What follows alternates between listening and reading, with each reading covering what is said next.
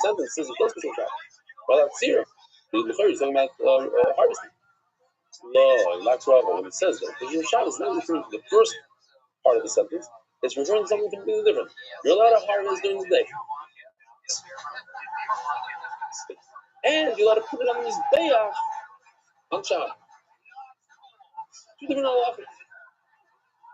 It's zero lie, but not, you can't harvest on Shabbos. But Tanya already over me. That removes me. By the way, which one was it? Yeah, not this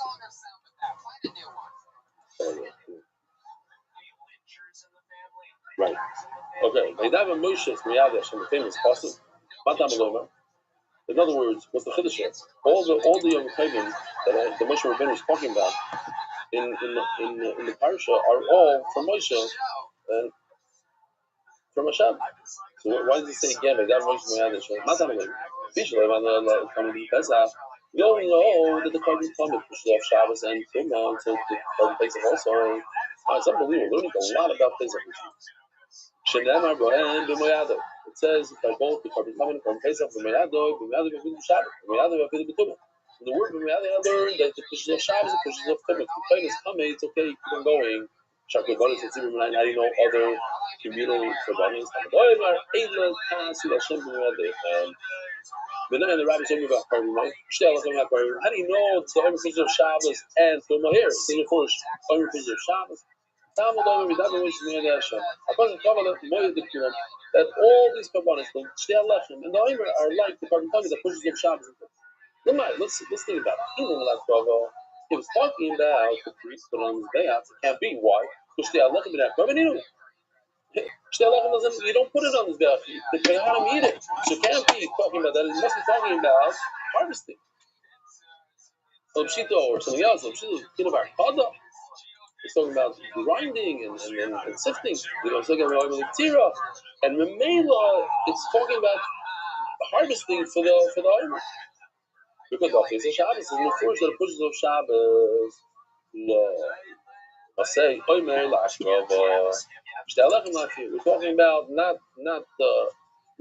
grinding and not harvesting. We're talking about putting it on the mizbeach and to bake it. And Rabbi holds that when you put the bread into the oven, they assume kedusha by putting it into the oven. Just like when you put you put oil into kushars, what happens? It becomes kaddish. When you put the bread into the oven, it becomes kaddish. Here like this.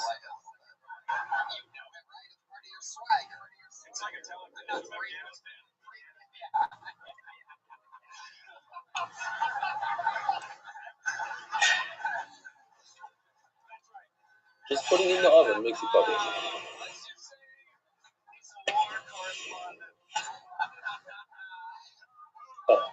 So Mamela, since Rebbe holds that putting it in the oven becomes kaddish, the oven the pass a little bit. So if there's a big problem, if you put the bread into the oven and if you bake it the day before, we have a major problem because then it would be hustled with Melina. Or it's going for Shabbos. You have to do it today. Again, why does baking push off Shabbos? Because if you bake it the day before Shabbos, you bake it on Friday, by the time Shabbos comes around, it's too old, it's puzzle. It's Luna. Mela pushes off Shabbos. Says Gemara of Zohar Rebbe Tana Mekadosh. Does Rebbe really hold in fact that the oven gives kedusha to the bread? But Tanya, it says it's not the oven that gives the kedusha. What gives the kedusha? Shechting the two sheep. Ketzad. What's the case? Listen to this. It's very simple. Let's just say about that. If you do everything right, you do the shechita and the srika with the proper intent, the shema, perfect. If you do everything without the proper intent, shechita and the srika, terrible. Let me do one-on-one. Shechita with the proper intent, but the srika not. So the bread is kaddish and not kaddish. Listen to this. Kaddish and shema, it's just a lot of words. I want to explain it. It's like almost confusing the so many words.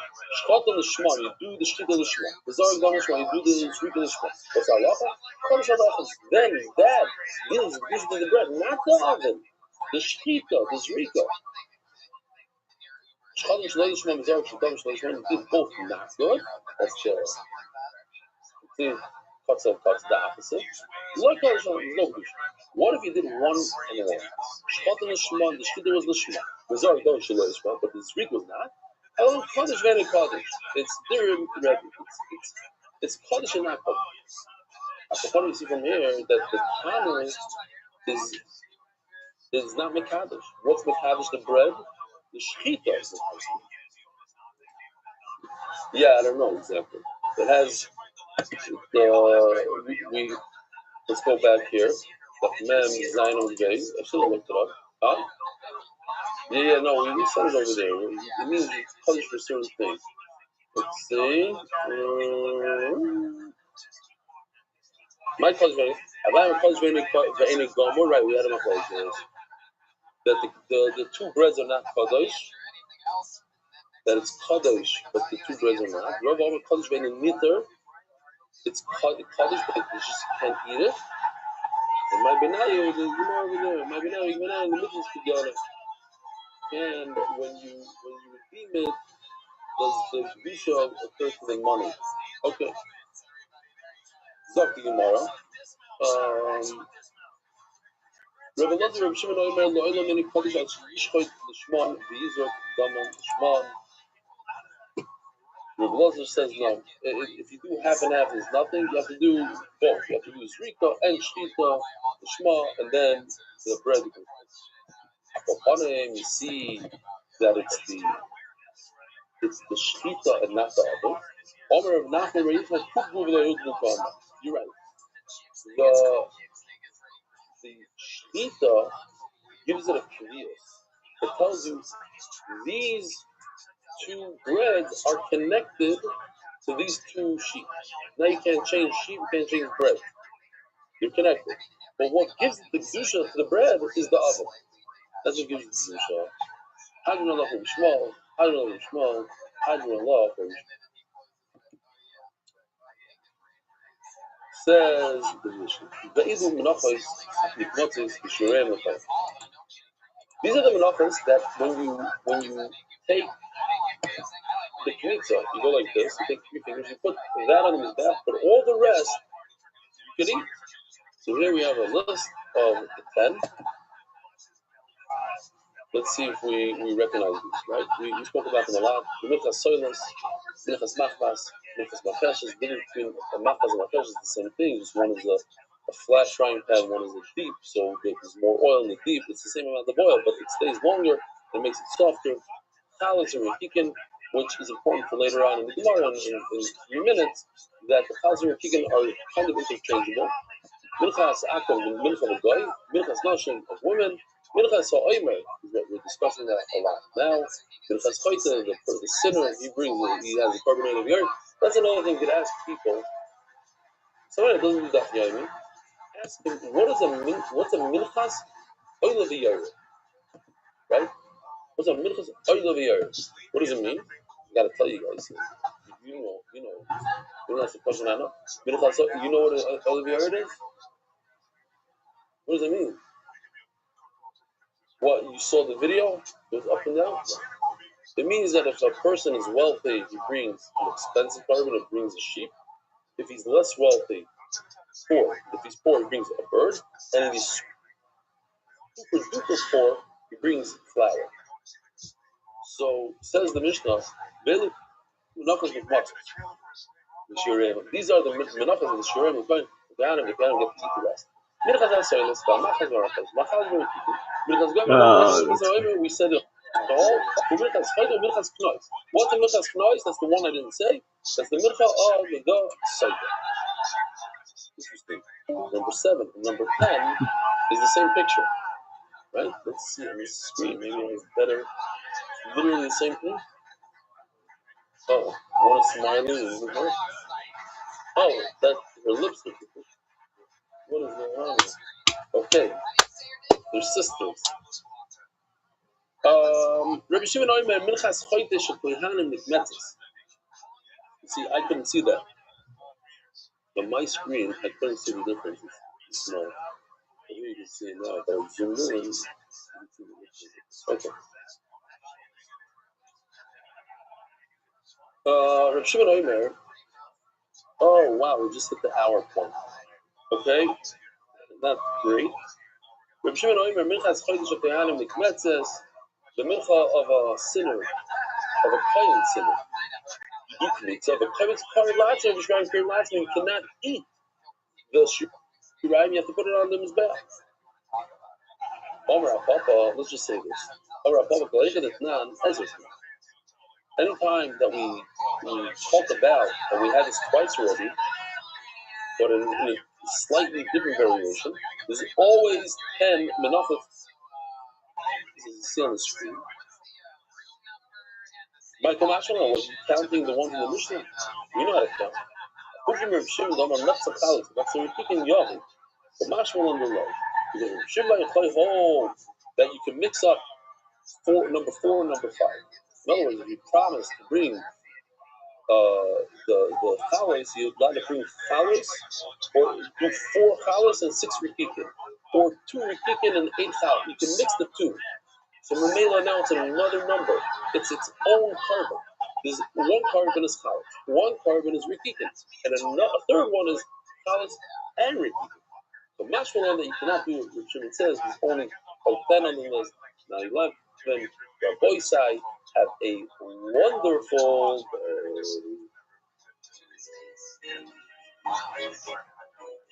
America's Spliff of spreading Torah throughout the world. Sponsor a share today. MDYsponsor.com.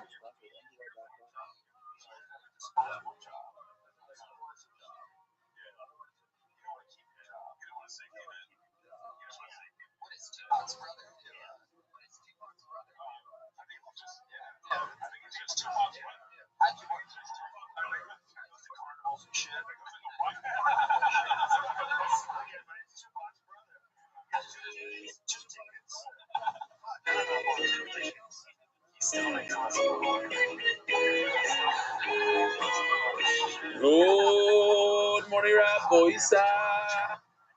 Go fuck yourself, you douchebag motherfucker. Live from Miami Beach at Knicks. What do you guys call it officially over there? The West Side motherfuckers. West Side. This is in the room where MDY is showing every single night. David Salmon makes a whole matzav over here with food. We only have 5 people watching the show. We're going to turn the camera around. Whoa, 2 chains. 1 chain. Kids in the back. The whole matzav over here, every single night.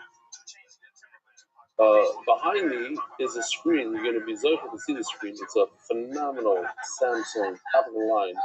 One of these screens that's like a frame. It has a picture in the back. Right now it's off, but as soon as we start showing stuff, as I will be doing in a second. So today, I want to start with this. We were showing Shir, and in the middle of Shir, there was a siren. The editor, Ariel, he muted the siren sort of, and he's saying, this is a siren, so people don't get scared when their wives, when their husbands are watching this, just to show you how long it takes to go out and what happens. There's 2 teams here, basically. This is a recorded siren. This is a recorded I like this guy.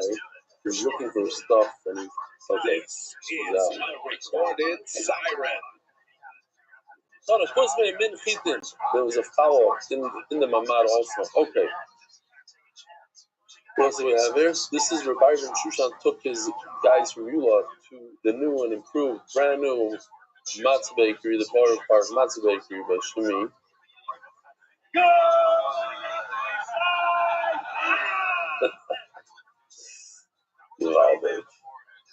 All right. Dear Belly, yeah, make it lucky. I want to share that learning time maker of Ephraim during this period feels especially meaningful. Specifically, specifically now, as we're reading the passage of Sefer Vayikra alongside the seven Menachos, and not long after finishing seven Zvachim. I don't know if you guys, but I know during Pesach Torah this week, every pasuk came to life. Not every pasuk, so many pasukim. Wow, we did this, that. I realized now we know the Yisayim Mizbeach means. We know different things. We know from this pasuk, this meaning or that. It's unbelievable. So from now on, take a look because it's going to continue. We learned a lot of Vayikra. You really feel how this combination has depth and vitality. Psukim, some of these words and psukim take on a whole new meaning when cities and deeper accounts behind them come to mind. As you come from Mendy Golson, Mendy Golson is one of the top guys that we have in the Hebrew ship. Another one in Hebrew, this is the first time that I understand Vayikra. You asked that there shouldn't be any Spadim in Nissan, so that's why I'm stopping right here. Yishpach, Aaron Levi, Yerushalayim.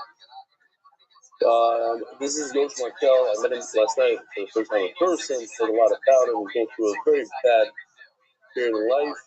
It took a while, but I finally shook your hand, and thank you, Hashem. It's what I'm free. I was wondering when I got free what I would take with me, and it's been the daf. With Hashem's help, I get up at 5 a.m., very energetic. See my dali, get to the basement at 5:30, excited to turn on the daf. You saved me, Rebbe. Thank you for me and my family. Hope to see you soon in Israel. Sometimes people need a wake-up call, and this wake-up call, you decided to do the daf, and it really helped them out. Well, here's the Olam watching a Zoe. This is today, live in Haifa. We have more people than you. Learn. It's Haifa. So Benny, guy in charge of Israel now, he's starting to go from place to place to make sure the 34 satellite locations are up and running. You can even see in the background there's a board, an MDY board, where they mark off every day somebody else gets to mark it off. You did it. There's a nice amount of people at Liheim Hara.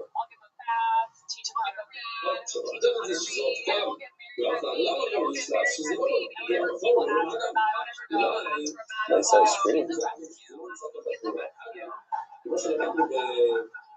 Oh yeah, the guy there, his name is Yitzhak Scheinberg. Here, I'll show you a picture of him. He's from another vantage point. Here he is. This guy. He told me he goes to the mikveh every day, and he has me in mind. He might see me in mikveh. I don't know how that works exactly, but okay. So I received a lot of emails about Chodesh. People are like fired up about it. Lubavitcher sent me a bunch of Lubavitchers. Safra Hasidim on fire. I got a very, very Lashon Nakia, a nasty email from one guy from England. Wow, he's not only are you Tziyoni, because I said that we killed some of the guys in Iran, but I put myself together with those Zionist, terrible people, but which is worse than even Chodesh, what I said.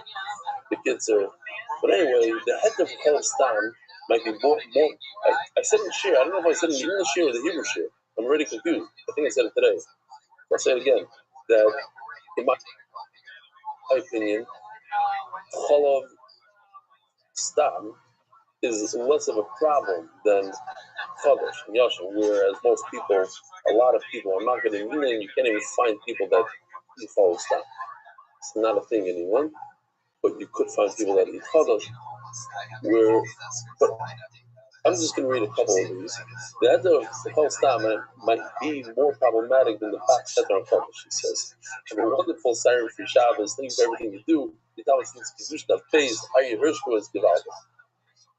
Yossi Rubenstein. So I want to reiterate, I think Doilem's not getting my point, because I'm not trying, yes, I'm trying to bring out a point here, but the main point is that I want people to know that Chodesh is a possible Chodesh. That's it. Realize that Chodesh is a possible Chodesh, you shouldn't say like this, you shouldn't say like that. Know these things. Just know it. Then what you decide to do, that's your thing. I mentioned to my wife that the daf is learning the Sugi of Chodesh, and Baruch Hashem, you've been on a mission to raise awareness that eating can be a leniency. She encouraged me to share the following story and hope that it helps more awareness. Some years ago, after we made Aliyah, we realized that I've been proudly importing cereal from the States on my trips back completely unaware that I even needed to check it. I get home, my wife has just been learning about Chadash. We check, and of course, every box was Chadash. Our cleaning lady had a very successful week. The real shock came from when my wife went to the local supermarket to try to buy her favorite American cereal. She figured it's from the store, of course, she'd be fine. She checks in the same store at Chadash. We found this in several stores. Apparently, the problem made it Aliyah before we did. So she went full research mode. Turns out everything that comes into Eretz Yisrael legally needs a Ravanut Hefsher, no matter what Hefsher it has in Chutzlaritz. That's why it says, be sure a Ravanut. And the Ravanut is Makbid on Yasham. You hear this? And it's true. The Makbid on Yasham. But then there are the creative importers, the ones whose products somehow find their way onto the shelves without ever meeting the Ravanut. They have a Hebrew sticker, but no Ravanut. She even went to speak to the store manager who had absolutely no idea what she was talking about. That's what I'm talking about. That guy, we need to educate that guy. But there's something called colors. Now what you do with it, that's something else. That's your problem. But no, that is an idea called colors. She even went on to speak to the store manager. Okay, so buyer beware. When purchasing food imported from Chutzlaritz, that is a reliable local extra. And before bringing food back to Israel, it should be checked for Yasha. Enjoy your stay, Yossi Rubin's division is Yashirov. I was told there might be a head to eat in Eretz Yisrael. I didn't get the full on this, but I assume it's based on extending the batch that it depends on where it was grown. So basically what he's saying is that bringing wheat that was grown in Chutzlaritz to Eretz Yisrael to be a bigger problem than eating in Chutzlaritz. Yisrael Levy. In Flatbush, there's even a store on Avenue S and McDonald's called Kosher Corner. They only have Yosher products for this part of the community. Kosher Sameach, Me'ed, Yisrael Levy, the Southern Shama. What else? Oh, he says, tremendous thank you on what you've done with MDY. It changes every sugya, even the complicated ones, to easy. It's literally a gift to this generation. I want to say that you had this, remember that the video that I commented, I said everybody in the video are men in the restaurant. The guy was eating the eggs out of the chicken. He says, but if you look closely at the end, there was one thing I paid attention to today. There's a woman in the background. You want me to be aware of that. Okay, I forgot to send this over to our guys, but it could bother people. Iron Hole, family bragger. Ooh, this is a start there. Another one. I'm very sorry that this is the way my first email has to come. You are wrong with capital letters. Wrong here. Go back over here. Oh, you are wrong. From the box, from the box, you have a massive Messiah to be published. If you think that the box is just a singular shita, there's nothing I can say. Sorry. Hayalei, Riker, Basra, Chef, Gimel. I do think he's a single shooter. I'm pretty sure. But what does that have to do with anything? You're saying a single shooter is he's going with that. That's awful. That's fine. But I'm not aware of many more shooters than that. Okay. Some people say the Ramaz has a string too. Okay. Oh, the boy size. This is for women. Tell your wife about this. A pre-Pesach mixology. I think it's tomorrow. Enjoy live virtual mixology workshop as you create refreshing cocktails and mocktails from home. Relax, unwind, and treat yourself before you enter. Live on Zoom. Give all day. Yeah, what else do we have? Sponsor pairs with Daf today in the full volume 2. So, 2 and 1, we're basically done with the Daf, and we're still missing a parrot. And here we go, official edition. How long are we already into this? Official edition. Been accepted by the Iranian Levy family's parent Hadar Weiss, the twin Shayom and Shmuel Yehuda Waldman, for his unbelievable translation of multiple prophets. Daf Ayin Aleph by Yonah Chai Rothschild, my good friend Yonah, in honor of my father, Yisrael Rothschild, who, if you recall, he finally made it to Israel at the age of 70 or something, but has been a dedicated college for years. David Solomon, who's sitting right in front of me, dedicated in memory of Avi Mori, of Shmuel Baruch, and Chaim Tzidlei, Yisrael Bracha. Be happier.com. Be happier solutions. How many people have told you we saw you on And why? Joe Gedalius, this was my father's Gedalius, and I was the Palji Family Foundation was this was a Rabbi Rothschild Palji, the next Zelu. And I don't push them almost when it's up. And I'm going to watch them all and everything. Some Kalea Bas Esther. He's showing Maki every day. She might be over Hesami. So Friday, you have to modify keep steiging. So they go to families, can be island, and on a rebellion, change my meaning of life. Turn out many else, Mark and Benny, and all the listeners, so can be why, because Rosh Hashanah's Torah. Hey, Shabbat, the four statement. These are the monthly sponsors. The four statement of Moiri, Baruch Ben Miriam, Anonymous, for the marriage of the Paul, that's our Yochel, that's our dozens and all years of life. Something like that, of the years down to Seabird, happening on the anywhere worldwide, and it's on Shomon Tzala. The Ricci families and recent sponsors of this month are Jewish cousin with Simcha Lau, there's the Shomon having Aliyah. Then these sponsors, more like some positives, a thing. Somebody came over to me here in Miami and said, he, the leader or worked for this, what is about, he runs the whole operation, the first shoot, oh, he's like his son-in-law by him. So this was his great-grandmother, Sirka Bas, with Shlomo Zalman, women right, the last one, man, Shama have an Aliyah, man, to Meditation, the entire Mishpach and all five, so, Shkusi now in growth, the other are Empress Ben Genauer, this was the Yom Chaim Ben Moshe Yuda Ali, this is from the Bracha. And the way are, Mike, and oh, comes up behind me, there's two Hayelet, then Hayelet Esther. Okay, the point said, here we go. We're holding on Daf Ayin on the bins, like 14 lines from the bottom. The Lichtzor, the Fnei, HaPesach, or Gers, the Rashi's Gers, Pesach is the environment. How do you know that the 5 grains, the Chameshis Haminim, are all not permitted to reap before Pesach? You're not allowed to cut any of it before it's like Muktzah. We're not even going to be able to ask you racist Mekhala. It's a good thing we're starting over here because we're going to bring this Rabbi Rothschild. We're just going to quote his name and you're going to have to remember what he says. He says we learn from Lechem. I'm sorry, racist, but the Lechem was before. Racist from Challah, just like Challah. All these 5 grains, you have in Challah, you have to take a piece and give to the Kohen. So too, the 5 grains you're not allowed to read. We learn it from racist nations. Now, you're not permitted to eat any of the 5 grains before the oil. What does it mean? Might play the name. So every machalik, which would seem the Gemara goes worse than this. Because Yoino might play them seriously. It means before you cut out. When do you typically cut the oil? On both sides, you typically cut the oil. But what time of the day? Cutting the oil at night.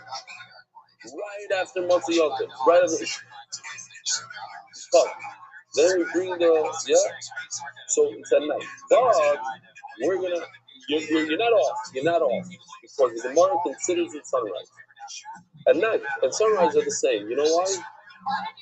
Because sometimes you're not able to cut it. You have to look fine and it comes close to sunrise. It explains Rashi.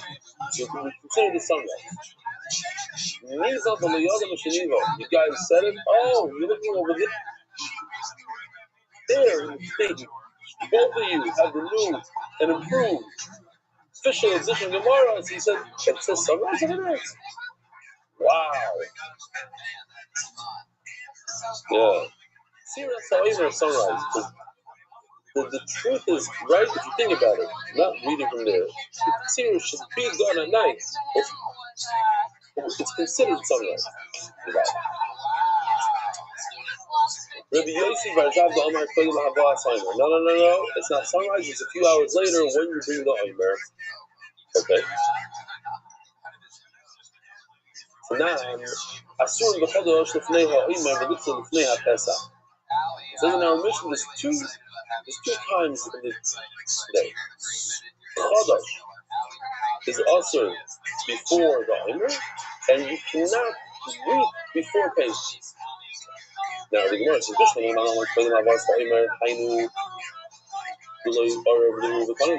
If you say that the time that you're allowed to eat is when you bring the omer. When do you bring the omer? Let's call it 12 o'clock in the afternoon. When's Netzachama? 5 o'clock in the morning. So it's different times. One is 5 o'clock in the morning, one is 12 o'clock in the afternoon. But if we're talking about nets, both of them, it's not 12 o'clock in the afternoon. It's when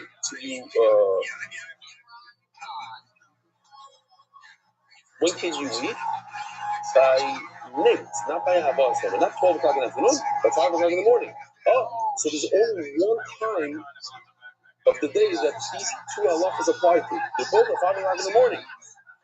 So the Gemara says, so why is it two separate sentences?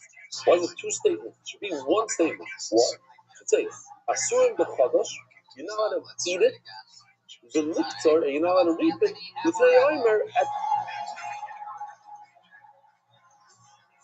at 5 o'clock in the morning, at night. The two halachas are at the same time. It's mashma that we have two halachas and they're two different times. That's why there's two statements. One is the halacha of eating, and that's at 12 noon, and one is reaping. So the Gemara, you're right. This halacha is only said this machlokes that we have is it in the morning, at night, or in the afternoon by the omer is regarding something else completely. What? The question is, we saw halacha that if it takes root, then when you bring the mincha allows you to eat it. When did it take root? Think about it. If it took root a little bit too late, you have to wait a whole year now to eat the produce. Why? Because you missed the boat. The cutoff line is when you bring the omer, 7th day of Pesach. When did it have to take root? Michael, right? On there we have machlokes. Oh my.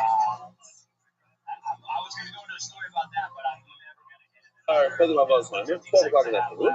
Rabbi Rothschild says, it's 5 o'clock in the morning. That's where the machlokes is. Okay, now we're on today's daf. On everything else. Rabbi Shaya, the Torah.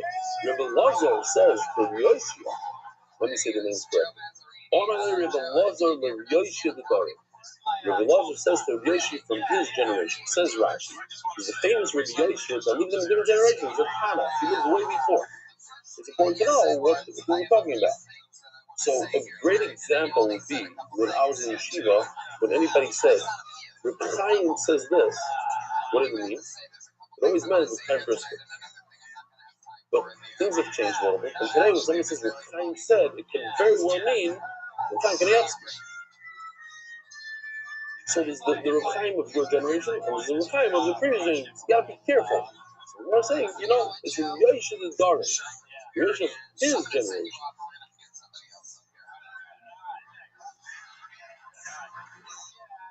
He says, when he thinks about Taro, I don't want you to sit down on your knees, or they sit,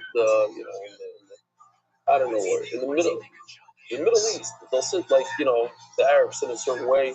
Don't sit like that on the floor. Until you can explain me this Mishnah. Now, if he's referring to Rabbi Yoshia, the Tana wouldn't speak to him. What's the question? How do you know that the omer, when you bring the korban omer, the minchas omer, it allows you to eat the food even though it didn't grow yet? All it did was a little bit of rooting. Let me show you a picture here. Stop it so we know what he's talking about.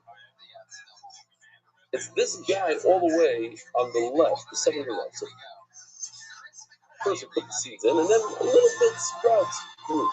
At that point, once it sprouts fruit, and the omer came, you're good to go. You can eat that grain, even though it only came out of the ground 2 months later, whatever it is.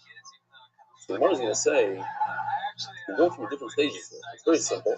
But now let's see about it. It says that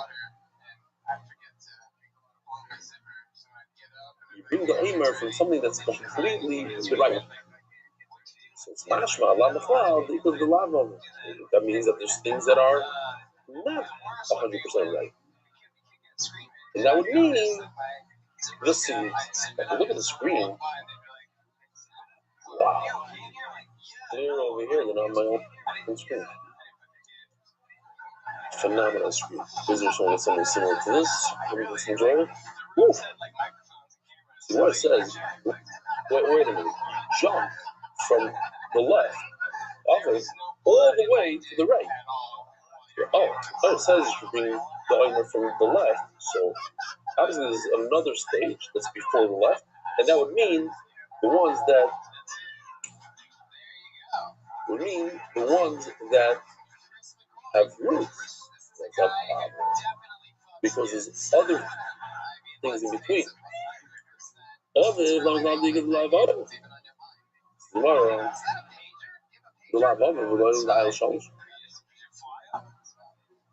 Maybe you're talking about the one closest to us.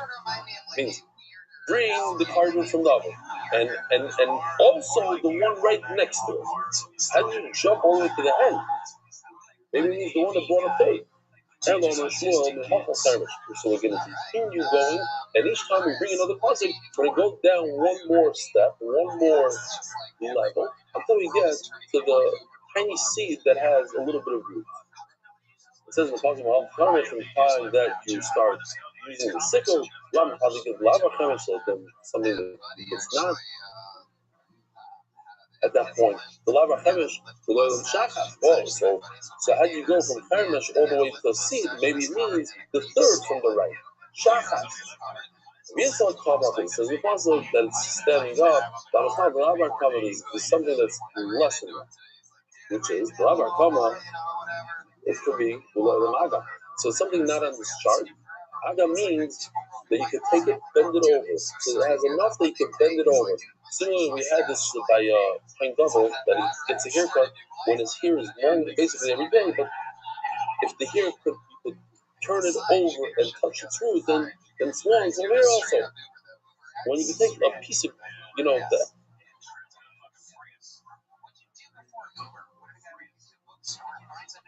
as the grain is starting to sprout, you take it and bend it over at that point, which is much later on than a little bit of root.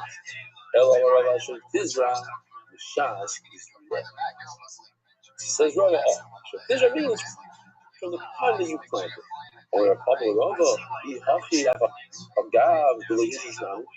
so if you plant it, look, it could be all the way the first thing, which is seeds without any roots. Why did you say the seeds have to have roots? Amalei, Sudani. What's Sudani? Rava calls Rapapa a Sudani. Says Rashi, it comes from a language in Soid Hashem Lireya. A tzaddik is on a chacham. He knows the secrets.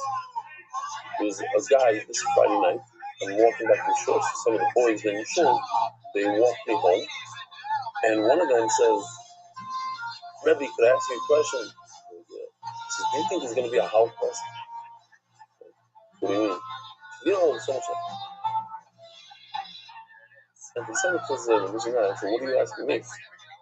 Because I said, "I just give a shir. I come like a shir.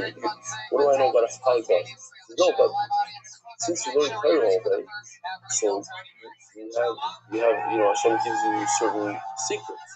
So I said, first of all, I can't tell you the secrets, but no, unfortunately, I never got any secrets. I wasn't given.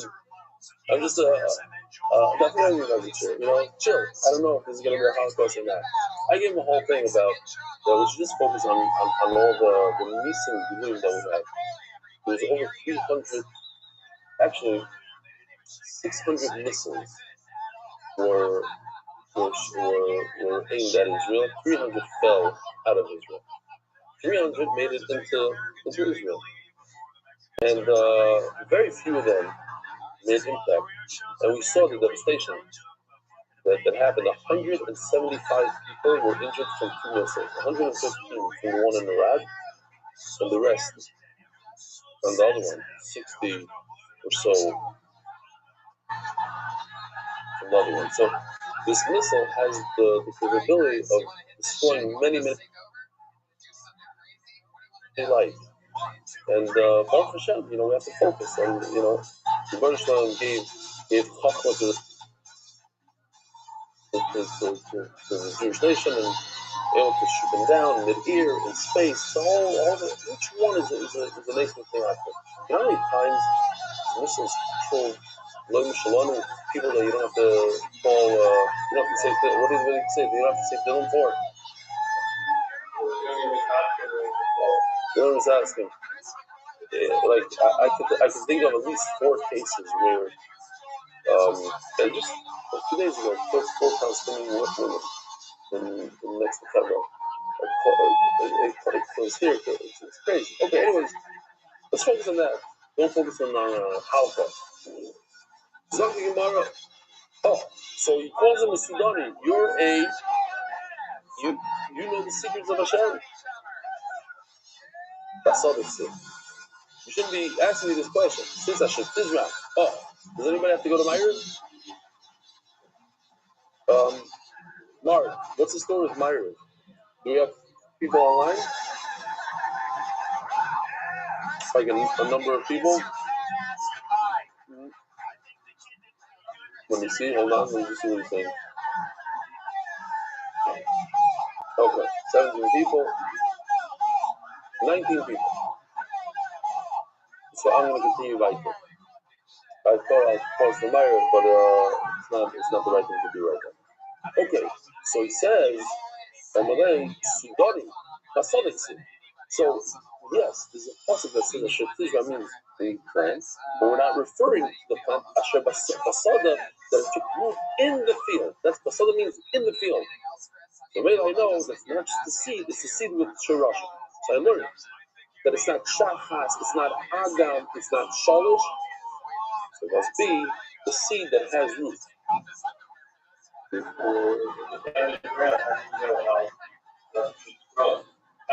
Maybe take a sample.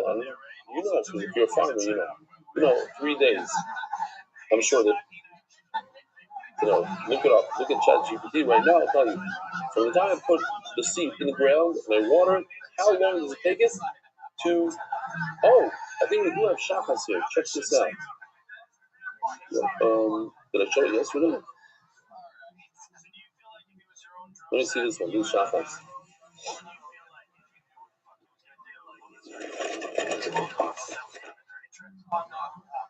No, you see, Mark? It stops over there. Okay.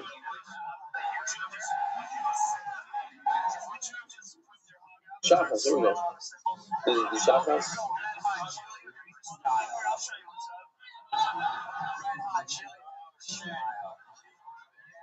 It's like a, indoor. Look at that thing, that plastic thing. It gets the exact. And within, they'll tell you. You can just see it sprouting. So when it takes root. And this is animal fodder. This is what the animals eat. Shachas. Okay. Says the Mishnah. We said until now that the Chadash means the new crop. I know you guys are tired of me saying the word even. I've been pounding this word. But it just goes to show how important Chadash and Yashan is. That a bunch of daf and continue with this idea that you're not permitted to touch the new crop until after the oil. However, there's an exception to it. If it's B'Sashlachem, if it's irrigated fields, should be Hamakim. 2 conditions. It has to be irrigated, not just from rain and water, and it has to be in the valley. If it's on top of the hill now. So I want to point out here, if you look at this video I showed already, you'll see that we're in the valley. Even this first picture, we're in the valley. See all the mountains around? And then it finishes off in the valley.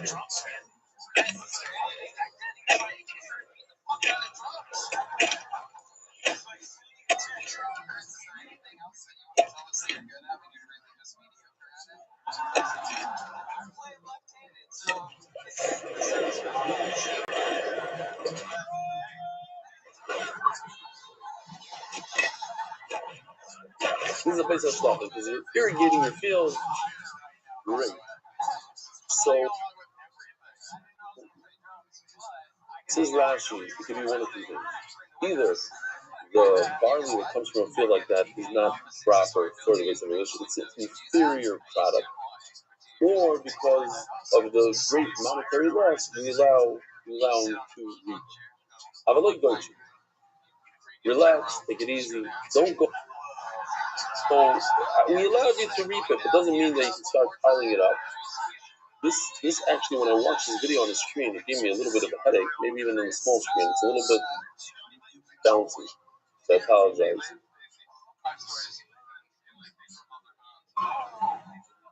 You see what I'm saying about the headache? All right. This is garbage. Taking the wheat and making bundles out of it, or what are they called? I don't know what they're called. Yeah, but what is it? Okay, hey, but you do the same thing. You pile it up, whatever. That's hay. Says Gemara, bales. There you go, bales. Oh, mom's like Dave. Mark, your mom's like Dave. The speed at which you spit that out is beautiful. Anshi Yericho, the people from Yericho, they also lived in the valley. So they cut down the wheat, and they get the allowance. So Chacham allow them. With good change labor of the Chacham, but to pile it up, to make bail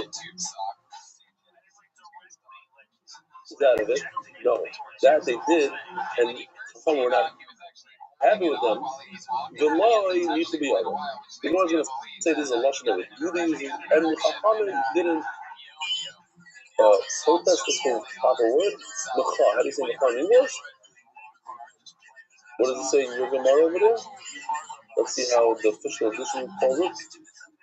The law michu. The michu b'yadam.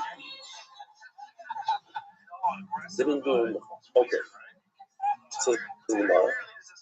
Koitzel l'shachas u'machla be'emer. So the Tama said is that you could what? Protest. What did I say originally? Did I say I said protest? Koitzel l'shachas u'machla be'emer. The shachas that I just showed you, that animal food, you could cut it and feed it to the animal. On Rabbi Yehuda,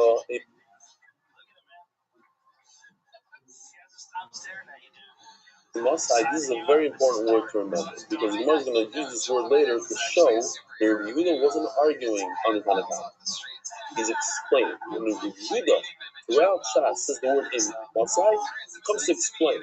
And the Gemara is going to say, so it's impossible that Rabbi Yehuda is he's his own opinion because he's just explaining the Tanakh. When did you say that you're allowed to reap this animal food? As long as you started the process before the grain grew a third of the total amount. Even if it's not animal food, it comes out in the Gemara. Even if it's more than a shlish, you're allowed to reap it. Okay. Now we have a few exceptions, but more exceptions to you. With Kaiser Renee Nikios, you're also allowed to reap the grain if it's interfering with small plants, small trees. Why? Because of the monetary loss that you're going to have from those trees, or it's flying, you got to get rid of it. The play they saw, today there's this. Well, they have by the Spartan, they put up these giant tents for the Avalim to sit in Shiva, but in the time of the Gemara also they had these large areas that they had to reap all the grain, level it out so the Avalim could sit there and feed them the first meal, etc. They're playing with the way some edges. We're not going to talk about this. Is for a mitzvah. So for a mitzvah, you're allowed to reap the new crop, even though there's no minchas oimer yet. So for more people to learn Torah, you can do that. There's to take it and make a bundle out of it, like the one on the left. That you're not permitted. It's too much work. But to just put it into a bundle without tying it, that's okay. It's bas. Mitzvah sa'omer lava min hakama. You should take it from something that's attached to the ground, loy matzah, but with the evet after the fact. If you couldn't find that, yavi min ha'amarim, you could take it from the reef crowd. Mitzvah sa'omer min halach.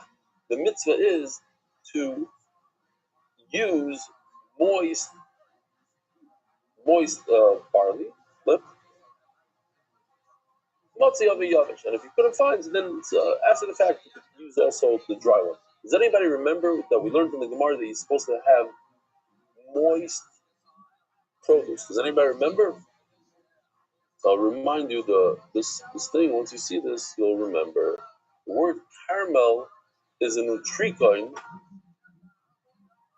to rach umo. It's supposed to be soft, rach umo. What's up, you slutty hoes? It's the West Side Pimp here. Whoa. Yeah. No one really knows for sure. Oh, remember I asked you, once you reap it here at night. We live by. Did it? Berkata denial in It's also good. alone. I share good The Doifus and Shabbos and the Omer process of Shabbos, meaning bringing the Omer, the Gemara said that, not the Ketzira part, but bringing the Omer. Blessed are you, Hashem, our God, King of the universe, who has sanctified us with His commandments and commanded us concerning the counting of the Omer. Today is 36 days of the Omer, which is make sure I'm not missing 5 weeks and 1 day. And may the merciful one restore unto us the servants of the Beit HaMikdash speedily in our days. Amen. Selah. Selah! Really? I don't fucking know. I give a shit. All right. Really? So, Tanya really? One no. Really? Yeah, no one gives a fuck. It seems like from the pasuk that we're talking about a private individual, dog. He's permitted to reap the new crop, and then it says that for the Beis Hamikdash it has to be the first. I consider it plain like one. Well, the Beis Hamikdash. Then you bring the. Did you get it? First, you have the private people, the farmers, they could reap, and then you bring the Beis Hamikdash. Dude, we got 36 the big day. But how can that be? It says the first crop go to the. So sick. Okay, so how's that possible? Maybe at the how many days is it? From a regular field that's irrigated by Hashem, Fuck by the yeah, rain, dog, I'm on it. then you could really like that fucking company. Then you're not on permitted it. to reap. Go fuck But yourself.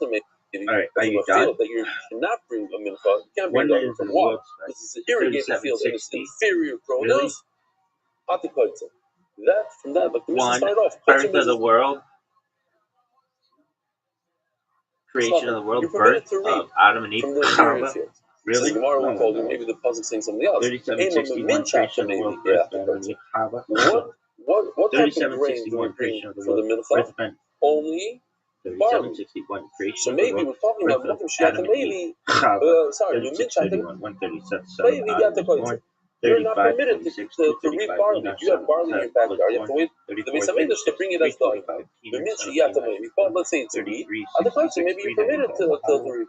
Says Gemara only about the Zyrus, you can't say this. Why would there be a That's why I told you to remember. All the way in the beginning of this year. All the way in the beginning of it says, how do I know that all 5 grains are the same? Because it says ratios, we learn from Tal.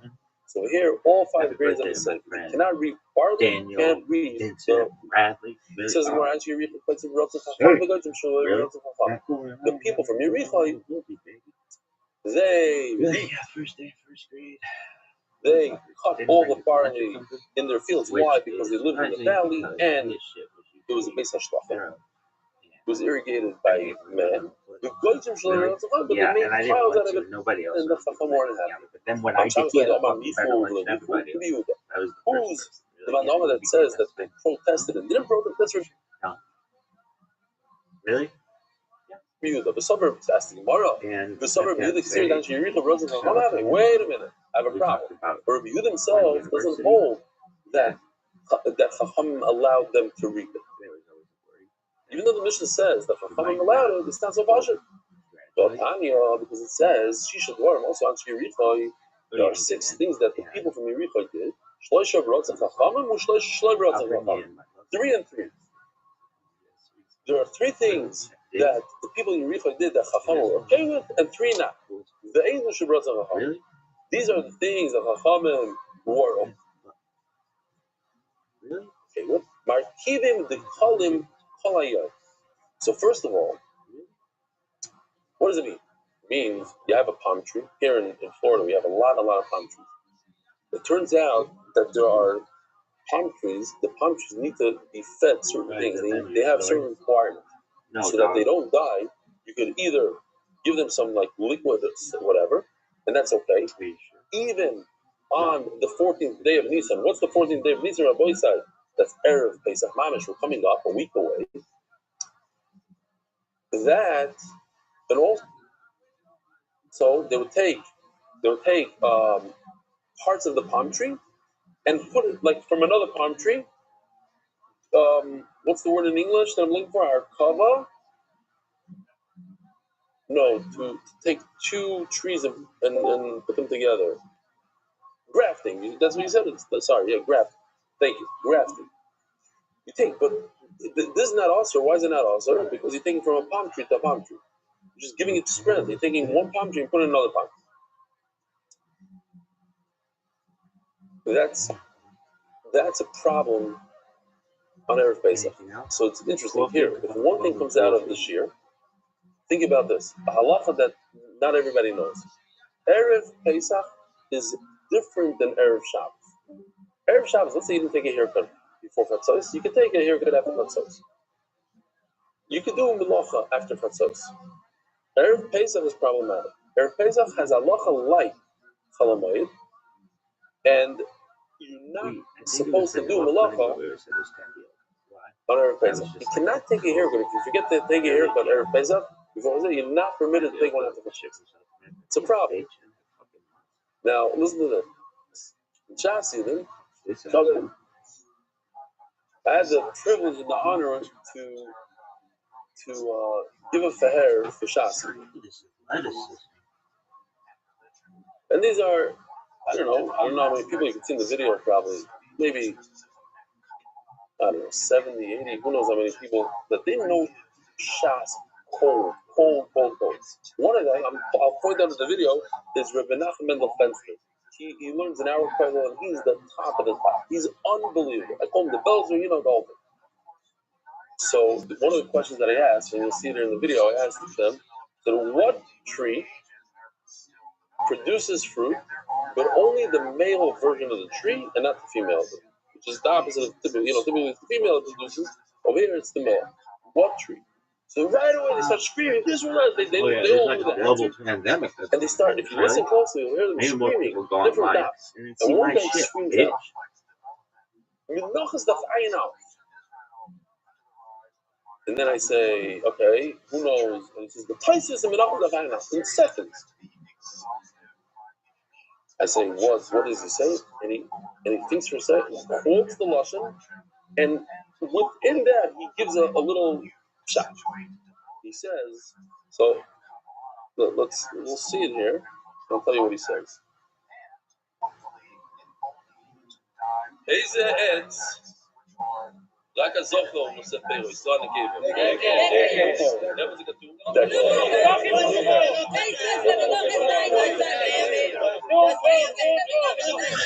That's enough of the offense of this guy. This guy is one of the geniuses, the biggest genius.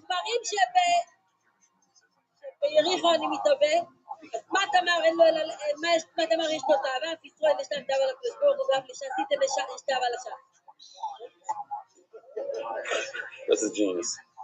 He quoted, okay, he didn't just learn it today, and it's a Tosfos. He's quoting the Tosfos, word for word, and when he finishes, he sticks in a little shtick, and he says, so here's Tosfos, let me just show you the Tosfos. It's Tosfos says super interesting stuff in it. He says, I didn't really want to go into it. You can read it yourself, I guess. He said, I'll read the words. I'm not even going to explain. Those who understand. He says, Shahim dekolim nekeva is shemisavim l'zachar. There's a nekeva tree and a zachar tree and one wants the other. And then he says all the way at the end, he says, and it's highlighted here, Ma Tomer Zu Yesh Lo Tava, Av Yisrael Yesh Lo Taiva. The palm tree has taiva. It wants the other palm tree. So too Yisrael, Klal Yisrael has the taiva to do Ratzon Avim Sheb'Shamayim. And he says, and the guy finishes off after he quotes this verbatim. He says, and also Shas didn't love Torah. We love Shas. So, okay, anyway. Yeah, this is what he quoted. Okay. Actually, no, he quoted the first one. Great. So that's why you have to do grafting. You have to take these trees and put them together so that they don't die out. Oh. So again, to review. You're not supposed to do malacha on Erev Pesach. Erev Pesach is different than Erev Shabbos. You're not allowed to get a haircut. You're not allowed, after Chatzos, you can't do malacha. It's like, treat it like Chalamoy. Just like in Chalamoy, you're not supposed to do malacha, so do Erev Pesach. Something special. However, to graft the decal, you're permitted. Okay, next. Vikartam is Shema. Vikartam Shema means you're supposed to pause between parshas and Shema. So one of the pshatim is between Shema Yisrael Hashem Elokeinu Hashem Echad. You should pause. No, they would say it in one shot. Because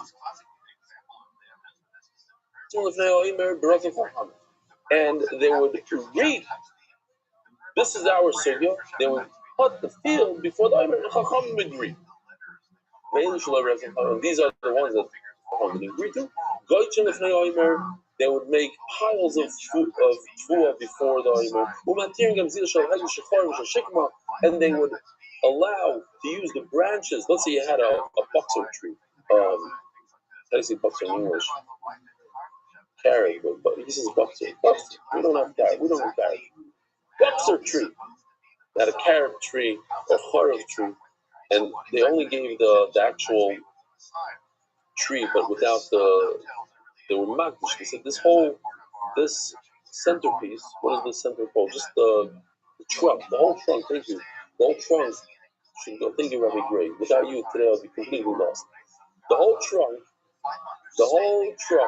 goes to Agdish. And then all of a sudden it started growing, like when you have a trunk and you think that's it, you're done, your garden chops everything that we just did in front of MDY, all of a sudden another branch comes out and it goes wild. So the branches are not considered, basically, they're not considered part of the Hagdish. My forefather gave the trunk and not the branches. So they said you're allowed to use it, Chacham we're not having it. When parts and processes begin, they say this Rabbi said, this is incredible.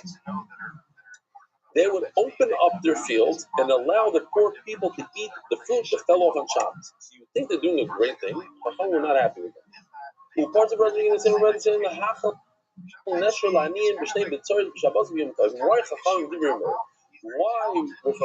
not happy? Because maybe you climb the tree, and that's a big problem. Let me just show you. Don't open up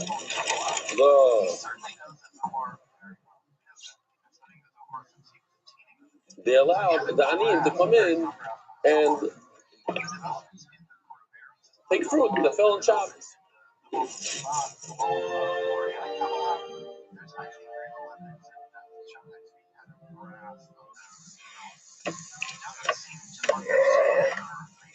This is like that, sure. What has to do with anything? I guess just as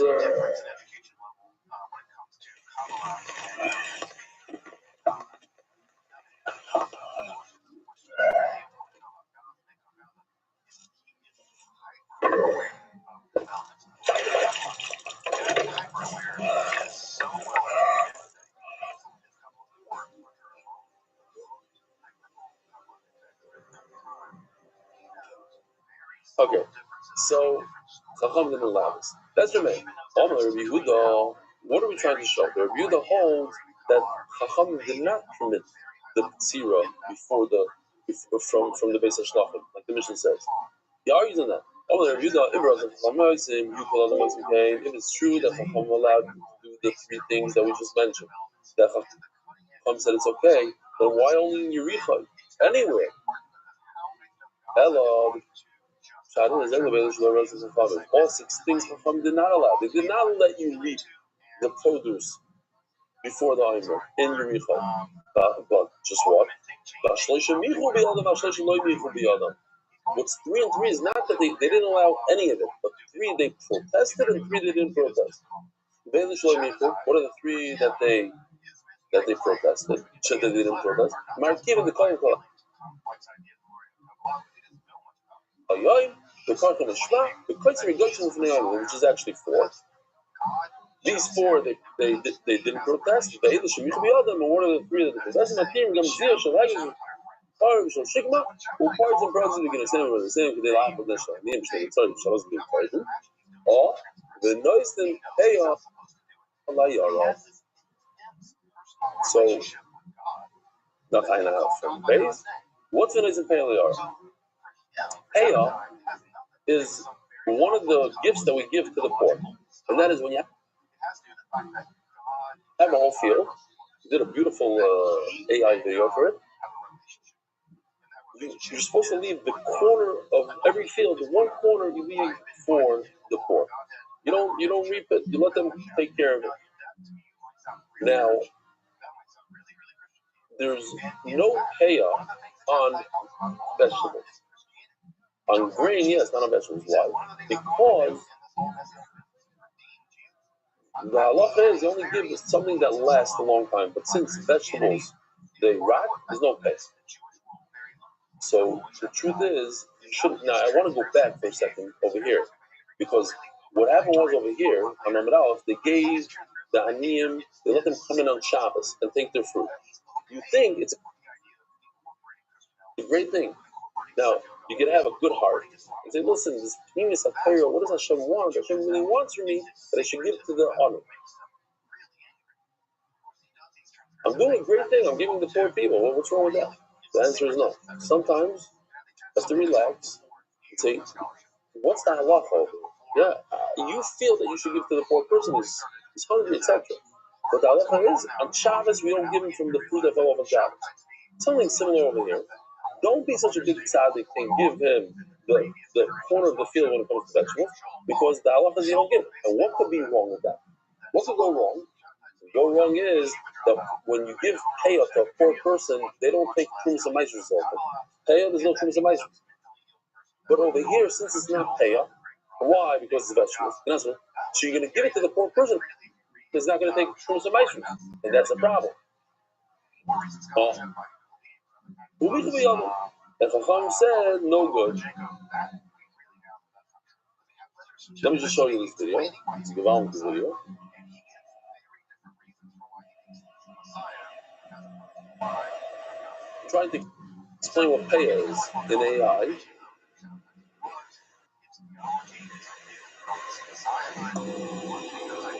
It makes a right turn. It's added there. Why? Because that's the corner that you give the poor people. It's called payah. Payah.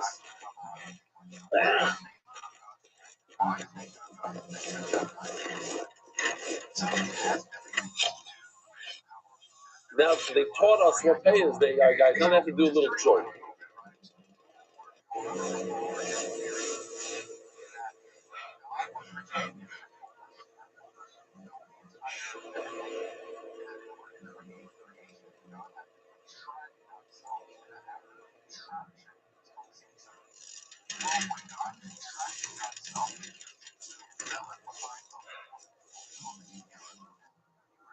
In every generation, there's that one guy that causes tzarus.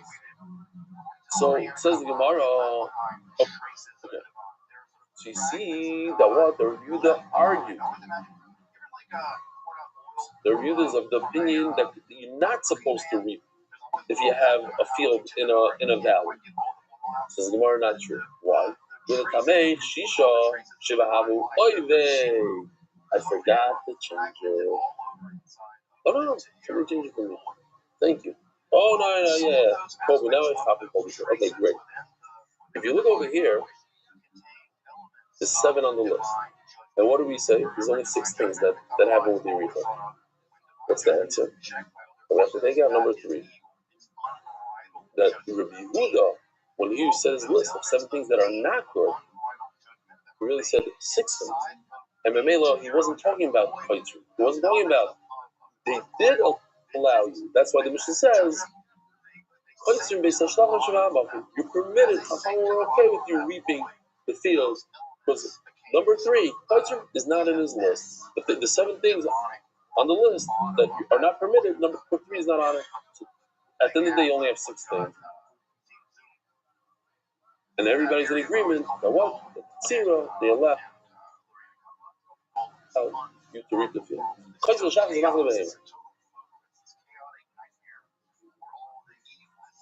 What are we doing with time? Oh, turning it off, yes. Turning of the daf will be right over here. Adar Global Exodus and Cross-Border Payments, the Shabbat.com. Please read a shidduch today because every shidduch that happened was first read. Mark, where are we with the time? Is that the right? Okay, so let's hustle. Samim Mekan, you gotta take a. Okay. None also. So if you have a field, you have to leave one corner of payoff for the poor. By the way, they ask this question actually we're trying to discuss it. How come payoff on the field is one corner, but payoff on your head is 2? So they have different terutzim. The original says, so maybe you could say because the shtusim that you have in the head create a hefsek between one side and the other. Okay, say stuff like that. So check this out. What if you have a field and it has something like this in between? You have a nafal, you have some sort of river, you have whatever it is, or you have a puddle, a giant puddle. It's going to create a hefsek between the 2 sides. And what? You have to leave a corner here and a corner here. It's not to say they have to leave double the amount. You just have to leave in 2 places.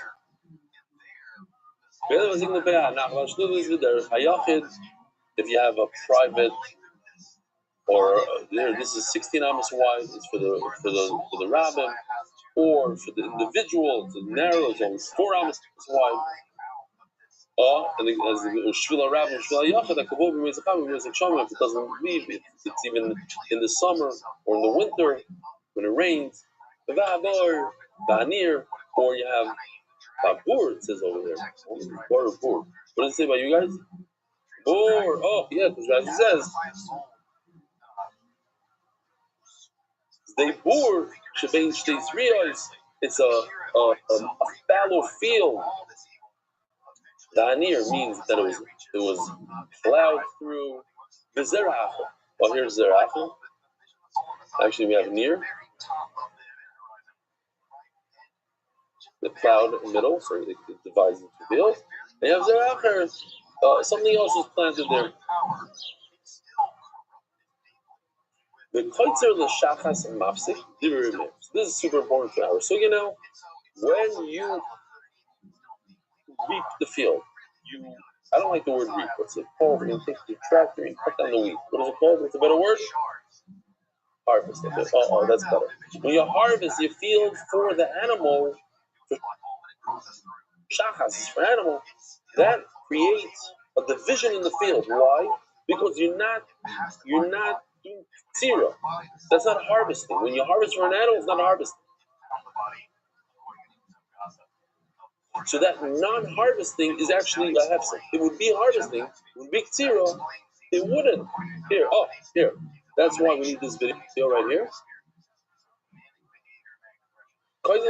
If you're cutting the field for your animal food, so you just made a separation between the 2 sides. But I say no. You have to. The only way it makes a division is if you plowed it, not if you cut it for your animal. Now the going to try to say, who did Meir say it according to? Remember Shimon in our Mishnah. Shimon in our Mishnah says, that you're permitted to harvest your field, even if the wheat grew more than a third. He obviously holds that if you reap for animal stuff, it's not considered a tzir, even if it's more than a third. Yosef Rabbi going on Shmaita, Israel Vachar one of the Rav, and he asked from Rav. It says Achol Chagav Shishmur Nemalim. If the grasshoppers ate right through your field, they made like a one of these hefseks. They just ate up a whole row of food. Shishmur Nemalim, or the ants came Shvat Ruach. So our new guy, one of the new guys, I forgot which one it is.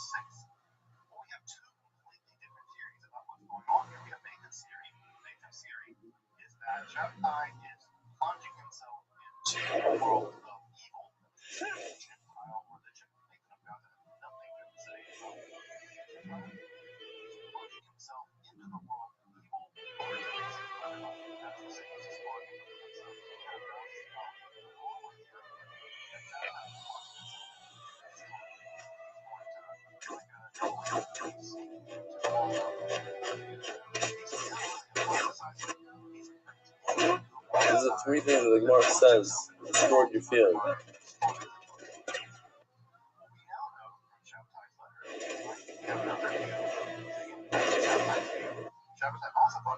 It says before it that the Sa'ira, the barley with it.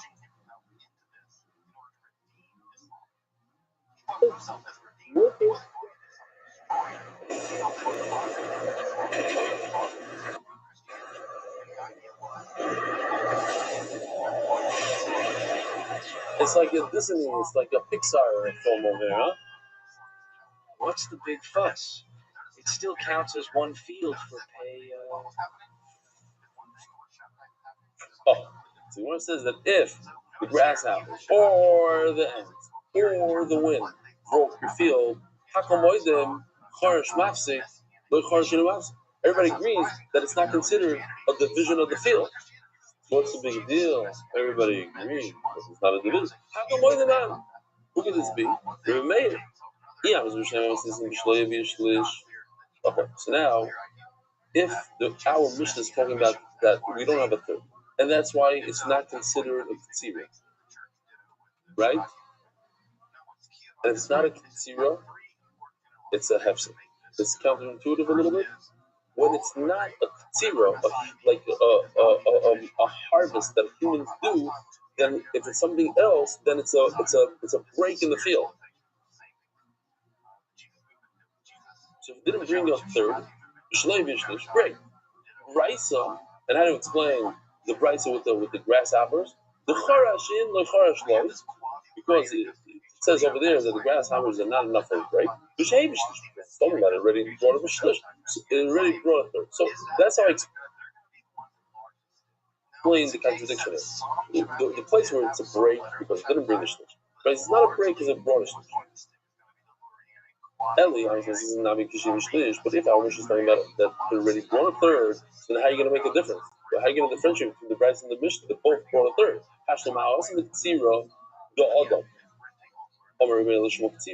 What's a greater break in a field? When a human being does it, it's not considered a break. When the human does it, certainly by the grasshoppers, it shouldn't be a break.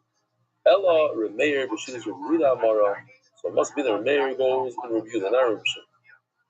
The Omar must have been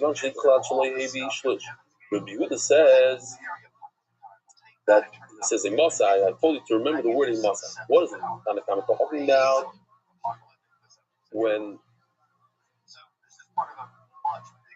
when it didn't bring a third. But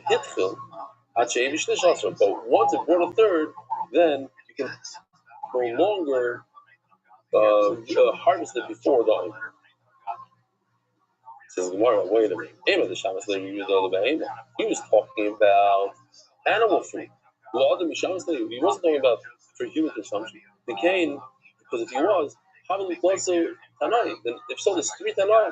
You have the Chachamim who say you're allowed to harvest for animals. You have a Yud that says before it brings a third, you're allowed to even harvest for a human being. And then you have Rabbi Shimon who says even after a third, you're allowed to harvest for a human being. The problem is that Rabbi Yehuda in the Mishnah never said he's a Shita. He said he masa. He was just coming to explain the first Shita. So in other words, the Mishnah only has two Shitas.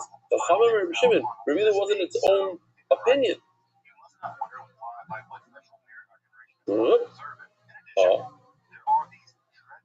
Let's just try to finish this. It's just 6 more lines, and then we're done with this segment. I know that we went a little overboard here, but whatever. Maybe we'll speed it up. He also Rabdimi Omar Rameir B'Shidas Rabbi Kiva. We tried. Maybe he goes with Yudo. No, now he goes with Kiva Rabbi Omar. He said it according to his Rebbe Rabbi Kiva. What? After all the Nami, like have a zero. Even for a person, it's not considered when it doesn't have a third. It's not considered a harvest. It's not. Amr saw the shear by cloth and laughing. If a person, we should have had a picture of this. One row he harvested, then he left the row. The next row he harvested, then he left another row. In other words, he made it all spotty, like a tiger. I mean, Amr saw the shear by cloth and laughing, and he left a bunch of moist, what? Wet stalks, moist stalks. Call them wet. Is moist is a much better word. Rabbi Kiva Omer Peah l'kol echad ve'echad. Rabbi Kiva says each row has its own corner they have to leave. No, it's all considered one. It's only because he left it. Why? You have to understand his intent. His intent was to roast the sweet. If he did like for human consumption, to put aside and store it, says more. Wait a minute. It doesn't make sense because now it comes out that Rameir is not only like Rabbi Kiva. Why? Because Rabbi says Rabbi Kiva said even in a situation where he left the row and he spotted his field, even for human, even for storage. So Mela doesn't go, and then so how could you say that it goes like Rameir when Rameir himself holds that if it didn't bring a third, it is considered a ktsira. In other words, Rameir cannot fit into Rabbi Kiva. No, he fits and he doesn't fit. Something like I was saying before. Rameir does hold like Rabbi Kiva in one thing, and he argues him in another thing. He holds like Rabbi Kiva that if it's for human consumption before it brought a third, then it's not considered reaping, it's not considered a harvest. And if it's not considered a harvest, it's considered a break in the field. After it brought a third, on that, he does in fact argue on his Rebbe Akiva. Rabbi side have a wonderful. Merit the schus of spreading Torah throughout the world. Sponsor a share today. MDYsponsor.com or sponsor at MDY.com.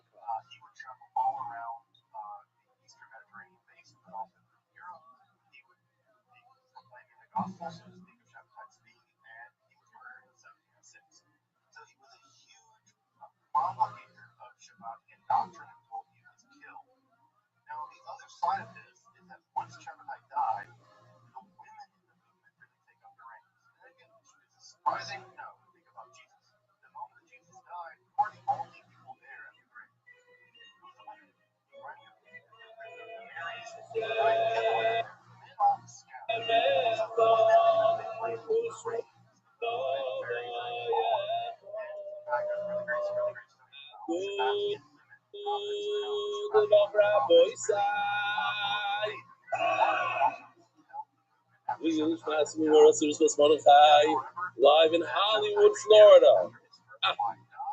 What a crowd. Shkoya. Thanks for having me. I apologize I'm late. In Florida, everybody they say it's a few minutes away. 10 minutes away from Miami Beach.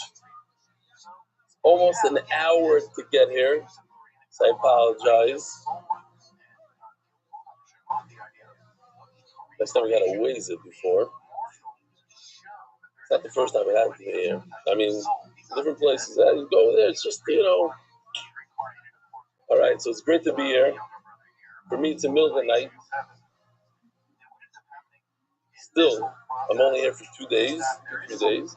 Guys, you gotta chill. You guys, I'll tell you the rules. There's no talking, schmoozing in the middle. I can't. I lose it. Say there. Moichel. Also, the fact that this is hopefully a lot of people will see it afterwards. We're up to in the English probably close to 40,000 people, 35 to 40. So the noises and this and that, it picks it up. But I'm very sensitive to sound. So people use rappers or the shoes. I forget where I am. Shkoy for having me. Shkoy to the Rav Smith. Last time he spoke, he doesn't want to speak again. I don't know why. It wasn't a good experience. And Rav Kinzel is here. Speak up Kinzel, the famous status guy from Toronto. Yeah. So we go back. I don't know how many years ago, but Kinzel took me into Reb Chaim Kanievsky. It was one of the only times I got to see Reb Chaim Kanievsky like a one-on-one. How many? The met? No. זה לא 25 שנה. כן? לא 25, כבר פגעתי בארץ אז. זה 12 שנה. כן? Okay. I see he has the same nuances as his son. He has no idea what I just said. What? הגעתי לבד, כאילו. This is 25 years ago. Wow. Time flies. All right. They didn't listen. They didn't hear. Guys in here. They translate. Yeah, no translation. No inside jokes. But I'll take some questions during share. The trailer is the Soskin family. That's how you pronounce it? Soskin family. So I'm going to ask the Oilam, try to give him a chazik. We show the share. How often? Once a week? How often? Every day? It's supposed to be every day. Hebrew or English? English. We're going to do Hebrew last time. Yeah, okay. Working on it. I think the new. Okay. So the good news is because we're late, there's going to be 0 emails today. I'm just going to show you this. We do have a Gemara that we are translating, and here we have a translation that some people I see, wow, a bunch of people there have it. Shema, here, give me one. Shema. So every daf has a QR code, and we have a lot of colored pictures in there. Hulda especially is going to have a ton of pictures, Be'ez Hashem. On the daf, here, color maps in the back, different ideas and eitzes, how to do daf yomi, had enough fall off, etc., etc.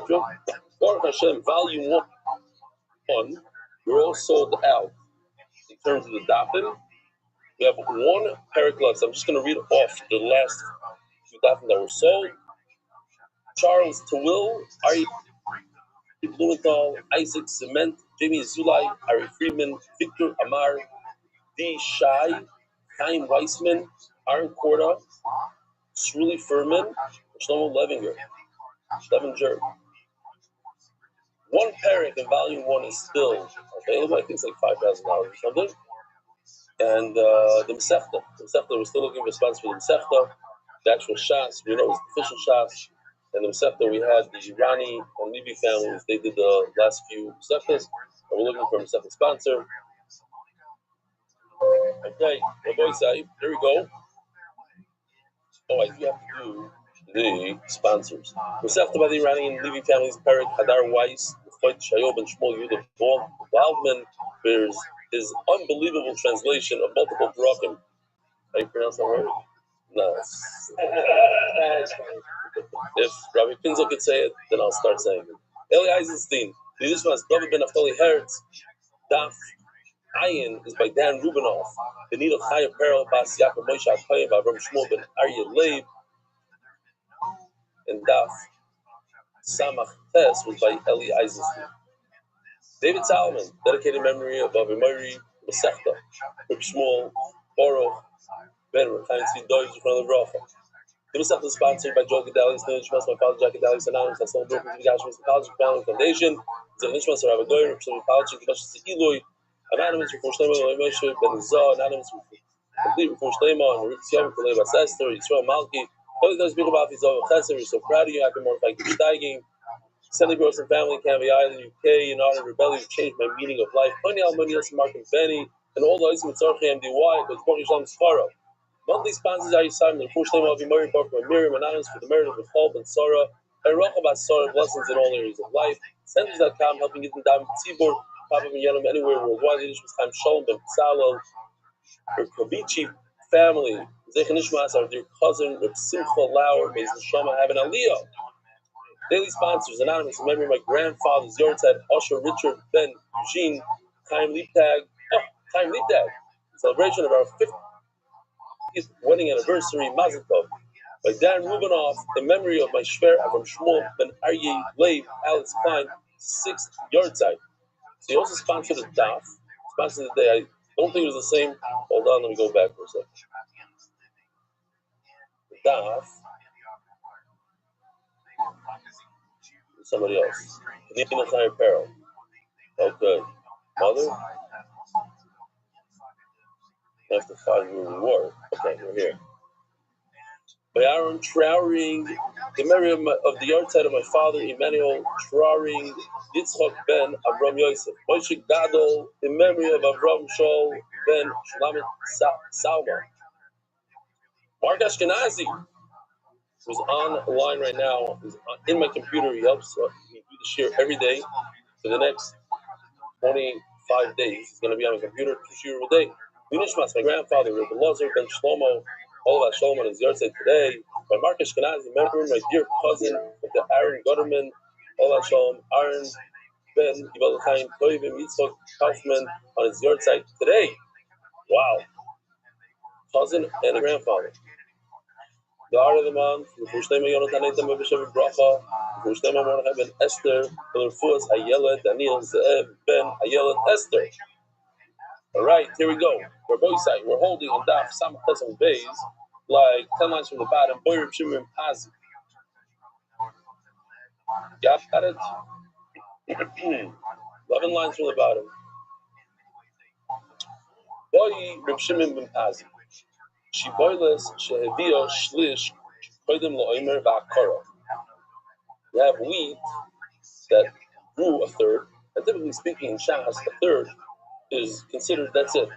It's already a fruit, it's already a produce, it's a product. So once again, we're talking about Sfir Sa'imer, we're talking about the Mincha Sa'imer, it's Mamish and Yonah the Yom coming up.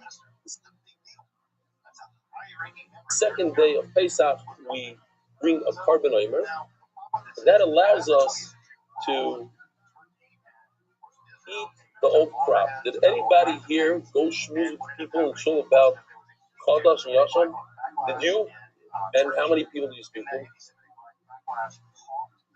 And did they have any idea what you're talking about? Yes. They knew a little bit? One person said, Don't be a mafia. Did he know there was a puzzle the whole time? Don't be a mafia in the puzzle. Great line. Who else? Yeah, what about you? Right.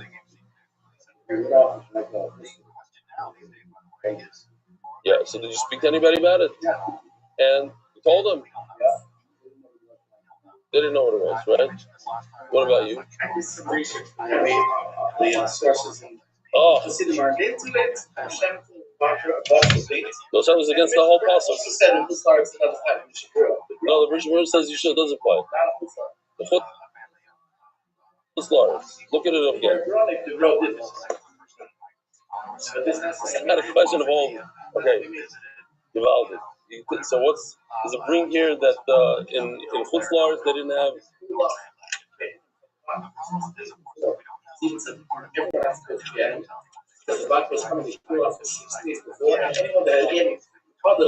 don't know if I can read this.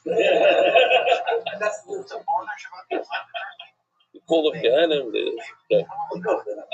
My point is just to let people know that there's a pasuk in the Torah that talks about Chodesh, whether or not you keep it or not, you just need to know that there's a source. That's it. That was my whole thing. I wasn't going to push the Gra over the Path or the Shulchan Aruch. who paskins that you have to keep it in Kutzlard or anybody else, but just the idea that it's a puzzle. A lot of people, the people I spoke today, didn't know. They didn't know that it was a puzzle. Okay, so Nachamo. So now we're talking about a situation where this produce grew 1/3, and this is before the Omer, and he uprooted it, and then he replants it. He replants it with the roots and everything. He uproots some wheat, puts it back in the ground after the Omer. So when the Omer came, what happened when we brought the carbon Omer? It becomes Yasha. And now you replant it in the ground and more grows. So what happens? One wants to know, how do we view this? Do we view it as the original stalk, and that is already Yashan? But then there's the new growth, and that's Chadash. That's the new stuff. That you have to wait for another year. So what do you do? Now, what's our Ikar Azlinon, Visharia Omer? Do we go by the stalk? And the stalk already had the Omer and it's Yashan, and therefore all the new stuff is bottled, whatever, it's all considered good. Dilma Vasar Kisefa says Linon, or do we go by the new stuff, and we must wait until next year? Let me see if I have anything for this. That's something. First of all, this was like from Friday, which I didn't show you guys. That's a third. Okay, a third.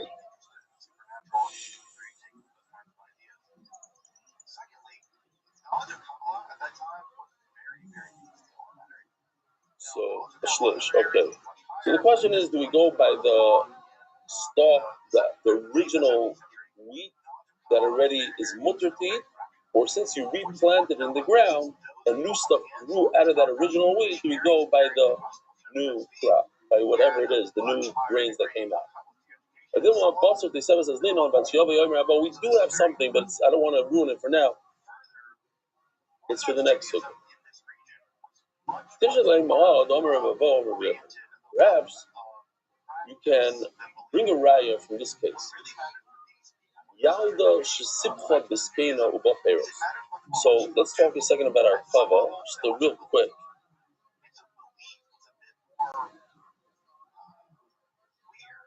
You take a branch from another tree and you graft it into a different tree. So it's two trees coming together. That's what the Gemara basically is talking about. One tree is Arla.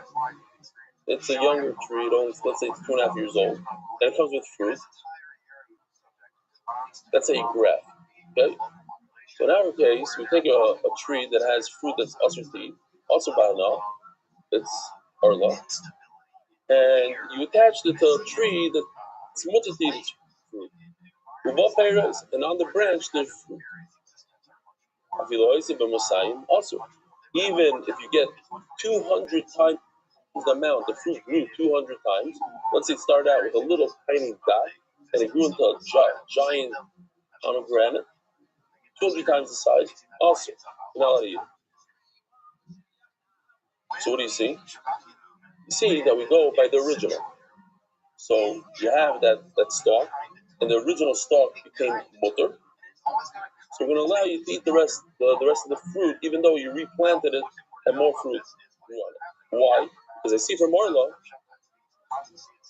but by Arla, we say it's Asur, that we go by the original. So over here we're going to go by the original and say it's mutter. They're two different things. One is a chumrah, one is a kula.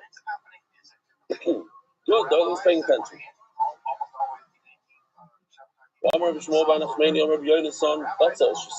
Another riot. Take an onion, shasloi big parent. You did something called kerem, kerem. It's where you plant. Well, the worst thing is to plant wheat, but even other Tanaim say that even if you plant an onion together with the grapes, it's also eaten. So you planted it in a vineyard. The nekar there's no more vineyard. Also, even if the onion continues to grow, even 200 times the size, it's still awesome. So you go by the original. Gemara, not a riot. That's exactly what the question. Do I say I'm 100% certain that I go by the original? See, by Chodosh, I want to say it's a kula. I want to say you could eat it. And by Arla, I say you cannot eat it. But it's the same idea. I'm going, on the one hand, if I go by the original, by Arla, I'm going by the original, so it's a 2.5-year-old branch, so I cannot eat the fruit. And if I go by Chodosh, it's Yashan. This, it's a stalk that was from before Pesach, and it already saw the carbon omer, so it's mutter from that stalk. So now whatever grows out of that stalk is mutter. It's the same idea. I'm going by the original. Bilma, but perhaps I have a suffix. I'm going to tell you by Arla, don't eat it. But by Chodesh, I'm also going to tell you don't eat it. I have to be machmir. Okay? Got a bunch of interesting questions today. Boy, Rabbi, Linyan Meiser, this idea, if you apply this to Meiser, what's that law? That what? Hechidam. Das Einam Dal. Kigoni, Dabdinu Basrinu Vishlinu Vaisifu. You looked around, you said, okay, I have probably 100 pounds worth of wheat. I'm going to give 1 pound. I'm going to give a little bit to the coin. I'm going to give 10% to the Levi. I'm going to give 10 pounds to the Levi. After you took Meiser, you went ahead and you took all that wheat and you planted it. And it grew more. If we're going to go on the tzad of what we just learned, that we don't go by the original, we go by the new stuff. With the sevens by Yisure. So now you would have to give Meiser from all the new stuff. But the question is, Iker Mike, what about the original? The 10 pounds you set aside for the Levi. You took those 10 pounds, instead of giving to the Levi, you put it in the ground. Question is, do we view the 10 pounds that you put in the ground like the new stuff that grew? And now you have to take Meiser from whatever you're going to give to the Levi, you have to take Meiser from that as well, just like the new crop. Or we say no. I understand. Every time you plant, how do you get wheat? You have to plant kernels. So it's the difference. You plant the kernels and you take Meiser from everything, including the kernel that you put in the ground. So over here also, you took the 10 pounds that you're supposed to give the labor, you put it in the ground, you should take Meiser from it. It's like regular seeds. No. When you take seeds, you put them in the ground. So of course you're going to take Meiser from those seeds because they decompose. It's supposed to decompose. The question really is, by something like you took these stalks and you put them in the ground, they're not meant to decompose. Nice. What's the halacha of that? Do I view it as something new and I have to take Meiser from it, or it belongs to the Levi and I don't take Meiser from it? Gemara Tivshlei Mahal. Litra Batzos, Shetikna is right. I had a question actually. Maybe the other could help me out. It's a good thing to cry. But let's say, cry by davening. Cry. Hashem listens to tears. Let's say somebody gives you a smack in the face and you start crying. And then you start davening. Is that considered crying? So there's a story, I forgot who it was, one of the Doilim. His father smacked him in the face, so he started davening mincha. His father said, "Why are you davening mincha?" He says, "Because I'm crying, so I want to cry during mincha." I wasn't sure if there was a stira from, not a stira, a riot from this. But no, what if you start crying? Because sometimes when you make the onions, you start crying. Yeah, now I'm crying, so I might as well daven. I don't know if it works like that. Doilim doesn't like it. Okay, don't try it. Don't worry, it's all Rabbi Litra Batzah. You have a certain amount of onions. Shetiknoi uzroi. You already took the Meiser from it, the Trumas, the Meiser. You misakin it, you fixed it, and then you planted it. You take your onion. That's how I think how they plant onion. They take the onion, they put it in, and so you took meiser from it, everything, then you took it and you put it in the grill.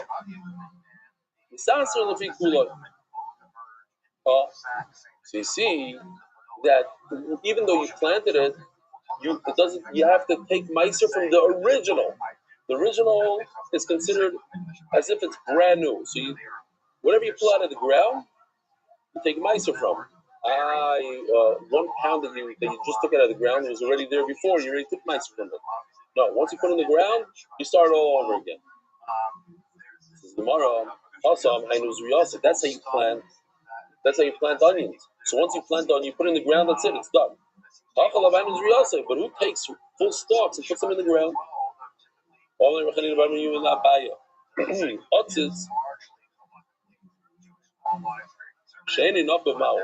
to bring a planter. Steal my daughter-in-law's planter. I asked her permission, but I forgot to bring it in. It's okay because we have a little bit. Here's a planter. Yeah. Let's see what he has there. Now the halacha is if there's no hole on the bottom, so it's not part of the ground. If it has a hole in it, then it's part of the ground.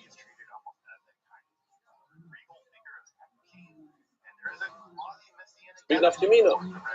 If it has a hole in the bottom, then whatever grows in the planter is as if you grew in the ground. It's kind of true. Some might be their rice. If not, then it might be like it's growing on the moon, growing in America. It's not chayv in the same way.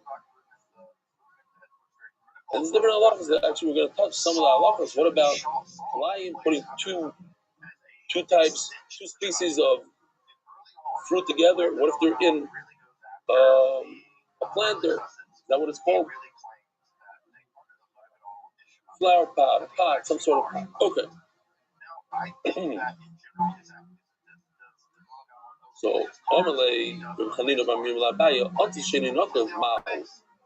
the Gemara goes on to explain. If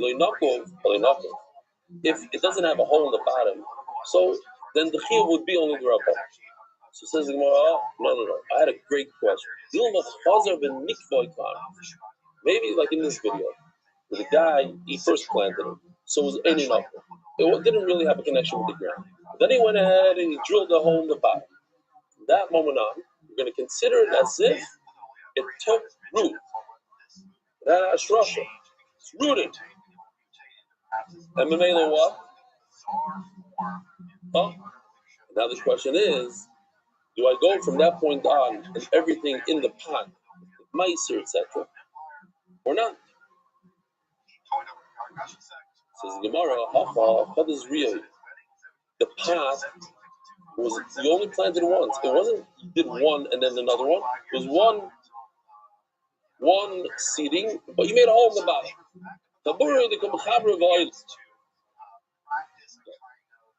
Now, right now, yeah, you're right. Now it's just right now it took root, so to speak, because I made the hole in the bottom of the pot. At that moment, it took root in the actual ground. But But the other case, we're talking about two complete. It grew, you chopped it down, and then you planted it again. It's the second time, so it's different. Why Rebbe? Shiboila Shemircha Bakri. You know, Miruach means this. I'm just going to show you. I showed it a few times already, but why not? There's an older version of Miruach. Miruach means to smooth out the pile of grain. And once you smooth it out, that's the Gemar Malacha. That's at that point you're chayiv in Trumas Hamais. So Shiboila Shemircha Bakri. Yushtala. Listen to the story. He takes this stuff that you see on the screen, and he instead of eating it, he puts it in the ground. He replants it. He goes ahead and he says, "Oh, everything I just planted is considered truma." Now, even the mircha, at this point, when he just smears the top, he smooths out the top. At that point, it became chayiv and trumas hamaisros. So therefore, it's chayiv and trumas hamaisros in the ground, and he says that it's truma. Poof. it just became Kaddish. It just became Truma underground. It's a big problem. The Gemara is going to say, how in the world we don't have a case where something in the ground can become Truma? You just created a case that something's in the ground that could be Truma. We know that it's not possible. Even the miracle once he did the miruach, he smoothed out the top. It became something that tevel, which is chayiv in truma semaisha. Kikar Hashem. Once you say that it's truma, kachalo became truma. Or dilma no. Even shaslo, perhaps once you planted hakalei tivlamino. At that moment, the tevel expires. It pops up. It pops out. It goes away, and it's not chayiv in truma anymore. If you are right that it's truma and it's in the ground,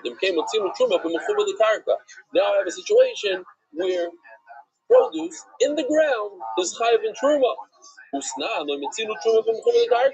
We have a brisa that says there's no such thing. I say brisa because Chazinish says it's a brisa. It's impossible. So Mela has to be that it's paka. That even though it's tevel, but when you put tevel in the ground, it becomes seeds. It loses the name food, and it's not chayiv in truma semaisha. Huh? Which one? Which organ? Yeah. Yeah. No, truma, because truma, how does arla work? Arla, it itself inherently is growing, and it is something that's awesome. Truma inherently is something that's detached from the ground, and you set it aside for a client. The Gemara says, the Brisa says it just doesn't make any sense that something that's in the ground is truma. If it was attached to the ground, you're asking to me if the weed is attached to the ground, did I make it truma? No. So what's the hatimsa that something's in the ground and it's truma? Here, I have a case. It's a riddle. Apparently, it doesn't work. It shouldn't be truma. Which is the Gemara doesn't agree with it. Hold on, the Gemara is going to say that you might be right. It's not like it's truma karka. It says it's a price that says there's no such thing as truma attached to the ground. There's certain things that even though they're attached to the ground, like flying, they're attached to the ground, but they're also that's what the isser is. But truma is a gift that you give to the client after you go through a whole process, and after you finish the malaka, you smooth it out. So obviously it's not attached to the ground. So how do you have here a situation where something's attached to the ground and it's considered true? This Bryce is talking about a person who eats truma that's attached to the ground. You're not chayiv misa, you don't have to give a chaymish. This is also something you could ask people in shul. What does chaymish mean? What does chaymish mean? Chaymish means a fifth. How much is a fifth? Fifth is how much? 25%. Very good. Those who do the shir know. Great. In nowadays, it's called 25%. Time of the Gemara is called 20%.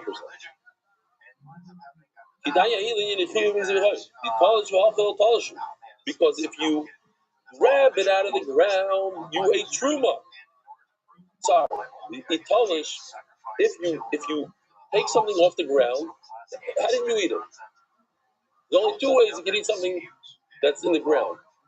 You cut it and you ate it. The other way is, so 1 minute, if you cut it and you ate it, then it's not attached to the ground. So you're not chayiv. The other way to do it is bend down, get it on all four, and eat it right off the ground. What are you laughing? If you get down on all four and you eat it, or you could also go over to the tree and eat an apple that's attached to the tree. By the way, let's say you eat an apple right off the tree on Shabbos. Are you over on? No. Are you over on picking an apple on Shabbos? What did I tell you? No, you're over. What? No, you're still over.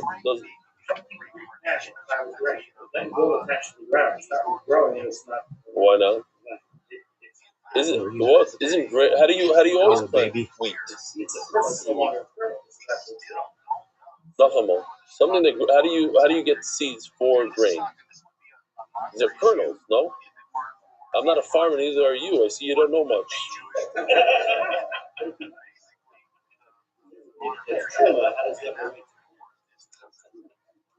That's a different problem. These are all problems. But what happens to it after you did it? Okay, so now either way, it doesn't work. If he detached it, so it's not attached. We're trying to come up with a situation that's attached to the ground, and it's not true. If he detached it, so it's not attached to the ground. It's not our case. And if he bent down like a behemoth and ate it, so then he's doing something that people don't do, and therefore it's still true. Because of the Ilfa had some sort of notebook, and he wrote in there, we know that a kosher bird, I don't know if you want to see this again, we'll just show it real quickly for Rabbi Kinzel because he never saw it.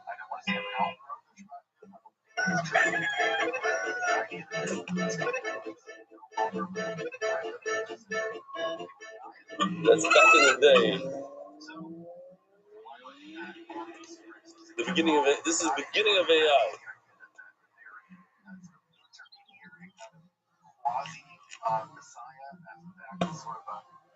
Now, when it's a kosher bird, you touch a kosher bird, you don't become tamei. Now it just became tamei because it went to his throat. Right? So there's a special halacha when it comes to a kosher bird. Nivlas oifatar. Now it becomes even more. Now I'm going to show you what the new AI looks like. This is the original, maybe 9 months ago. There's 1.0. Now this is already 4.6. So the eggs that are inside this chicken, what's the halacha? The egg that's outside of the body, and there's some eggs that are inside the body. The ones that are inside the chicken, so same halacha as the chicken. If you eat the chicken, then you become tamei, your clothing becomes tamei.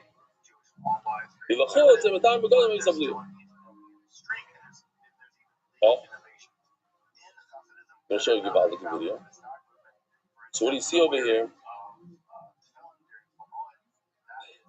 Over here, this is the only way to eat the eggs. To get the egg, the inside egg, is to eat it directly from the chicken. So he opens up the chicken, he puts his face into the chicken and eats the egg. Isn't that Bethel Isn't that a little strange? He's a strange guy. He's socially off. So he's socially off. Why is it any different than the guy that bends down on all four and eats the grass straight out, the tfuah? Says the Gemara, Talosh, since these eggs are considered movable items, that sometimes people stick their head into a dead chicken and eat the eggs. I wasn't enjoying today. This is good stuff. If you enjoy that, then you can understand the video that I'm about to show you. But grass, wheat that's attached to the ground, no. Nobody bends down like that and eats it. Okay, so here we go. This is Mamilo, yeah. This is the AI, our generation, the new generation. Still could get better. The talking, the language is very difficult. Yeah, look, there's not a single woman in there.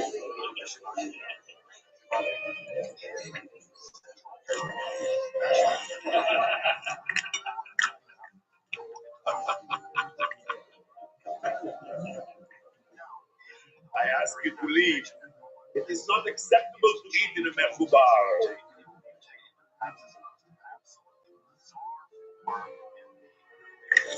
I'm asking you to leave too. It's certainly not acceptable to. Of course it is acceptable. The Gemara says eating a kebush, even eggs from a chicken, is completely acceptable. One moment, please. I'll have to consult the proprietor.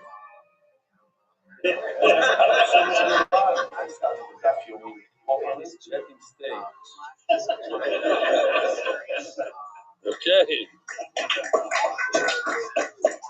All right. You always make me look weird. I don't know. Do I look like that? I don't understand. Like, what's going on there? Close. The accent is this, yeah. It's AI 4 by 6 will be better.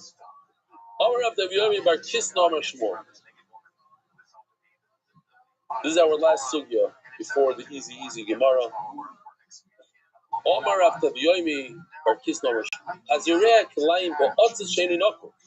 If you plant two species in a planter that doesn't have a hole in it, it's not connected to the ground, also. It's also here, let's take a there we go.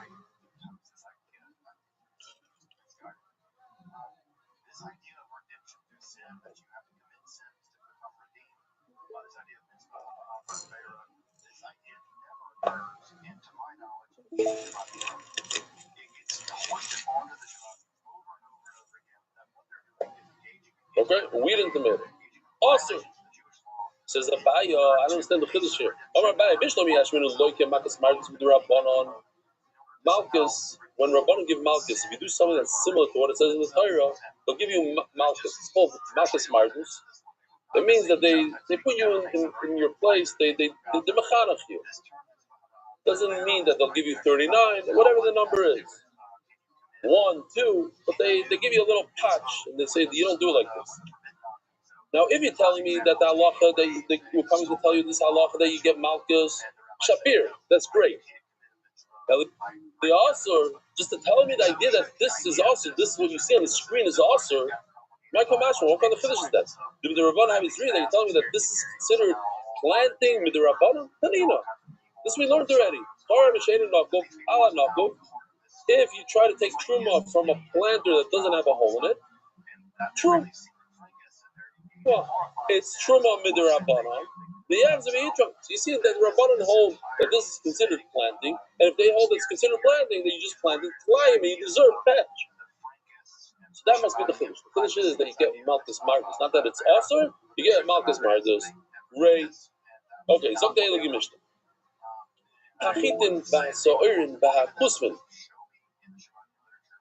So we have the Chameshus Mini Davar. We have the 5 types of grain. You have wheat, soyim is barley, kusman is spelt, Bashiba is shul. Just this morning, my daughter-in-law asked my wife. I overheard them. I learned this in the morning. I heard her asking, are oats chametz? So here, it's in the Mishnah, Mamish today. Bashiba is shul, oats. Bashifain, does anybody know what shifain is? What does it say by you? Does it say right by you? Right. Just a story that happened to my friend in Eretz Yisrael, a very good friend of mine. He's in shul, and he sees somebody all the way at the end of the shul, like while they're saying how he's running and going. So he said, because he was saying how. He says, what do you need? He says, I just found out that I'm allergic to the regular this. I need to eat. I need spelt matzah. I need to find somebody to spell matzah. So he says, okay, great. So bang on the table and on the bima and ask for spell matzah. He says, no, I can't do that. Okay. Could you do it? So my friend said, fine. And he bangs on the table on the bima when the hour is over. He says, there's somebody in the shul that in order to be yoyed to the mitzvah matzah, he needs spell matzah. I know it's very expensive actually. He said, if anybody here could help him out, I'm standing here for 5 minutes, let me know. He's in Eretz Yisrael, right around the corner from where I live. So of course, somebody runs over and he says, yeah, I also need spell matzah. Typical. But they waited a few more minutes and he got the matzah. Both of them got matzah. So spelt is, maybe I should start using spell matzah. I love matzah. I probably shouldn't be eating as much as I eat. But the Vilna Gaon says that every time you eat matzah, you become a mitzvah deraisa. So it's not only by the seder. So besides, I like matzah, so I'm constantly munching on matzah. These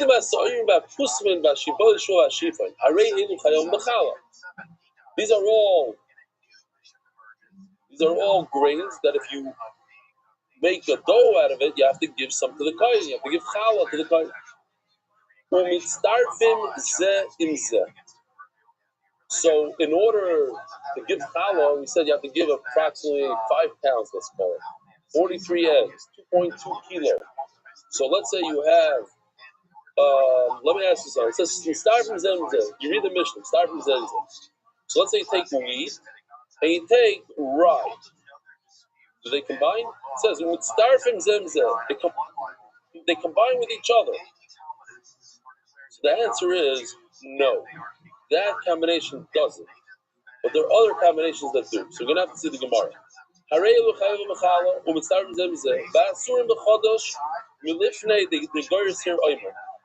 It's also to eat all these 5 grains before bring the Omer. Happens to be like this week, the most dangerous week for Chodesh. Because now a lot of factories, a lot of manufacturers are using the new crop. Right after Pesach you're the safest. It's impossible to get a box of Cheerio that was produced the day after Pesach.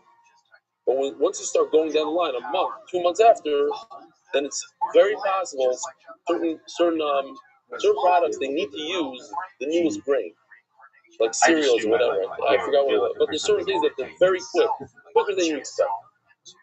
So right now, because we're like only a week before Pesach, is the most dangerous time for Chodesh and Yashin. So all 5 grains have a problem with Chodesh. Milifnei HaPesach, the Goris, they just switched the Omer and the Pesach. So right now the Goris, Pesach, it's also, remember we said yesterday, yesterday, the day before, it's also to deal with the crop that you can't eat because you might come to eat it. You can't even cut it. I have to see what he says over here about cutting or doing something. This is good. Oh, Oitzim in Hogi Chabad, Shkoyach.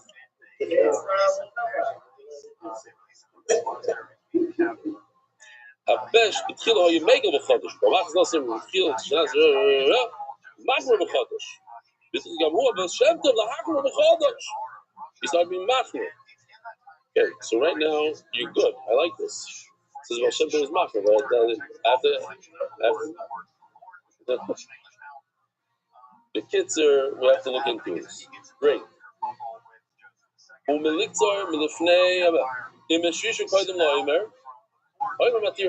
If it just took a root, let's just show you a video of take root. Yeah, we showed it before, but see, you have Zriya, you just put the seeds in the ground. Then you have Ashrasha. A few little roots came out. And then you have Shachas, then you have Shlish. Okay, great. I thought Shachas is a Shlish. I don't know. Maybe I should just do that. But okay, I believe it. If it didn't take root, you planted, it didn't take root, now you have to wait a full year until you can eat it. Says the Gemara, Tana, Pusmin min chitim. Pusmin are a type of wheat. So what does that mean? Here, let's look at our chart. We have chitim, Pusmin is spelt. Spelt and wheat are the same thing. So I did this just to give it a little bit of a. These two are a pair. These two combine, because the Mishnah says they combine with each other. It only means these two combine with each other, and the other 3 combine with each other. Get it? Because it has to be similar to wheat. The other 3 are not similar to wheat. The other 3 are similar to barley. So Shefine, Shul is similar to barley. That's why those 3 combine with each other. They're a team. There's 2 teams here, basically. This is a recorded siren. This is a recorded siren. This is a recorded siren. On a kusme min chitin. Period. Shiva shua. The shiva min sa'irin. What's the Gemara doing here? Why is it telling me? Oh, these two go together. These three go together because to tell you that when the Mishnah says that everything is mitzvah, it means within your team it's mitzvah. Kusman, Plus talks about Kusman that it might go on both teams. Okay. Kusman, Gulba. I love Rashi here. Look at Rashi. So does anybody see what I see in Rashi? Gulba? Huh? No. Spelt. Spelta. Yeah. That's spelled. Shifan, whatever, in French. I don't know. Find out what it's called today in French. Shifan Dishra. Shibal Shual. It's like it looks like a tail of a fox. Shibal Ta'ala. Oh, over here, we're really talking about a shul. I can tell you the story about the fox, if I remember. Famous mice with the fox. There was a story. A wolf came to eat a fox. And the fox, he's a wise animal. He had some chicken bones. He tossed them up in the air. And he said something like, wow, what a tasty wolf that was. So the wolf heard it, then he ran away. And a few minutes later, this monkey comes along and tells the wolf, why did you run away? He says, because the fox, he just ate a wolf. They didn't eat a wolf. What are you, crazy? They didn't eat a wolf?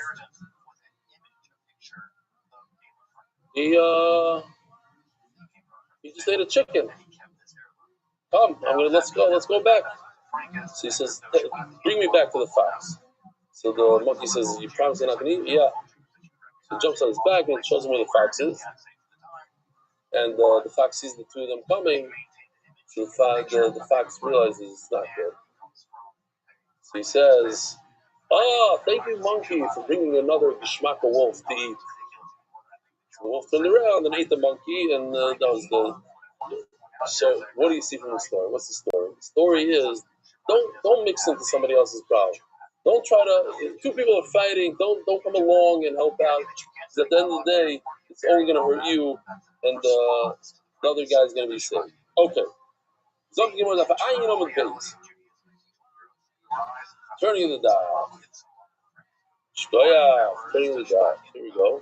Adar Global, experts in cross-border payments. The shadach.com, please read a shidduch today, because every shidduch that happened was first read. Says the Gemara, Hani in, Oyres v'deichan loy. It's only these 5 grains, but when it comes to rice and millet, no, they're not from the 5 grains.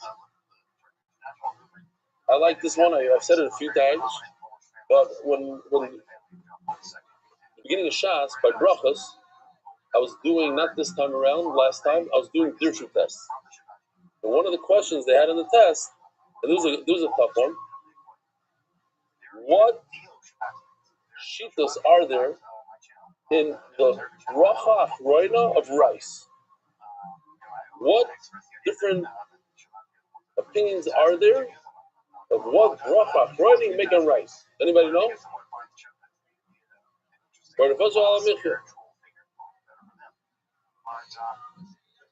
Oh, so that's why. No. The bigger question is the bracha achroina. That's why you need to learn Shas. There's a shita that says you have to make a birkas hamazon on rice. That's how they get you. They're not an easy test. Those tests. Huh? Yeah. That's what the Gemara is going to talk about it right this second. But there is, I think it's Rabbi and Nuri. I know it's an interesting name, but okay, maybe it's based on that. Zog the Gemara. Binani Mili.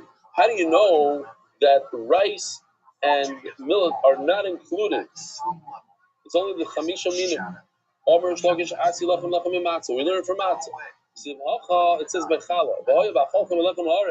It says Lachem Lachem. So okay, so just like matzah, you can't be yoitza with rice. So too challah. How do you know by matzah you can't be yoitza with rice? Or it's like another very small, another very large. Oh my God, you say hello chomet. She was saying the hello matzah is the moin. Varim habayim the day imods. Something that can be leavened that becomes, how do you say chometz in English? Leavened. Always that has the physical characteristics of becoming leavened. But rice cannot become leavened. Or it might rise, but it can't be leavened. If it rises, you should know, it's only because it rises because it's spoiling, not because it's rising. That's the difference. Okay. And you can take two types, like we said, spelt and the wheat, and they combine together. You can start from zemzeh. So this is very interesting. You take these three things. You take wheat and flour and dough. They can combine with each other. Now listen to this. In fact, if you eat a kazais from each one of dough and of wheat, you can be over three lavin. Now, the chiddush is that even though it's three lavin, it's three specific things, but they combine together. There are three lavin that are one lavin. It's a very big chiddush. What does it mean? Well, what do you mean lavin? For what? So we have a number of what could it be an issue with when it comes to bread and dough and these kind of things. Number one could be chadash. That if the issue chadash, let's say, is kazayis, so you take a third of kazayis out of flour, a third of kazayis dough, and a third of kazayis meat. You'll be over and you eat it. You'll be over on chadash. You take these three things and you eat chametz on Pesach, even though it's all kazayis. If a third of kazayis is wheat, a third of kazayis is dough, etc., you're over. Meiser Sheni. In years 1, 2, 4, and 5, you have to bring Meiser Sheni. What's Meiser Sheni? Again, say Nachamol and Nachamol. I probably said 100 times for the beginning of Shas. Me'avachas. When a person has produce, he gives 2% to the kohen, he gives 10% to the Levi, and the Levi gives 10% of what he just received to the kohen, and that's called Shumas Meiser. And on years 1, 2, 4, 5, he gives 10% himself, basically. He brings 10% of the rest of the produce up to Yerushalayim and eats in Yerushalayim. Years 3 and 6, that is what? Meiser Oni. Very good. But if you take this combination of three different things and you eat it outside of Yerushalayim, you get malchus for eating outside. It's only a third of a kazayis, and a third of kazayis, and a third of kazayis. But these things are mitzvah, the dough, the wheat, and the flour. Rav Amali Tumas Oiflin. We're talking about giving over tumah. According to Rashi, it means to give over tumah. According to others, it means to accept tumah. Rashi says you accept tumah even on a mashu. But what's the chiddush? It says, Rav, not as simple as you think. Not that it gives over tumah, but the chiddush over here is the that the wheat and the flour are like dough. It's pure. It doesn't have any. How do you make dough? You don't make dough with the shaft, the peel, whatever you want to call it. It's pure. So you cannot, if you have the peel of what's the better word? No. The husk? If you have the husk, that's a better word. If you have the husk, it's not mitzdaref. Rav is trying to say, in order to give over tumah, you need a full shear without the husk. Latanya, it's like bini bichusa, it means like, I'll bring you a raya. Chita, bein klufa, bein shein klufa mitzdarefes. The husk of wheat is edible, and therefore even the husk is mitzdaref. Soira, when it comes to barley, Luva mitzarefes, sheni kluva mitzarefes is mamish a riot to him that if it the husk is not mitzaref when it comes to barley. Eini the Gemara adds, "V'tanah l'Rishmal Akazer Zerua Shizareh," the famous passage that discusses hechsher tumah. What's hechsher tumah? When you have a fruit, it can only become tamei if you pour water on it or you want the water to touch it, then it becomes susceptible to tumah. But that's not what we're talking about. It says before in the pasuk, like people will plant. So sorry, it says Mufurish that the sahira, the barley with its husk. That's it's Megamak Torah. The kasha. The nafkamina is if it's moist, then it's like it's a shomer of the pre. It protects the pre, it protects the fruit, and therefore it's part of the fruit. If it's dry, it doesn't protect, and if it doesn't protect, it's not part of the fruit. Yes, you got it. Here he did some sort of thing. I wasn't so into it, but all the emails, we get into trouble for the. Small wheat faces giant barley.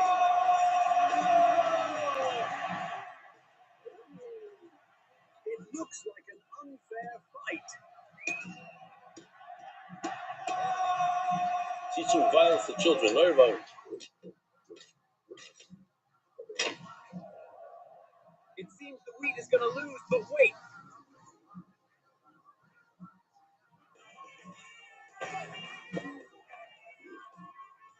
The sun comes out. The dryness breaks the barley armor. The wheat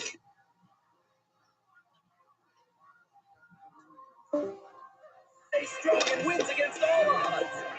It turns out that the husk of wheat still protects even when it dries out, but the husk of dry barley is worthless.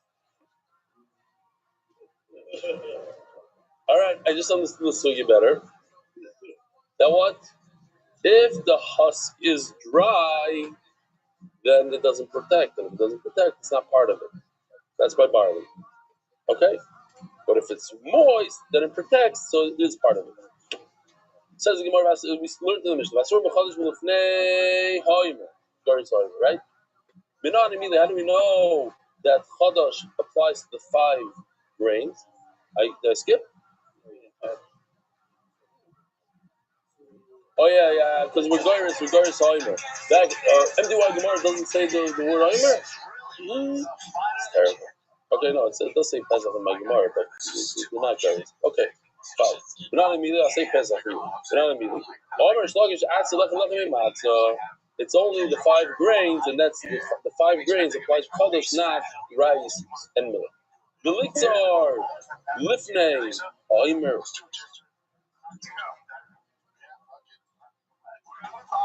That's how. That what?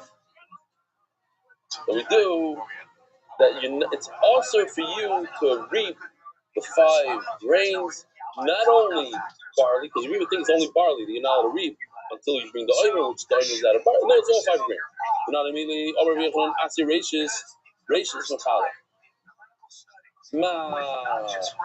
Oh, so we learn from Chal that all 5 minim are awesome.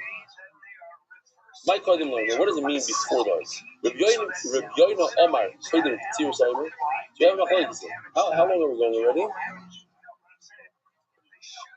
Oh, that's right. I wanted to say this before. You probably all heard there was a big hit in our strong in Iraq, and they're saying I don't know the numbers, but 60 injured. And I've been saying this over and over. I don't want to pour the salt, but anybody that was in a miklat or mamad did not get hurt. It's 60 people that got hurt were outside of the mamad, unfortunately. So, Nachamo, the Nishmat Moed Seifim went into the mamad and said that you're watching this on Israel, but a refuah shleima to all those who are hurt, and I hope that it's not worse than that. But yeah, I don't know the exact. I just saw it for a second before Shir, so before Shleimer. Let's just do this. Do we have time to do the sugya? I guess not. So we'll stop over here, unfortunately, because it's late. Rabbi Sai, have a good week, a good devach. Mishkar for coming. Have a wonderful day. America's Swift is spreading word throughout the world.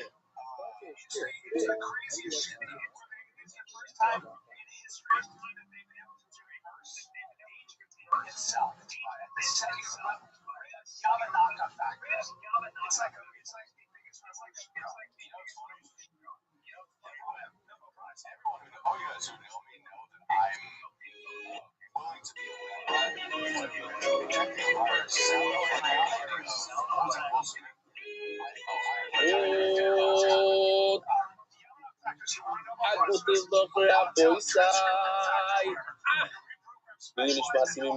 Spotify live from Miami. Very rainy day here in Miami. Bezer Hashem. It won't rain during Shir. Last night was by David Salmon and Nick's place. Beautiful place. Mamish, a beautiful soul. Very nice oil. I don't know, 30 plus people. Great food, great times. They have a real soda machine, like Geschmack, just for anybody comes, just Coke, Dr. Pepper, the whole Diet Coke, Schmack, ice, the whole thing. Hot coffee, hot chocolate, the whole thing. So it's beautiful matzah, Yishkoyach for David Salomon. We're here in Miami, and today, actually, one of the wildest sugis in Shas. Not one, not two, but three wild predicaments. A wolf swallowing a baby, an elephant swallowing a basket, which we had once before, but last year I think it was. Wheat just comes down from Shemayim, which we know that it's a phenomenon that happens today as well. We'll go into it. Before we go there, I didn't say it. Beautiful email, Mamish, an all-time favorite, because as much as it is familiar and there's no confusion really in the email, the way it was written, phenomenal. Dear Belly, during biggest of Chodesh Shabbos, I found myself in tears. I was shocked to find that when I asked Hashem for Chaim Shtei Banu Ahavas Torah of Yer Shamayim, I felt genuine and deep love of learning that I never noticed before. I'd only dreamt of this day when I would feel with actual sincerity so close and so connected to my learning. As I discreetly and nonchalantly wiped away tears with my talents and continued davening, I realized that this feeling of this transformation was completely attributable to you. As I approach my first anniversary of learning the Daf, I have endless advice to talk to you and the MDY February for an incredible first year. I started learning with you only a few days before last Pesach, on Makis Daveis. As I cleaned for Pesach last year, I not only fell in love with the Daf, I also felt like I became part of a new eclectic and fun family.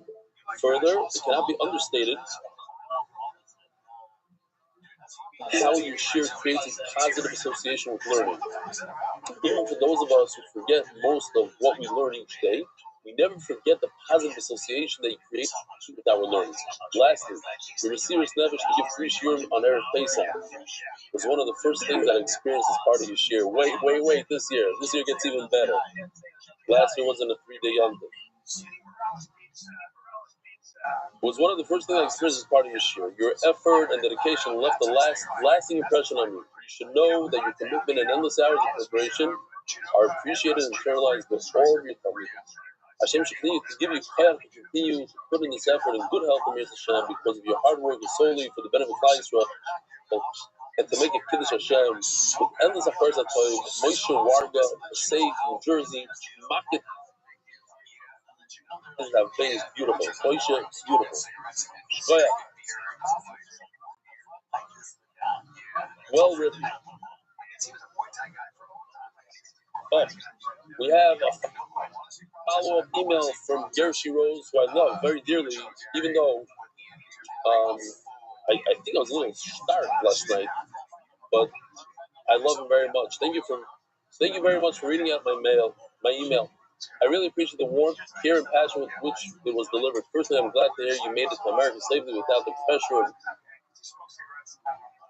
needing to arrange indirect flights for next week. I just want to clarify one point. Both my father and my father-in-law were very makbid in this area, and I'm quite familiar with it myself, so I'm confident that what I wrote was accurate. My intention was simply to express that, while it's important to present this as something rooted in the Torah, it should be conveyed in a way that respects that each person follows their own road. It should not come across as though those who do differently are mistaken or uninformed. I hope this clarifies my point. Thank you again for taking the time to read it. Gershon Rose. Beautiful. So one thing I want to ask with Gershon, and I'm going to ask Doilam also, but Gershon I know is Doilam maybe not at such a high level as Gershon. I want you to go in the next few days and throughout Pesach and make an awareness campaign. Make sure that at least 100 people that you talk to are aware that Chadash and Yashon is a pasuk in the Torah, and that there are many Rishonim that say it's a deraisa of Bisman Hazeh, and yeah, go with your minhagim, go with your rav, but just the awareness to know where it comes from. Not stam that Doilim is makel and they don't know why. Could you do that for me, Gershi? And could everybody in the shir go around the people in shul and say, you know what Chodesh and Rashon is? Explain to them it's a pasuk in the Torah, and the discussion in the Gemara whether it's a deraisa or the Rabban Bisman Hazeh. And there are those who say that Bisman Hazeh yesh lahakol. Okay. Just an awareness. That's the whole thing. That's all. I'm not trying to force anybody into anything or to tell anybody what to do. Just the awareness part of it. A group of 13-year-old boys, whereas by Kaddish, Gershi, Kaddish, not an awareness, but trying to get people to act on it. Yes, in Kaddish, not in Tchelis. In Kaddish, Shnai Mikra also, again, not as a force as Kaddish, but more than awareness. This is an awareness thing. A group of 13-year-old boys from Manchester, Mississippi, watching Rebellious Shir on an AM overnight school trip. Nice Napas, Shir, Judah Saunders, Shekoyaf, beautiful. Wow. 7 kids. You know. The official edition of the White Shas, Masech, sponsored by the Iranian Levy families, Perek, Hadar Weiss, Kodesh Shayov, and Shmuel Yudah, Waldman, Rudiak. What?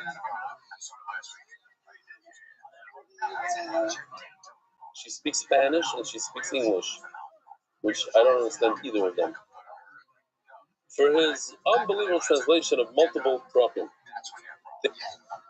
David Solomon, dedicated memory of Avi Mari, Reb Shmuel Boris, Baruch Chaim Tzvi, Williams, Zechron Lebracha, Joe Gedalis, that's my father, Jack Gedalis, anonymous, and some Bruchas of Gashmi, the Palchik family, Foundation, Zech and Ishmas, Harav Adoyin, Shlomo Palchik, the Meshach Tzilui, anonymous for Shlomo Lamosh Ben Izaha, anonymous for Shlomo and Arich Yom, Kalei Bas Esther, Yisrael Mal Giteni Teres, People Mal Pizov, Chesed, we are so proud of you, Yakamorcha, each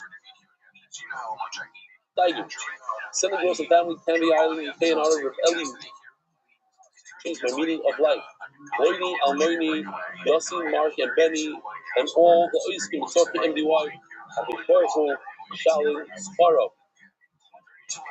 Simon of Fushema of Imori Baruch Mamirim, I looked up because I used to fly something just like that, a single propeller airplane, and it always interests me. Anonymous for the merit of the Chol Ben Sarah, Rachel Basara, blessings in all areas of life, Centers.com, helping you in Davin Tzibur with pop-up minyanim anywhere worldwide, leadership time Shalom Ben Mitzvah.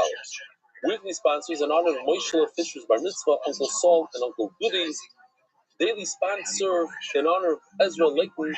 Thank you, Fiscal Mitzvahs. MDY Art, Month, Refuah Shlema, Yehonatan Eitem B'Shem Bracha, Refuah Shlema, Mordechai Ben Esther, Refuah Hayelet Daniel Zev, Ben Ayelet Esther, 2, 4, 6, 8, 10, 12, 14 lines from the bottom. Boy Rami Barchama. Shtei Alechem, Rabbi say, don't forget, we had in the Mishnah that there's the Omer. The Omer comes on the second day of Pesach and that allows Klal Yisrael to eat the new wheat, the new barley, the new Chameshes dollars. Then we have 49 days later on Shavuos, we bring the two breads, and that allows the Kohanim to bring menachos from the new crop. So What up, there big are two dog? things going on here. There's the Omer and the Shtei Alechem. In order to eat the new crop, in order to bring a mincha from the new crop, you have to wait all the way to Shavuos. I'm checking it out. After the Omer, after the Shtei Alechem. That's amazing, big man. What if Who do you want to win? out of order? So, Yeah. do you have Who do you want to wait win? until the following year? In other words, if the Shtei Alechem came first, and Word, there's no dog. Omer, you Same. have to wait until next year when they bring the Omer. So says the Gemara. There you go, big man. Explain the sugya very, very simple. What happened was that let's say you planted it, I'm going to call it Lag Boimer because that's a date that we could all understand. It's not after Pesach, but before Shavuos. This crop was planted after Pesach, unlike Boimer.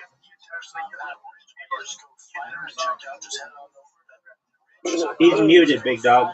And therefore, He's deafened. that allows He's deafened. But we do have the Shtei Alechem. He was there for Shavuos time, just in time for Shavuos. He's just deafened. He's just doing his own thing, but he can't hear you. So the next year came. Pretty wild, big man. And now you have Shavuos that passed by. So Shavuos came first. The second day of Pesach came second. So he's out of order. He's good. What's that law like? Is it only when you go in order first Pesach, then Shavuos? Or even Shavuos and then Pesach is okay? That's a tough one. Or perhaps if it's out of order, it's also okay. Right. Here you have he planted on Lag Boimer, Zora Lag Boimer. So the first time around, the first heter that he had was on Shavuos. That's why I put it number one by Shtei Alechem, Vav Siva on Shavuos. Oh, that's big time. You like hockey? Afterwards, amazing. Number two is next year, Tavshin Zion. But it's out of order. You have to Shtei Alechem and then the Omer instead of Omer and then Shtei Alechem. Is that okay? Omer Rabba Tashma. Let me prove it to you. Listen, Rabbi Rothschild is this week's Parashah. Parashah Vayikra. In Takir Minchas Bikur. In Minchas Omer Akasim Edavet. The Torah is talking about the Omer. Mecham Ba. That's Omer. How do you know? The Omer comes from barley. That's Omer, but that's Omer. Excellent, big man. How do you know that the Omer comes from barley? I love it.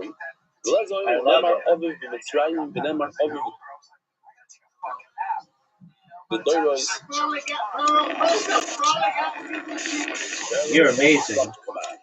Hail and fire barrage detected. Enter protect this pyramid space immediately.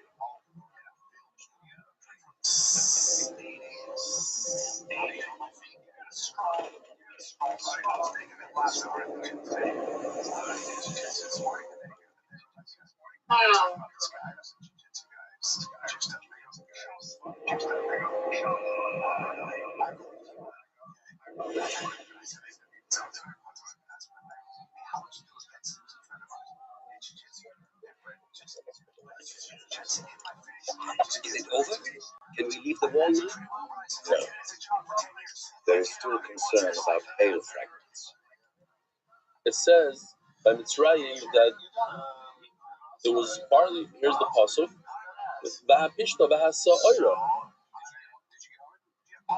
I don't know what happened over there. Something changed. Okay. I know at one point it was nice. Sorry about Mitzrayim. I must have done something. Okay. So we're talking about barley in Mitzrayim. So therefore, and it says Aviv over there in this passage. Yeah, I should have underlined the word Aviv. So you see, sorry, you go to Kasaira Aviv. He says, I'm sorry, Aviv, so really I should have done Saira Aviv in red. I don't know. Oh, Mark, are you able to take the two words Hasaira Aviv and make them red, and the top Saira make it right blue? That would be better.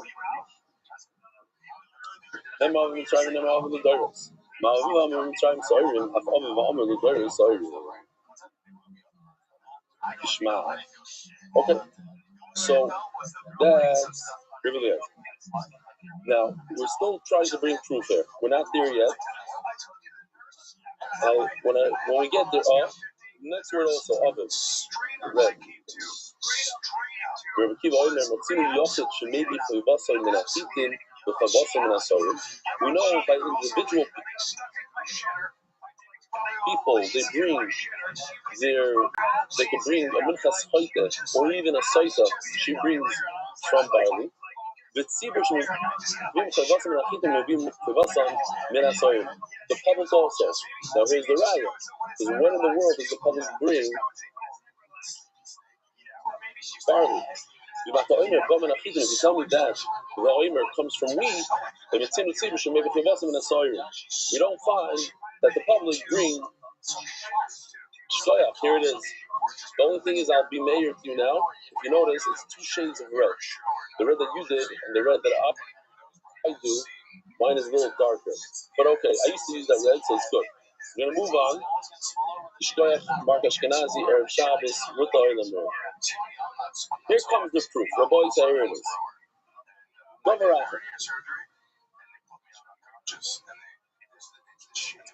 Dover 4 lines from the bottom. We have a 6-line sugya. Pay attention here, and then everything is like a gadget that flows. Dover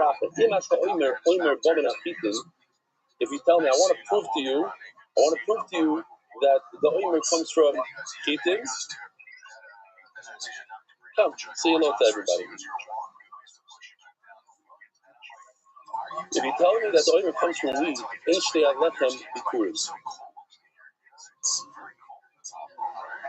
we know that the 2 breads that you bring on Shavuos are called bikurim. Bikurim means they're the first. It's the first of the crop. So says Rabbi Kiva. See if you can somehow close the door, even though there's a very thick cable. Maybe push the cable all the way to the corner or something. Otherwise, the door will stay open.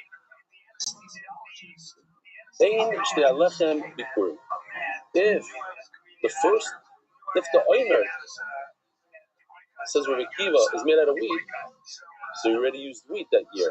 So by the time Shavuos comes around and you bring the 2 breads, it's not the first time you're using wheat. You already used the wheat on the 2nd day of Pesach. You hear? But we're not done yet. So let me just show you. Here we go.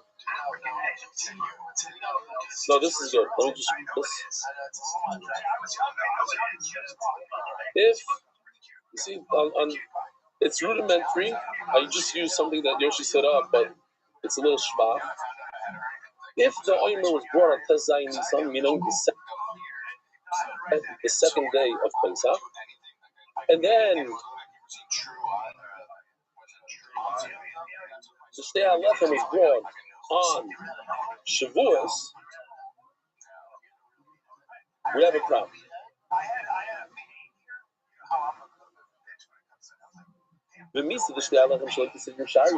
However, says Rabbi Kiva, but wait a minute. The Gemara says in Rabbi Kiva, not the Rabbi Kiva. If it's true in fact that you could go out of order, you could first bring. In other words, if this crop saw Shavuos first and then Pesach second, it's good. So then why does Rabbi Kiva say, what's his proof? What's his proof that the oimer must be out of barley and not from wheat? I have a way to use wheat and then wheat, and both of them are considered the first produce of the year. Now,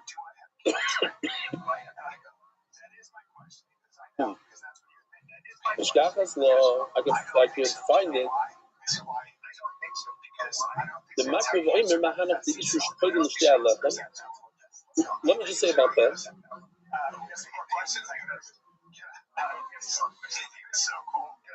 The first time we use barley the entire year is for the Omer.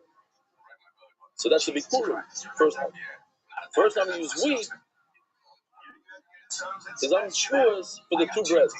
That's if the one is barley, one is wheat. Says Rabbi Kiva, but if both of them are wheat, it's a problem.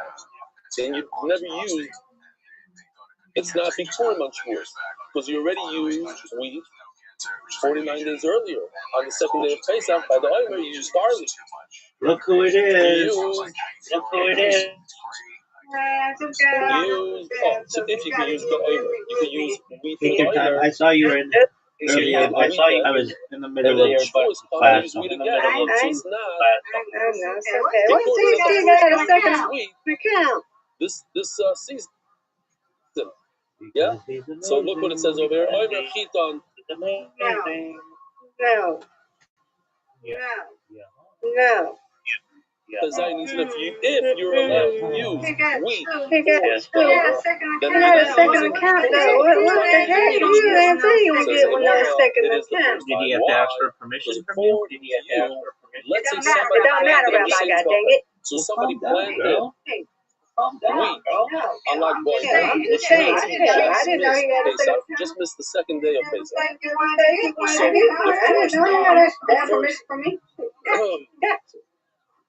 First time he's going to use this wheat is on Shavuos. That's number one. He's at the point. And There he is. that's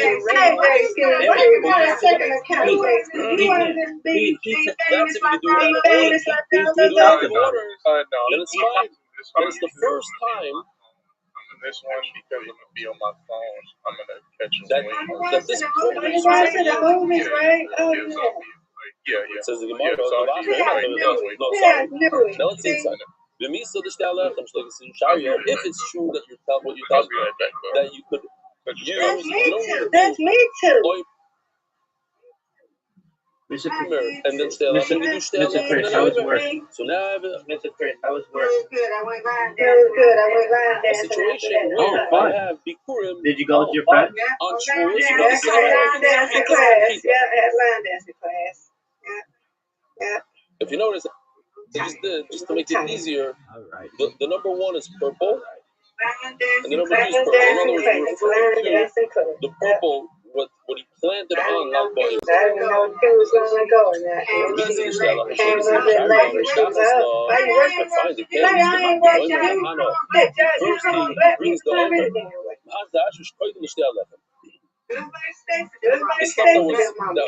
took the root. And after the Omer blessed, which they are left and the two breads, is also the Hadash We had to get to go. We got to rehearse it at 10:30. It's 10. What? 10? We got to go. Carl said, come on. So me and my best friend from elementary school. Come on. We put out stuff in there. We left right behind. They came right behind us. Right behind us. We made it. Oh, really? Another one? Oh, really? So it took like 29 minutes to get there. So you have the Omer Shalach from 1 and 2 in red. 10, 15, 20 minutes. It's not too far from Says the Gemara. Yeah, it's not too far from Besides 20 minutes from I'm talking about But we had to go. We had to be there. the Bikurim of one batch, the Mizbech family. I say that the first time the Mizbech ever had this type of food, this chita. And now this chita, the Achalam Mizbech prepared the Shachar.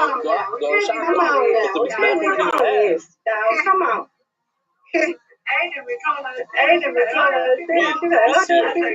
So the Mizbech doesn't care what batch it comes from. If there's a batch that went through the Omer, which they left, bottom line is the Mizbech already had. Just like consider, All the people's on time. We got there like around 7:30. We got like Now we're going 3, through easier stuff. Another question that earlier from us. so that was good, but Now left hand, so you can come in late anyway. Don't come right at 7. the question here But is, you said you want to come close to we 7. said that the two brothers must allow After 7. different produce to be brought to the Mizbeach, to the Beis Hamikdash. I can't say it. Like I said, people come Is in your there, produce on your they come in there on the ground? late. Is it holding that the two breads are matter? Obviously, if you didn't plant it yet, then the two breads you brought in Shavuos are not going to allow you to eat from that ground. It's not the food that already came to a certain growth. But hey, everything worked out for us. What growth is it, says the Gemara?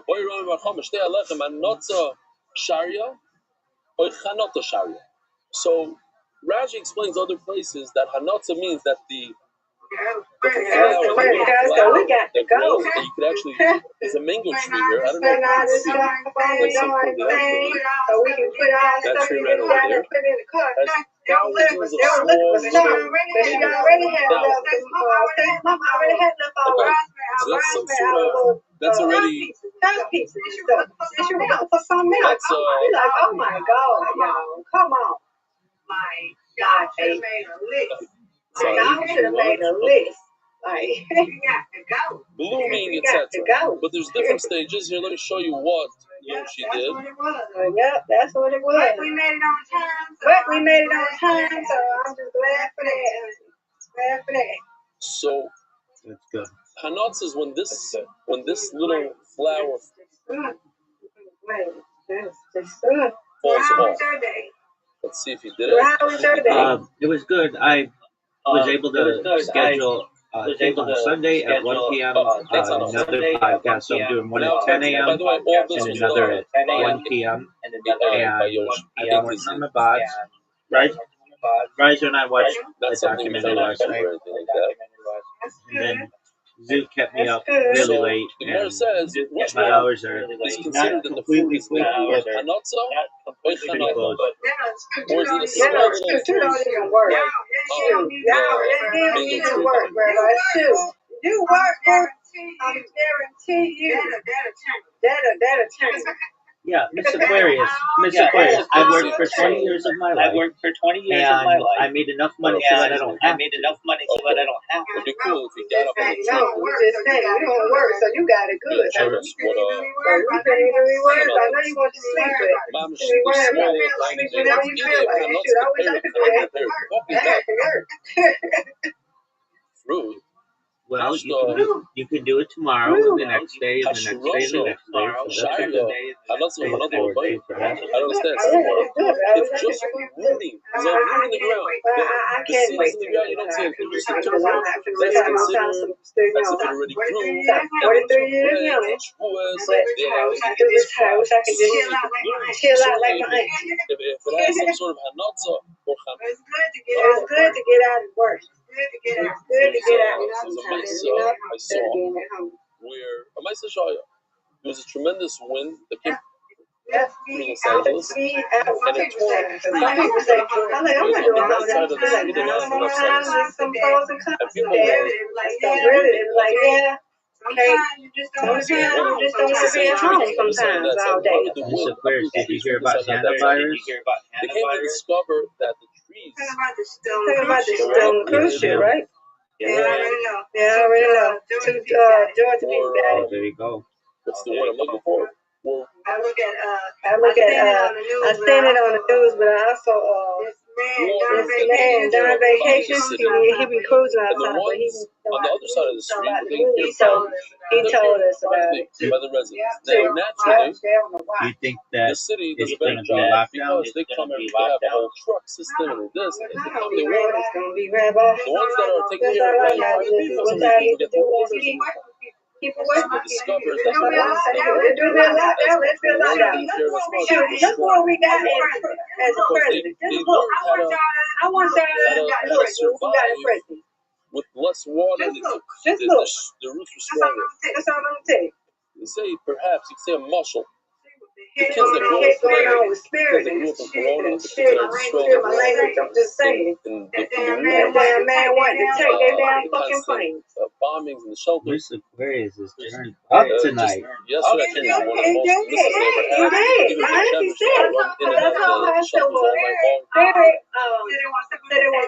she said, she said, but But it builds character. she looked at somebody on CNN, In a way, on it builds character. MSN, and she said, they said that Trump, they said, reason why they did that because Trump was trying to take their damn planes for these immigrants, to get these immigrants out of there. I do not like that, man.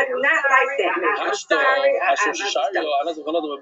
This man So therefore, the question is, I just want to know about not the fruit, but about what is it? A world war? is when a leaf comes out, is it like it took root or not? And if y'all didn't know, the man has dementia. Says the Gemara. Miss Aquarius, I've known you for more than a year. I have known you for more than a year. So let's get there. Never knew you were so political. Never knew you were so 15-line circular. I'm not damn political. Politics. I don't like politics. Like Auntie tells me this stuff because we do not gang on Trump. Does the Omer My auntie tells me this stuff. I don't look at the news. I don't look at my auntie tells me that. either Ashru, Shtanino, either Ashru, Shtanino? Y'all better wake up and sit over here It's going considered on. that it does. Okay, I mean, what It is not. And the Whoever voted for it's y'all, not. y'all made this happen. Y'all made it happen. Miss Aquarius. Miss Aquarius. Y'all made it happen. Ain't funny. Why are you saying that why are you saying that I voted for President Trump? Want to get freaking mad. Well, I want to know. And They're not gonna get mad now. Oh man, Trump do it in grab a chair, see if you can reach that little I window. didn't You don't have to vote pull for it him. out. It's not ours. Y'all voted Miss for Aquarius. him. Miss Aquarius. Miss Aquarius. I didn't vote for him, and I don't know anyone who did. So I don't know who you're talking to. I'm talking about the people that did. People that did. You ain't got nothing to worry about. The people that did, that's mad, that be on the TV, and mad about what Trump didn't do, what Trump did, he didn't do what they wanted him to do. When you voted for him, you did. They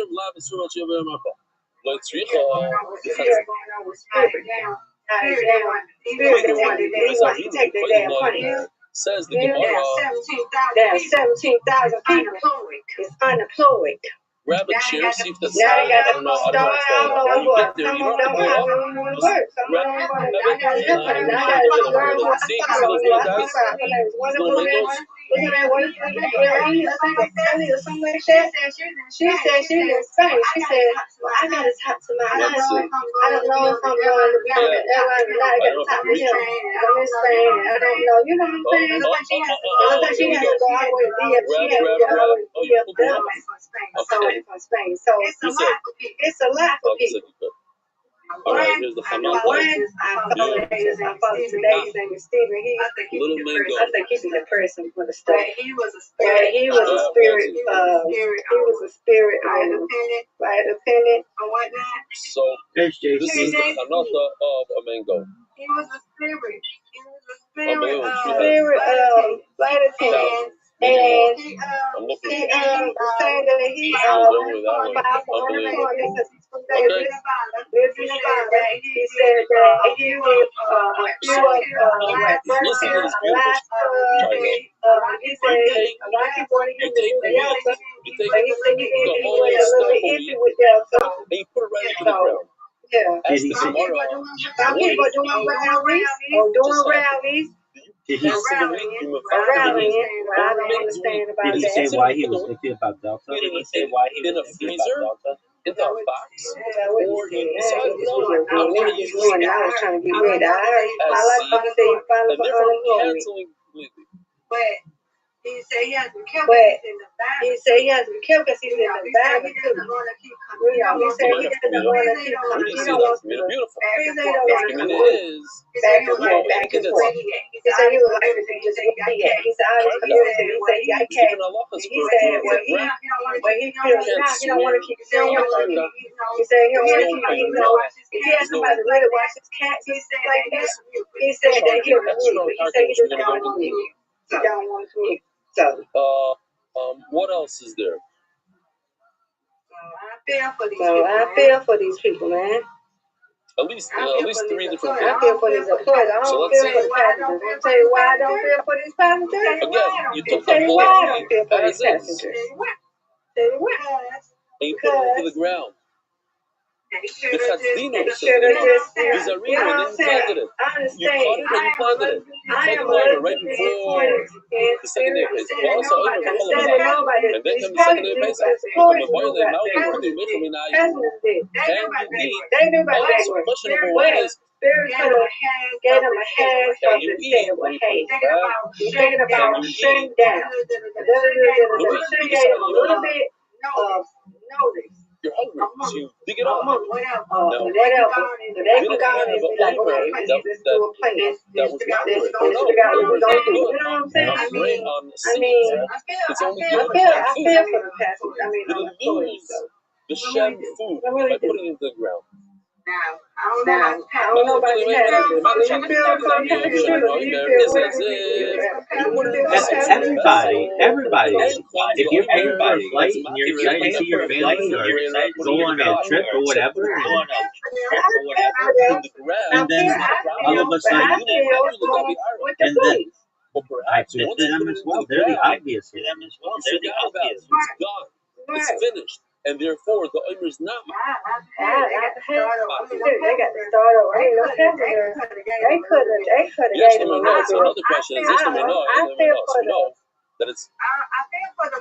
feel for the ones that not permitted. The DRA says not permitted to charge more than a six. Right out. And as a buyer, you can't trick the guy to sell you something less than a six. I feel for the people that if it's a six, then you put it back to all the way probably in summertime, like next month, July, August. I feel for them. Then they have to call and try to take. They got to take a dang on time. They're gonna take some time. They don't know if they're gonna get their money back. I feel for them. I feel for those people. So there's no oina on karka, on real estate. The Gemara explains. If the guy that's the farmer that helps you out, he says, "Oh, I gave you 6 more. But the width, this Colombo says he's lying. He only gave you 5, not 6. Like, hey, we about to get ready to shut down in a month or such. Anything that's to do with size, weight, and account. Instead of have the 3 in the morning, I know where really 6. He wasn't even working. He said he woke up at 12 p.m. If I tell you I gave you 12 eggs, but and got an email. He said he didn't even read the email. He said I didn't read all of them. All he read was operating a shutdown. Shut down at 3 a.m. He said he didn't even read the rest of it. He said he didn't even want to read it. He said I would have cried. He said I would have bawled. He said I didn't want to read it. He woke up at 12 p.m. And we had a big lawsuit. It took a very long time, and he lost. And they lost because we were able to prove that he lied. I'm afraid that everybody gets their money. Passengers. I pray that the flight attendants. Now, how did it work here in America? They're not saying that the sale is over. Last bit of pay. The options. I pray that the passengers and employees get a job. Every one of them get unemployment. I pray that. Why? Because he lied. He made him make a false. Hopefully, Spirit may come back to his senses and maybe another company, you know what I'm saying, with another company. You never know what can happen in the future. Says Gemara. Oh no. He didn't say no. He says, I put enough grain, enough seed, like the usual, like everybody puts such a field. He didn't say a number, he didn't say 6, and it was really 5. He says, whatever was necessary. And they didn't come and say, you didn't put what was necessary. Just so you know, the command is it considered that they say, no, why? Why? Because it's as if he put it into a vessel. It's like it's more like metal. It's movable objects. Or maybe perhaps once he puts the wheat as is into the ground, it becomes like real estate. Let's see what we have here. $33 for what? Where you going at? You going downtown? Oh, that's me.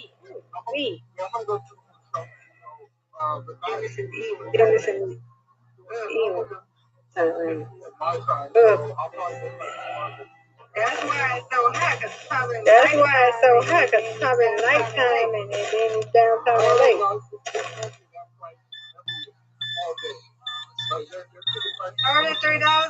$33? Is it because they're in downtown? It's 48. It's 48. You only sold 5 sehah. You're only selling 6 sehah. I will sue you in bad day. There is no other regarding that. Forget about your money.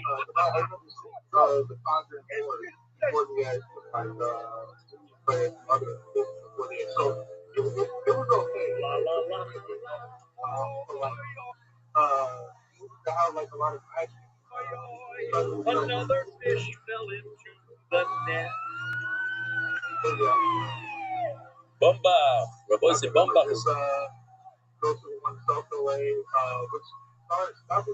There.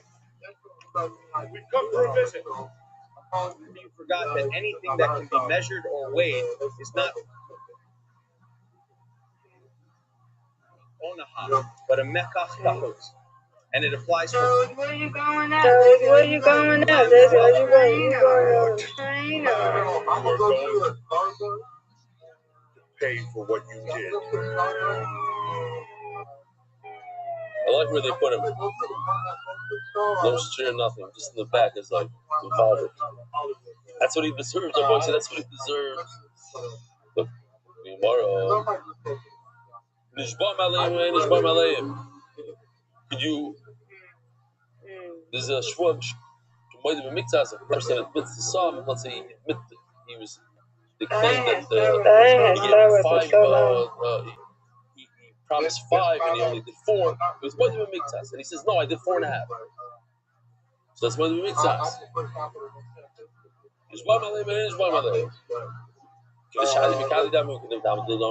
Is it considered metal because it's put in a vessel, but it's and there is a shvua? Or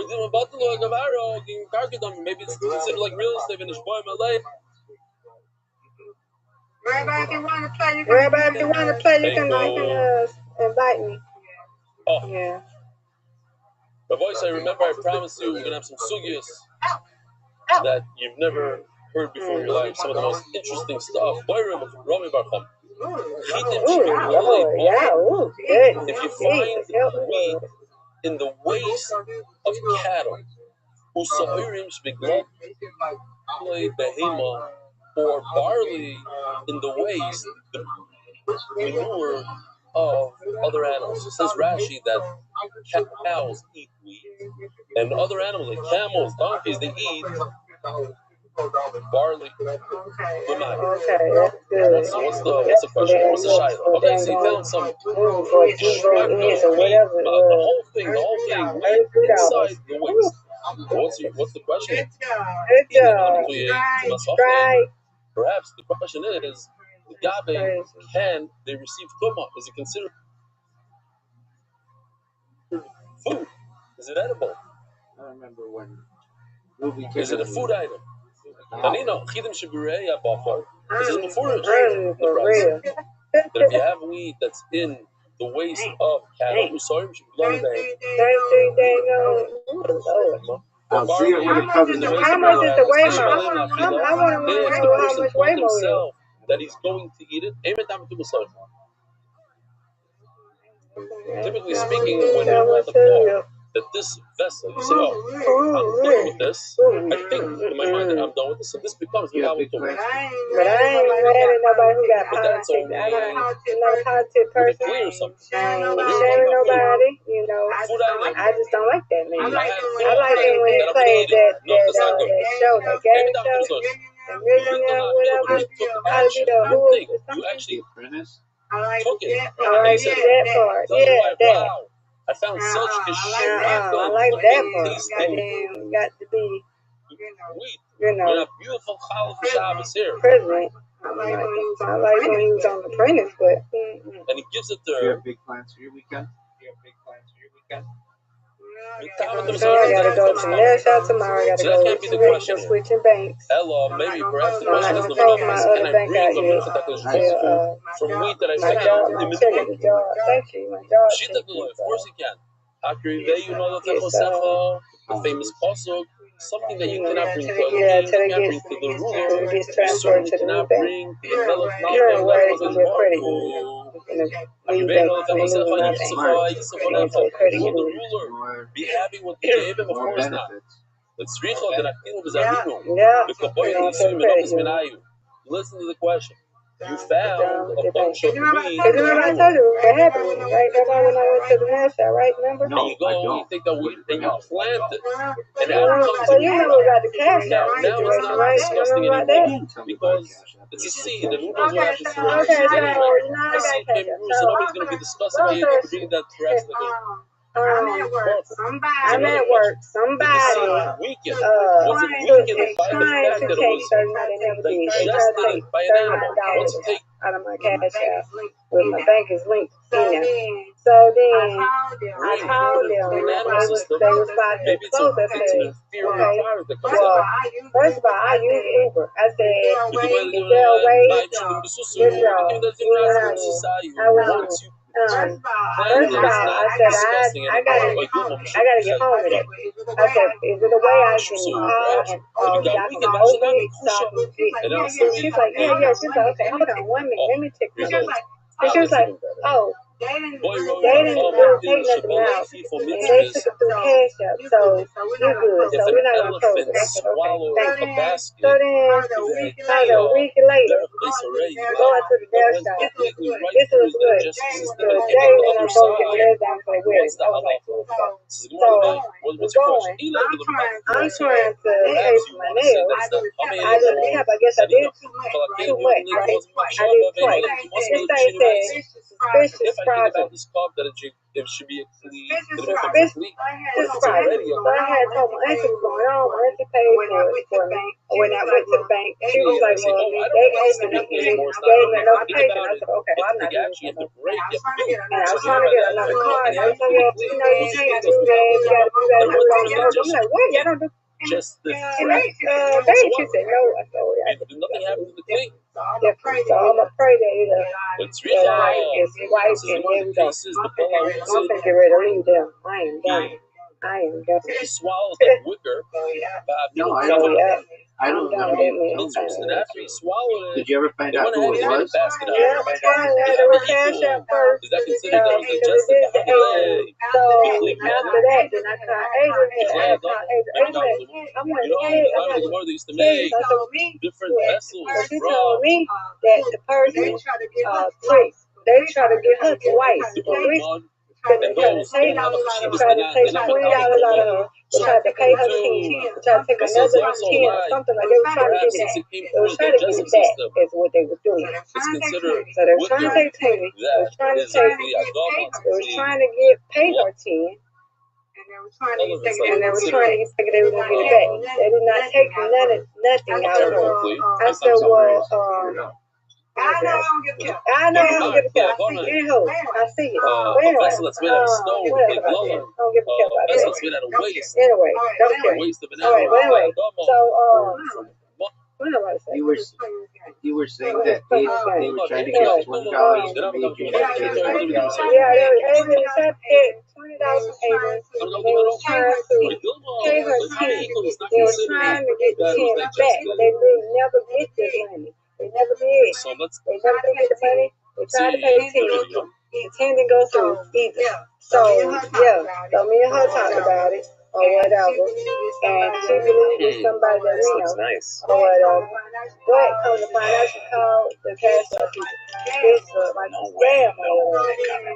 So then, Excuse me, is this she real? got a scam. I'm a So she said she was gonna call her. I said, well, Ada, call her again. I said to Ada, did you call her back? No, I didn't call her. So, okay. So I decided, my sister, I've been so you to go and wait for the anyway. I go to research that they, some of these banks are fraudulent anyway. They have most complaints anyway. So, and one of my banks, or the bank that I'm with, is one of them. What am I looking at? So I am going to a credit union. I was like, you know, you're going to go to a credit union. I've been told to go to a credit union or whatnot. And yeah, I'm done. I haven't. That's right. Because I don't want them to keep trying to do it and then lock my damn card out. And then I use that for Uber. You know what I'm saying? To get home.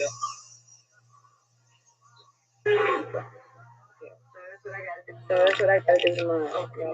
Open it. And of course, Put a credit union, open at the end of the process, checking account. I'm not logins baskets I don't get a thoroughly.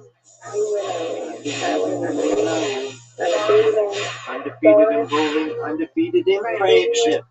Right.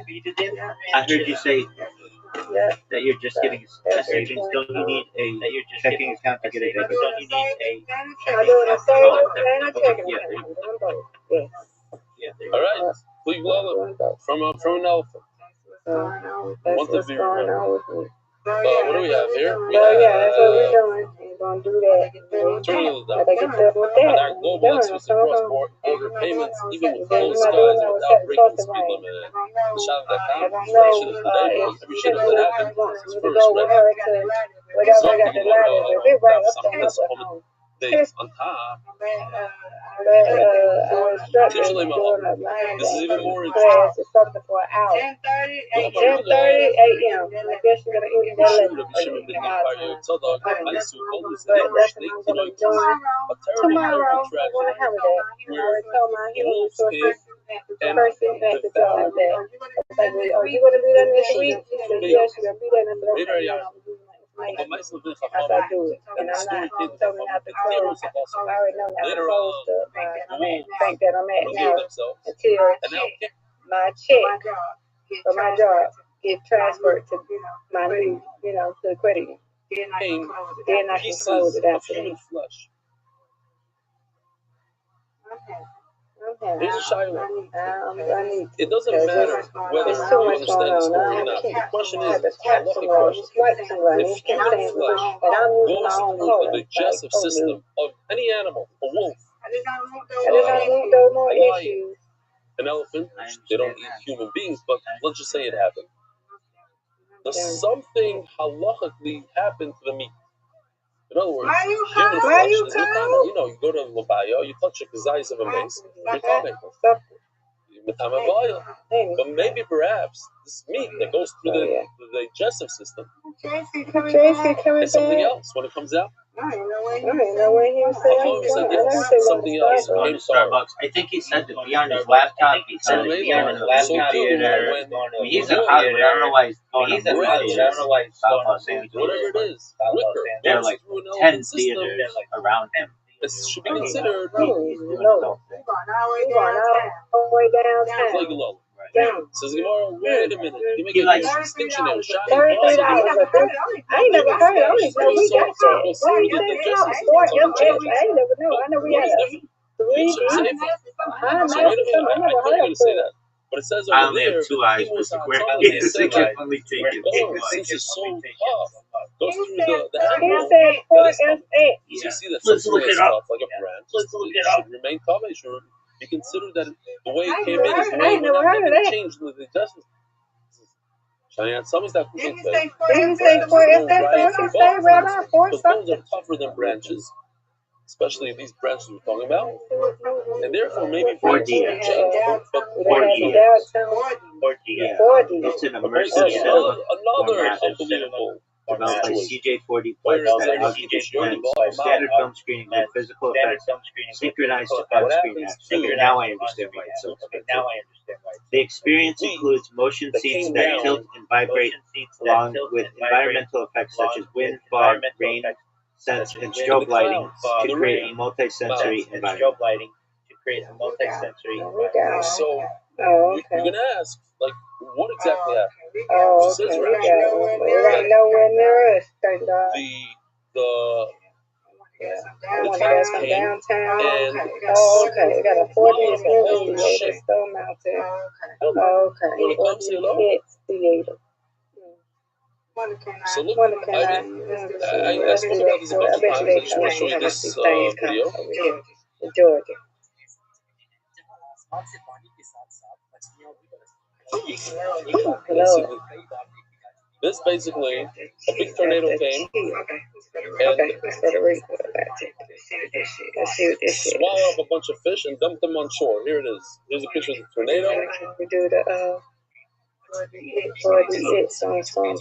What up, Riser? How you living, pimp? That I'm not exactly sure.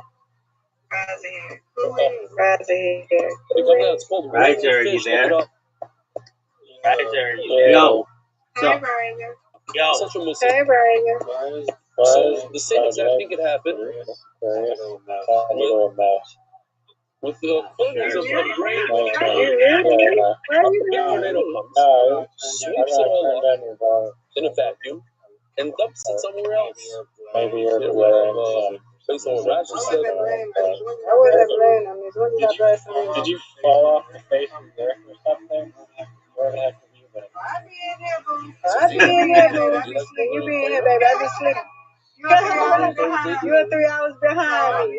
No, I've been in here every day at 8 o'clock on the dot for the last 8, 9, 9, 10, 11. It's 11 right now, baby. I go to sleep Monday night, Tuesday night, and Wednesday night. I have to be up at 6 a.m. You're 3 hours behind me. It's 8 right now. It's 11:02 p.m. So, in an hour, midnight. Okay? So, when you're coming in, I'll be in the bed. I have to get up at 6 a.m. my time. Which is, what, 2, 3 it's 3. in the morning for She's y'all? been in here. She just been asleep. Yeah, you're free. Yeah, I'll be in here. Okay, well, I'm sorry, I missed you. It's okay. You're in that Georgia accent. It's okay. You forgot that I am 3 hours ahead of y'all. Riser, do you know about 40X movies that have motion seats, The question is more, motion not seats, so strobe lighting, bread on Shavuos, where the pasuk says, "B'mosh v'seichem amar Rachman." That's where Not forget JC's the pasuk going. is the light. What are your thoughts, Riser, What are your on thoughts your favorite podcaster, William Montgomery, announcing that he was ending his podcast yesterday and that I had to be the bearer of bad news to you? Aval da'avim, shapir How da'avim. did you find that out? Something You that comes followed with up cloud on is it or great. It's something? not the problem Well, with cloud. The problem is where it came William from. Montgomery came in here at about 3 o'clock in the morning here and was like, Rabbi, I have something to tell you. And I was like, what's that, William? And he was like, I'm ending So the let's show. start again. But what you And say I the was like, Torah it doesn't says surprise me that as because to your come from podcast Eretz is awful. Yisrael, He's like, I'm like, but it used to be better. And he's like, as it seems, Always present, on whatever you want to say. How did I find it out? I went on Kiltony's subreddit because I wanted to know what happened to him. He hasn't been on in like a month. The month previously that he was doing Kiltony, he opened the show and he just wasn't his same self. Frankly, he hasn't been his same self seemingly since he had that meltdown at that stand-up comedy show where they mocked him or whatever, and also since his breakup with Erica. I have to show you the spaces before I forget. That's cap. William is doing better. Listen, Doing the row machine. He's healthy. He's dropped weight. He is still funny as ever. Same stuff. The bombing that he did. You know, The comedy show didn't the follow. last white line. He's like, it So happened. no, it happens. I get that. I agree with everything you just said. Everything you just said. Inside the chicken, and you find Okay, let me ask you this. You haven't seen him do stand-up in 2 months, right? The less are in his bachelor. Okay, well, I have, and I can tell you that he just hasn't been the same. Especially, and I'm not the only person who thinks this. Tony Hinchcliffe thinks that. His boss. And he's at his in-laws house for the Seder. And at the Seder, they serve soup. He got promoted to starter. Well, he said that he likes to do starter more because then he doesn't have to like. Then he can relax for the show. But he's the closer. He's like Mariano Rivera. He's the guy who, you know, no matter what, at the end there's going to be something. And they've changed it now. And also, Kill Tony just hired a new regular, which tells me that probably William Montgomery's done. And he went to the Raw. William Montgomery, he doesn't need to kill Tony. He is. Let me see something. He just makes more off cameos. Basically, what happened was, I don't think he really makes that much anymore on Cameo, to be honest with you. and some of the wheat kernels got stuck in his straddle, and he was gritting his straddle. That might be true. Yeah, it has. I mean, he's a one-trick pony. How many times can you be told that you're a fat bitch? Instead of pointing fingers at somebody else, point at yourself. Whatever. I heard this from why I heard this from a few people. But when you point at somebody else, you point it with one finger. Well, so what, like, in reading the comments or whatever, he had a dispute with an advertiser, or they dropped him or something? Point at yourself. You might be at fault. It might be your Strymel, not your Mechutin. Usually what happens in those cases, it's a company like Podcast One. What they do is they basically get a bunch of businesses who want to podcast and who want to advertise on podcasts, I should say. So like companies like MeUndies and Magic Mind and like AG1, all of those, and they get this network together, and then they say we're going to put it on these different podcasts. And so William Montgomery would be on one. And all of the other ones, and then basically they cut whatever podcasts aren't produced performing that well. And I think since Casey Rocket left, and the lovely Erica, they've just basically felt like his one-man show isn't getting the same views that it once did.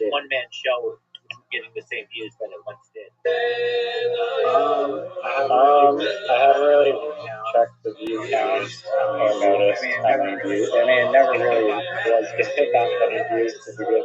But no. I feel like there are less than 100,000 views, which is not a lot of money. Like less than $800. Yeah, and he is, but he's legitimate, in my opinion. That's what a real podcast is. It's not these 600,000 views within the first 2 hours that these other podcasts do, that you know are just being artificially inflated. His was like a legitimate, hey, I'm not going to blow money on bots, and we'll just see how it goes. He also did something. Right. It's alright, everybody. What? Just got from Stroll this afternoon. You asked me. YouTube will suspend your recording. Well, they're supposed to. It's 4:45 in the morning for me. They have people like your. Like insiders like your brother has, who they can go back to them and be like, hey, you need to unsuspend us or whatever for whatever reason, and then they do. But your average person doesn't have that kind of force.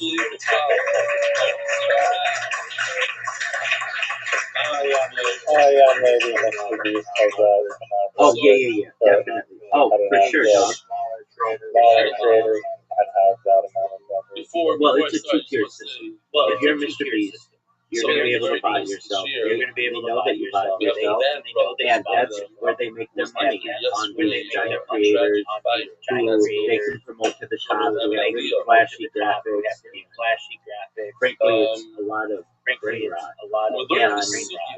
And anyone who has anything intelligent to say, they are going So I went around the airport. like if it's not, if they don't feel that it's going to meet their metrics, then they end up dropping them.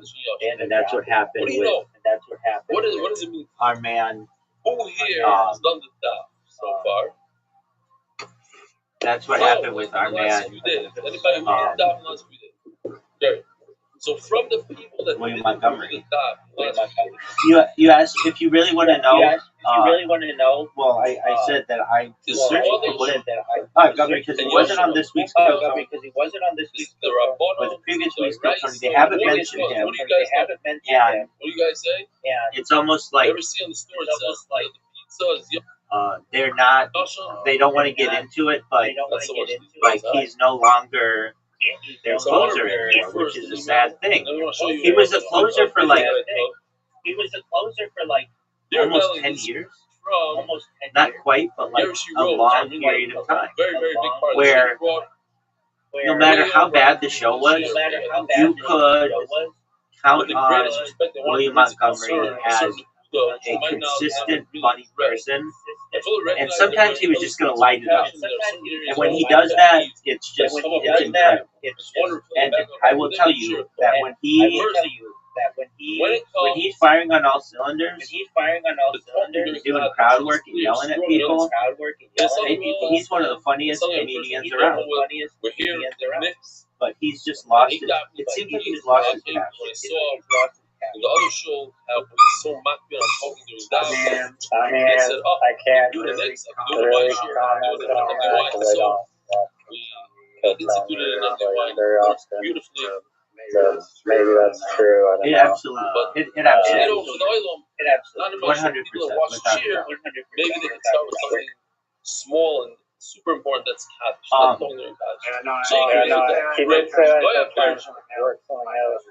Secondly, regarding the Bible said, again, I feel like he's invested a lot of time into growing a podcast. Over the years, personally, I've been doing it. How many subscribers he had when I started watching? When it comes to that learning he's been steadily always doing everyone there. That's true. And like the fans were saying that like, oh, I can't believe he never did a reunion. He never reunified. They never had a reunion with Casey Rocket. Yeah. Dude, who's the producer guy? He has the guy from his raw. Good for him. Who? I go with the Mr. Brewer and everything. A to Z. Clearly not a William Montgomery fan. Oh, Daisy. There's some that go with our children still, but He said you're going to take the rainbow, Rabbi. He said you're going to take the rainbow, Rabbi. I see. How much is the rainbow? How much is the rainbow? And I'm going to keep on saying what comes next. You have a raw guarantee that says, I don't like Waymo. So it's like this old, I'm going to keep on pushing Skype. And I think the danger is when you start finding a thing for certain things.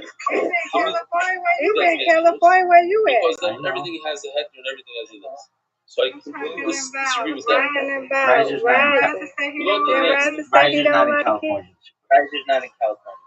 Now, Where's the rider at? I see a Waymo and I want to say there's nothing wrong with saying over the Chavetz Chaim, pushing the Chavetz Chaim. Great. Next. But it gets better.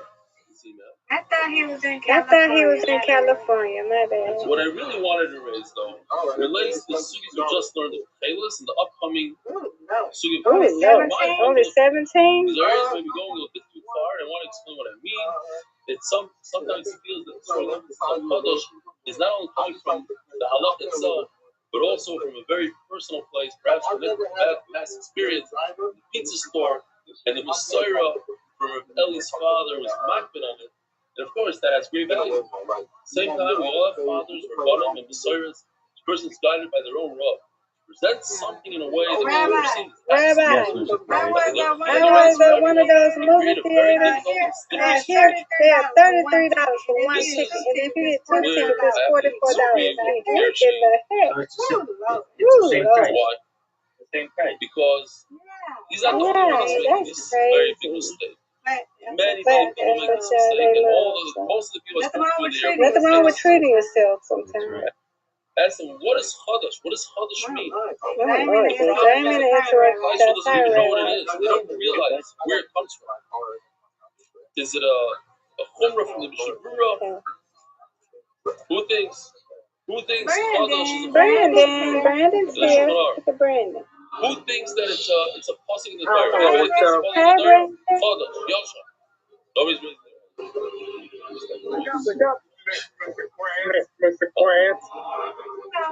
Chadash and Yashan pasuk in the Torah. It's not a discussion of the Rebbe, my Rebbe, your Rebbe, my father, your father. How was your day? And the trauma was created because How was your day? certain Amaranths Okay, you JC. gotta realize it's a passing in the Torah. So before it's a passing in the Torah, Okay. you're not allowed to eat pasuk. I'm the quiet. What is it? The What's quiet. Chadash? Chadash means the crop of wheat before Pesach. You be Pesach comes stringing the what? second day. Sometimes today's Sukkah. Then it changes. What's it called? It's here. Boys, it's here. Oh, okay. So if I'm telling you, the boys say, all you need to do, do me a favor. Go around, not that sheer. All right, Rez, are you ready to lose? You hear guys? Are you ready to lose? Guys, before you chop all the plates and all the stuff. Dave, 1 second. Yeah, I'm ready. I played pickleball today. We play literati, which is like Scrabble. Guys, listen. Oh, you play Scrabble. You need to go around the show and let people know that it's a pasuk in the Torah. The square is The good. question is, does that pasuk apply in Florida today? Scrabble. According to I used to a long time according ago. to 95% of Rishonim, Achroinim, You wear Riser? is a Deraisa, When I let him. certainly is a Derabbanan today in Florida. So the question is, Get out of here with that. people don't care about it. That's the question. So they have a heter, and it's called the Bach. It's a Dasiyan. And he has a heter of a Svek. We have to know when they're using the heter. You have to know they're using the heter. You have to know not to make fun of the people that are makbid on the rice with the Rabbana. And not to write a silly email like there's your roses. Right here. You're Again, down 20 points. He's writing it. You're down 20 points. CJ's. But what he's writing is exactly what other people say. Here, no, listen to what he's writing. Let me try to cover up nothing. It sometimes feels that the strong emphasis of Chadash is not only coming from Allah itself, but also from a very personal place. Perhaps connected to the past experience of pizza store. At the same time, we all have fathers. I already know Father what you look like. Sorry. Rabbanim can't argue in a passing the Torah. They can't argue on the Shulchan Aruch who passes it's a direct today. Shulchan Aruch. On the tour, on the Rosh, on the Rambam. What JC doing? Can't argue. He must be trying to It's fix his not about a camera. father. It's not about a Messiah. Who has a Messiah against Rishonim? I don't understand what he's talking about. What he's talking about is a common misconception. After I read the email, I started going over the person on the plane and in the airport. And people have no clue. Zero. I'll show you a video.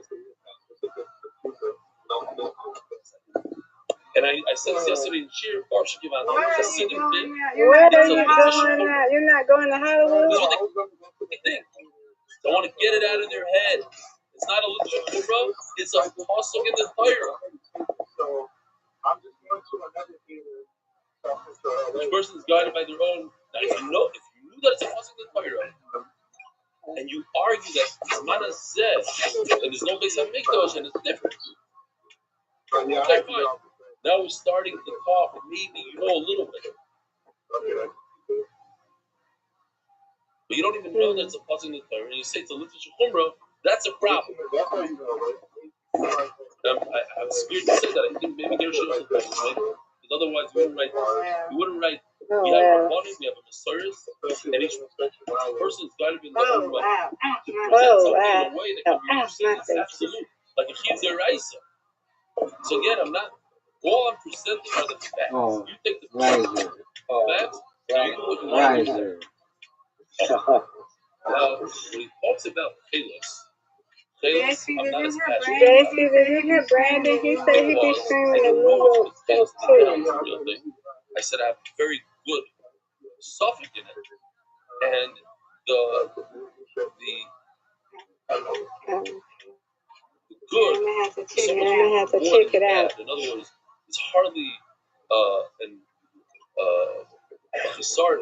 You can only be a mitzvah deraisa, but hardly lose anything. So that's why I said, okay, I'll try it, I'll do it. I don't push. My own children don't wear things. I never spoke to them about it. I don't push it on them. I push it on my friends. I don't tell my friends to wear it. So to say that I'm, it's like.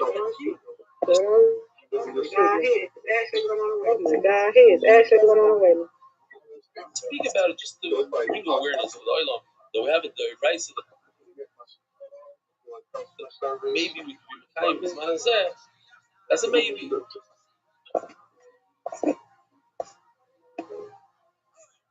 And I say all the tzadim that the oilam said Nignas and on my spot. This couple doesn't wear it. This couple doesn't wear it. That's the main kind of today why people don't wear it. Not because they have like a good kind of guys. We have anxiety attack already. Now, I just want to show you this video here. But I love Gary Shbevitz. I love him and I love everything he does. I don't think it's a pet peeve. I think I'm trying just to bring something out. If one thing comes out of this year, one thing that people should. Rabbi, have you seen him in this before? Whether or not. No. I'll watch it. He's really in a way mode. Now you could ask your Rob. Don't say. Yes. You see it? Certainly, yes. Harder. People who want everyone should ask their Rob. It's still creating sense of this. You can't confuse people up from guys there. I'll mention the writing this. They do it downtown. Atlanta, but I wouldn't take it. They don't have it here in my area, but I would.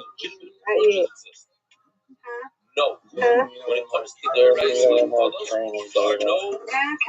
Downtown Atlanta, they have them. I'm in Atlanta. Yeah, I'm in Atlanta, but I'm like 20 minutes from Atlanta. Yeah. Everybody knows about the cop and explain songs. I understand why. Okay. Is it that such a tendency today? And especially the Hasidim were so makbid on the smallest nuances of all these halachas. They wear Rabbeinu Tam. They go above and beyond everything. Go to the mikveh every day. So why, when it comes to the rice like this, they're not makbid? So the answer could be that in Europe it was very, very difficult to find yashan, and they had a concern of wachnefesh, I heard back in the day. But that had I can't see it. The places where it was not an issue at all. Ain't nobody there. I'm just putting out some information to see what everyone was. Thank you, Yossi Willig. I'm going to jump to the video that I want to show you. Who else is for hosting me to record shit during my sweating here in Lakewood. Yishkoyach Mark, Yishkoyach Yossi Willig. Mark did a great one-two with me today. And Bezer Shem will be with me the next month. Very much looking forward to Erev Young Grab Awards Shiurim. It's going to be beautiful. I'm here in Miami Airport. Got robot cars. What do you guys know about Yoshua L'Chodesh? What do you say? What did you tell me a second ago? This is a very stark month. Okay, good. I'm trying to teach the Olam that it's a positive Torah, it's a Issa D'Oraisa, and there's very, very little thing happening. Yes, there's a part. It's not the most annoying thing. Also, the rest is none of it. I said in Shir. That Imam yesterday. The same thing. It's some shit stuff that talks out. It's also in the Torah. You gotta tell Christ. Now you know. Okay, there's some header. It's a specs of the path. This that was a header. It's a passing the Torah. Yeah, I'm gonna tell you. So yes, Svardim are not good on it. And Litvak's are not good on it. Like he said, Litvak's a very stark makbid on it. But he didn't know that it's passing the Torah. They didn't know. They didn't know that where it starts from. It's one of these things that I can't really see it. so that's what we It's that's like pixelated. before we go to the sugi, I just need to read these sponsors. There are a lot of them. The official edition of the Shas was accepted by the Iranian Habibi family's parent and their wives, Toy Shayov and Shmuel Yehuda Waldman, Rudy. How do you say this word? Erudite. Let's change it to something else. Whereas erudite translation of multiple parakim. Anonymous. By the way, that's one thing that we have now. Rule number one was remove all the erudite words. You don't want any words that guys like me can't read. Just simple English. Yeshivish English. Anonymous and black reading. This was Isaac. Moshe Mishpach from Minas de Meita. It's Salmon. So our dedicated memory of Avi Meir Shmuel Korler times he died in front of the Rafa and see his child Shkoya. The second sponsor Jogi Dallas Nish was my father Jackie Dallas and Anas. I saw the groups in the guys from Culture Family Conditions. The Nish was I rather go to Culture Family. And Anas was Anas Shtema. Everyone can see what the name about Sester. He's from Mount Tortos Bifa. Now we're so proud of you. You got more like keep steiging. Send the Gross family, Cavi Island, in honor of Rebellion, you changed my meaning of life. Loni Almani Yossi Markin Benny and all the Iskim, the Turkin, the wife, Shkofi Shal, Tzicharam, Ari Simon, for Shtema Bimari, Baruch Mamir, and Anonymous for the merit of the Chob and Sar, Rachel, Basar, blessings in all areas of life. Send us that time of being David Sibu with Papa Yonah, anywhere rules wise, English was Shalom and Salal. Greetings, sponsors on Moshe Fisher's Bar Mitzvah of the Saul and Uncle Goody, Leah, Pinka Savitz, Leah, that's really the months in New York, Ziv Hogan with Korov, but it's not with all in Yarnim and men. Now, it's supposed to brother should make with the David Bermina, Koyer, an amazing 4-year-old medical treatment today, successful, man, and I'm Shtema, a Rivka, this line of Basa, Zahav Rachel, Yuri Friedman, and our Meish, Kyle, your support is my great motivation. I may have asked him to agree with Simcha, the Black family. Yishmas Yaakov David, Ben, Ephraim Fisher's part of Rachel, Ephraim Fisher's part of Rachel, Yitibes Nisan, Leonias, there's Refuah Shleima Yonatanis and Mimasham Bracha, Shleima Mortem and Esther, the Pusayel Daniel 7 Ayel Esther Ishkoya. You don't mind, Bezer Hashem this year is heard by close to 40,000 people, so comments and, I welcome comments during cheer, but good ones, noise, side noises, stuff like that, please try to keep the minimum Yeshukaya. So we're going to see the sugi today of Yashan and Chadash, see where this email came from, why I was passionate about it. You want more So time? in the Mishnah, No, I have discussing the Zion of Bays, we learned yesterday that the way it works is the new crop, barley, wheat, the Hameshis Minim, you cannot eat the new crop until the second day of Pesach. When Klal Yisrael brings a carbon, they bring a Milchas Omer. That Milchas Omer allows you to eat the new crop. What happens when there's no Beis Hamikdash? We don't bring Omer, so then what? The Gemara is going to discuss. Listen to this. There's machlokes in the Mishnah that we learned yesterday. Could you even touch the crop? Could you even cut the tool? So we saw Meir says no, you're not allowed to. Because if you caught the crop, you might eat it. And eating it is what? Isser Deraisa. Says Rabbi Yehuda, it's not a problem. It's not a problem to cut it. Why? We're not concerned you're going to eat it. Okay. So the Gemara asked the question. I'm just repeating what we learned yesterday. This is the Shita of Rabbi Yehuda that you could reap the Chadash and we're not concerned you're going to eat it.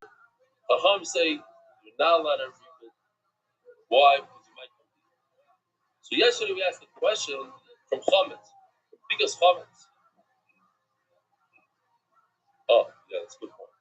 The biggest Chametz.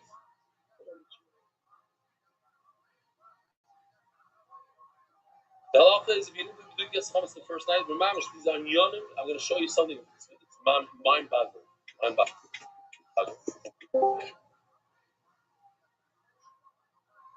If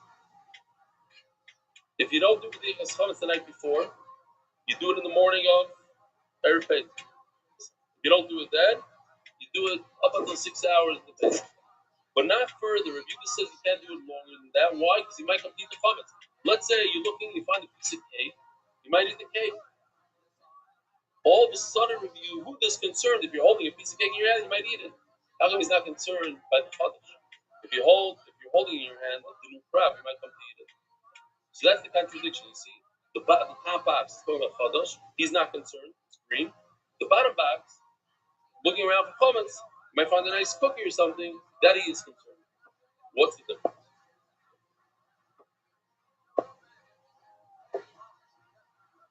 In fact, the Gemara says we have the same exact question on Chachamim in reverse. Why? Because when it comes to chadash, the box is red. They say you can't touch the chadash. But when it comes to the chametz, they say you could check it. Okay. So on that, we had an answer yesterday. The last words of the comment phase. Amar Rabbi Shani chadash potentially because you're not allowed to cut chadash with the what is it called? The round tool? The sickle. You're not allowed to use the sickle. You have to use your hands. Use your hands. That's your way to remember. Oh, why can't I use the sickle? Because it's chadash. I'm not allowed to use. I'm not allowed to cut. At all. Oh, yeah. Almost done.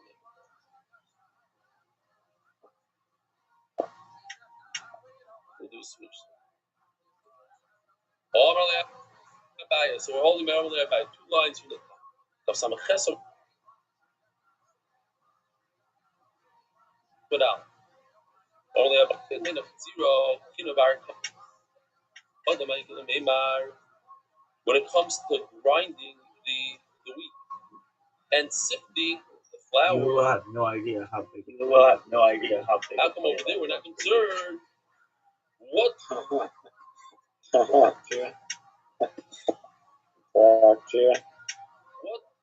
What is he doing differently? When it comes to reaping, he's not using the sickle. When he's doing the tina and the arkada, the sifting, what is he doing differently to remind him that you it's would just have no idea. I would have like 1,000. Typically speaking, how do you use something like this, Rabbi Isaac?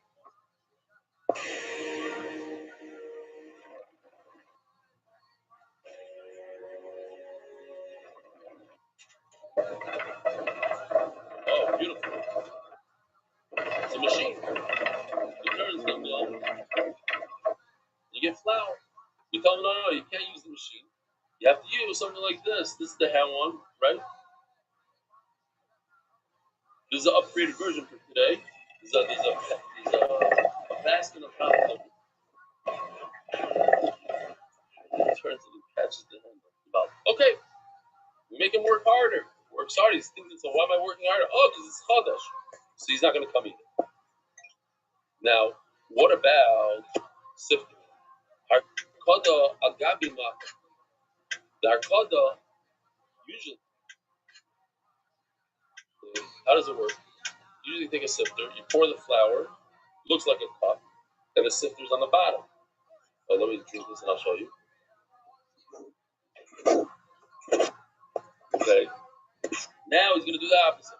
He's going to turn the cup upside down, and he's going to sift from this part. Much harder to sift this part. Let's see.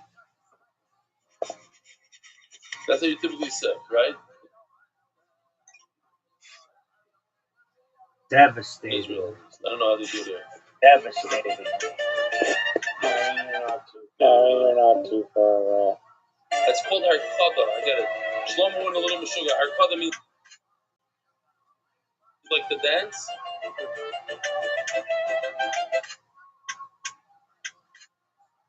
These are the little flower guys. What does the Gemara say? Harkada, Harkada. Napa! Rashi says it's the other way around. Chadash, Badin, Invert or not inverted.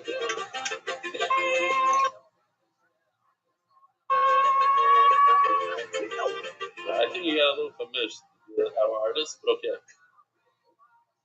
Oh, so now he showed it. Kobe, I think, did this where the sifter is upside down and the flour's on the other side. Great. So since you're doing it on the opposite way, then you're reminded that it's Chodesh. Says You Gemara, fucked me so badly. Based on Shlachin, the Sharia Katsira. You fucked me so badly. There's two types of fields. There's a field that uses rainwater. There's a field that needs extra help. It needs it to be irrigated. The game's still like tied. And we're going to show you a video of that stuff. Shibama. Yeah, but you just have no idea. You played a few spots that just you have no idea Why? Because the how rain over there is the inferior they have quality. saved you. So we allow you to use the sickle. You're not going to use it for the oimer. You're allowed to use the sickle. The question is, you're not allowed to pile it up. Michael and Neymar. You're telling me that the whole reason why you're allowed to cut the chodesh is because I have something to remind me that it's chodesh. What's reminding me? I'm not using a tool. I'm using my hand. Over here, you're allowed to use a tool. So what's reminding you? Check this out. Mr. Shlavin, this did a phenomenal job, huh? Or they did. Yeah. Boys, you eat now. That's getting boring. This is good.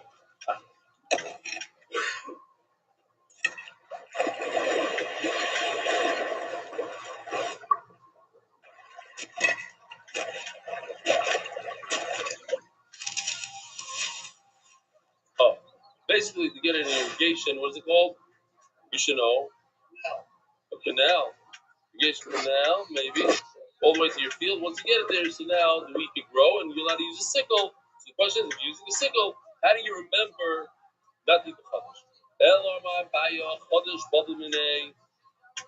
The answer is the chodesh. Now I can just skip a whole bunch. Nobody will know the difference, right? Wow. Look, I'm going to turn this around.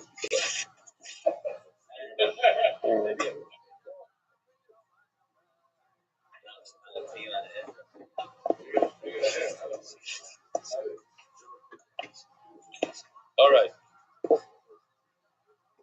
So says Gemara, very good. Says Abaya, Chodesh Balaminei. People don't eat Chodesh. You hear this? People in the back of the day didn't eat Chodesh. And therefore, they'll be careful not to eat. Chometz loy Balaminei. When it comes to the Chometz, since they eat donuts all year round, this guy finds a donut every Yontif, he might take a good bite out of it. All my Rava, the review the Kasha, the Rabbanan, loy Kasha. So this I showed you before. I preempted this question. Here it is again. Nobody's paying attention to it. It's okay. The people that are watching this year are going to be paying attention.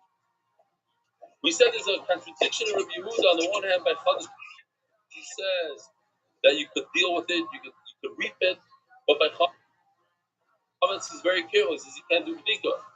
Why is it not a question according to Chachamim? I'm only talking to you. According to Chachamim, who say that it's also to deal with Chodesh, you're not allowed to reap it. How come it is by Chametz? They say you're allowed to do B'dika. Yeah? So says the Gemara, Hello, Marava, the review like Kashia, Shanino. We already answered why it's not a concern. The review and review why? Because we said the Chametz is used to it, so he might eat from it. The Rabbanah like Kashia, that's when Chazal of the Sarah, Oh, look who it is. Oh, look who it is. Not a question for the Chacham, because if a guy is looking, he's searching for Chametz, why is he searching with a fat flashlight and a candle for Chametz? So that he can burn it. So also he's going to take a bite out of it. It makes no sense. I mean, Ravashi, do you not know how to view people in the server dog? A beautiful lines like a god. Excellent point. The Ravashi, the review that the Kashi, we're talking about roasted flour, and roasted flour is not edible. He was just in here. And Mamela have no concern. Talking to us, dog. It's almost like a joke. Listen to this. How was your day, Zoo? Who wrote? How was your day? Ravina Ravashi. Ravashi's writing about himself. Why is that? That's a Medusa. It seems like he wrote himself in like an Anovidic way. Are you okay? This that Ravashi said. It's not somebody else. He's writing about himself. Unless it was written in later generation, which also is a possibility. But other Rashi, Berusahi or Bedusahi, it's a joke. I get it. If the flour is roasted, nobody eats roasted flour, it's not edible. But why do I allow the guy to reap it? Oh, fuck you. When it's whole, people used to eat it. They used to take nibble at it. And then Zoo fucking leaves. I was fucking distracted. What do you want me to do about it? I got this asshole telling me about hitting his head. So you're gonna say, oh, we don't allow you to reap it. I don't know. I had to be the one to be like, yeah, right is here because you're just AFK, quiet as fuck. In the base of Shlachim with the sickle. Warm up game, son. Warm up game, son. Warm up game, son. So Ravashi is not. I mean, what do you want me to do? Ban him? Not yet. Ban him? Basically, the challenge we don't allow. Yeah. I went to that restaurant. That's fine. If you leave and you're here for 10 seconds, then you leave. What is this? I kicked him a couple times recently. Let me think why. I'm not gonna eat all that. I'll take maybe a half of that. And even that, I'll switch. Why did I kick him recently? Whenever he talks about like stuff that will get me banned, then he gets. Boys, are you ready for the Mishnah? Alright, he just gets disconnected. There's more food. Why? They're not concentrating enough, and you're.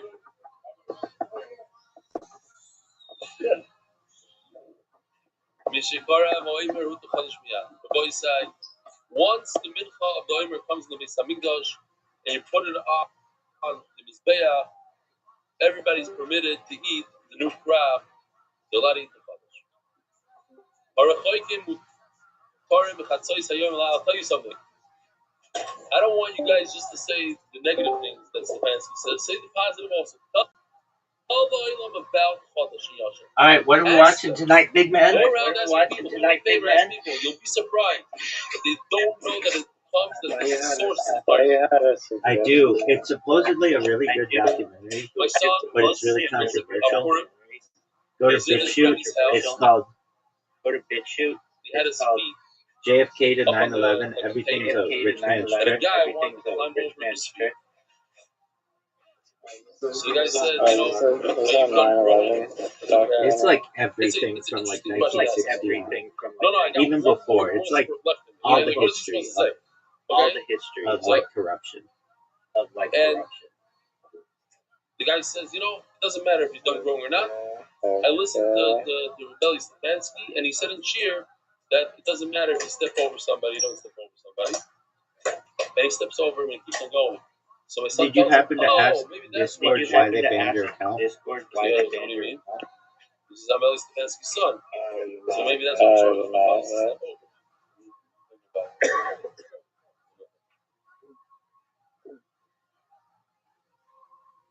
You go that way. Yeah, thanks. Yeah, so I had to convince him that he's my son, the whole thing. Great. So Zok the Gemara. I'm just saying. People say over, you let us step over, so Stefansky said. Say over the Yashin thing also. What if you don't live in Yerushalayim? You live far away, you live in America. So when Chatzis comes, you could assume that in the Beis Hamikdash they already brought the Aimer Mamela, you're allowed to eat the new crop.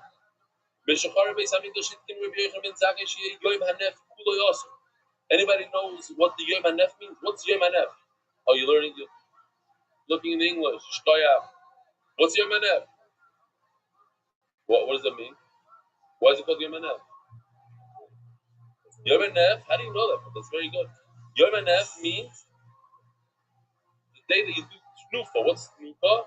When you lift the carbon, when you lift the mincha. Right? So it's called Yom HaNef, which is the 16th day of Nisan, which is what? The second day of Pesach. So says Rabbi that guy, since there's no Beis Hamikdash, so we're not going to eat Chodosh that entire day. Or my Rabbi Yehuda, but I mean, also. So Rabbi Yehuda kind of argues, it seems like. It says, what do you mean you're making a takana? There's takana. It says in the Torah you're not allowed to eat on the 16th day. Shenemar. He has this concept. You need assistance finding it? Meaning, if you can't eat part of it, you can't eat up until you can't. The till is also part of it. I got an email today. From a girl who let's say says that we're going to do a podcast. We're going to do Sunday, potentially. I say potentially because she has a potentially. But that's going to be 1 p.m. I've got another one that I'm doing at 10 a.m. Kind of got back to back. And then it's going to air September 7th. Like, why the fuck so far in advance? She only does one podcast. And she's done like 77. Says the Gemara, getting her master's degree.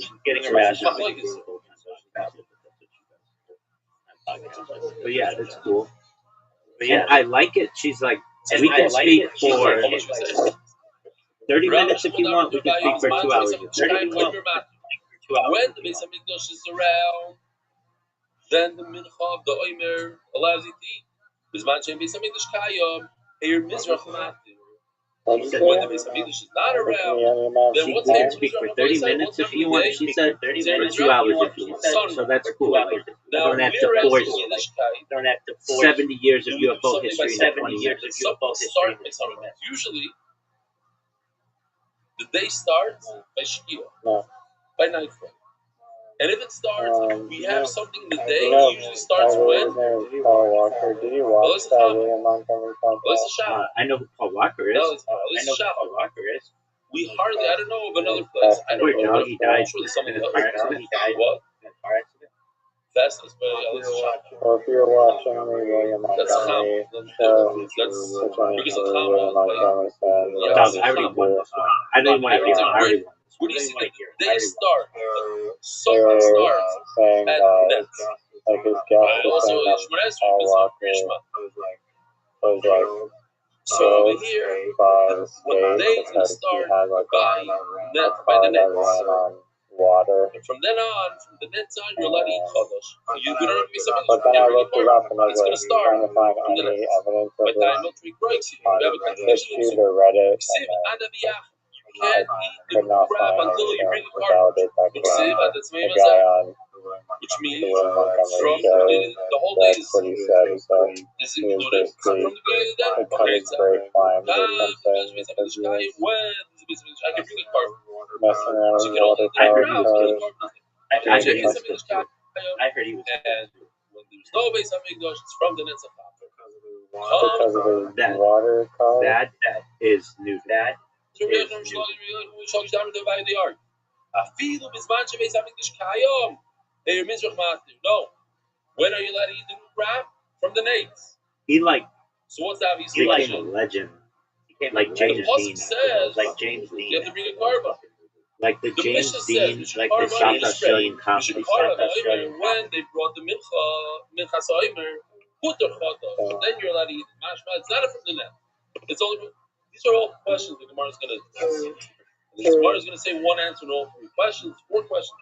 The mitzvah. Did you It's find a it? special mitzvah. Did you find You it? wait, you're patient, you wait until the carbon, then you get an extra mitzvah. But in fact, you're allowed to eat it according to your regular shlosh from 3 Yep. hours the long. second, from the net. Yep. What's inside? No, We've got to watch it. This is like the most famous band documentary. That you have to bring a carbon out of the apple. Limits special.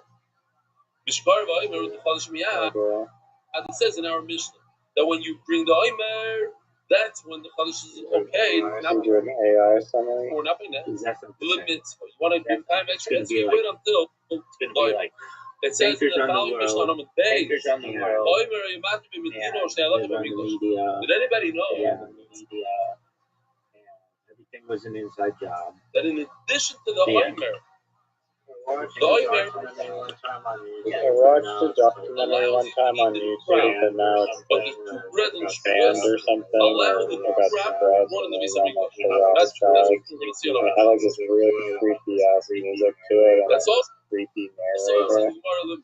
So like, That's some I was like looking for it because it was like it was interesting, but have I to do can't this. find it. To do that. But they're just saying how they Global like experts cross-border payment to the like full sky. the true net worth of the Rothschilds was like much greater than they say, and like Remember they the whole thing we hoarded had like with all these gold, like so much gold and like the shot of that kind of valuable properties. It's quadrillions. It's quadrillions. Look who it is. Probably, Look who it is. Look who it is. I'm going to do it until Bayram. I'm hopefully.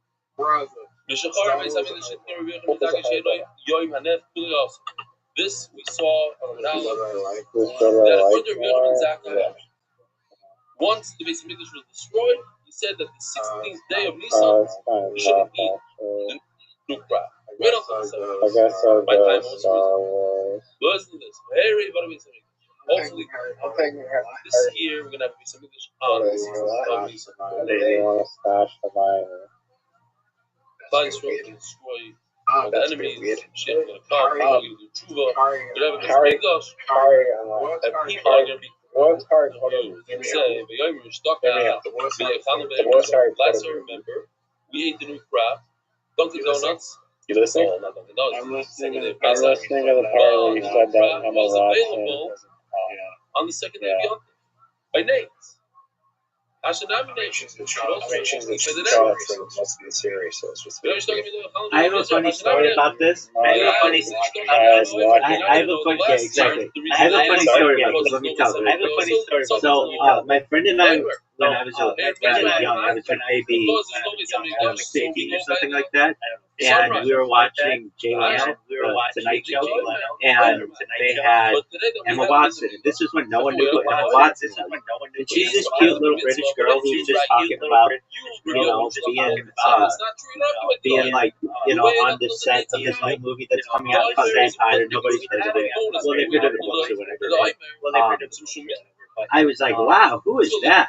And my friend, who was 1 year older than I was like, dude, she's like 13. And I'm like, dude, I'm like 15. Like, that's not that huge. We're like a year and a half, like, in age difference. Like, that's not that big of a deal.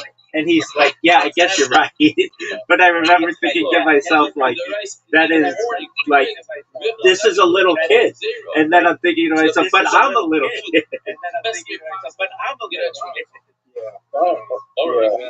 Exactly. I think I had a crush on India. So that's where exactly said, according to Yehuda, that the entire day is also Tit Chadash. I'm going to make it zero, so people don't forget that. What is that? That's Actually, Emma Watson's 4 years younger than I am. But, okay, so maybe I was like, maybe she was 12 and I was 16, something like that. The whole day. Says Gemara, It's not weird. I was a child. And she was a made-up, actually, she's like 3.5, about 3.5 years younger than I am. So I was like 15 and she was like 12. That's like, that's pretty normal for like, well, it surprised me that they just had a child with this age. That's pretty rare. I don't know. I didn't have Yeah, you did. You just said that you had a crush on Bindi Irwin. So you had a crush on a 13-year-old. So what do you tell? You don't make it the product to the card. Meaning you had a crush on an 8-year-old, which is even weirder. And when you were 15, she would have been 13. When I was 10. Okay, and when you were 15, she would have been 13. Not a difference. What are you telling me that he agrees with Yehuda? He doesn't agree with Yehuda. Dude, I was 15. He does hold it to the right. But Yehuda says out of a mistake. That's what he said. He thought I love how Zoo thinks that a 2-year age difference is no big deal, but a 3.5-year age difference puts me in with Bill Cosby. This means he established something. So the right means that very established. What is it? Hiskin, Dorash, excuse me, made a rush. Yeah, dog, 3.5 years. Yeah, dog, it says in the Torah. You hear this? As long as you can make a drush on what it says in the Torah, the Kovet Gershi Rose, the Chaim Gershi, I want to make a drush.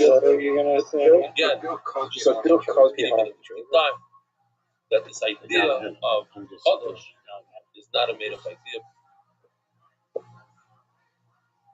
It's not every night Bill Cosby. I should have even mentioned it. More discussed. Anyway, that's my Emma Watson.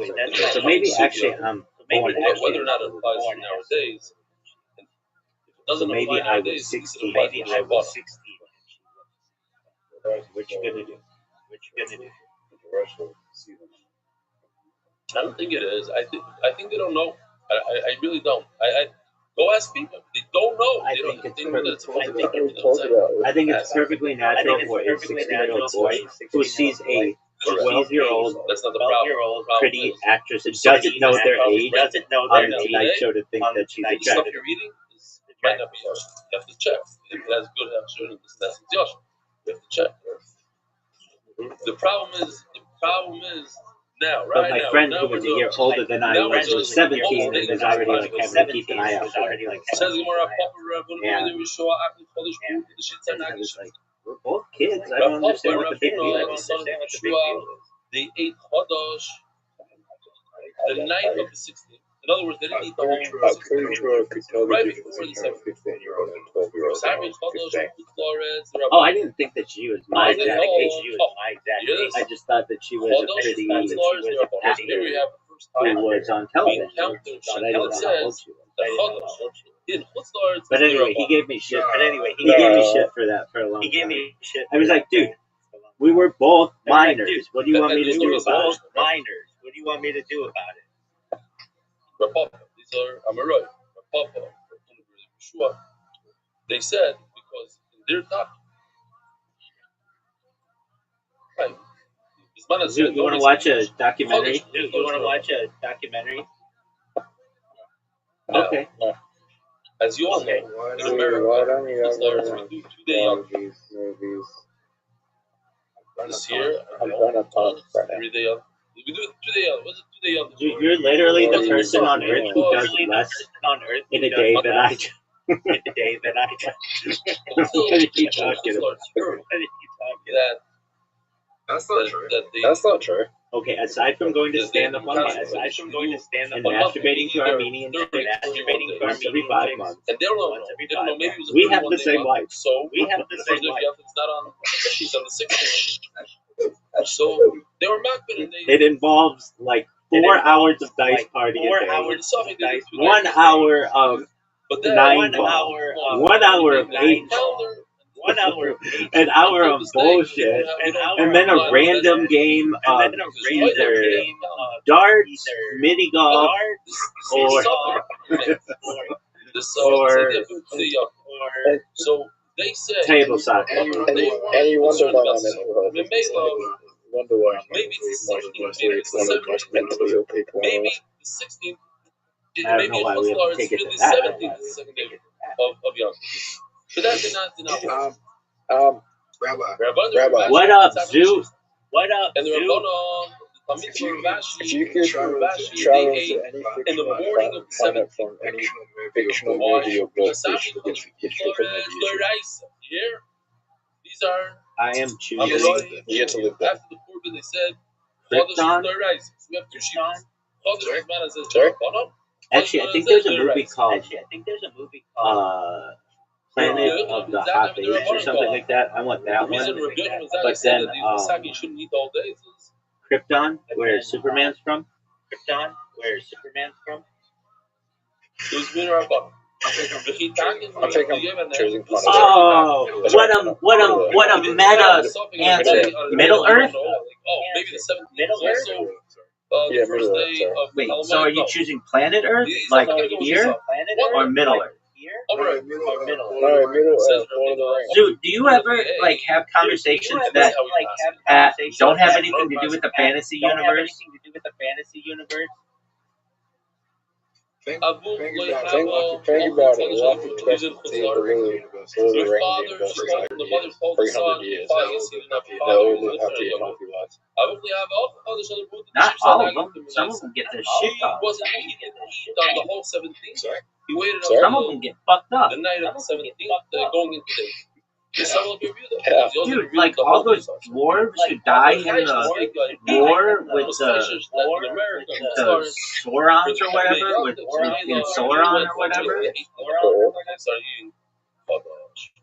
Bottom line is,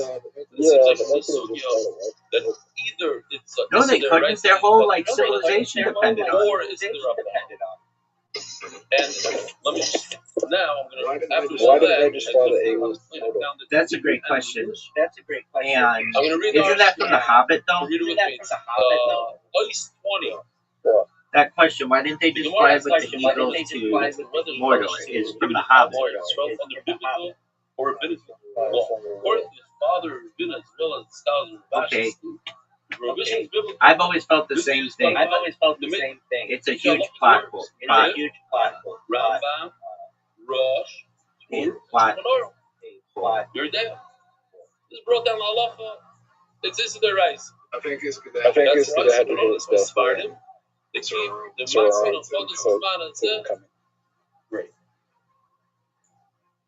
You're grow. Other Rishonim though, and the Chodesh are prohibited outside of the Holy Land only by rabbinic law. The Rabbana. No. Alright. Rabbana's joke. Do you want to watch a documentary? Everything we do today is Rabbana. Since according to either view, Chodesh is forbidden outside Eretz Yisrael. The authorities struggle. Have you heard about the new virus? Yeah, I already talked about it, Doc. This restriction among communities in the diaspora. Gonna shut down the world, baby. COVID part 2. COVID part 2. Can't have another Dude, this bitch is gonna be even bigger. Yeah, that's it. I think so. That's why I didn't talk about it. I'm not pushing. Yeah, Doc. There's gotta be a biological. Go their entire life and say, no, it's 100%. These weirdos over there, Well, they it go could with be. the books. It could be. And they look at the It's not codes. that it's not that hard to quote as far as. You know, Maybe weirdos. Zook created it You might at be a that weirdo. adult You know, my bad. arcade. And this is the adult of having sex and then getting an email saying that you're no longer invited to that arcade, and then getting another email that says that you may have gonorrhea and that you should get tested, and then you don't, and then all of a sudden the world's in a panic. All you would have to do is capture a bunch of rats from different locations across the world. It's the rice. Get them to breed. Get all of that rat shit. Make a spray. Drop a nuclear spray across the city, and I might even be have this virus all Or you could have sex at an adult arcade, get an email a month later saying that you're no longer invited, get another email that says that you may have super gonorrhea, and then just don't get tested.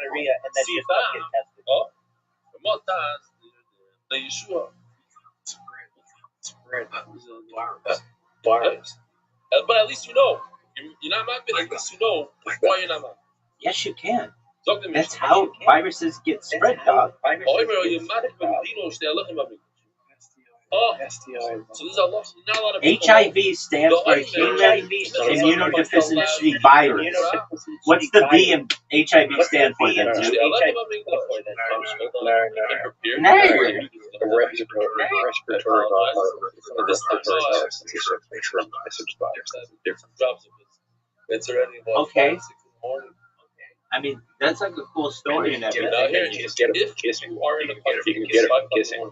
Okay. And you go on a plane and you land in another country. So, how did you transmit your super gonorrhea to the world? Now it's on some passenger cruise ship in the Canary Islands, and the King of England has said that no one is allowed to spread this shit for 45 days. You have to stay. Okay, zoom that away. I mean, I'm just stating facts here. Did anybody know this? People don't learn that. Riser, isn't it amazing though? I'm just calling this right now. How all this came on at once, like just like the other pandemic where it was 2 weeks to stop the spread. Like all of a sudden, World Health Organization, Wikipedia, the British government, everybody's saying like all this shit. It's just like somebody got a fucking email that was like, hey, yeah, start pushing this. Before the brother, there's no good. Where did this At an adult arcade in Adelaide, South Australia, about 3 months ago. Wait until the two breads come in Shavuos. You have to wait 50 more days than the rest of last year. You wait all the way to Shavuos. Maybe, Kosh. It took a little while. I've always said this is a guy to hear this story. This is a crazy story. This is not Kosh. It's one of these stories that you're gonna have a tough time forgetting or understanding. But you also retire from big gobble. Oh, what do you call that? Not meditate, but like to what? That's right. Okay. It took a while to. Yeah. Okay.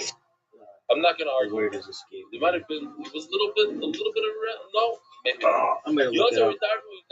I'm gonna look it up. Mapping. Yo, what's a word when something is just like when chilling, like it ends with eight? It's like not like hibernate, but it's like that. No good. But it's like that. And if you bring between after you brought them and Shavuos, if you brought it, you shouldn't bring it. But if you brought it, it is good. Why is before the Omer no good, and before the Shalachem is good? Okay. Omer lefana Yehuda bar Nachem. Which is what? First seems to say that he said the right thing. But it was better be the best goddamn documentary I've ever. He says, he tells Tarfin, Lord, It's a big difference because right before the Omer, nobody's allowed to eat anything. But after the Omer came, Klal Yisrael was allowed to eat little crab, so we weakened it up a little bit. So no, so for the Beis Hamikdash, it's not ready. But if you brought it, we'll let it slide this time. You hear what he's saying? Look at McClellan. The Omer allowed Klal Yisrael to eat it. So maybe it's at the end it'll be okay for the Beis Hamikdash. You shouldn't, but if you did it, we'll say it's okay because the rest of Klal Yisrael is eating this food. Shosak Rabbi Tarvin. Rabbi Tarvin didn't answer. What does that usually indicate? Shtiki Koida. What's your name again, remind me? Yossi Solomon says, Shtiki Koida. No, it's good for the master. Shtiki Koida. He agreed. Otherwise, he would have ripped him apart. You told him no, you told him right away why he's wrong. He didn't say anything. No, what happens when you get the Rosh Hashanah? You get him good. He asks a question, he doesn't know the answer. You know the answer, he doesn't know. You feel really good about yourself. But you show him that he's. What do you do? How do you do it? So says the Gemara, Tzabu Ponov Shel Rabbi Yehuda ben Nehemiah. You take out the Rebbe. Yeah, you take out the Rebbe. Tzabu Ponov Shel Yehuda ben Nehemiah. He was super excited. He was smiling. I got you. To the point where Rabbi Kiva saw the whole thing. He was very, very upset. Omalei Rabbi Kiva. Yehuda Tzavu Ponecha Shel Shabbat says, okay, I see that you're super excited because you answered the old man, the Galadar. Mihani in Tarech Yomim. I wonder if you are going to live a long life. There are those who explain it as a curse, he cursed them. Those who explain it as a matter of fact. It doesn't make sense when you act the way you just acted that you're going to live a long life. Says the Gemara, what the story continues. Omer Rabbi Yehuda bar Rabbi Eloi, the famous Rabbi Yehuda, the Rabbi Yehuda of Shas, Rabbi Yehuda bar Rabbi Eloi. Oisaya Perek, Rabbi said this, blew me away. Right now, it's Motzei Rosh Chodesh. But when I said the shir in Hebrew, when I was learning this Gemara, Oisaya Perek, Rois HaPesach Hoya. Rois means half. Half means it's 2 weeks before Pesach. You know, it's literally today. It's like it was a kiss from Hashem, coincidence that the day of the year is brought down on today's date. It was Rois HaPesach Hoya. It was 2 weeks before Pesach. I wanted to know what's going on with Yehuda ben Nehemiah. I remember Rabbi Kiva was very tough about it. They said you're not going to be married young. So let's do the math. This was he went all the way to Shavuos. So Shavuos is 50 days plus another 15 days. Let's say Kitzer, 65 days later. 65 days after the story, he's asking around about him. Hey, Chanu, where is he? How did you get to 75? Normally, the 50 plus 15 or 14, 65. Normally, niftar v'halach loy. Yehuda ben Nehemiah was niftar, and he left us. By the way, to remind the Olam, this is the proof of that whole thing between Pesach and Shavuos is when 24,000 Talmidim of Rabbi Kiva were niftar. Because Shlomo the theater right now. Is also an idea of Shlomo not to be knowing covered with the goggle. Not to give the proper respect to your friend. 40 minutes early. The another person, another human being took off. Omar, Rav Nachman Bar Yitzchak, Yehuda ben Nehemiah, according to Yehuda ben Nehemiah said a good thing. He's tired from the freedom. There was a difference between the Shtei Alachem and the Omer. When you bring the Omer, it's with the Maklala.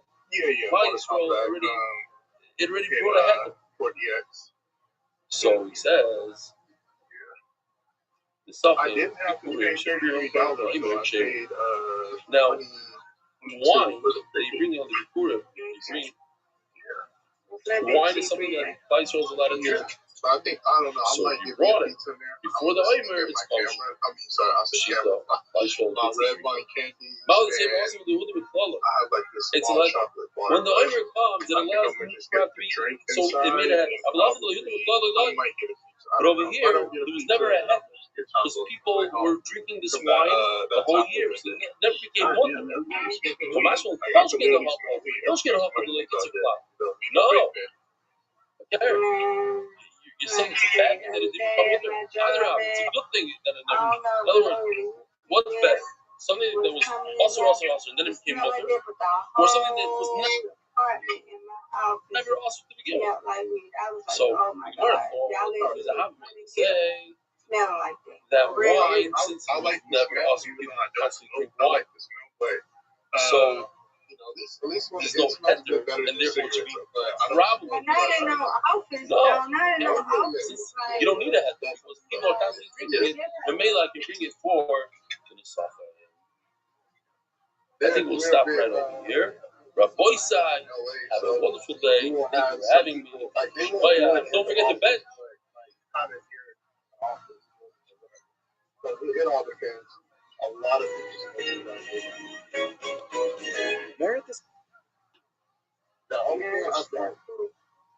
The only thing I don't like about this area, and I just found out right now, I was actually going to go on the Taco Bell today and use my laptop, but they don't have the Taco Bell sign on there, and it looks like I guess it's closing down. And the crazy part is, I used to go to this location, I would say since the mid-90s with my mom, but she used to take me and my siblings to this movie theater, because it used to be called the Magic Johnson Theater.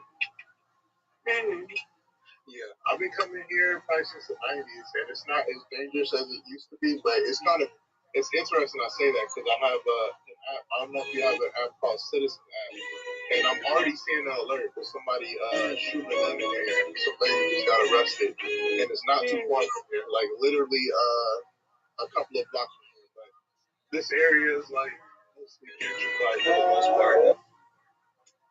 It's not a lot of people in the theater. I mean, at least in the lines. I was expecting more people at this time. So I'm actually kind of surprised. Wow, that was one of the best eyes. Unfortunately, the baller. Oh, let me show you. Know what? While I have time, to see it's better than Dave. Better. The voice said we were here. Because this right here is it's an interesting day today. People are trying to leave to Chutzlars. Those who are trying to leave, those wimps, those who run away from Eretz Yisrael for Yom Tov, Hashem Yirachem. To go to 3 day Yom Tov, those who want to, you know, it's a beautiful thing. So we were looking for tickets. We had something for tomorrow night. Told my wife, cancel. My brother's tickets cancel. We'll find something next week, Hashem. Things are going to open up. But then things weren't opening up so quickly, and my wife was getting a little nervous. And then, to top it all off, it came out that a missile hit Ben Gurion and then burned some planes, and they private planes, and they canceled 25,000 tickets. And my son had a ticket to go to Georgia to ski, and they canceled that. So now the lachas. So then we get a call. It says he could get us direct flights to America, location undisclosed. Oh, in Miami. Direct flight, unallowed. When? Thursday night. Givaldi. So my wife buys the tickets this Thursday night. It's a week earlier than I wanted to go. Buys the tickets. And then she comes and tells me, well, it's a little bit of a problem because it's not Thursday night, it's Thursday morning at 6 a.m. So you have to leave the airport about 3. Like, what? Riser, that's why we are here right now. Things happen in the daf, you gotta just roll with it. So, she's for coming. We have 6 people here, not even a minion, 7 with me. Riser, can you hear me? You give the shear, and Bezer Hashem, the Olam doesn't fall off the bandwagon. There's a whole month, basically, of Chutzlars, and Shvach. People like Donnie Fine, they love it. Donnie told me that when I go to Chutzlars, this has been his man, and he gets to get up a little later. He doesn't miss the daf. It is Shmak. Take a break. It's more than once in a while now. It's becoming like. So I have to share with you. It's also going to get to the shir. One of the videos we're going to see in shir. Hillel Kamiansky is known in shir. He always says machlokes. And some momo in bar mitzvah today. So it's a big part of the shir. He does the daf and he did many misachos with us. And did, I think he did his Messiah Shish and Mishnah or something. I don't know. So I had to go say mazel for them before the Yerusha. So Benny took me there. From the time I got out of his car, said Mazel Tov. It was in the middle of a speech. I had to disturb the speech. Say Mazel Tov, Mazel Tov, Mazel Tov. The person that was speaking, Mazel Tov, the Chasam Barmitz, give him a gift. Get back into the car. Total of 59 seconds on the watch. 59 seconds. And then I try to do something similar, so I have to ask you guys, Mechila, there's a guy that comes to the shir every single night. Israeli guy, Natan. Nasan is a chassid. And his chassid was in Ramat Bet, which is 8 minutes by car.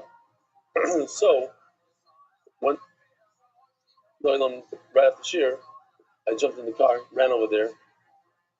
How much? What was it? But over there, it's downstairs. There's a bunch of downstairs. You don't know where to go. It's in a mall. You have to know. Go in through all the people. This, that. They try to talk to you, stop you. Go, Chassan, Mazel Tov. He asked me if I could dance with him. I said, I'm sorry. There's people are waiting for shir. I apologize. I said, next time. Then I said, no, I'm just joking. No, I didn't say that. I can't. And he was welcoming me, and here I am. Good news is, in base, very, very short. No emails. But I do want to share with you this very, very gewaldige joke. Listen that somebody just sent me before share. The Jews have been able to locate and kill every single Iranian leader. Iran just figured out how to hack the Yeshiva World website. You got to feel a little bad for them. It's like when your 3-year-old comes over to you and says, Dad, feel my muscles. They hacked the Yeshiva World News website. We're killing their top guys, their president, their everything there, and they hacked the Yeshiva World News. Wow. Maybe some of us will learn a little bit more Torah now. Stop going into that to the websites over and over. But Rabbi says seriously, we gotta one thing. Please don't fall in Menizman. Menizman is tough for a number of reasons. There's Yontif, there's Erev Yontif, there's times that it's hard to learn naturally and then you have Kalamayit, and then there's no shear, the live shear, the feels coming. If you can come to the Medrash, I'm sure Ruben Schwartz will be here to greet you. Noel will be here. We're going to show the shear every day, Hebrew and English. I think there might be some matzav. It's going to be for sure red owls or green owls tomorrow. Leftover kugel. It's going to be Givaldic. The official edition of the White Shas was accepted by the Iranian Levy family's Perek Hadar Weiss. L'chvoid Shayo ben Shmuel Yehuda Waldman for his erudite translation of multiple Parakim. Oh wow, I have to say this for the entire parak. Erudite. What am I going to do when you're not there? Daf, anonymous, Lindish was Rishayim. Moishim, because Steers Evtzal goes to Rocha, known to bake challah for everyone. That's what he's known for. Okay. David Salomon, dedicated memory of Avi Meir, Shmuel Baruch, Ben Chaim Tzvidoy, Zechron Livracha, Joel Gedalis, Linishmas, my father, Jack Gedalis, anonymous, Hasoch Baruchas of Vigashmis, the Palchik Family Foundation, Zich Nishmas Harav Agoin, Shlomo Palchik, the Meshach Tzilui, anonymous for Shlomo, the Moshe Ben Izah, anonymous for Shlomo, and Arif Zom, Tlei Basester, Yisrael Malki. The early days being Mavis of Chesed, so proud of you. I've been working like keep steiging, sending yours and family, can be Ireland, K in honor of rebellion, changed my meaning of life. But I mean, else in Mark and Benny and all those things, so can be why I could go for Shamshi, why are you watching it on the screen? Ari Simon, the first name of Moiri, Bach, Miriam, Anonymous, for the merit of Bechol, but Sarah, Rocha, Basara, blessings in all areas of life. You're trying to see if I make mistakes? I usually can't see the screen from where I sit. We're gonna have to, we want to get. I said, oh. Centers.com, helping you in Davin. It's the next word. Tzibur, with Papa Minyanim, anywhere worldwide, the English must time Shalom B'Mitzah. Weekly sponsors in honor of Moishel, Fisher's Bar Mitzvah, Uncle Saul, and Uncle Dudi. Daily sponsors anonymous. This was 100% clean judgment. Denise and Nigalu, Shach Good, Ben Zayin Good, Yonah Kafash, in memory of Yitzchak ben Yosef, Edward Goster, in memory of Merzev ben Shlomo Ruben, Zechatag Bracha, Rabbi Isai, Benisim Nigalu, Be'izno Hashem, we're going to see Nisim, Geluyim, Koroi, going to be good news. Hopefully, they're able to topple that regime, and then at least from that area, we won't have Tsaras and all the Hamas and Syria, and all kinds of this. Anonymous in honor of the seal of Seventh Megillah by Mo, MDY, Mo's Daf Yomi. Rabbi said it's a big thing for me. So thank you for sponsoring this because I want to mention in Shir, Mo Landy, who started this whole thing of getting people into learning on the plane, he also started giving a Shir on Seventh Megillah. And he made a siyum, and it's an emotional thing. Went out and he's giving, he's preparing, and he got a bunch of people to learn from Seventh Megillah for Purim. It's unbelievable. Take it to the next step. Go out of your comfort zone. The Braun kids, the English was our beloved Zaydin, Rav Eliezer David, then Rav Moshe Levi Hoffman, Niftar Rosh Chodesh Nisan. Elliot Maddenly, the English was my beloved son. We all remember his beloved son Chaim Oren Ben Elio, Charlie Mattingly on his yard site, and a lot of people like Fischel and all these guys. They went to Menachem Oval. I believe Fischel went. This is a few years ago. And Elliot was, let's say this, he's not Haredi. Let's put it that way. He's more like conservative or something like that. I don't remember exactly what, but the Olam, like really, they connected. And there's real achdus. Michael and Sivia Cooper, Lili Nishmas, Dr. Daniel, Mandro, Oliver Shalom, Dovinosan Nata, Ben, Alvin Michal, third yard side. MDYR. Of course, Ayel, Daniel, Zev, Ben, Ayel, Esther, Rabbi Isai. Here we go. We're holding 13 lines from the bottom. Daf Samach Vav Omid Beis. Omar Rava. Rava says 3 halachos. And that's a lot of today's discussion. Especially the question that he asks about a 4th halacha. So let's get the 3 halachos, simple halachos. One of them is what we learned yesterday. Omar Rava Pshidali de Miruach Hegdish Poiter. Miruach is when you smooth out the wheat, something like this, and that is the Gemar Malacha. That's the final step of harvesting the wheat. And when you do that step, that's when you're chayiv Trumas and Maisros. So says Rava, Pshitali, the Miruach Hegdish Poiter. When that final step of Miruach, smoothing out, happens in the Beis HaMikdash, you're potter. Yesterday we thought for a second that Rabbi Akiva argues, no. Everybody agrees that Miruach of Hegdish Poiter. Why? Because it says in the pasuk, if you remember, it says Reishis the Gon Cha, your private stash, not the Beis Hamikdash's Dagon. But Rabbi Akiva, and Mamish, like what we said yesterday, we're just repeating. The reason why Rabbi Akiva says by the Omer that you're chayiv on whatever's left over, or when you're chayiv on the meiser and leftover of the omer, is because it's really private. It's private dagon. It's private barley. Why is it private? Because whoever gave it to the Beis Hamikdash gave it on condition that they're going to use whatever amount they're using for the omer, and whatever's left over is private. And private dagon is chayiv and meiser. But if the Hegdish owns it completely, it wasn't given on condition, then the fact that the Hegdish does the final step, boom, it's potter. So that's halacha number 1. What's halacha number 1? That the Miruach of Hegdish is potter. When you do, I'm going to ask you later to remember because I don't remember. So remember, the first halacha is when the Hegdish smooths out the pile, then it becomes potter from Trumas HaMaisros because it's not the Goncha, it's not private. Halacha number 2. Miruach Choyvet Gechavim Anoihi. This we have a machlokes. And this machlokes, the Gemara is going to say, does this machlokes have anything to do with something so similar to this? What's the machlokes here? Miruach Choyvet Gechavim. What if the guy, we were talking about a second ago, Hegdish does it? What if a guy smooths it out? That's machlokes Tanoi. And what the Gemara is going to do soon is say, and Rava says that when a guy does lisha, when a guy kneads the dough, so it's dependent on this machlokes. If you hold that a guy that does miruach you potter, so to kneading the dough. In other words, the final step in the avodah. What's the final step in the grain? Smoothing it out. What's the final step in? We don't have to say it. I just want to make it easier when we get there. What's the final step in? It's not a complicated thing. There's another chazara. What's the final step in making dough? Kneading it. So Rabbi says that the lisha and miruach are the same thing. Okay, so what's the halacha here? Forget that. We'll get there in a minute.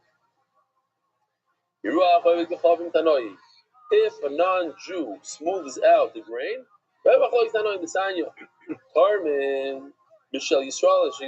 if a Jew purchases produce from two different Jews, then obviously he can take some of the produce, 10 apples from one Jew, and make it trumas a meiser, make it the meiser on the 100 apples of another Jew, because Jew and Jew are equal. They both have the same chiyuv. And this is also a guy, if you Jew buy from two different non-Jews, two Arabs, let's say. So since the guy cannot be mafkin Israel, he doesn't have the right to uproot land in Israel, Eretz Israel. So in Mela, it's chayiv and maisrus. So if it's chayiv and maisrus, you can take from one chayiv onto another chayiv. Let's do this now. Let's we'll do a little. You have to think for a second. If I take fruit that's hotter from meiser, and I use it to do truma on something that's chayiv and meiser, no good. Why is it no good? Why? What did I do wrong? Anybody from the sixth heaven that we have here? Yeah. No. He said it, but on the next. Oh, that's a great answer, but another question.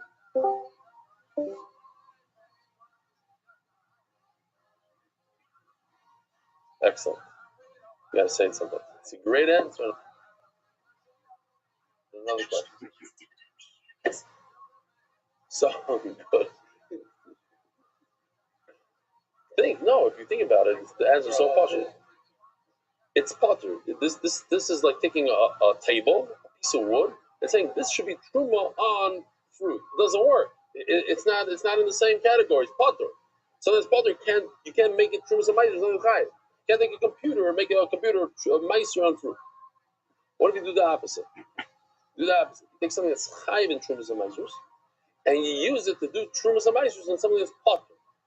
Let's say a guy has produce that's potter. Let's just say if you take Jewish fruit, 10 apples, and you say, oh, this should be trumas and meisers on a goyish thing. It's also not good. Why is it not good? That's what he was saying. Because now the 10 apples, they have a problem. They themselves, you never took trumas and meisers from those 10 apples. And they're not good truma on something else because it's not necessary. So Mela, that's why it's awesome. Okay. So are the lights going to go off all of a sudden? Okay.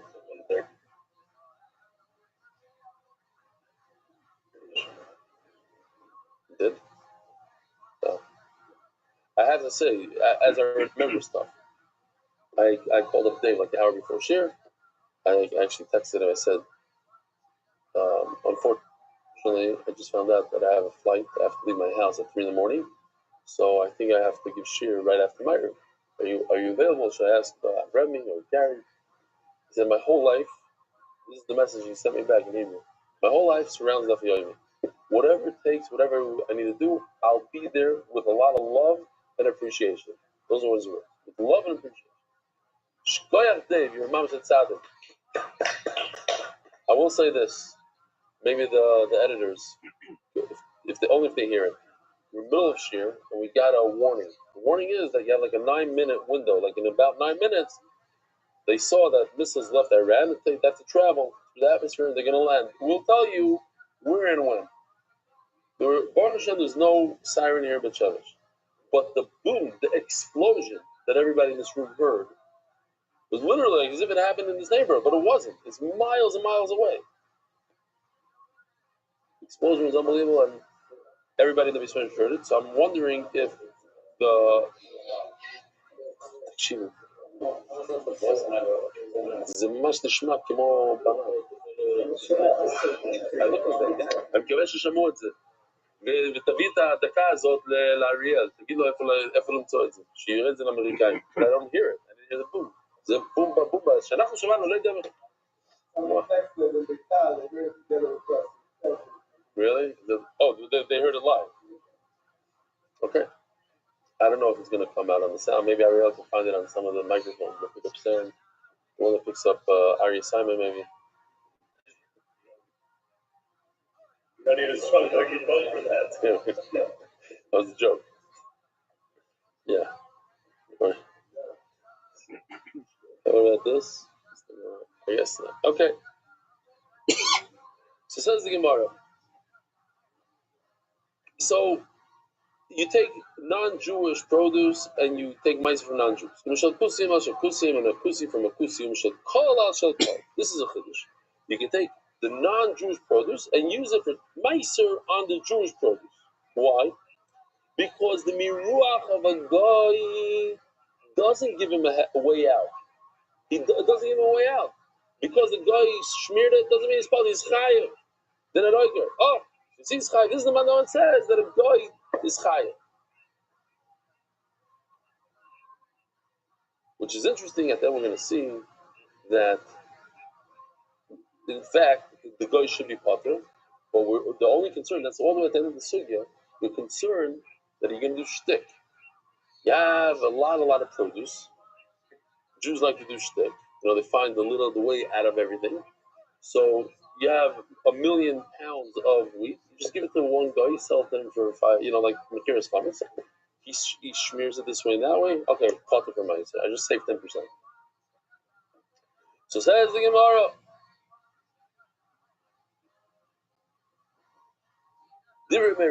So this Rabbi Rothschild say what?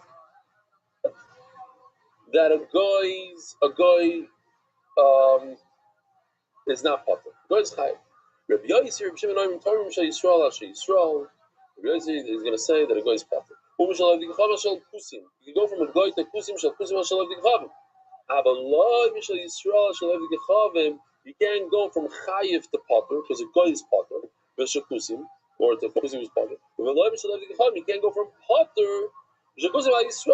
That way you explain. Why can't you go from chayiv to potter? Because then the actual produce they use for the truma is tevel, and you can't go from potter to chayiv because it doesn't have the ability to potter to make truma. Okay, and that's how I know. Finally, the third halacha the Rav says in the final halacha, Gilgul hegdish poiter. Gilgul means to knead, lisha, to knead the dough. Oh, so I'm going to show you this. It's gewaldig. You did a fantastic job over here. No, it goes like this. Shalom aleichem. You have to pay attention. Maybe. Let me zoom in. Let me see if I can zoom in. Oh, that didn't go well. Okay.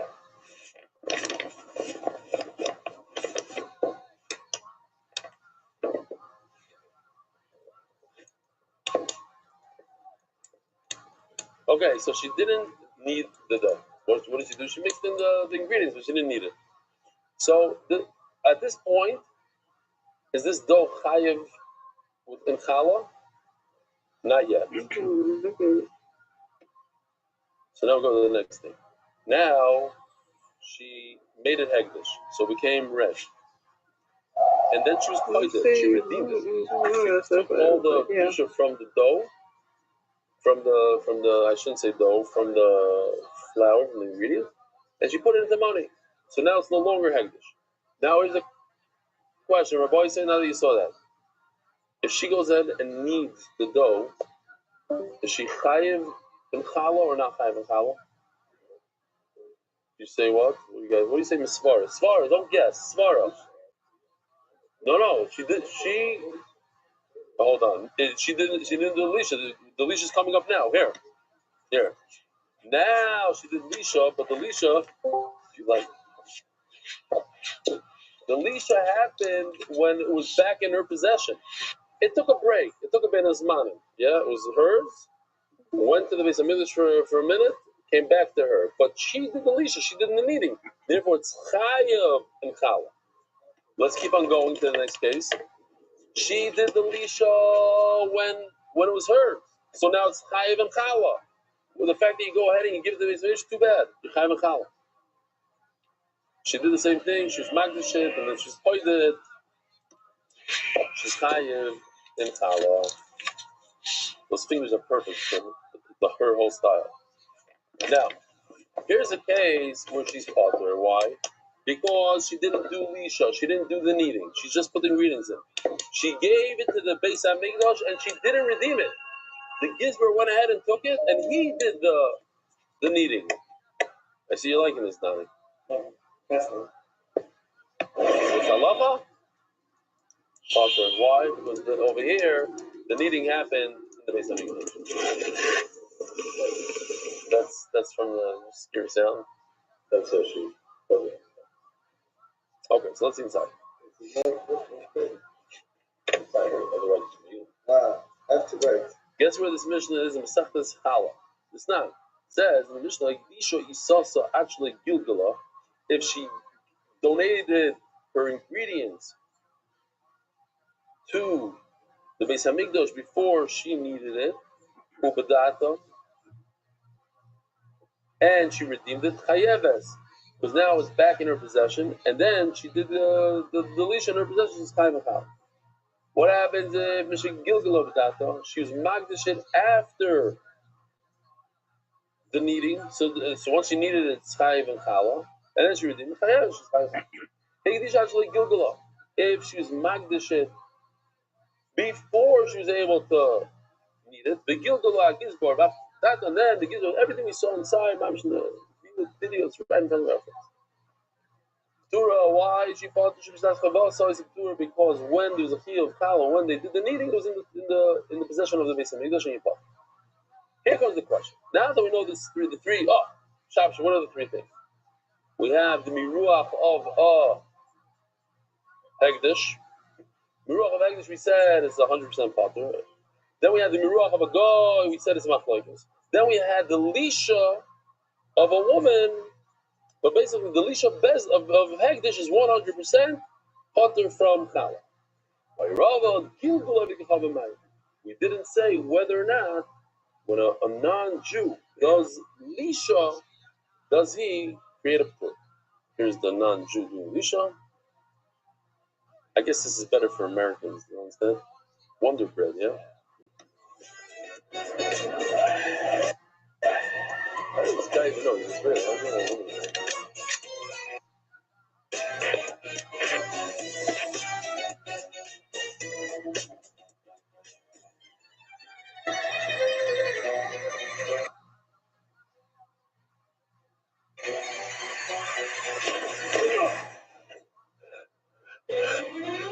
The guy that did this is a teacher for yeah. Let's get packing. He's putter for Chala. Okay. Go is putter for Chala. Great. Boy, Rob, you go to home, man. Miss not nan. Do we learn Gershon's guy by Isla a person who became a convert to Ger, and he had dough, not such thing as guy, if he made a dough right before he became a Ger. It's interesting, mice, you know? As he's becoming Ger, he's going to think he's busy making sourdough. So then, if he did it well, he's a guy, partial. Okay, so this is what we're looking for. Partial. This is over here that if a guy does Kala partial, this man knows. Gershon's guy, once he becomes a Ger, then obviously he's a complete Jew, Chayav. He's Chayav. So, Chayav, what if we don't know? The Sophic, he's Chayav. If we don't know, he's Chayav. Now, says Gemara, Haman Ketana. Who's the author of this? The Reakali, I feel the remember review though. Become a Chayav also. Maybe it goes even according to review the remember review the suit that we just saw a minute ago. That what? That when a guy does miruach, he smears it. Remember review to say in that case he's Chayav. So maybe Patriarchal. Over there, go Chayav also, and then Chayav over there, but over here, Patriarchal. In our case of Kala Potter, why? Also, we see the gun for the gun Chayatira. So we have this concept, anytime the Torah says something twice, it's a double negative, and a double negative is a positive. So we saw the word the guncha yesterday. Raises the guncha. It has to be yours, not the Bezdin's, not the Hegdish. But it also says the Goncha second time. It says it actually a third time. Since we have these two negatives, only yours, not something else, so we're going to learn something from it. What are we going to learn? It's the Goncha Atira, it's a double negative. El Rabbi is a double negative, is a positive. Two wrongs make a right. Yeah, you know that? El Rabbi, so it comes to include, even when a non-Jew makes a dough, he's chayiv in challah. He does. Oh, yeah, okay, fine. You're right. We're talking about Lisha. The Goncha, in a second we're going to talk about Lisha. The Goncha Yatira. It says the Goncha, thank you. So if a guy does miruach, you're chayiv. That's dafka in that case. That's why Reb Meir Rabbi Yehuda say chayiv miruach. In our case, by chalot, treizim narish nesechem ksiv, chadarish nesechem kedei yisasem. So anytime when we have these tours, let's say the goncha, the reason why the double negative works to make it a positive is because these words are not extra. They are extra. We have nothing to do with them. So we have nothing to do with them. They become a double negative, and double negative is a positive. But if you have something to learn, you have a limud from each one, then you can't do a double negative. What's the limud when we have the arisay sechem? Arisay sechem ksiv says twice. And what do we learn from it? This is an interesting halacha. That in order to be chayiv in challah, we know everybody knows there's a certain shear that you need to be chayiv in challah. 2.2 kilos, like 5 pounds. There. Where does it come from? It comes from the oimer. The oimer was a sirus haifa, 10th of a haifa. How much is that? How come the air conditioner is off? Yesh matzav?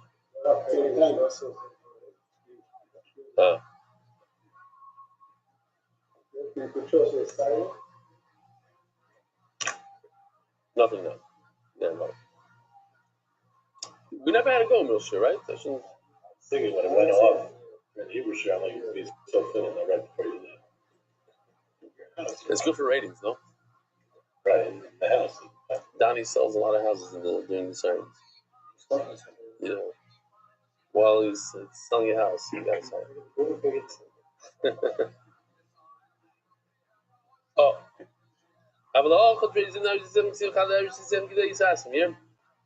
The oimer, the amount of the oimer is a sirus eifa, 10th of eifa. Eifa is 433 eggs or something like that. So it's 43 eggs.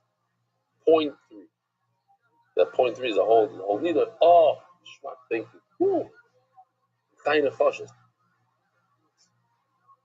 So there's a shear. If you make a challah, you make a dough less than 43 eggs, you don't take challah from it. Unless, of course, if your wife makes a challah, a batch of challah, and it's less than 5 pounds, let's say, berach, or if you're Sephardi, it's much less, 1.6 kilo. If you're Ashkenazi, it's 2.2 kilo. If her batch is less, then she doesn't. There's no chiyuv of challah. The raisa. How do you know that? From Arisay Seichem. It should be your dough, the way you make it typically. Like the oimer, everybody got 43 eggs worth of food. So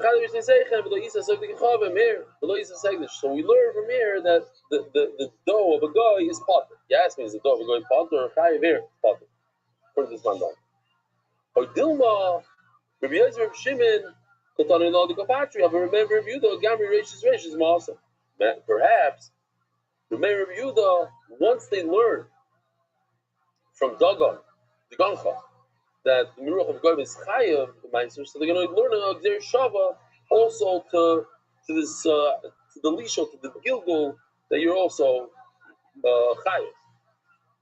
If you're saying Chayav, over here they're going to say Chayav. Yeah? Why, Paul? How do you get the potter? Right. I'm talking about Rabbi Yehuda.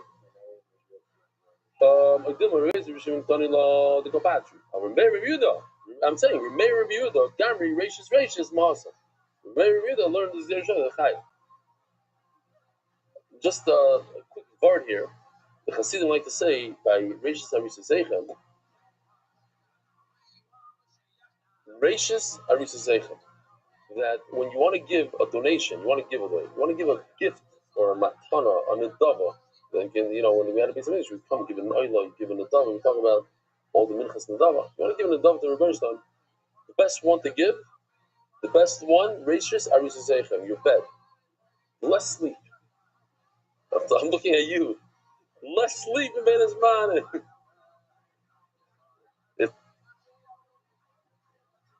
It's hard.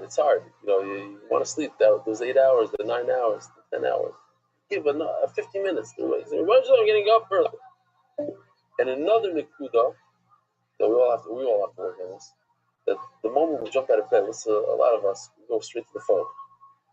No, you don't touch your phone until after davening, right? This past week, I stopped doing that, literally just to sleep. Oh, you see, so something to. I don't touch my Great. That's the point I want to make. Right. So maybe the idea is to say some brachas first. Raises first the Rebbeinu, and then the other shlosim can wait. The taiva of seeing what happened on Motzei Shabbos. Wow. But first, when the cleaning lady said, "Oh, they killed Kamei," yeah, sure, No, I tell you, he's dead. So Motzei Shabbos, you're running like yeah. Yeah.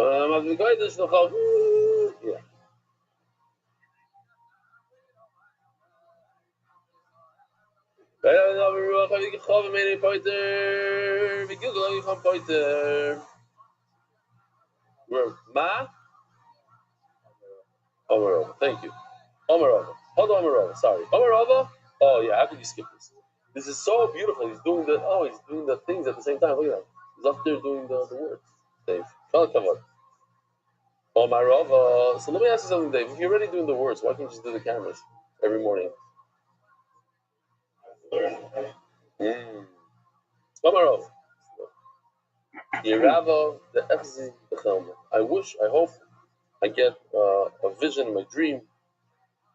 Is it a machlokes, or we have an agreement there on the kneading of a guy? When a guy kneads the dough, are you potter or chai? Potter and chal or chai? So the idea, to me, it seems like, I don't know if this is true, but it seems like this is not the first time they ever did this. He's like, let me do there's something called a shilas chalayim. Like before you go to sleep, you ask the Rebbeinu to give it to you in the dream. It seemed like you had experience with this. The whole sugi with Rav and Abaya, with the dreams and brachos. Okay, but there's a Rav in Chicago. His name is Rabbi Zimmerman. He's the Rav in the shul. I'm sure that I used to have in that shul, PCD. I don't know if they call that. He's Chaim David. Rabbi Tursky was the Rav there. He was the junior Rav. Now I don't know. I think Tursky might have moved already. He's on his way. He's a very, very big Talmud, a big Baal Kishron. He's the Enokel of Rabbi Zimmerman, the famous Eloi. And all his brothers are like Shiva, Rosh Kolah. So I once saw his father coaches Little League baseball. So I asked him, what's the connection? You're very into baseball and to help the kids, but your sons are more, they went that way. Start learning and this and that and the chazering and notes and all. He told me something so they were talking about I'm still watching them. Look at me. I said, "B'mazachisa." I'm thinking now, might have come. No, I moved you into that other Discord channel. But you're good. I'm still watching. Keep on keeping on, baby. When I daven, I don't waste my time on anything else. I only daven for one thing: that my children should be Tamid Chachamim. This is about a bus. I'll call maybe more on the modern side. I don't remember. I just remember Little League coach, very busy with the different, helping out the different, I don't waste my time on other davenings just that my son should be Tamid Chachamim. It was important to him. Anyway, I'm saying Rava was important. Dream, not the dream. Pshat and Gemara. I need to know Pshat What's going on over here? Oh, and Reb Shimshon Pincus, he once told his kids, he said, it costs me millions of dollars, the fact that you're telling me the Muhammad. How it costs millions of dollars? You don't have millions of dollars even. Because I spent my davening that you should be telling me the Muhammad, not that I should have parnasa. So it cost me millions. Zog the Gemara. Although I'm a Rava, forget the dream. I haven't figured that. They go, they're hand in hand. They're connected in a way. If you hold that the miruach, the smearing of the wheat, a goy is not chayiv and meiser if he does it, so then if the goy needs the dough, he's potter from challah. Once the guy does the final malacha, miruach or gilgul, which is lisha, which is kneading, either one of those, he's potter. And if you hold that one of those you're chayiv, so both of them you're chayiv. If you hold that the final malacha done by a guy, he's chayiv and meiser, so he's chayiv and challah. He's chayiv and challah, chayiv and meiser. They go hand in hand. And now the Gemara is going to ask, well, wait a minute, we see that they don't go hand in hand. There's a price that says, on one he's potter, and the other he's chayiv, so they don't go together. Man,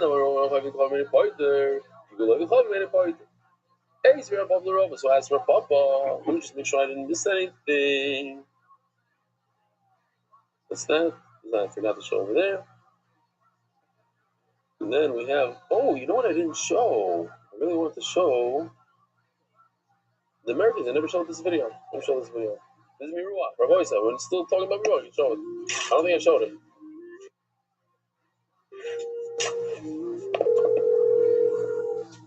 Mohammed, bring me 10 kilos urgently. Ya Habibi. This guy is so difficult. I love his nose and everything about him. It's a good thing you came. I'm almost out of stock. Does it help? It's actually a machlukat in the game. Everything knows. He has like a dent in his nose. I know that guy. I've seen that Arab somewhere. So and the guy in the show. That's mamish. No, straight out of the show. I haven't been there, but I heard. Hey, Svei. Nice one pictures. By the way, answer your Papa Bam Kasha. It says,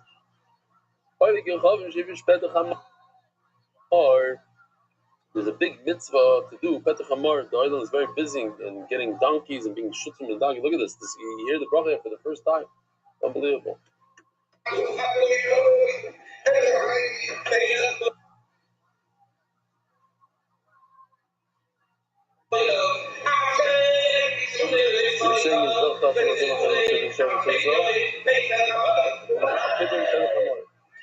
at this. He did it. Abi did it better. Who did it better? Oh! This goes low. Oh, wow.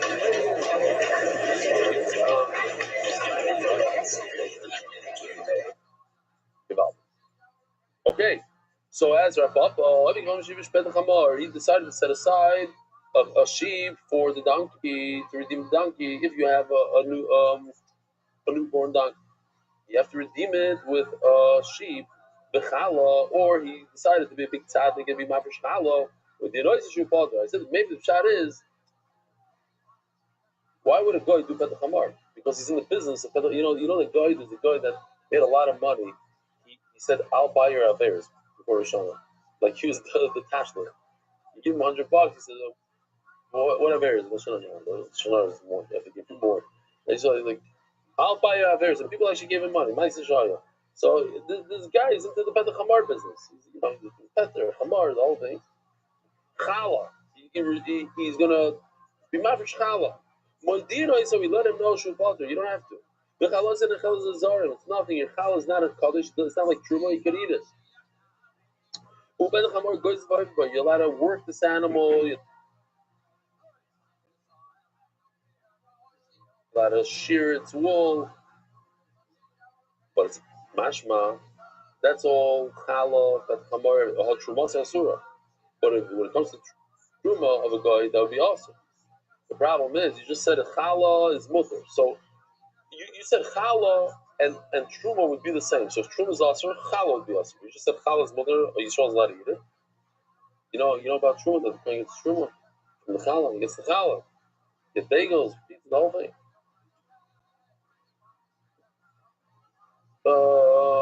But I don't know whether has a work. Rabbi, you said that they go hand in hand. And then Ravina started asking questions to Rabbi. If you take Chal and Eretz Yisrael, Truma is Chutz La'aretz. That is the Nekuda, that Truma and Chutz La'aretz. Doesn't say anything about Truma and Eretz Yisrael. Truma and Chutz La'aretz. Say, but you know, it's a Shu Potter. Why do you take Truma and Chutz La'aretz in Chicago? What do you think Truma now? You Potter. Mashma, that in Yerushalayim, if you took Truma, it's good Truma. It's a problem. It's a contradiction to what Rabbi said. Why? Chalos in Echel is the Zarim. He's Potter from Chala. Who Truma saw in the Truma did in Chicago and in New York. It doesn't have the power to make other chulin fruit also to eat. But it's mashma truma sebar. As if a guy took truma in Eretz Yisrael Bet Shemesh asura, it becomes awesome with a mass. And if one apple fell to 99 apples, they would become awesome. What's going on here? On the one hand, you're saying that the guy is chayiv and chala. On the other hand, you tell me that and Gilgul of the Chavim is Potter. The Truma is Chayav and Gilgul is Potter. How does it work? He said it goes hand in hand. It says Gemara Mordik with the Rabbanon Zera Mishum Bali Kisim. We're concerned that people with a lot of money, deep pockets, Kisim, they have a lot of property, they have a lot of produce. So what's the way to get out of it? You go, you do harama, you do shtick. You sell your stuff to the guy. You sell all your produce to the guy. He comes along. He does miruach. He goes like this, one or two times. Then he sells it back to you for the same price he bought it from you. That's called shtick. And shtick is awesome. Why is shtick okay when it comes to chametz, mechiras chametz? So I'm not exactly sure if this is 100% accurate. I heard once that the fact is that it's only the Rabbanon. Why? Because you're being mefadel your chametz. You're saying I don't want this chametz is not mine. I'm tefka. So on the tzad and it's yours, you have it. Then for that you do mechiras chametz. It's only on the Rabbanon. That's why on real chametz, some people, Manishma, what are you doing here? Come on in. No, what's the problem? Come in. We're not active. Shapiro, wow. I thought the truth is, you come here every night. I see in the video, you come here, you daven by the Kodesh, you leave, you just caught you here. Daigizon, Tagoderach, I'll see you, Bezer Hashem, after being Zman. One of the Kvuim here in the Shir. Pasha. Zog the Gemara, in the Hebrew Shir. Oh. But we didn't turn the page, and he's already screaming Panty. Okay, so now the Gemara is going to ask, before we go to that, turning the daf, Adar Global, experts in cross-border payments, even with close skies and without breaking the speed limit. Referring to Yossi Kagas. Well, Shalom.com, please read a shidduch today because every shidduch that happened was first read. If it's a shidduch, it was first read. It's not a shidduch, it wasn't read, I guess. Okay. I do? Where? Oh. Breakfast sponsors Hillel Kamiansky in celebration of Shlomo Kamiansky's bar mitzvah. Rabbi said, we're going to see soon. What? Which one? Oh. Is that going to be anybody?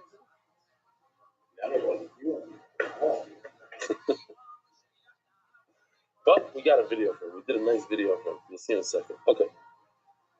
So as the Gemara, the other shtick in Yiddishkeit,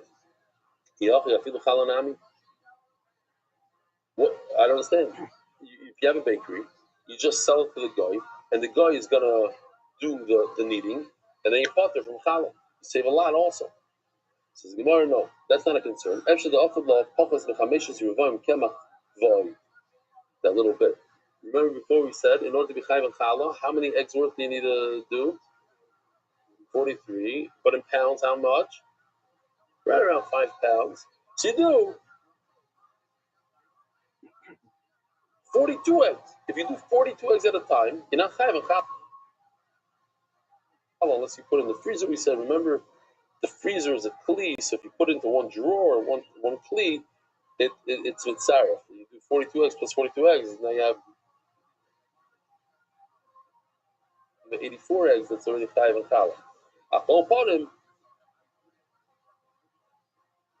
you could do smaller batches, and that's really beheter, says Rashi. Rashi says, you have a goy larume, motzi larume be'etera. There's a way to do it beheter, so nobody's going to go to the goy and ask him to knead the bread when that's not okay.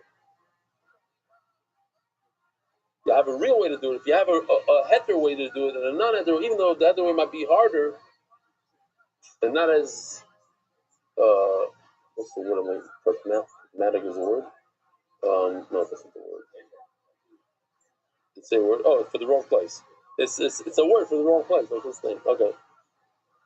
No, what I mean is pragmatic might be the word. It's something like pragmatic. In other words, it's not a chatchila in terms of. But I'm looking for the word in English. It doesn't make sense. It doesn't make sense to do it that way.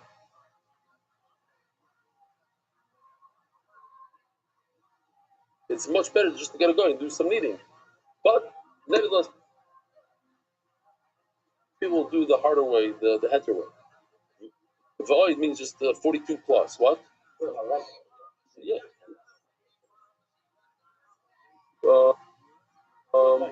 No. It's heter. He says heter. No, if he wants to do arume, but the teira, it's manish heter. I don't think it's a problem. Look it up. Look in the bottom over there. If you do it, is anybody are the Rishonim upset at you? I don't think so. The Rishaya. I'm sure many women do slightly below the shear, and it's not chayv b'challah. I don't think it's haram. That's not haram. I didn't get to the shear.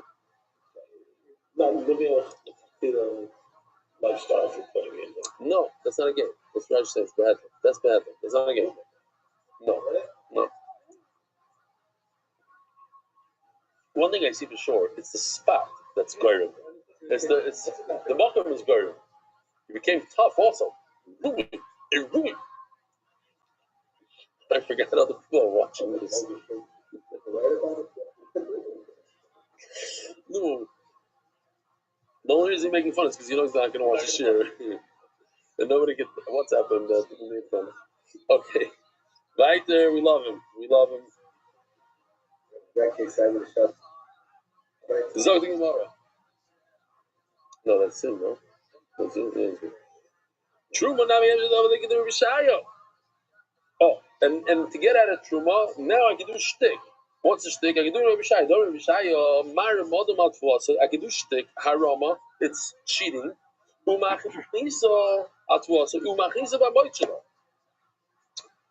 So here's the mites. Let me see this one first before I forget.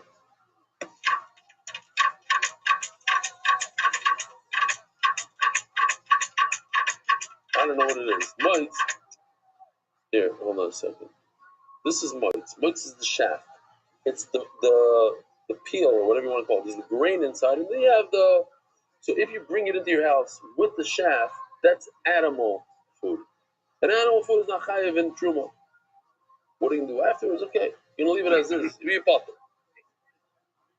That's no good. We don't want cheating. We don't want tricks. Be yasha.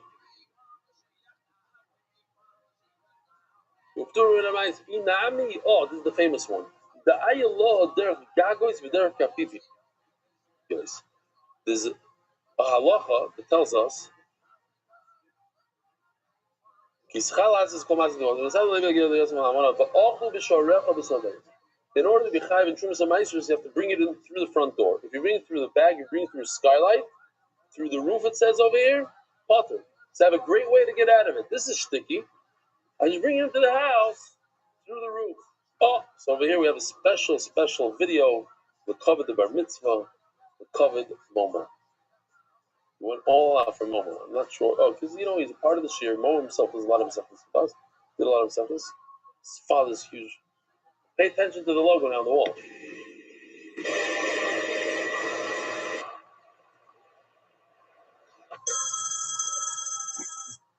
Hello? Give me your most talented person for a consultation. No problem. I'll transfer you. It's his picture. Hello? I've got a problem. I have 10% more orders than the stock I've got. I have a solution for you. Trust me. Bring it in through the roof. Good job.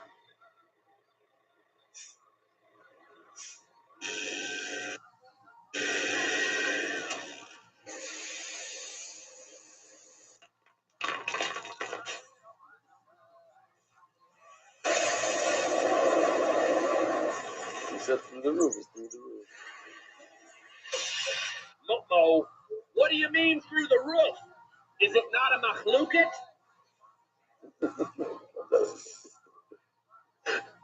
He's almost done, and another little bit comes out of the other ear. Yivad. Machluket. Certain of the cases, we allow shtick, like heteristic, right? It's not just that the machine. So each one you have to know when and how. You have to know when and how. Yeah, exactly. Now, in general, we're I don't know. It's not lashon hara. I think we know how to do shtick. We're very good at shtick. So we have to be careful because it's going to get the taxes and stuff like that. And shtick is it's not yasher. We like to go yasher. I told the Hebrew guys that MDY Baruch Hashem, we're super yasher. Money and salaries, everything's on the books. Everything is this. This guy, you won't hire a cleaning lady that's not on the books. He has to hire a whole company. That I don't know about. We gotta talk about that. But listen, it's kedai to be yasher. At the end of the day, you don't gain anything by being crooked, doing shtick. Zog the Gemara. Bunch of yasher people on my table over here. Come on. I'm serious. These bunch of squares. I'm not talking about everybody. Almost everybody. Zog the Gemara. Nami. That's the Gag is the Derek of Vivians. Gemara. Oh, over there. How come we're not concerned? Also, before Hesia, you're gonna go with a whole truck and bring it through. Everybody's gonna know see the big Milsa. He's not gonna do it. Over here, when it comes to the guy, nobody has to know about it, and therefore he'll do it, and he'll do final shtick, as they say. But that's why we cancel it. Says the Gemara. A Mishnah. So we're holding at the end of the entire process of Oida. So here we go. Check this out.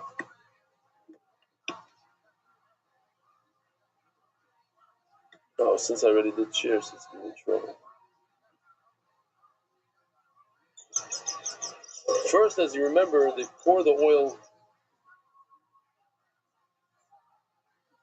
on the bottom of the thing. Then they put the flour. Then on top of that, they put more oil. Now look what Yoshi did. I like that. He made a little indentation there so the oil stays there because it's actually a vina. You don't want the oil to touch the vina. It's very problematic. If any of the flour goes missing, so kitzer, that's step number one. Well, it's not put oil, put the vina. Then yatzak, remember what yatzak means? Put the second layer of oil. And then he mixes it all together. Something like this, maybe. You don't want the flour to go into the vina, but okay. Yes, man. Hey Nif, what's that? This is Tanufa. Hey Nif. This one over here is Hagasha. Hey Nif, Higish, Komatz. Higdu is the Komatz. Oh, Komatz. I don't think I showed this to the Israelis. Put it in the bowl. Chaval. How do we add this to the Israeli one? This is important. Oh, and oh, maybe it wasn't there. It wasn't there. And you put salt on it. Maybe tell Kobe if you could just throw it into the middle thing, throw it in there.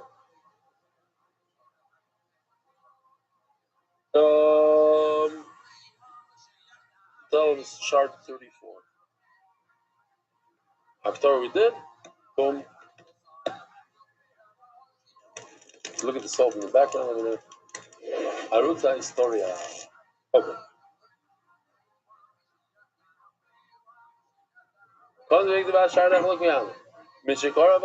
You know, Motzei Pesach in Chicago, I don't know what it is around the world.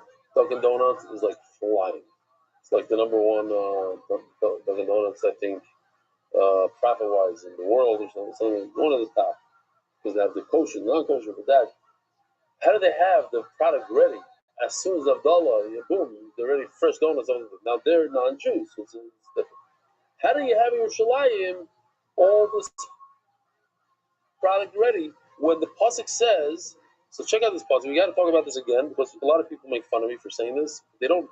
I really believe that they don't know that it's a pasuk. They think it's like a chomer, like a litvish chomer. Yashar, not yashar. It's in the pasuk. The last thing this way is it. Adaviyachem, you can't eat the new produce. Adaviyachem is permanently kefim until you bring the carbon. For all generations, in all cities, in anywhere you live around the world. So there is the Bach that's matter, but most argue on the Bach and Shoinen argue. So there is a heter, but if you're gonna do the heter, at least know that it's deraisa. Like it could be a deraisa and you're using a heter, but don't make fun of those who are matter. That's all I'm asking. Know that you have to know your stuff, right? So you have to know it's a positive Torah not to eat chodesh. So if you're not like chodesh, so here's the sport. Here's the question: can you deal with it? Can you touch it before? What's the concern? The concern is if you deal with it before, you might eat it. There's certain things that you're not allowed to do, like you're not allowed to touch chametz on Pesach, you might eat it. And it might be kind of a different problem. So you go out and you see that everybody's eating ready-made flour that's ready roasted. Rabbi says this is against the will of the Chacham. Rabbi with the word. Says the Gemara, doesn't Rabbi Yehuda, isn't he concerned? Look, we see Mamash Erfens, there's Rosh Chodesh Nisan, we're talking about the Omer and Pesach. Rabbi Yehuda Omer, you have to do the biggest chametz. And then what if you forgot to do it at night? You do it in the morning. And if you forgot in the morning when you do it, but after that, you're not allowed to do it. Why can't you do it? Because you might come to eat the chametz. You find a nice piece of pizza, and you're starving, you might eat it. A nice Dunkin' Donuts, like Krispy Kreme. You could still be biting in Yom Tov, you're not concerned. But really is concerned, you might come to eat it. Shagam, he's not concerned in our sugya that you might come to eat the Chodesh, the new crop. They made a special zera. Then you're not allowed to just reap it with a tool. You have to grab it with your hand. So people say, why am I doing this with my hand? Oh, because it's awesome. So then they'll be reminded not to eat it. Rabbi said, remember, please do not fall off, Benas. Manim, I know it's tough, but if you come with them prepared and you understand the difficulties, you might prepare for it well. And Be'ez Hashem, I'll see you after Yom Tov. Have a wonderful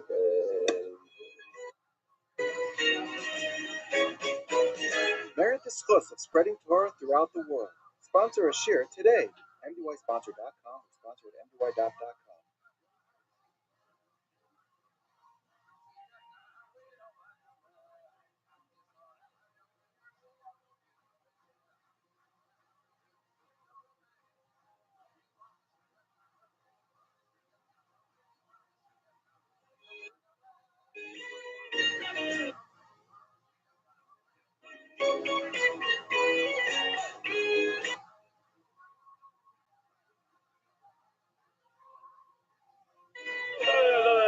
Rabbi said.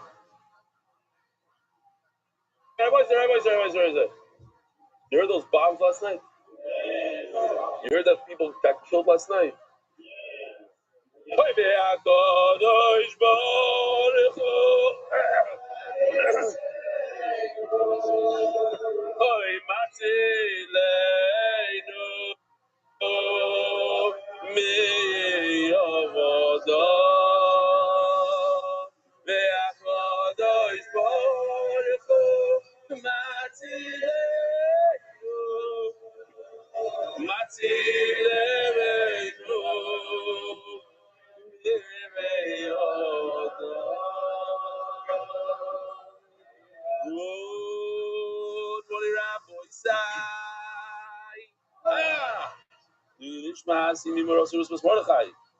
We had a wild night last night.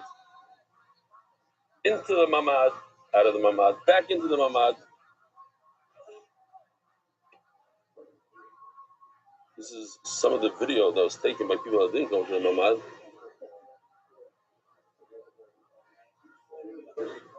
The sound, it's hard to describe the sound. I actually recorded it. It doesn't come out so geschmack in the. Oh, you saw this one? This is no. This is not even what I'm talking about. Okay, this is Ramat Shemish. That boom is what we heard. You all heard that, and you feel it. You hear it. There's no doubt what it is. I don't know. Is this sound? Each one of those.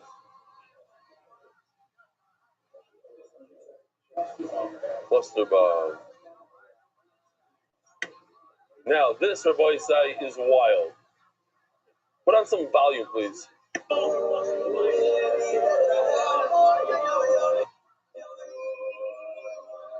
This is our famous Yoli Dickman. He comes to our Shabbatons in America.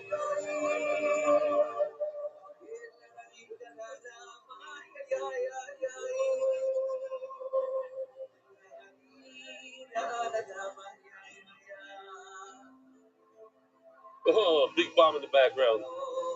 It's like fireworks.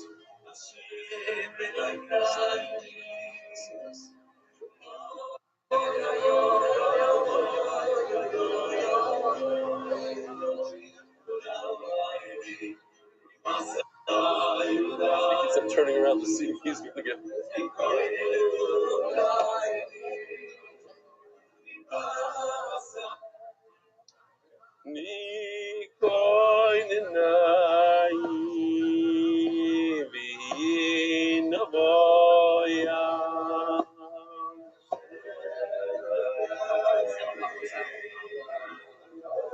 Yeah. Our editor was able to take the siren off that video.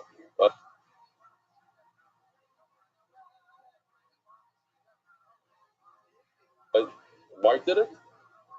I mean, okay. I don't think he's going to do it, okay?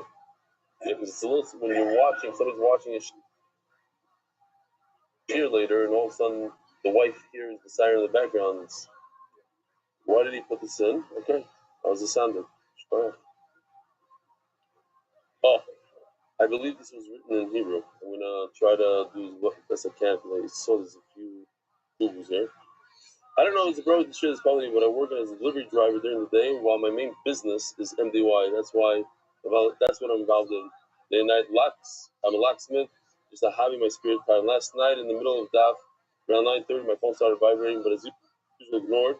Normally completely in silent, but this time I forgot. After 11 missed calls, my wife contacted me through the United Cellular radio device, something only she knows to do in real emergency. I answered. She told me that they were looking for me. A 1.5-year-old baby had been locked in the bathroom, turned on the space heater too high. I don't know why they don't break the door down. Want to save the door, maybe. I ran home, grabbed my tools, rushed over. In less than 20 seconds, I rescued the baby. Afterward, they wanted to pay me.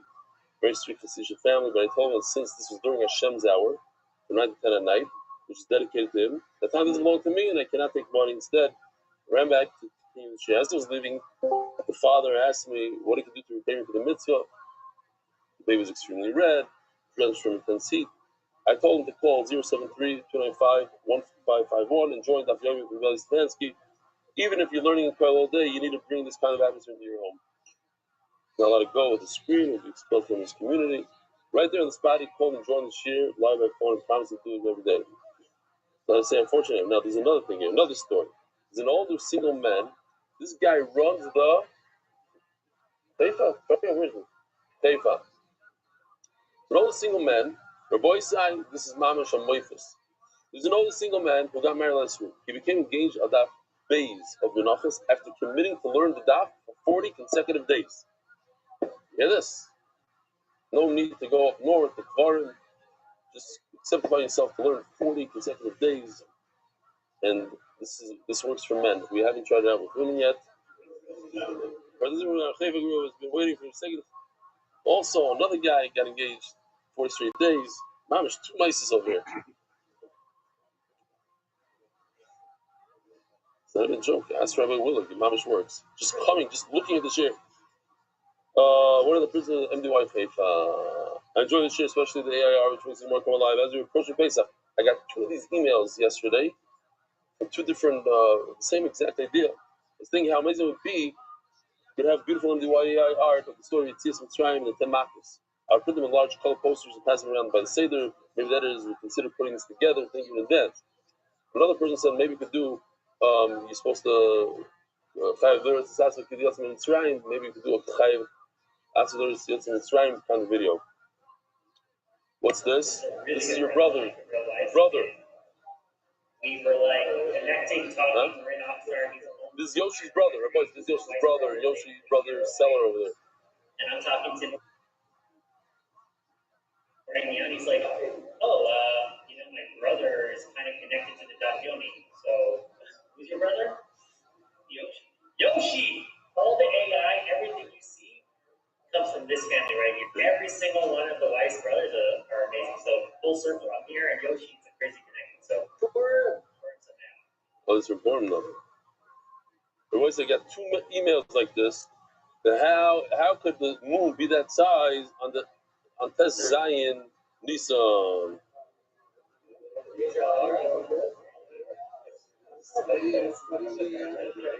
Is this one thing that may bother certain people, myself included? It bothers him. It bothered him.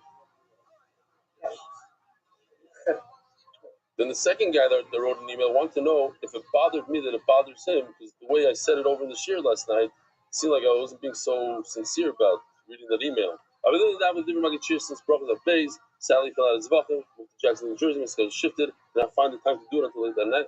I would fall asleep trying to do daf, falling over behind 30 daf. I gave up. I tried restarting my nothing, fell asleep. Decided to try your shir on daf 29. I was blown away. Everything from Biz, daf and seltzer. The emails, he says over here, and I was up. You made it. Your emails keep me awake. He doesn't know. Sometimes they say, this guy, thank you for giving me a second chance. Listen to this. Thank you for giving me a second chance at Daf Yomi. Yes, I never met Yossi Klein, but Imamish felt like a close friend, davening for him that his son's wedding should somehow happen on time. Simcha, the shir brings us together. Just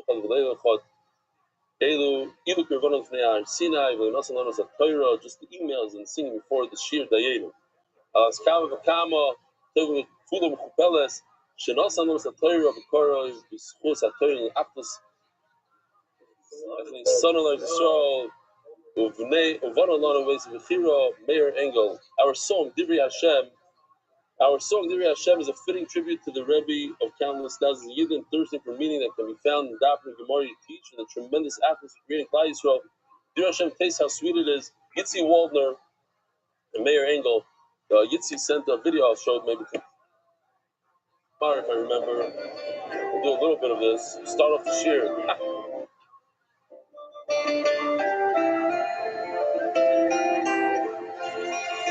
Oh, that's yes. I saw it from your email. This is Yitzi Walmer, a boy's side. This reminds me.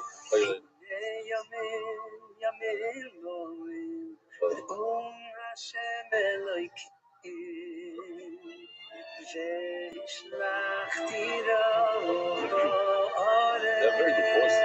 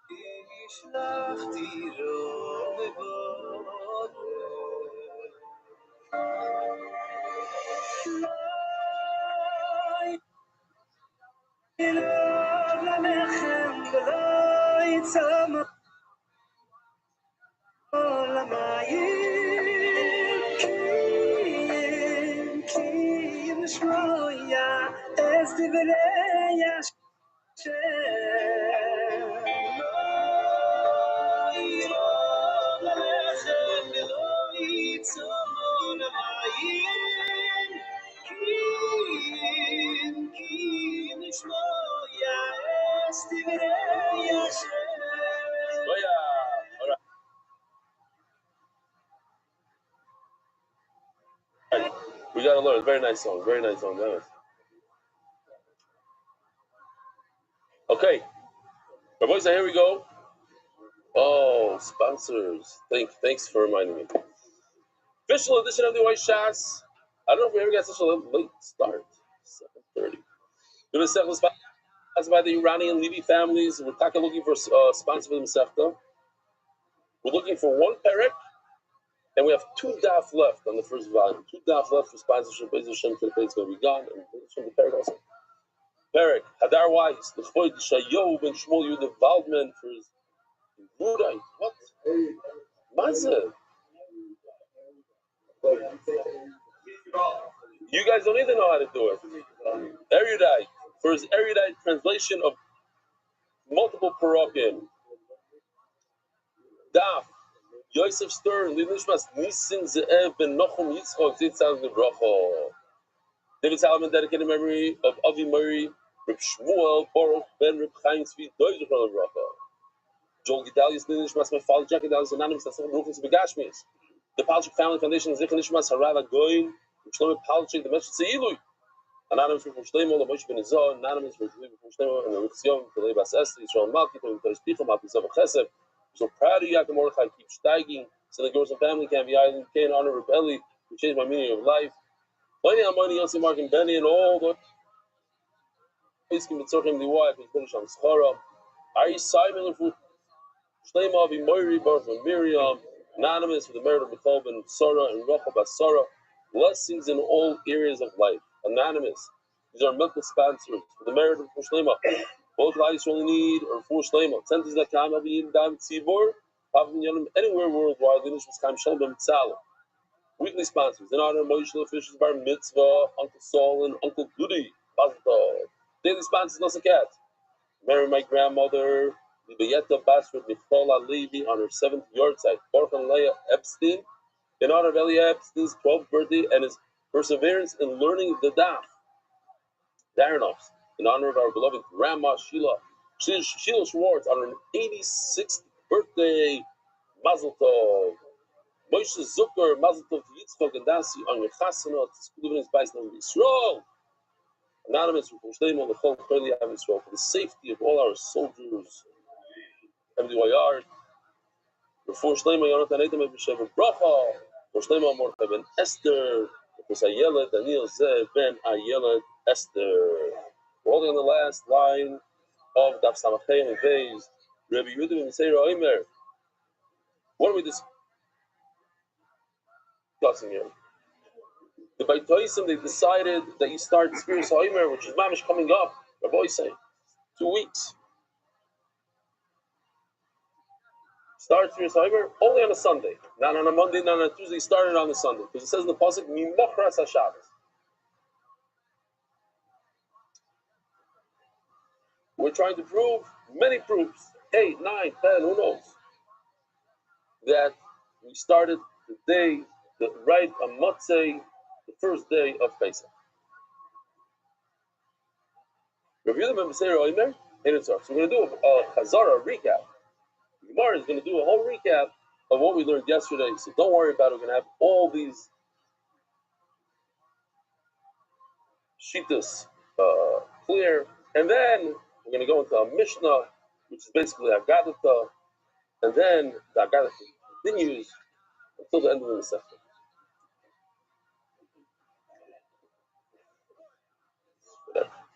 Just want to see if anybody's paying attention.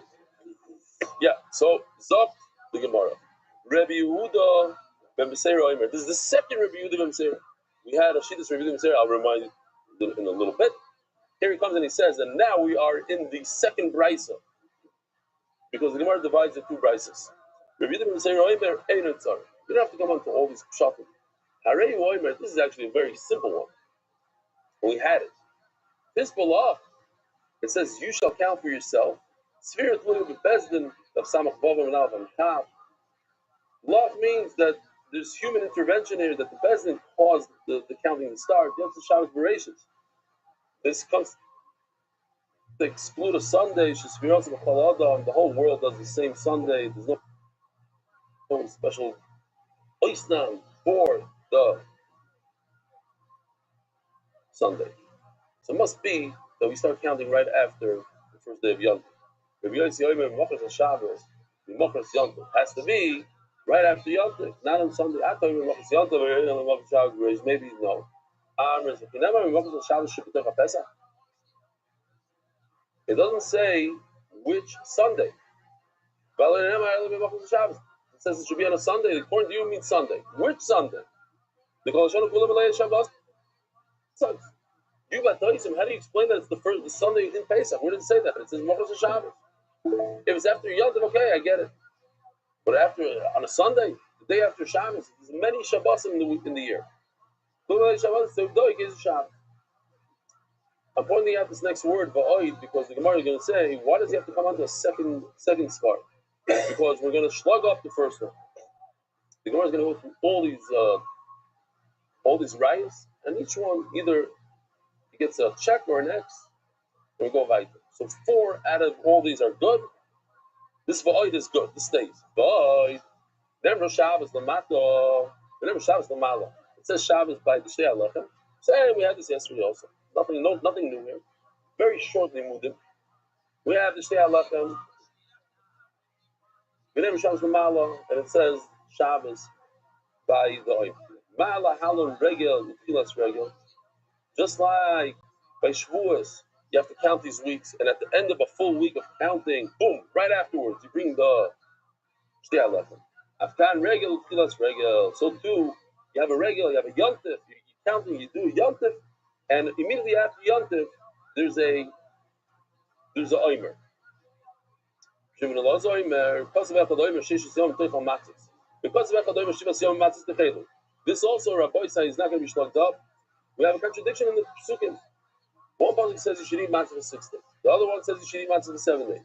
The answer is very simple. According to Rabbi Rothschild, they actually have a contradiction, but we don't have a contradiction. Okay, it's that.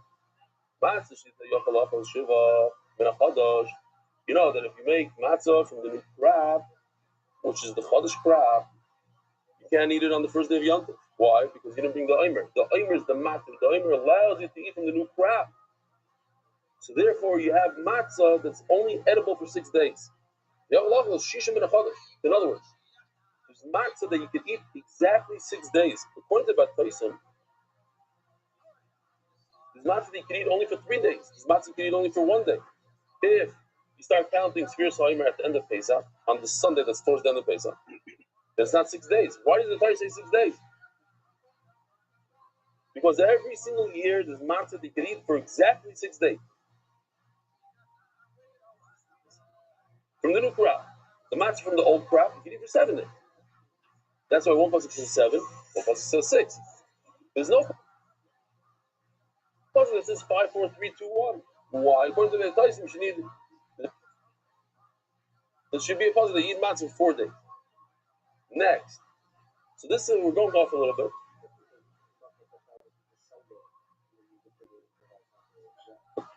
According to the Taisim, you're starting always on a Sunday. Now Sunday could be if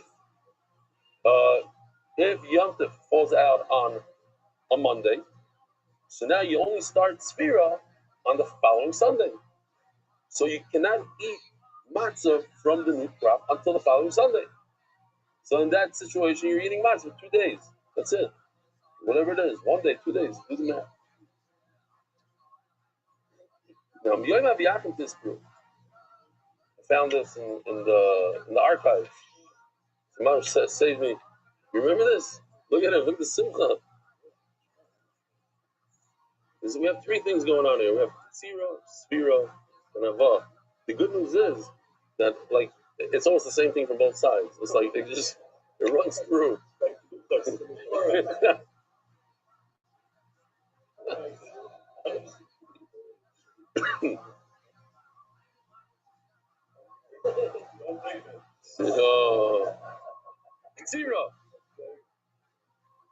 Tzira, you gotta reap it. You gotta cut it off out of the ground. Sphira, you have to start counting.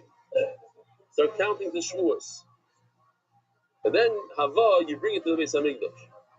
You bring the Omer. So we're going to talk about these three things. The Kitzer.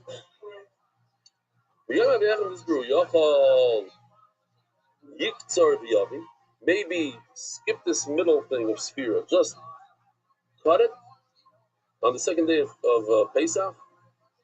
And bring it to the Beis Hamikdash. The Yispar. And then you start counting it. Nice. 2 days later. What are these complicated words for us Americans? When you start Termesh, you take that sickle bakama to the standing barley. From that moment, tochal ispar. You start counting when you do ktsira. So if you have this word kaitzer right over here, ktsira, then you have to do sphira. So these two go together. That I know go together. Okay, so these two go together. And maybe you bring the Omer a week later. In the pasuk says, so the Hava and the Sphira, these two go together. Now the center one and the bottom one go together because it says Tisperu right in that pasuk. So these two go together and these two go together. So the kids, you have all three together. Since the Torah uses the lashon of day, miyoim, so maybe all three happen during the day and not at night. But we know that the Tzira and the Sphira happen at night.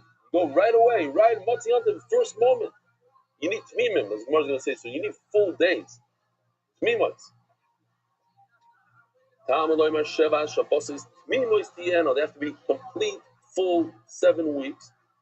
And where do you find this content? How do you get the 7 whole weeks? So we know a person becomes bar mitzvah at night. Everything Jewish starts at night. So you have to start the day at night. Our day starts by Shkia.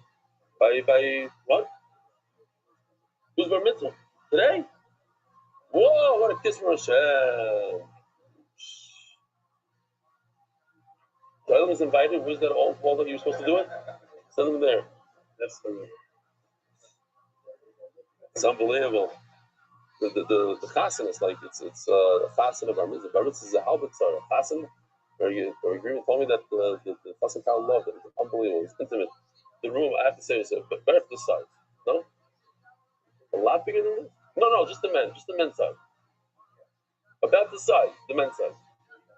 Not even this big. That's what I'm saying. I didn't see it. Didn't go to the women's side yet. What? 100 people. Guys. Yeah. Okay. I have to tell you, yeah, no, I know. They were 11, they got 100. They were 11, they got 100. I witnessed this with my own eyes yesterday. I was on the highway, and I didn't hear the siren. And on the side of the highway, the cars, they stop. I don't get it. I got to speak to somebody who's like, is there a greater chance of getting hit by a shrapnel, but when you're driving fast or slow or stop? To me, if you stop, you can't run. You can't go anywhere. You see the thing going, you could make a short stop. I don't know. You got to talk to the guy. I saw a woman. With my eye. There's a tree, a little tree, and she put a branch over her head, and she's like this, under a branch. The pachad of people. And I guess I should have stopped at that point, but I didn't hear the sirens. So I don't have the whatever. I don't know what they were doing over there. Cars to stop. It's dangerous to stop. Okay, fine. Zog Gemara. We're holding over here. Yeah. Yochel Yiktav Yispor V'Yovi Bayoim Tamaloi Meshach said this. Emos at the Moshe Shabbos Demir is Manch at the Matkul Limos Be'er. We have to start. That's why Oisai the Ktsira, the Sphere have to be at night. We have full weeks. Yochel Yiktav V'Yovi V'Yispor B'Layla. So maybe do all this at night. Do the Hava also, bring the Omer at night. So we have a contradiction. Night, day, which one is it? So therefore, we do a compromise. Okay, Tzad. Zero, Sphiro, Balayla. In order to have the full weeks, you have to start at night immediately. As soon, that's why we do a Sphiro Sa'im. Mamish, like the first moment we can. You don't wait a few hours into the night. You do it as close as possible to this man. Zero, Uspir, Valayla, Ba'ava, and the Omer, the number 3 thing on this list, comes during the day.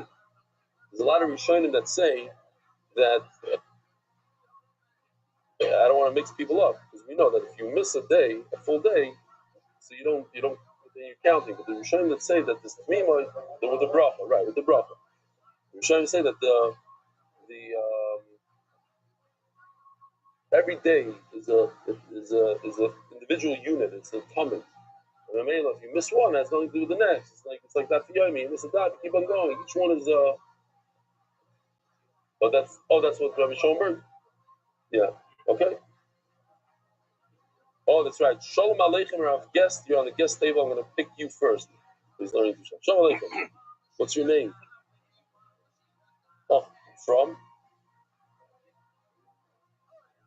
No. You know my brother-in-law, Moshe Friedman, or Shiva. No, nothing. I thought from Shlomo, 20 families.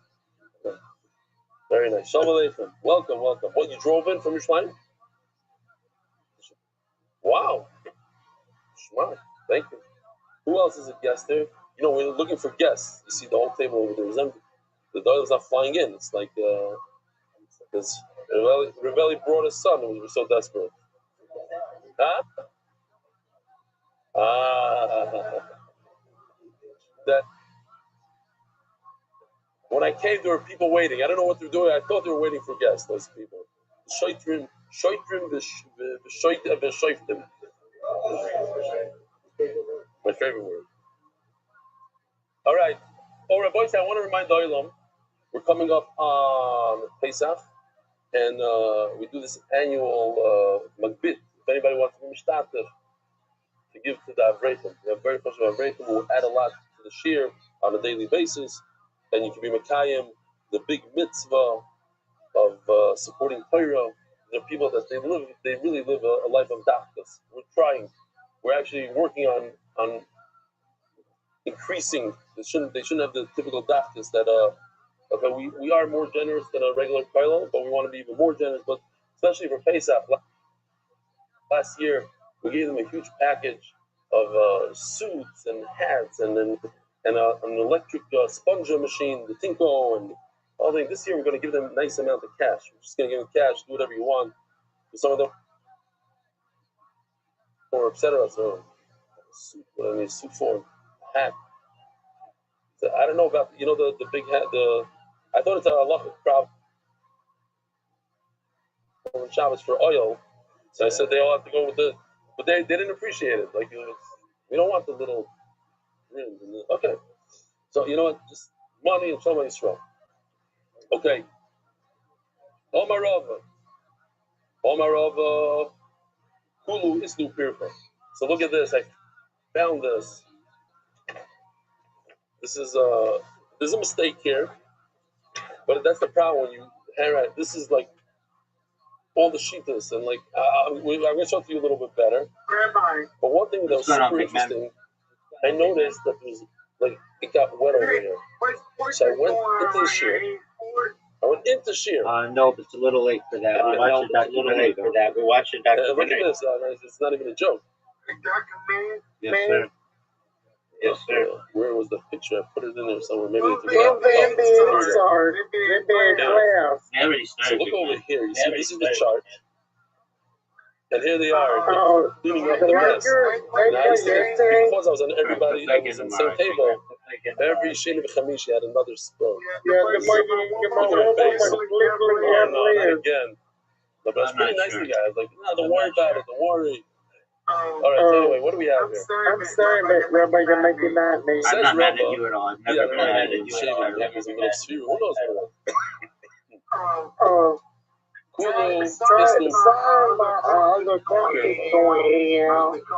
Yeah, why is that? Do you know? Is that? Do you know? Exaggerating three. What? I think it's Sphere, not a sphere. No, that love normal by thing. five.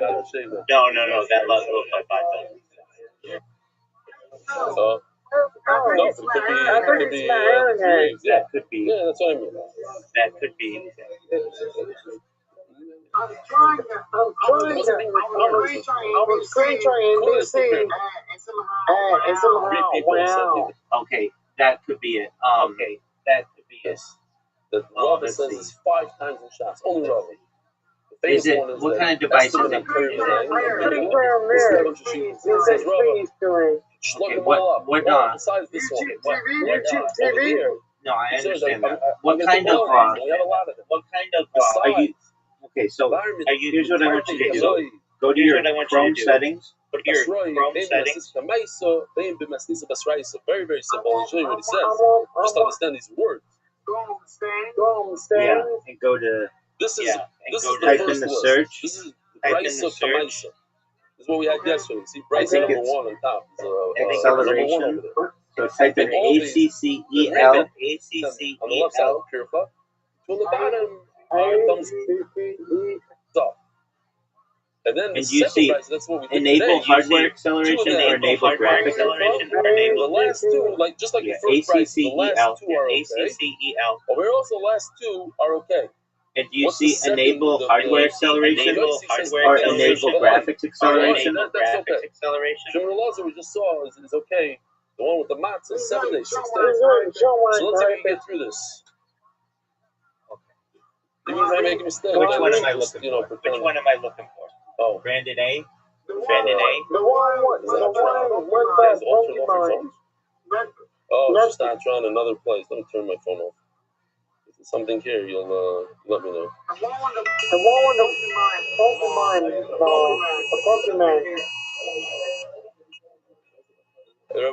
I get a pre. All right, anybody right here should leave right now.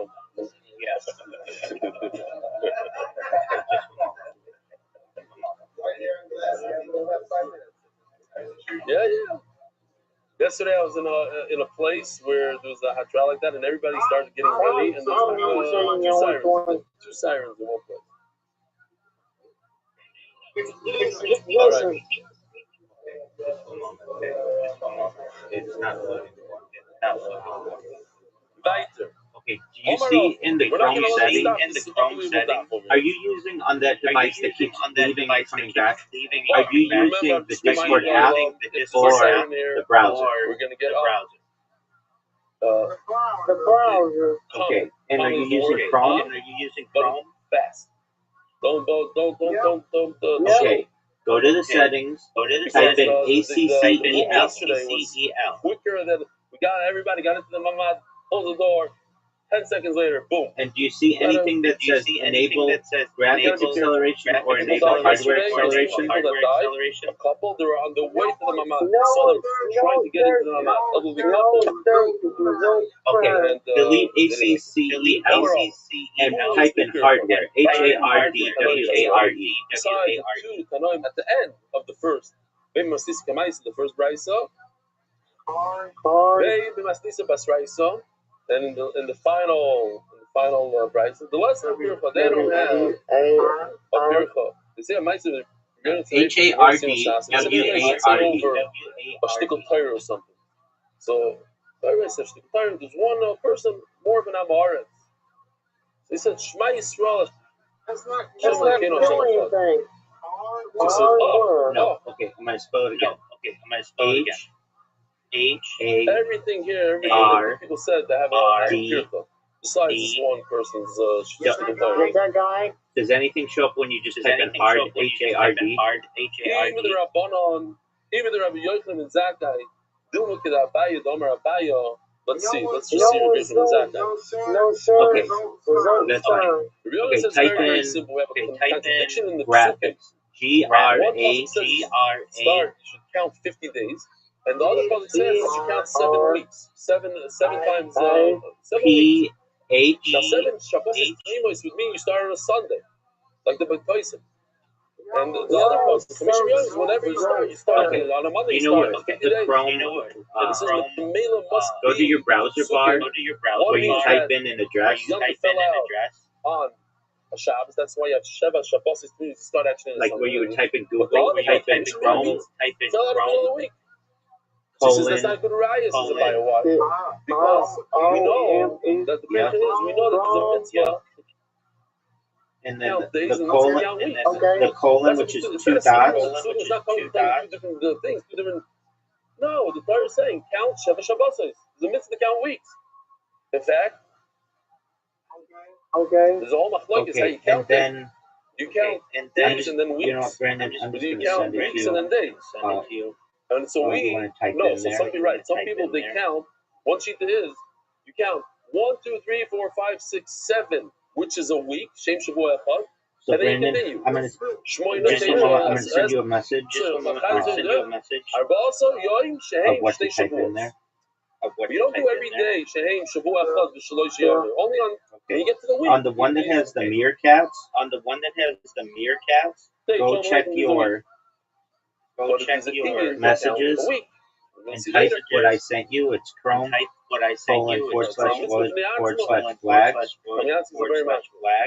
What you got up for some?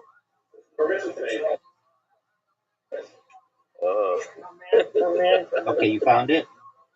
Did you hear what he said? He said he has a purpose tonight. He can't miss it.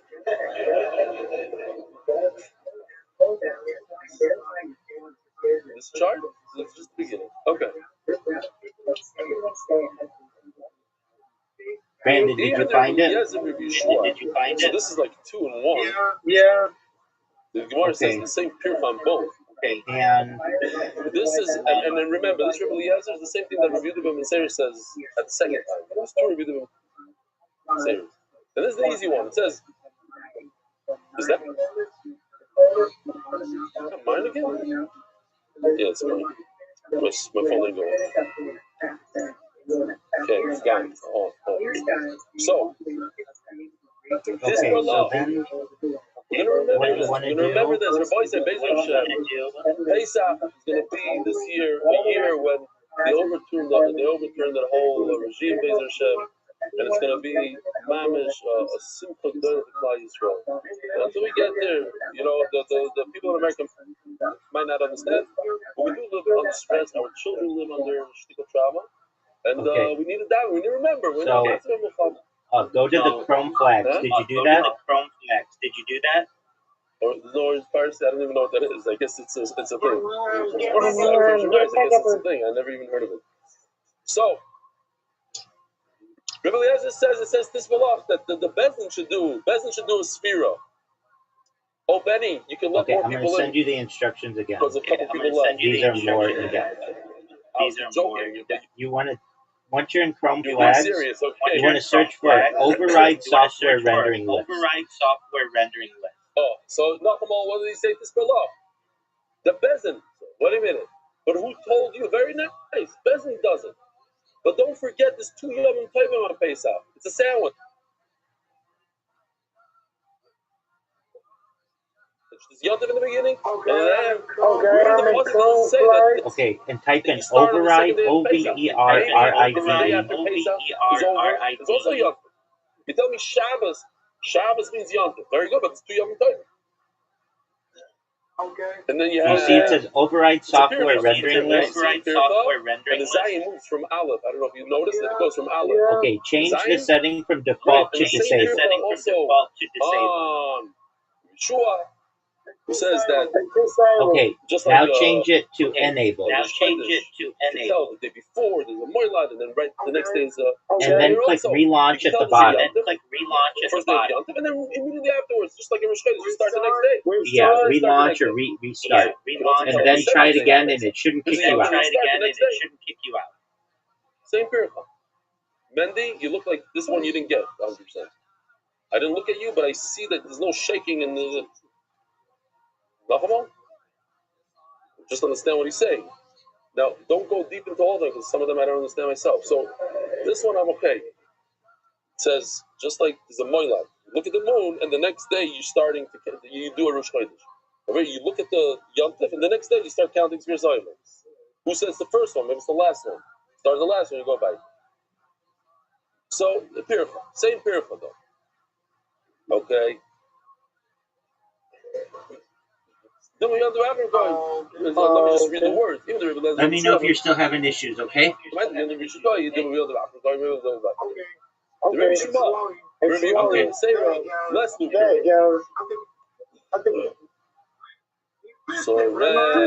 we'll see. We'll see. We'll see. But that's good. That we start counting right after Shabbos. In other words, there's when it comes to Yom Tov, we do a whole week of Sfira, and then you have a Shavuos. So two over here, you have a count that comes right after a regular, right after Yom Tov. That we don't have a period for. What's Rabbi Shmuel? Did I skip Rabbi Shmuel? Here's Rabbi Shmuel.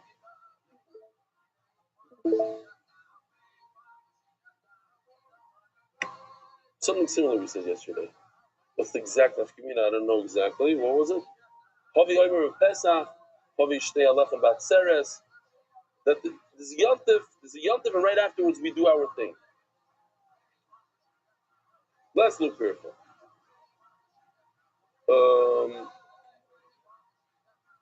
Right. Even the Rabbi Yossi Rabbi Yehuda. Even the Rabbi Yehuda. Remember, this one is Pashut. Sweet dreams, big man. Sweet dreams, big man.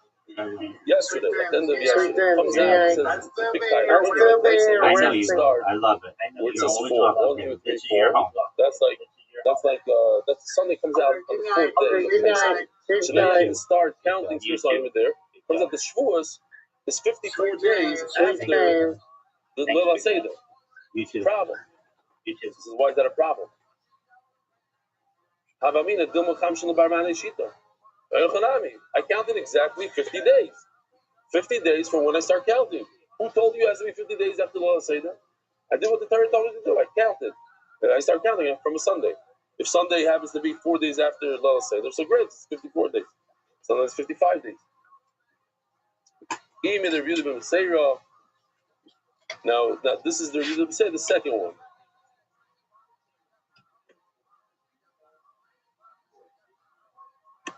What? Careful. Who's talking over there? Now, review the Mitzera, this review, Yehuda, the second review. So, Mamash, we had it right? Right? That's why it's easy. Look, the Bezin has to do it. It's dependent on Bezin to say it, but it doesn't say what Yom Tov.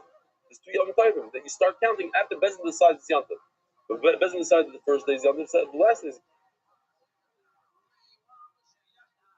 Yom Tov. So it's a purifier. Either review the Mitzera or Mitzera Yom Tov Rishon, you're saying it's a freebie. Then the other African Resinami, positive purifier. What do we going to say? Oh, right. Says Rabbi Yossi, the first Rabbi Yossi is that the Baptism say that's on a Sunday, but there's 52 Sundays in the year. Who told you what Sunday exactly? So what does he say? Oh, so that does have a purifier. Why? Maybe so. And no, right? Because you said it must be Pesach, not a Sunday. But who told you which Pesach? The first day of Pesach, the last day of Pesach. That's why he comes on to the second shot, and that stays. Gufa Amar Abaya. What else stays also? The matzah. The pasuk says 6 days matzah, 7 days matzah. 6 days is with the new crop. 7 days dope. Gufa Amar Abaya mitzvah l'minei yoyme, mitzvah l'minei shavuah. It's an individual, independent mitzvah to count days. It's an independent mitzvah to count the night. Maybe even have to make your own. Well,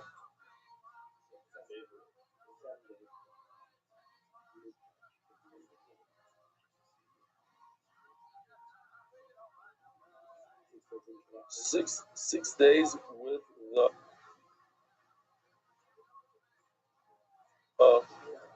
new crop, because you can't eat the new crop on the first day of Yom Tov. So it's only 6 days. 6 days. Says Gemara, Abana de Rav Ashi. Rabbanan de Rav Ashi, Moni Yoimim, Moni Shavuot, they count the days and weeks like we do. Amemi Moni Yoimim, Moni Shavuot, we count days, weeks, days, which is like a pshara. Amemi Moni Yoimim, Moni Shavuot, you counted only the days, you didn't count the weeks. Omar Zecher, the Migdash,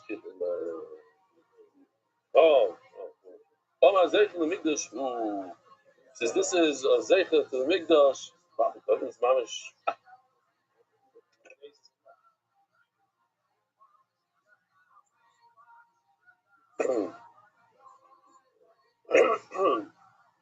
We had this. I do this all the time. I noticed this when I went snowboarding. Well, actually, it was skiing. My last day of skiing in my life, when I switched over to snowboarding. So, I don't know, like maybe 15 years ago.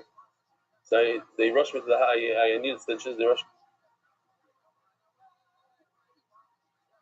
me to the hospital. So this kid next to me, he, I guess he had a major brain injury, and he asked his father. He says, "What am I doing here?" His father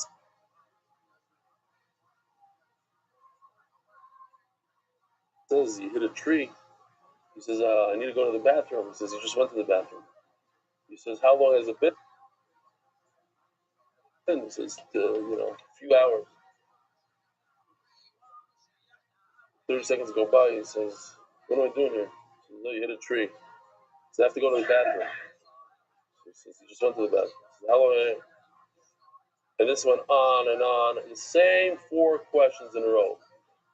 I noticed this yesterday with, I said over the story with Benny, but also my Chavruso. He tells me this mice. He says, old man comes to Rabbi Rothschild and says, "Listen, the doctor said that he's only going to live for a few more days, maybe a week or two. Should he start saying Sfir Sa'imer with the bracha?" So Rabbi Zilberstein, you say, Ramosha says that the schus that you're saying the Sfir Sa'imer with the bracha will give you a Arichas Yom, will give you some more time. And this is the same mamish within a second that he told me the story. He said, "I told you the story last cycle, 7.5 years ago, and you asked me the same question." My mother said Sfir Sa'imer, and she didn't live. My mother's lived in the middle of Sfir Sa'imer. But anyways, you hear things and you trigger the same questions, the same answer, the same. Yeah. No, it's there's some way that your particular brain works and asks the same dumb question or not dumb, whatever it is.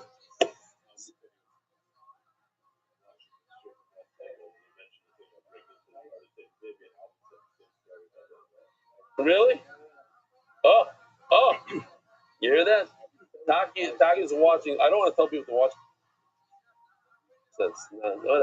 So he's watching the last cycle, and I said the story of breaking into the car, and Avi said the same story of his M&Ms. Because it triggers, your brain works in a certain way. It's partial. But it's a good riot. Good riot.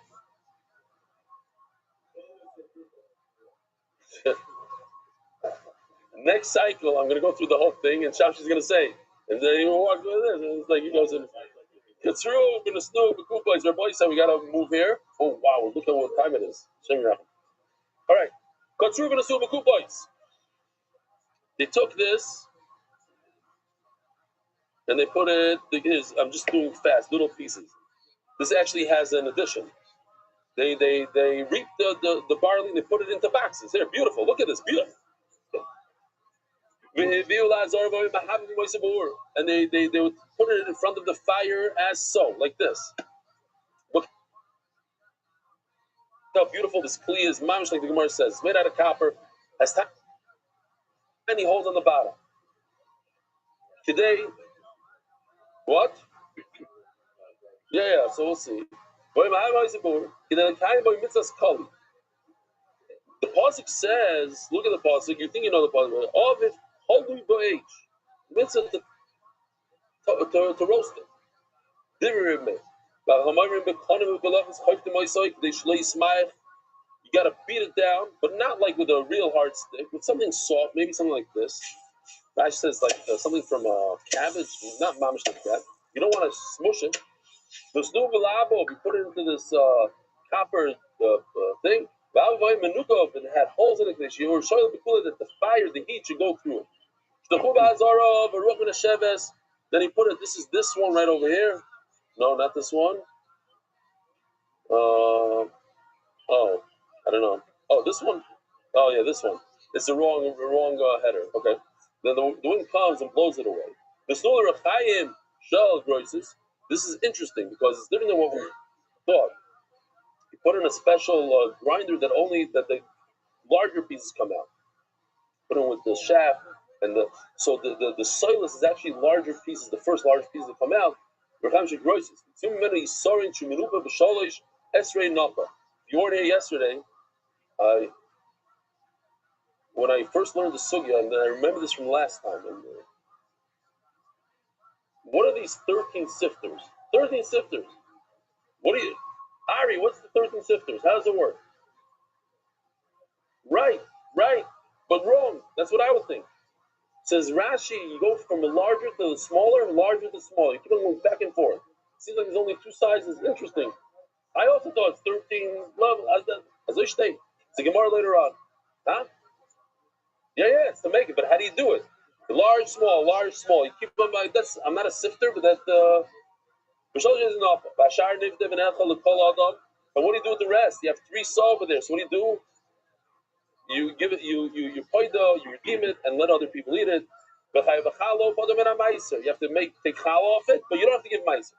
So to understand this very simple thing, we learned this many times. Something called miruach. Miruach is the final step of when after you reap the flour, you have all the kernels, you smooth it out. Miruach. If you do miruach, now you chai b'maiser. You don't do this, you're not chai b'maiser. If this miruach happens in the Beis Hamikdash, for the Beis Hamikdash, you part it for meiser. The Beis Hamikdash doesn't give a meiser. So what happened here?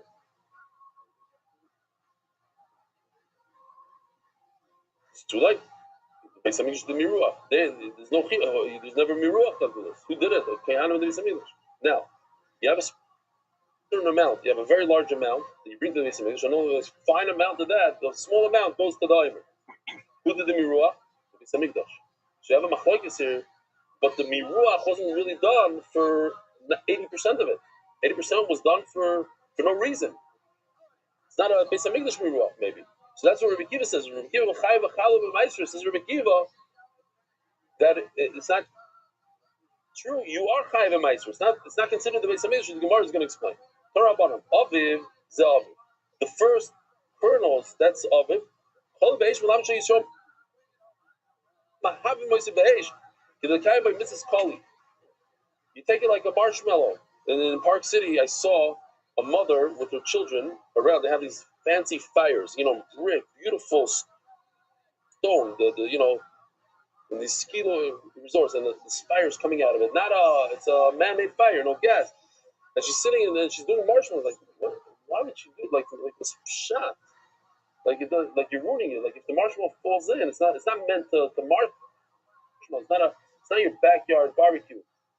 Then I heard a little Hebrew going on over there.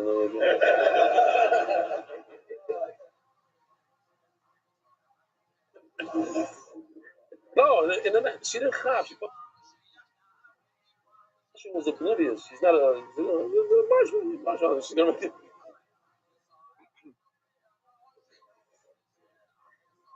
Surprised that other, these fine schmecker guy, the white, they didn't say like. Okay, anyway. The challah, fine. So you grab onto the wheat to the shaft. What is it called? The stalk. You hold on and you put it like this. Not like we do marshmallows. No,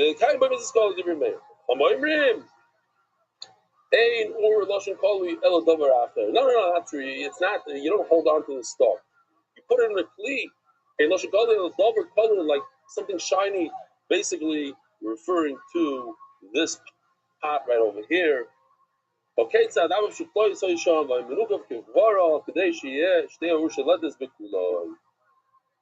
wow, it's very late. It's 8:13 here in Eretz Yisrael, but we're only 15 minutes into the shir, so okay, we could go. Just when's my Krishma? I don't want to.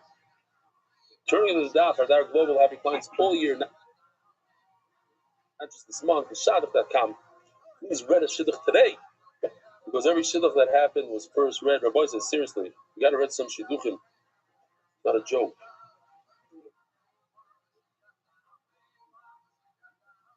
These girls that don't have shidduchim, it's a very very hard life. I can't even be massive. What? Which one? Oh, that. Yeah. With the stuff. I hear. Okay, I threw out a number, just the saber size, and I wasn't going into it. What did I say? I said I made a cheshbon that's like 10%. No, the actual size 10%. I'm saying 10% with the stock. I got it. Yeah, fine. Aviv kalu geres. It should be roasted and ground. Any of them aviv kalu geres kalu. Because if you look at the pasuk, it says the word beish in the middle. So do you that's what Shamshi was saying before. When do you put it in the fire? Are you putting the fire beforehand or after it's flour? Which one is it? Is it before the grinding after? So it goes on beforehand. Caramel, we saw yesterday, rachumol. So because of this, we're going to go into, sometimes you take a word, it's called a nutrikin, you take a word, and it's a funny word, but it's really like a Russian Teva sort of. It's like a what? Is it an acronym? Okay. Nutrikin, an acronym. It stands for two words. Rachumol. It's soft, and it's like flowery. We have shalisha. We have another word that's interesting. Have you ever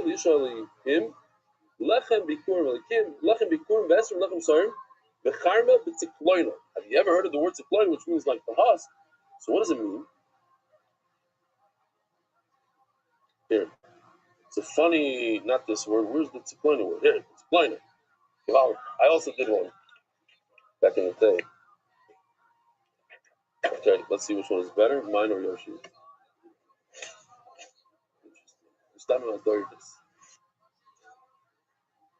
Wow.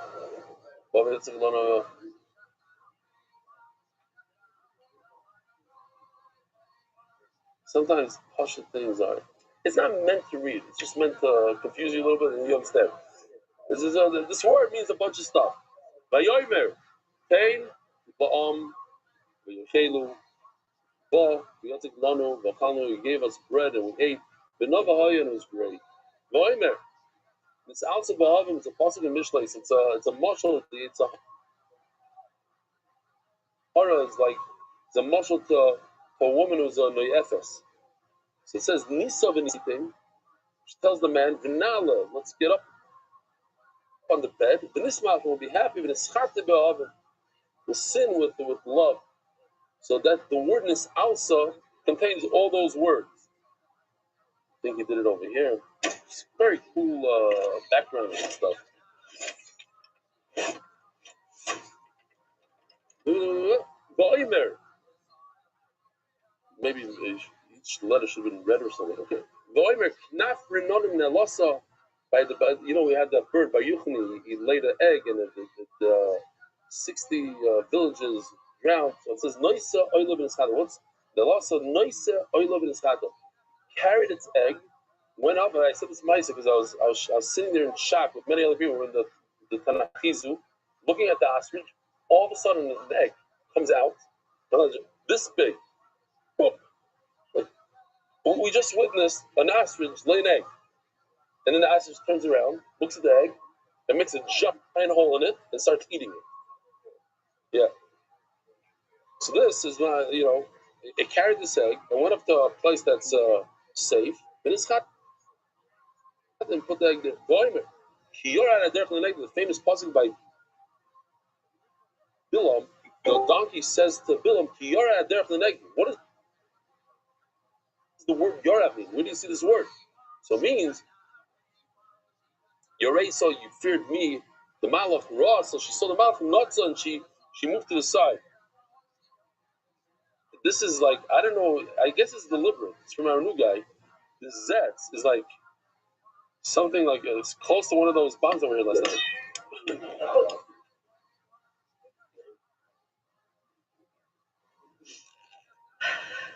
What did I do to you? Why are you hitting me?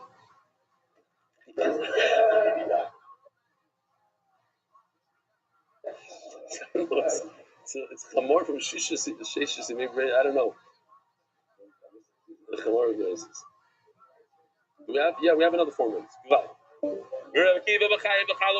Let's just do the small sugi over here. Very easy. Oh no, I missed something.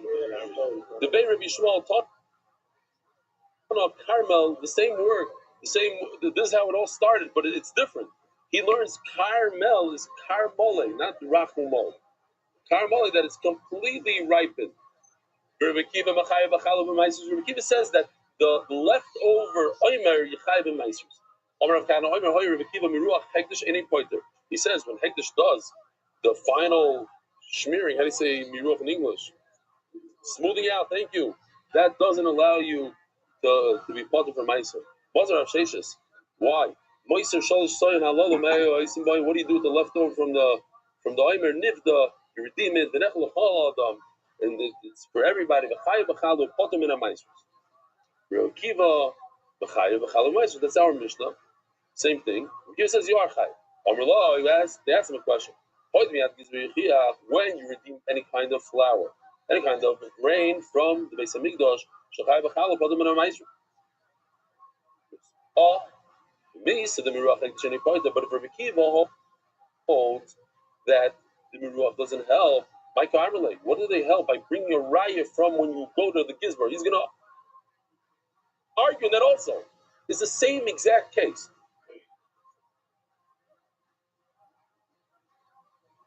Bring me a raya when the Beis Hamikdash has leftover from the Omer, Yechai and Chala. Oh, I'm going to ask you when the Beis Hamikdash has leftover Stam Azoi, Yechai. No, he's going to hold in that case Yechai and Chala. It's the same exact case. Says the Gemara, another question is my guy, I thought I said it. My guy, it's the same exact case. But look at this. This I kind of spoke it out before. When you have the 3, what was it? Saw, I don't remember the amount. Let's say it's 3 saw. That's what the Mishnah says. You bring 3 saw. The 3 saw, we know to begin with, let's say it's 10% that we're going to take from that. So that wasn't given to the Beis Hamikdash. The 90% that's left over wasn't given to the Beis Hamikdash. Later on, we're going to find out retroactively that this 90% wasn't for the Omer. So it was never the Beis Hamikdash. The Beis Hamikdash never did a miruach on it. Therefore, it should be chaya. In other words, even Rabbi Kiva admits that miruach of Hekdesh is potter. The only reason why over here the miruach doesn't work is because it was never given to the Beis Hamikdash. But had it been given to the Beis Hamikdash and the Beis Hamikdash did the smoothing out, you would be part of her ma'aser. In fact, you're right. Rabbi Kiva had this tradition. The reason why Rabbi Kiva says over here that you're part of her ma'aser, not because the smoothing was done by the Beis Hamikdash, because it was never given to the Beis Hamikdash in the first place. The 10% was given, not the 90%. Rabbi Sai, Suras Toy Boys, have a wonderful day. Merit the schus of spreading Torah throughout the world. Sponsor a share today. MDYsponsor.com or sponsor at MDY.com.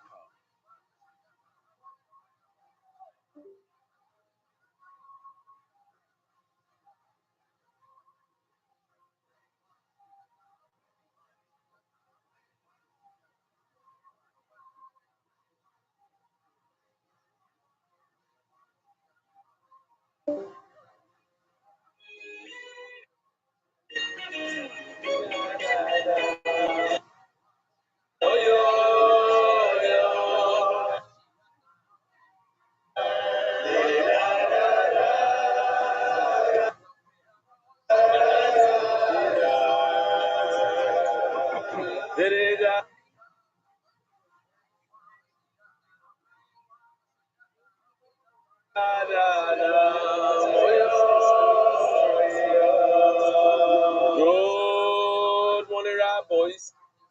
Die.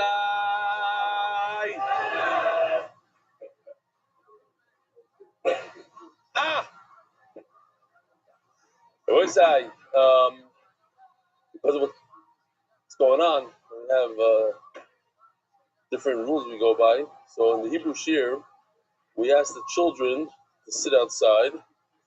And the first night, they put up a little screen. That was 2 nights ago. Last night, this is what we had. The kids of MDY that don't want to go to sleep on time, who come every night, and we let them do the through the window. It's a whole big matzah. Talk about this. I just want to reiterate here. There are a lot of people that were hospitalized. 3,100 people hospitalized.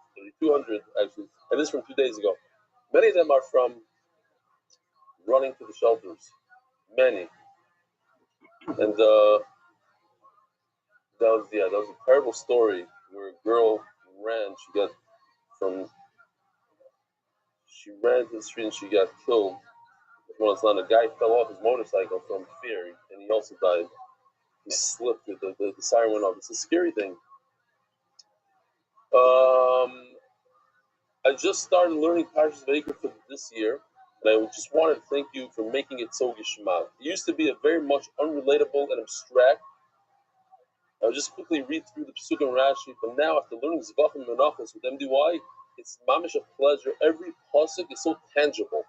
Thank you again, you and the whole team. Mendel Sikorsky, Chagiga Daf, Bays, saying maybe you should put together all the AI videos that relate to AI. This we saw already. This is at the Mateh Novak, Benzi Novak, the one all the way on the right is also a big part of this year. Menachem Mateh, second from right, is our Balkari for years. And he's the Balkari here on Mondays and Thursdays as well. What? Benzi Novak makes one of the breakfasts himself. His whole family, they make the salads and the this, it's the whole thing. And Dr. Shamrock, all the way on the left, is also a big part of the series, is Zayda the Chassan. Another big Chasana is my good friend Avi Kamalar, all the way on the left, and JG Reed in the middle, with Yisrael Goldstein on the right. I believe that the Chassan is the famous, what's Yisrael Goldstein's Rav's name, and Nelly Dykeman?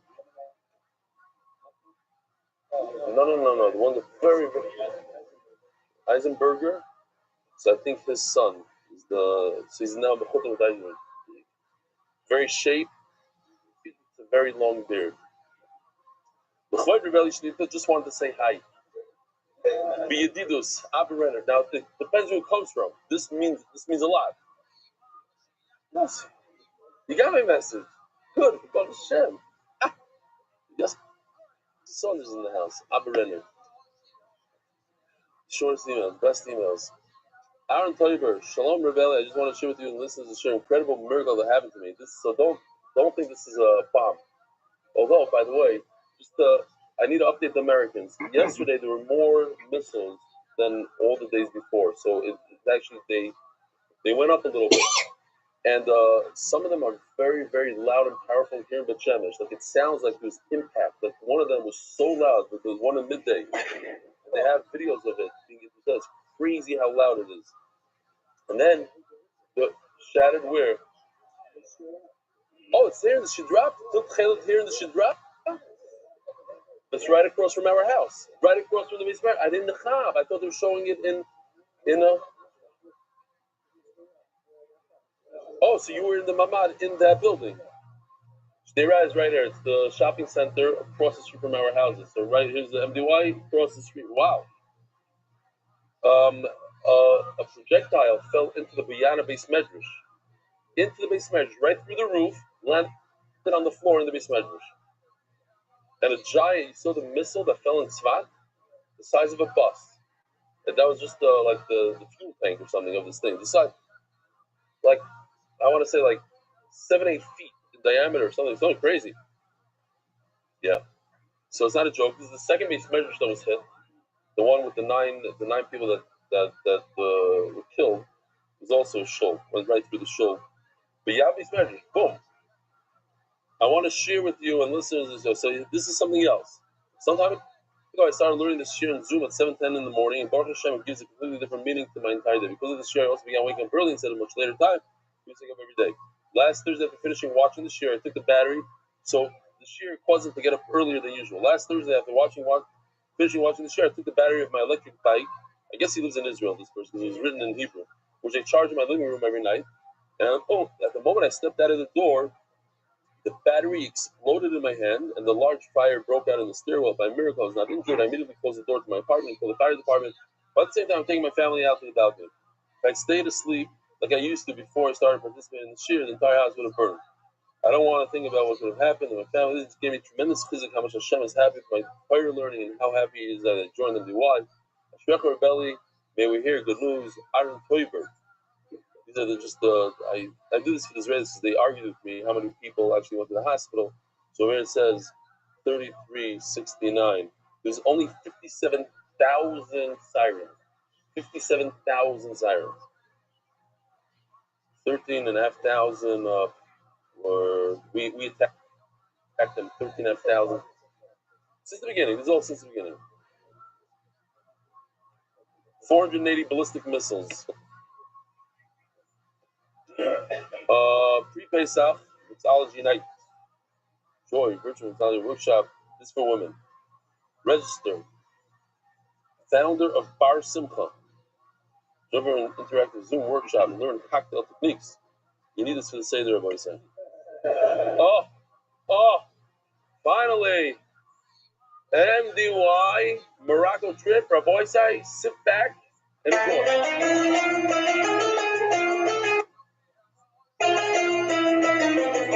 Welcome to the very, very first MDY Paris Atoyev trip.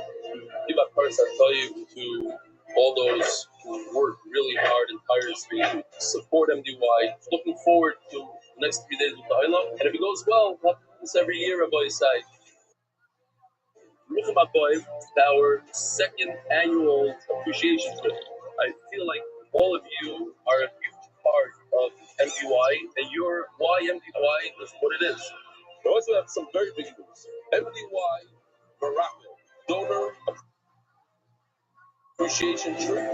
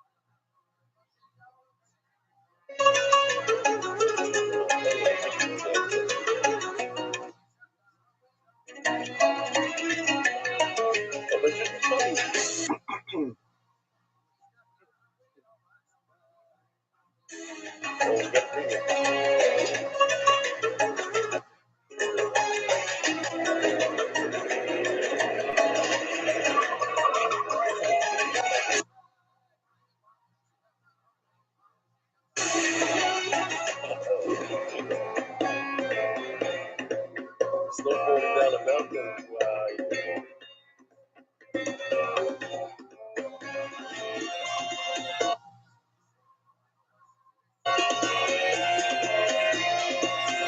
Now, the best part of the trip is what Justin is dreaming about. He made us all come there just for this.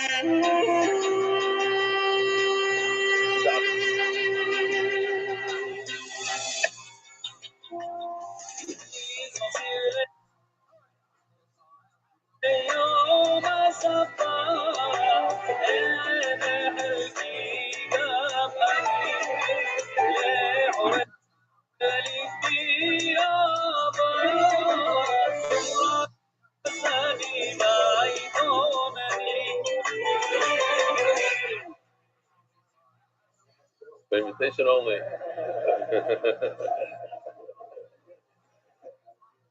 Yeah, you don't have to go to safari. You saw some zebras on the screen, you don't have to go, what are you talking about? The smells. My boys, you can do what Shamshi did. Take a loan on your house, but it was worth every cent. Come on. Every cent you think about doing it again.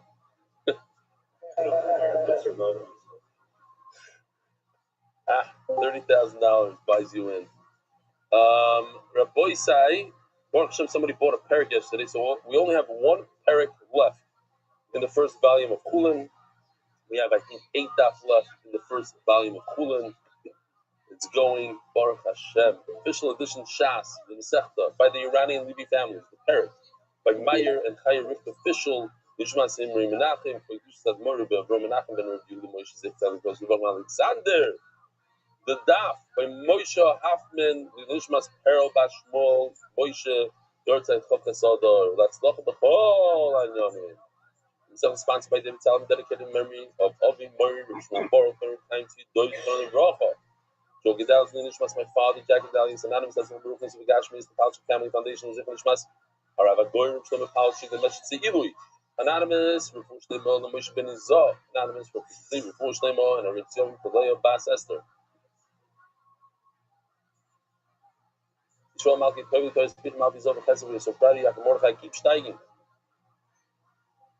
Sending Rose and family, Canby Island, UK, in honor of Reb Eli, who changed my meaning of life. Somebody sent me an email with a video of a chasana in Canby Island yesterday. They were singing, it's Geshmak, Daf. Going out money, Yossi, Mark, and Benny, and all the Oiskim, the Tzorchem, the Waya, because Baruch Shalom Skoram, Ari Sak, Hyman. The first name will be Mari Baruch Ben Miriam. And that is for the marriage of Michal Ben Sarah and Rochabas Sarah. Blessings in all areas of life. Anonymous for the merit of Shlema for all clients who need it for Shlema, who need it for Shlema. Centers.com, helping in the David Tzibur with pop-up and Yonim anywhere worldwide. In honor of Moishla Fisher's Bar Mitzvah, Uncle Saul and Uncle Dudi, weekly sponsors, daily sponsors. Anonymous in honor of the wedding of Yoni Sebag. That's how you pronounce it. Sebag, Yoni Sebag, and Eliza Franz. Did you say? Sebag. Shachar David for the yortzeit of his father, Rafi David, Rukol Chaim Ben Sadia. Yossi Rasler, in memory of my dear mother, Rivka Bat Chaim Yaakov. By Moshe Hoffman, the Nishmas Perel Bashmol Moshe, Oleh Ashol Kafka Saldor. The Weiss family, Shkoyach, our boys say, take a look at this. This is Givaldic. Somebody put it in.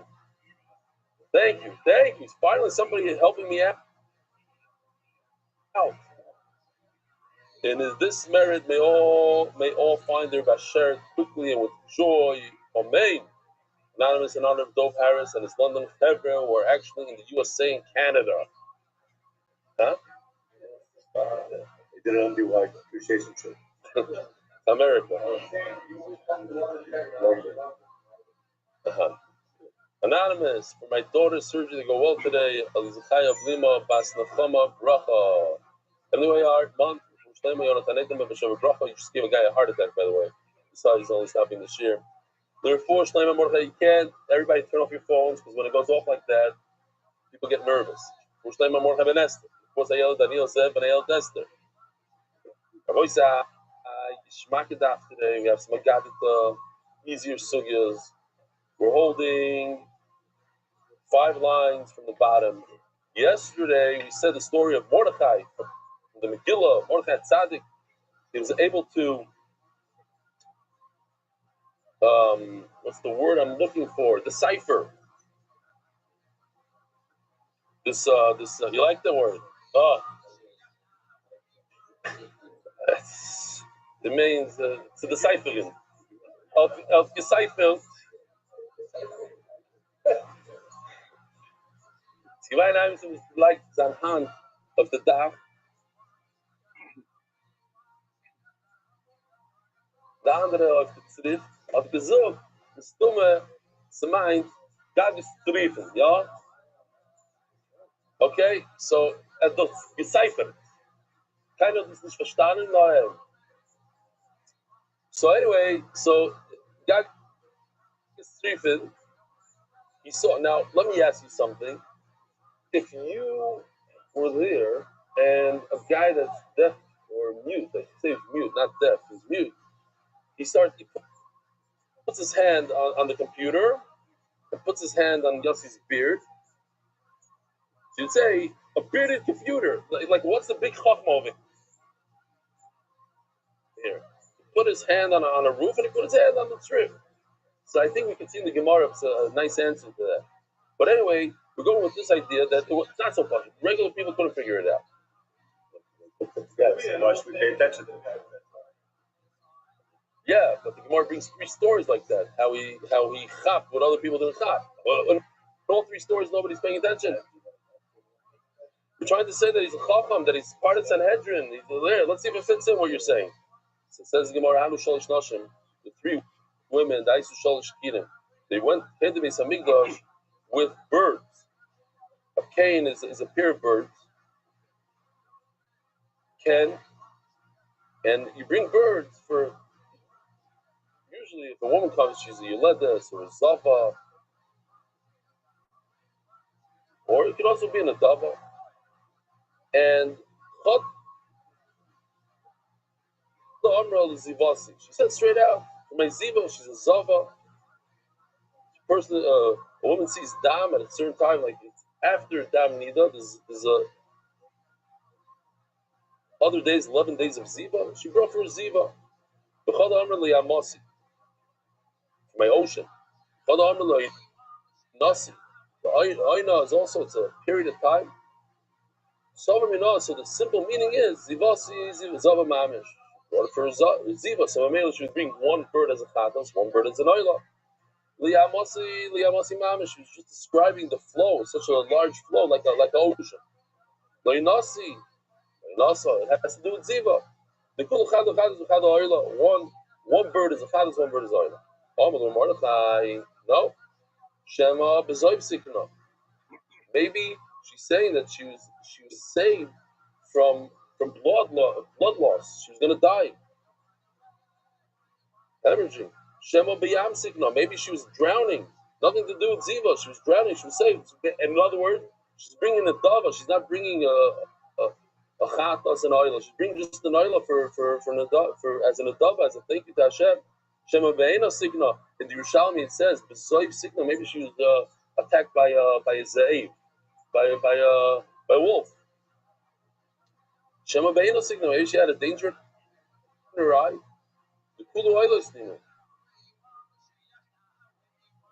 Says the Gemara, she made a net there basically. She said, if I'm going to be saved by the ocean, she's drowned. She says, listen, if somebody comes and saves me, I'm going to bring a cargo. And they listened to Mordechai and they checked it out, and they saw that he's right. That's why it says, so if you look over here, there's different shefaros, like they were shaped in a shape of a shofar. It's like a pushka box.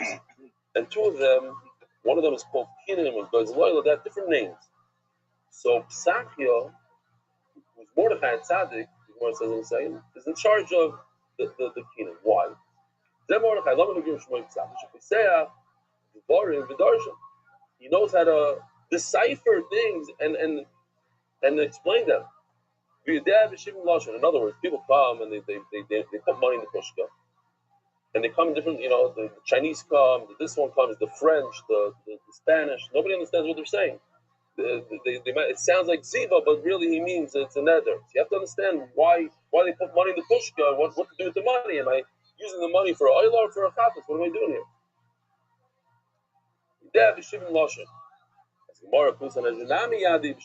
Why is he so special?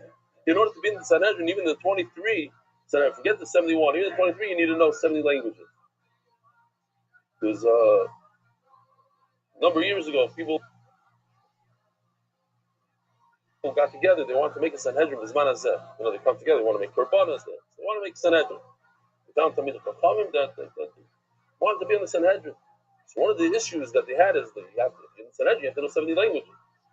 They said, no, you don't need to know 70, you need to know Roiv languages, and since we speak English, and English is accepted upon most of the world, so Mela, we can be part of the Sanhedrin. So he said, no, but if you take all the Chinese and all the Indians, which could be Roiv world, they don't speak a word of English. It's Balagat. Nothing is, the Rothschild said, so how do you know 70 languages? So the Rothschild said, if you give me 1 day, I can learn a language in a day. The problem is I don't have one day. I don't have the time for it. But if you're doing Sanhedrin, you could. You say about Rabbi Berman, who's a big Yidui, the doctor said he has to slow down with his learning. It's, so he had to take a break. But it's time. Take a break. During his break, I think like 2 weeks, 4 language or something, they said to learn one language is easier than to understand one tough thesis. Really? He was really. You have big destroyness. Like I believe it about like his. I could see the bells there. Learning language and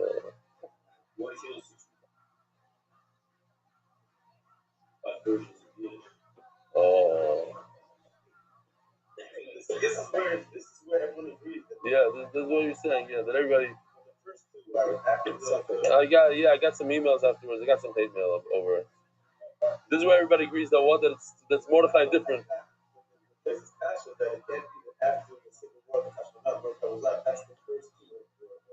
The first two times, yeah. Yeah. All right. As Mark was what was the big lick? What was so special about Mordechai? He knew 70 languages. Everybody in Sanhedrin knows 70 languages. Rabbi Berman knows 6-7 languages. In order to be part of the Sanhedrin, you have to be about Chachma. You have to have Chachma. Bali Maro, you have to look distinguished. Bali Koima, Rashi says an interesting thing. If you're very tall, then people have fear of you. You can be intimidated. They're not going to lie in front of you. Bali Zikna, you have to be elder. Bali Shafim. So this is super interesting. Bali Shafim means that if, let's say somebody's Chayiv Misa, whoa, agreement came, I don't see the other guys here. Menachem, whatever. What time did you get home? Crazy massive, what's going on? I went to this chasana, I went to Mate's chasana. This chasana is like in a shul, in Gimel. They took him out of the other part. But with Mate and Yerushalayim, 3 weddings next to each other. Room. Everybody's just, whatever you can do, just to have a chasana. Crazy. What, you liked it like this? Crazy. Listen, it's unbelievable. As long as the chassan and pal enjoy, and then look, then the Klal Yisrael can go that route. Halavai, one day, halavai. Not going to happen, halavai. I'm a big talker. To me, a wedding doesn't, because I was at weddings every night for years. So I begged my daughter. I said, look, just do it in the backyard, and I'll give you the money, whatever it costs. These girls, they dream about the wedding gown and the zav, and it's going to be like this. They have a whole opinion in their head, and it's not so possible. Huh? Morocco. The Morocco wedding. That's why we're going. Yeah. Empty white tekanos. Balik everybody. So listen to this shafim, Rabbi side. This guy is Chayiv Misi Sreifa. So they come with molten lead and they pour it down his throat. What does this guy do? Guy says, I don't care about molten lead. He goes, BG, abracadabra, and he drinks the lead. Nothing happens to him. So you have to know how to kill him in other ways, because the halacha is that if you can't kill him in one way, the guy's Chayiv Misi, let's say and he runs away, you can shoot him with a gun. The Chatchili should take care of it like this. We even have a video to show it.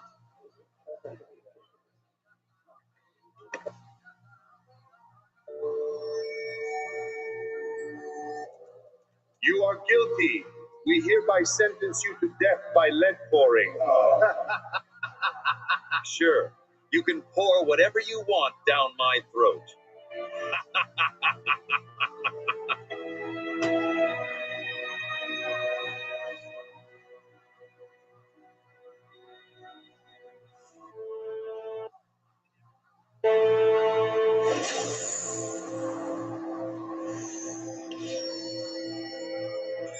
Help! No! No! Ah! Get away from me! Ah! Oh, help!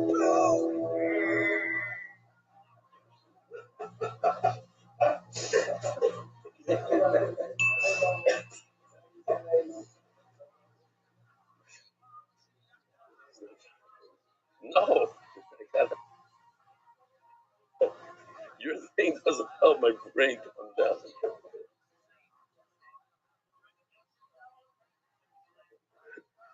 You just mixed up my brain. My brain was mixed up. You just went like this immediately. Bubya. All right. So Gemara. So Balik Shofim. So yeah. In other words, Chacham have to know Kishuv. That whole sugya we learned once, where Rabbi Kiva showed how to with Kishuv you make cucumbers. In Islam, you have to know how to beat Kishuv with Kishuv. So every single person in Sanhedrin has to know 70 languages. Not only have to be tall and then Bali Chachma and Bali Kishuv, they have to also know 70 languages. Why? You don't want to hear it from a translator. Why not? What's the problem with hearing it from a translator? Here comes one of my favorite jokes of all time. The Emes. Been waiting years to say, I don't want to say this too often. One of the best. Shia, listen to this joke. It's murder.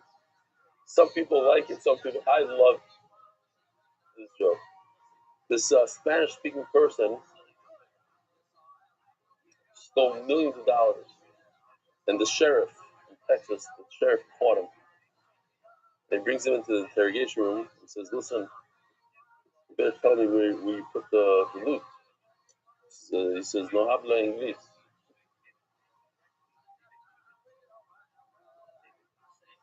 No habla inglés, fine, you don't understand English, I'll bring the Turgima.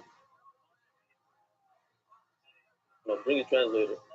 He brings a translator in. He says, tell this guy I want to know exactly where he put all the money. He tells him in Spanish. The guy tells him, well, I'm not telling you where it is. No way. So the sheriff becomes infuriated. He pulls out his gun, puts a round in the barrel, and points it at the guy's head. He says, you tell him, if he doesn't tell me where it is, I'll blow his head off. So he tells him in Spanish. He says, if you don't tell him where it is, he's going to blow your head off. The guy starts shaking. He says, okay. I put it by the bridge. Right by the bridge there's a tree. And right next to the tree, I dug a hole 3 feet down. I put the $10 million over there. The sheriff says, what did he say? He says, you think you're going to pull the trigger, you idiot? You're a piece of nothing, you jerk.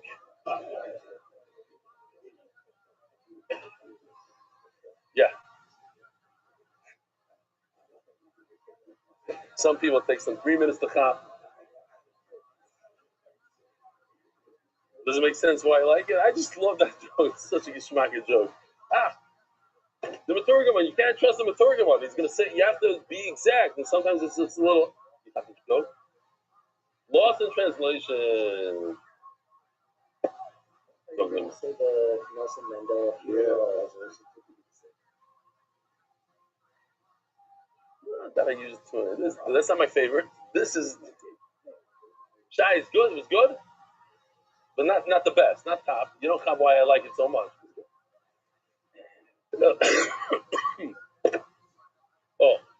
So also chashuv about Mordechai. Elo da have a bayili shon nevedarish. His godless, and this to me this makes sense now. He would understand different languages and put them together. You have to be a big couple. Let's say you hear an American speaking Yiddish. It's the funniest thing. That it got that accident, the Ibig, you run over, and was. It's this in the God. Kids, half the words are in English. You have to know how to put three. Like you listen to Yeshiva shit. What? You have to be going oilam. So no, like even to like you're talking to Yeshiva Shagai. You know, it's a festa matziv, and you have to 2 languages. So Gagi Strifim, believe it or not, Gagi Strifim, but Srif, although it's in the Mishnah, the word Srif is not in Hebrew. It's not in Lashon Kodesh. It's in Aramaic. She was able to take the Gag and the Srif. Mordechai, let's say Srif is called a hut in Hebrew. So a regular person would say Gag hut. And now you have a city called Gag hut, but there's no such thing. He's able to take the word Gag, which is in Hebrew, and Srif in Aramaic, and put them together and say, oh, he meant these 2 languages together. That's the chachma. The same thing with Ein Soicher. Ein Soicher. Soicher is an Aramaic word. So it's Ein means I. Soicher is the whole of a lot. So you say char maybe. Ain't char. What's ain't soicher? How do you have to use the word soicher? It's a different word. It's a different language. That's the chachma over there. Exactly. Tell stone. Tells and stone. Very good. It's like no, it's from tells. Tells. Okay, but it tells. Anyways, to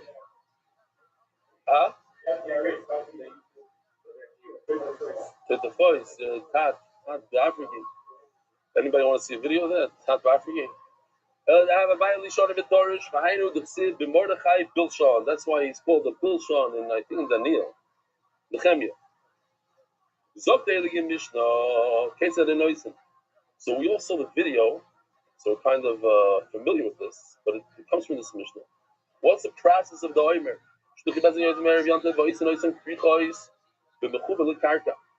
Bezdin, Shluchim of the Bezdin go out before Yantiv, they tie up a bunch of barley when it's still attached to the ground, because you have to do the tzira on Chalamoid, the first night of Chalamoid, the Motzi Yantiv. I think it's a beautiful concept. In the MDY, we're very macro on this, on Tircha de Tzibur, the idea of Tircha de Tzibur, not you're supposed to like roll the Torah, you know, if you have Parshat Chodesh, whatever, you do it before the Tzibur comes out, while they're there. In general, Stam, it's a Toiva Komashal, and nobody's time, and everybody wants to, but at a Simcha, you should have one or two speeches, not the 6, 7, you know what I'm talking about? Or, here's a good one that my pet peeve. Sometimes you have a minyan of 10 people, so that 10th guy, he does his Shmoneh Esrei 42 minutes. And why? Because today he has extra kavanah, and now all 9 people have to wait. Sometimes, if let's say you're a 10-minute guy Shmoneh Esrei, when you do it 10 people, you should be mikatzer the fire. What? Yeah, that's a lot of things. Rabbi Kiva, exactly. Zog the Gemara. There's a concept of Tircha de Tzibur. Don't make the Tzibur wait. All the cities that were, the little villages that were next to that place, they'd all get together. Why? Today, they want to make a whole matzav out of it. Again, because of the Kusim that said that you do this on a Sunday, not on the day, not on Matzah Yom. And that's today's sugya really. Again, the Torah says, B'machras HaShabbos, and we learn, B'machras HaShabbos means the night right after Yom Tov, the first night of Yom Tov. So we start today. When do we start Sirius Omer? We start on the first night of Talmud, or in America, the second night of Yom Tov. But it's true, right? Matzah Yom Tov, first night. By Tyson, they say, like the Tzdukim, they say, B'machras HaShabbos means literally the day after Shabbos, always falls out on a Sunday. So you want to tell people, no, we didn't listen to the Beit Tyson, we did it on a Monday, we did it on a Tuesday, we're doing it when Chachamim understood the pasuk. Kivin Shech Shicha, once it's nightfall, Oimer Lahen Bo Hashemesh. So the guy, one of the people cutting, he tells the audience, the sun go down, Oimer Hein, the whole place is Hein. Bo Hashemesh, Oimer Hein. Each of the people there says, asks the question, they answer 3 times per person. Magozu. In other words, there's 9, each question is 9 times the Torah. Yes. Then Shimon says it. Yes. Magozu. Is this the sick of Oirim Hein? Magozu Oirim Hein. Kupazu. This is the back of Oirim Hein. Make it's a whole matzah situation where everybody gets involved. Oh, good. You get them involved. You ask a question though, and them answers. They're not just spectators. They're participants. It says before you have to get out. Yeah. Kuba Zuoyrimin. The Shabbos. Now, if the first night of falls out on Shabbos, Oirim Shabbos. Zu Oirim It's Shabbos. Shabbos Zu Oirim Ekzar, should I cut the wheat, the barley? Like, yes. Go ahead. The whole warning. Ekzar, Shosh Ba'amat Kol Davar Davar. Each question gets 3 times the answer. Like Kol Nidre, the Rosh says. Kol Nidre, do 3 times. Hey, 3 times. Why? Why so many times? Because of these koifrim, he had two talmidim, Baitois and the tzaddik, whatever, so it became dukim and Baitoisim. They decided that there's no Torah Shabbat Pez. You read the Torah the way as is. So Mela, they said Tzir Shazor is not on Motzi Yantiv. It's on Sunday. And Mela here, something like this.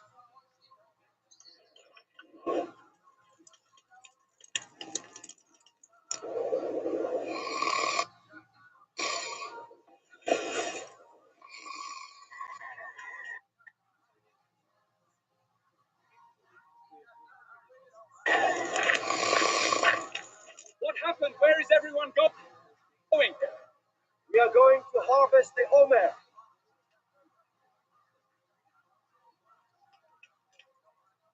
Oy, boy. They are harvesting the Omer today.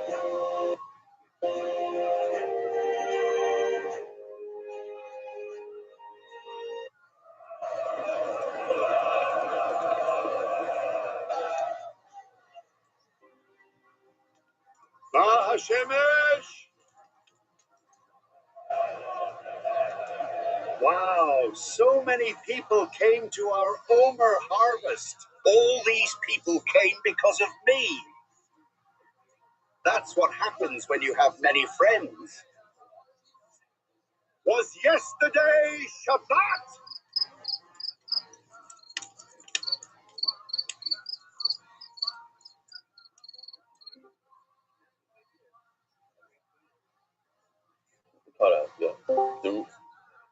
Yeah. All right. So Mela, the Baitoisim, the Loisim Alim Shabbat Toisim. Okay, starting the Gemara. Remind me your name from South Africa. What's your name again, Tzadik? Sion. It's like, isn't that the name of your wine, or that's, I'm just making that up? What's the name of your wine? Cape Jewel. That's right, Cape Jewel wine. Sion. Shkoyach for coming. Tell her up on it. When did you get here? You got here in the middle of the war? Before the war. You trying to get back to Africa? No. Shit. Tell her up on it. Ilan Yurmayo, the Loyalist Anor, it's crazy. I need one of the deals that I made with my wife before we moved here is that I'll go back for every Pesach. Every Pesach she does, we did in our family's Meshver's hotel. We can't miss the Pesach. And also in the summer. So I feel like I told her we're going to go now for Pesach, and Mashiach is going to come. We live here, I'm going to have to schlep back. Can you imagine getting out? We still couldn't find flights yet. But Bezer Hashem. Torah Bonham. There's something called Megillas Tainus. It's a whole sefer that tells you about all the Yom Tovim that Klal Yisrael has. Now, the only 2 Yom Tovim we have left from the entire sefer are Hanukkah and Purim, but they had other ones. And now we're going to be discussing 2 out of the whole Megillah.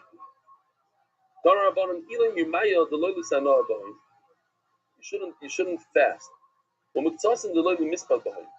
Fasting is pashut. You don't do on a Yom Tov. But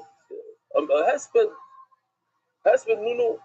Now, it happens to be, I've been at a number of these funerals. They say,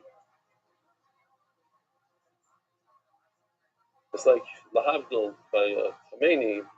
He wrote Mefurish that his son should not be the leader. So, no, he didn't mamish mean that he shouldn't be the leader. They meant he should be the leader. They made him the leader.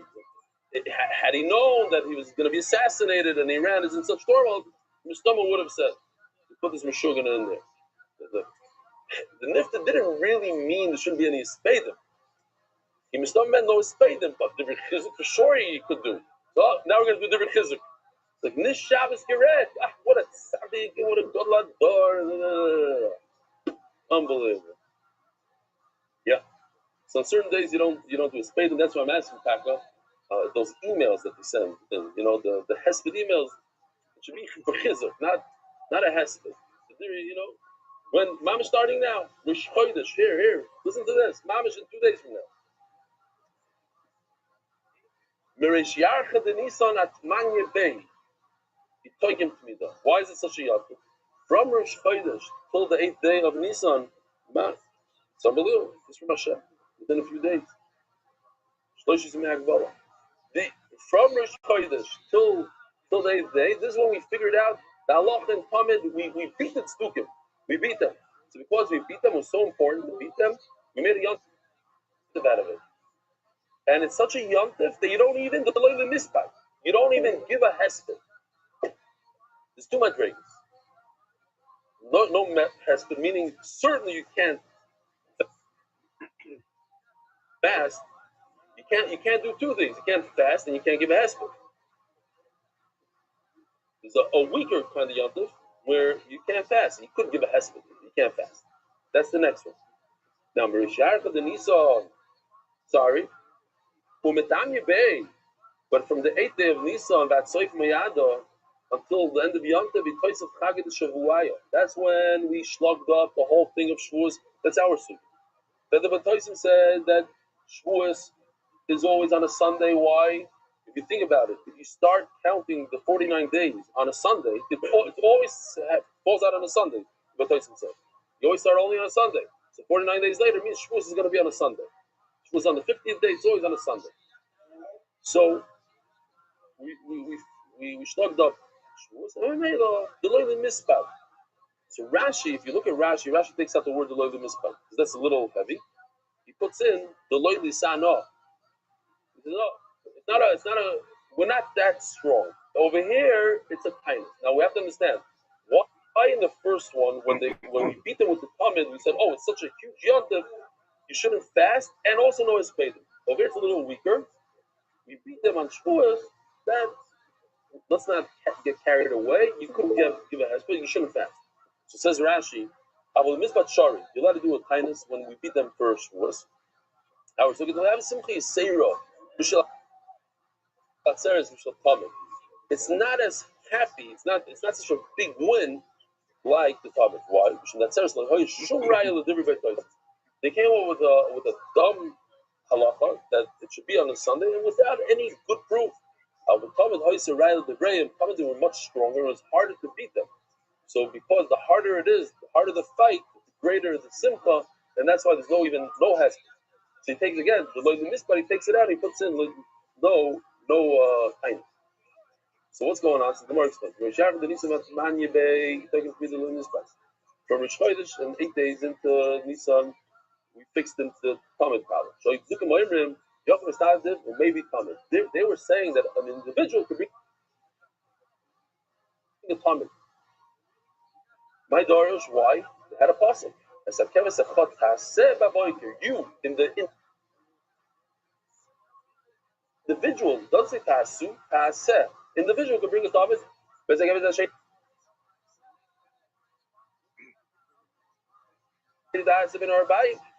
famous, the MDY pasuk,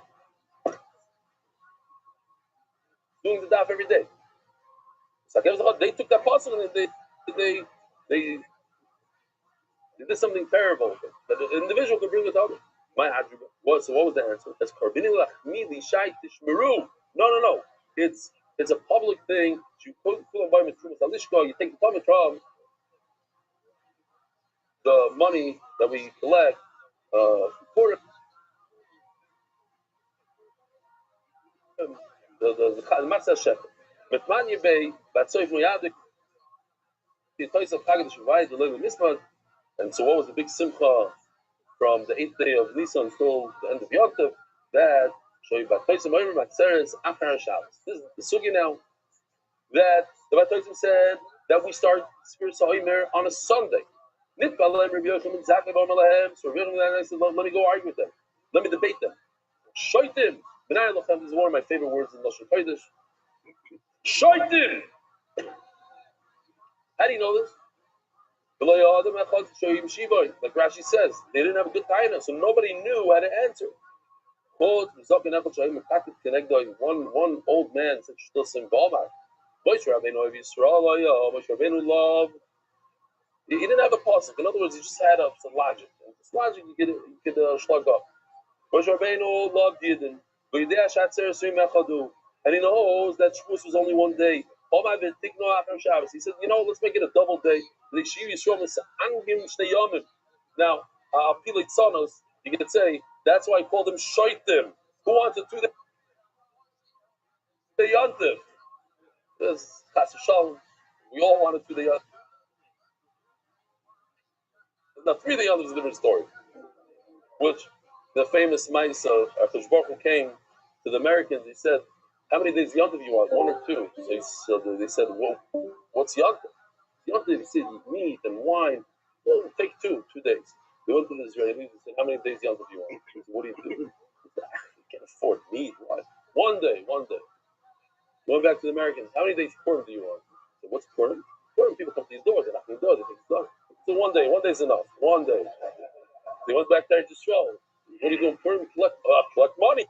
2 days. 2 days. We'll take it 2 days.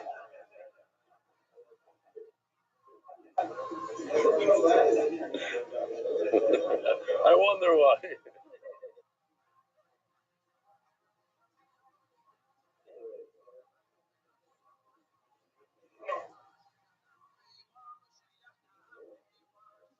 Misangim to it? Huh? They should Yisrael. Misangim Shnei Yomim. You want to hear Mendy? The two Mendy comes to the Kail of the morning. Who told Eli the joke about the 2 days? This is first day. Who? You? First. Then he says he's part of the Kail. He just needs to figure out who. Kail Mikra Zeh. Achados Yoyim Mechoyev says Rabbi Yochanan ben Zakkai to the Shoita. Kail Mikra Zeh. Achados Yoyim Mechoyev. Choyev Rabbi says Harsi. How long does it take to walk from Egypt if you're not going with Yossi Cohen, Yossi K? Not here. Yossi K. He showed us. He proved it to us on his phone. I drove Keilat many times. Maybe not as many as Avi, because Avi has a place there. It takes 3 hours. Minimum 3 hours. With a fast Tesla. 2 hours. Under 2 hours he drives, and he shows us on his phone. And he has an app that shows him average speed 150 kilometers. 150. Cutting cars all out. This is Karnasa. When he has clients in the car, he slows it down a little bit to 149 or whatever.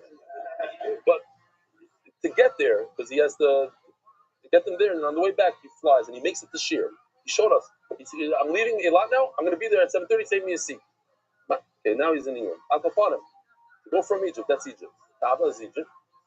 To walk from Eilat to Jerusalem would be a problem. But the Gemara says it's 11 days. 11 days to walk. Now with that whole Samachayim days, if Moshe Rabbeinu loved the Jews so much,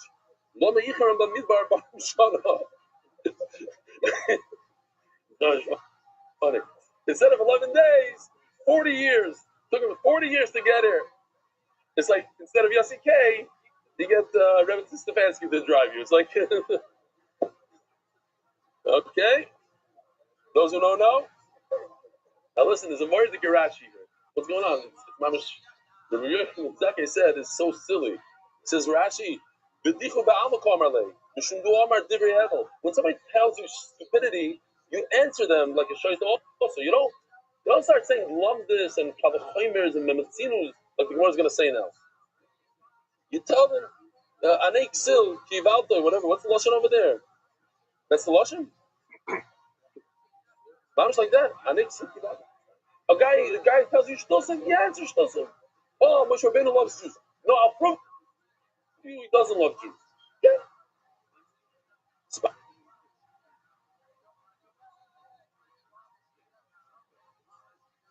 Answers on that high note.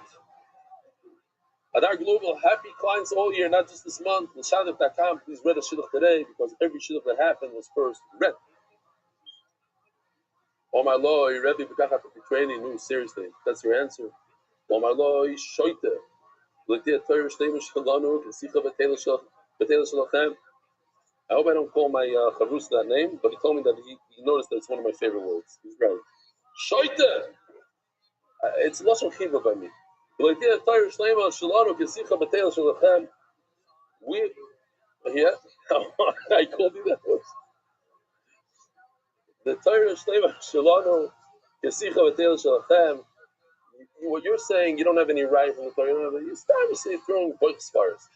We have a Torah. We have a whole system of how we learn things. The Gemara goes into a whole series now of 7, 8 limudim just on today's daf. Easy ones. They're very similar. His Raya Rechem ben Zakkai. We have a contradiction in Psukim. When it says Tispru Chamishim Yoyim, we should do Spiris Ha'omer, Mamish Yonah the Yoyma. It means start whenever you start in the middle of the week on a Wednesday. However, because of Echad Ha'omer, the second pasuk says Sheva Shabbos Tmimis Tianu, which means 7 full weeks. What does the 7 full week mean? You start on a Sunday, you end on a Sunday. So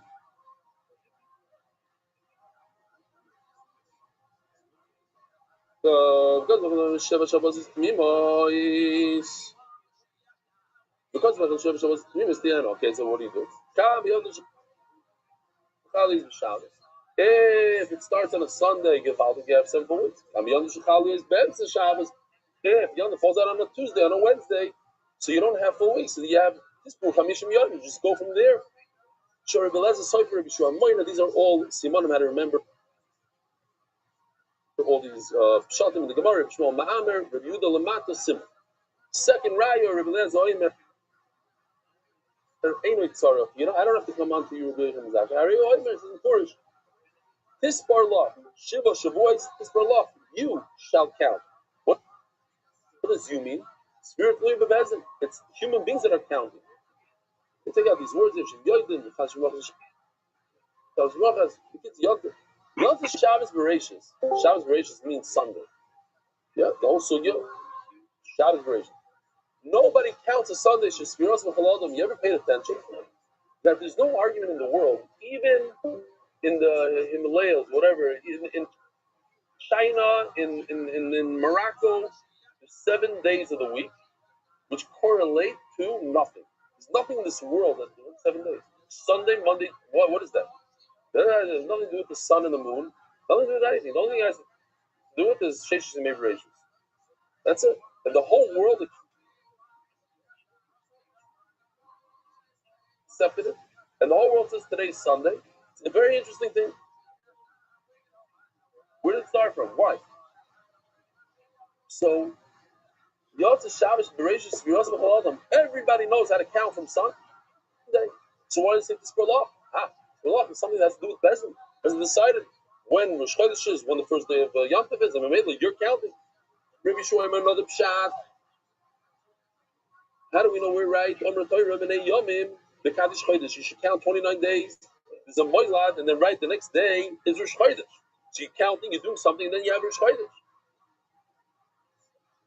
So maybe it's like a binyan av. B'nei Yomim v'Kaddish Atzeres. So count days, and then you have Shavuos.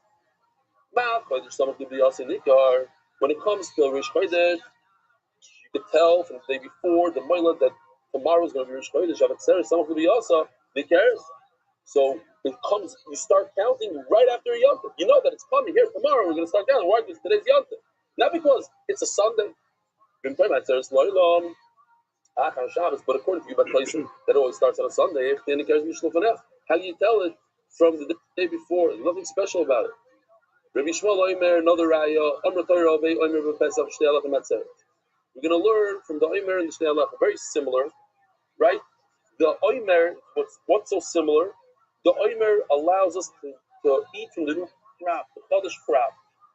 The Shtei Alach,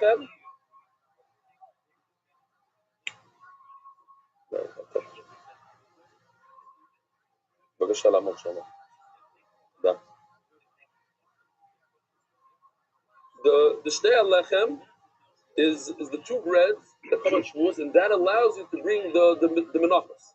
So they both allow you to bring food. Ma'al alon regel utilas regel. Just like by the two breads of Shavuos, it's right after Yom Tov. In other words, it's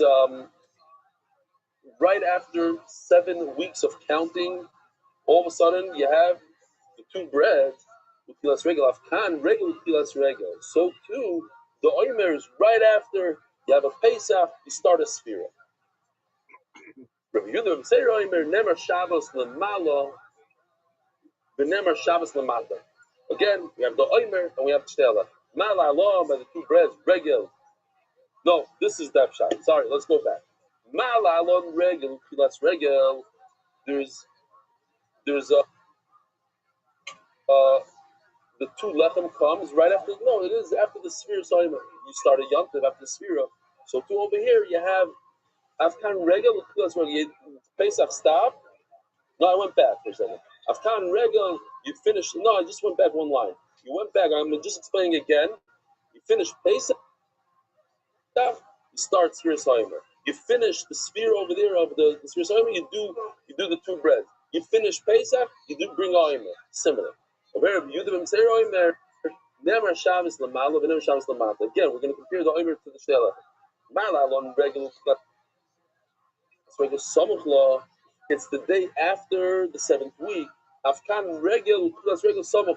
It's the day after Pesach. Very similar. The one is after is a Sphira over here. It's after the 7th week. I don't know, something like that. That's how I understood it. Torah Rabbanon. It must be something better.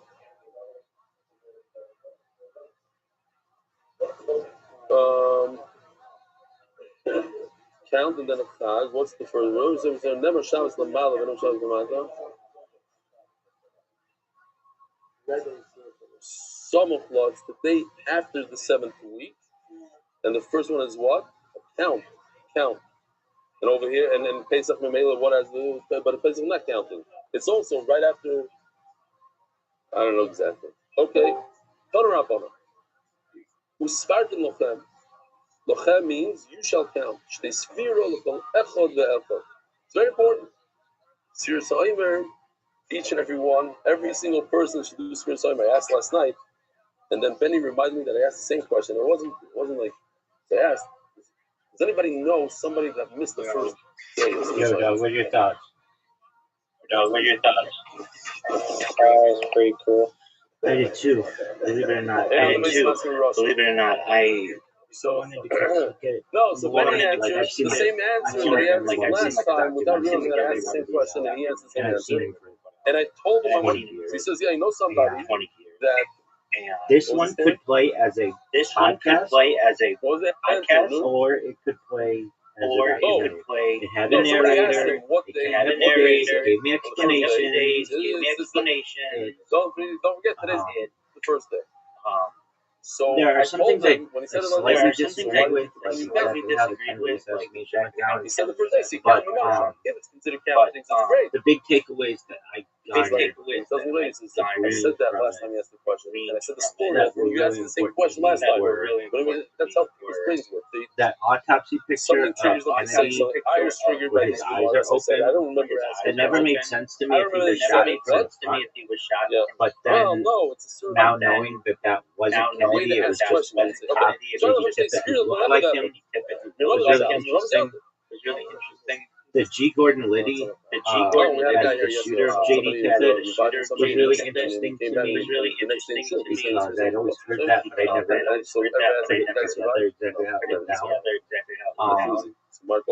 and how Watergate wasn't really about an election by any means. It was about perhaps Nixon wanting to publish pictures of what happened. You're saying that the is right here. With the people with the CIA or whatever. And they were like, no, yeah, do that.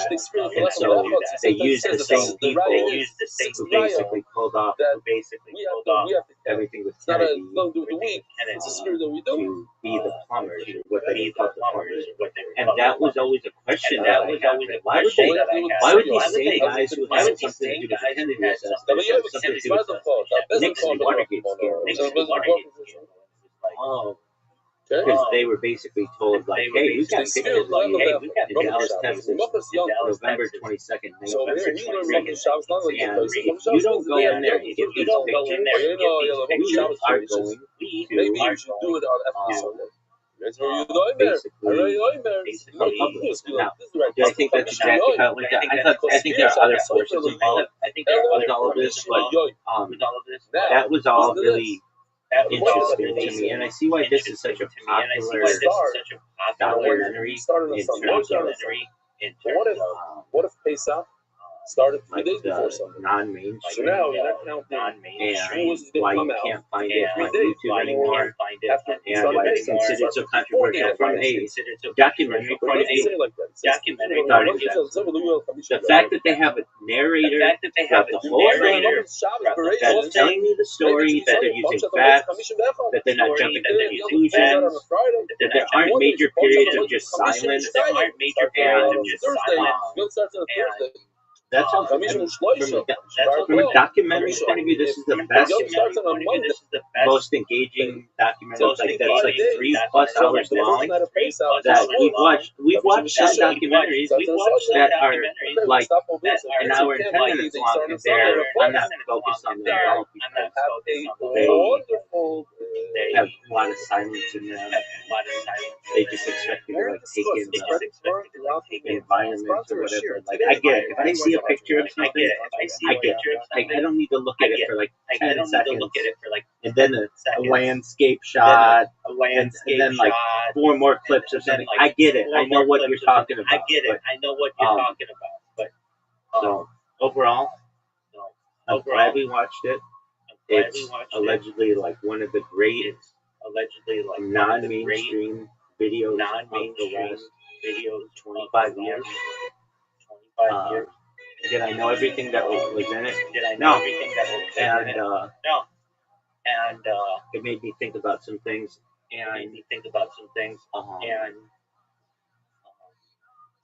I consider myself to be a Kennedy assassination expert. I will debate people on it. I know the names, I know the location, I know a lot about it. And when they kill your president, any American who doesn't look into it, I feel is doing their patriotism at this point. And so I went and dug down it and tried to figure out what happened. Like if you in the United States, if you discuss this stuff in public, they name ad hominem attacks. But for anyone who is a truth seeker who wants to walk out of the path of Plato's cave, these are necessary discussions. And not tonight, and perhaps not ever, but the best documentary I've ever seen on the Kennedy assassination is I don't even know what it's called. It's the James Earl Files. Basically, they have the guy. He is this guy, but he killed Kennedy with the fatal shot, the grassy shot. And if you're like, how do you know he was the guy? We're looking, I don't know if this is the Well, he knows so much about it. There are pictures of him there. video He talks about the bullet he used, the gun he used. It was a gun he used was a Remington Fireball. The bullet he used was a mercury-filled hollow point gun. The reason why they used a mercury fireball, Remington Fireball, I should say, was because it was like a short barrel, but which allowed him to put it in his jacket. I mean, and it's like, okay, well, how did they get this interview? He was actually in jail when they did the interview. And that's like, well, couldn't anybody say what they want in jail? Yeah, but he was there at the time. He has pictures of him with Lee Harvey Oswald. He has pictures. He talks about like his journey. He drove from. Yeah, but he didn't shoot. he was just a pest. And as he said, his last words, the last words of Lee Harvey Oswald were, "I'm just a patsy." And a patsy is someone who you blame for doing something, and then you kill him. And literally he yells, I'm just a patsy. And then Look at that note. Nice. Jack Ruby comes up and shoots him on live television. Wow, it's and kills live now. And it was just like getting rid of a loose end. And then Jack Ruby went to jail because of it. And quickly died in jail due to cancer. Allegedly gave radiation. Every day since we started. So it's like basically tying up the loose end, and this documentary makes a fine argument that George Herbert Walker Bush was the mastermind behind Kennedy's Oh, very nice. From America, to here? You know anything about George Herbert Walker Bush? Right in.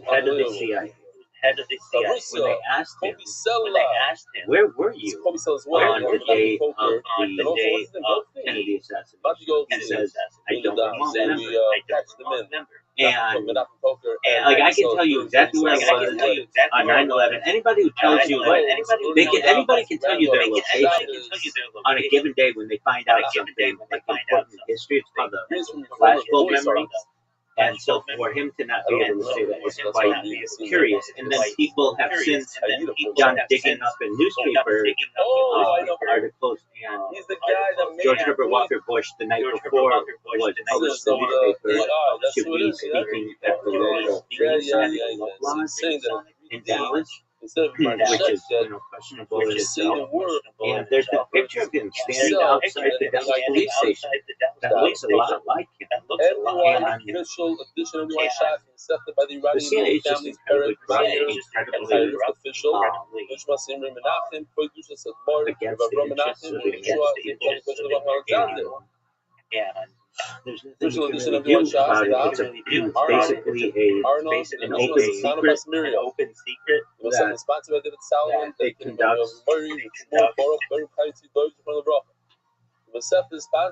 Espionage, not just globally, but also on the American public. John Kennedy had a quote that he wanted to smash into 1,000 matches. And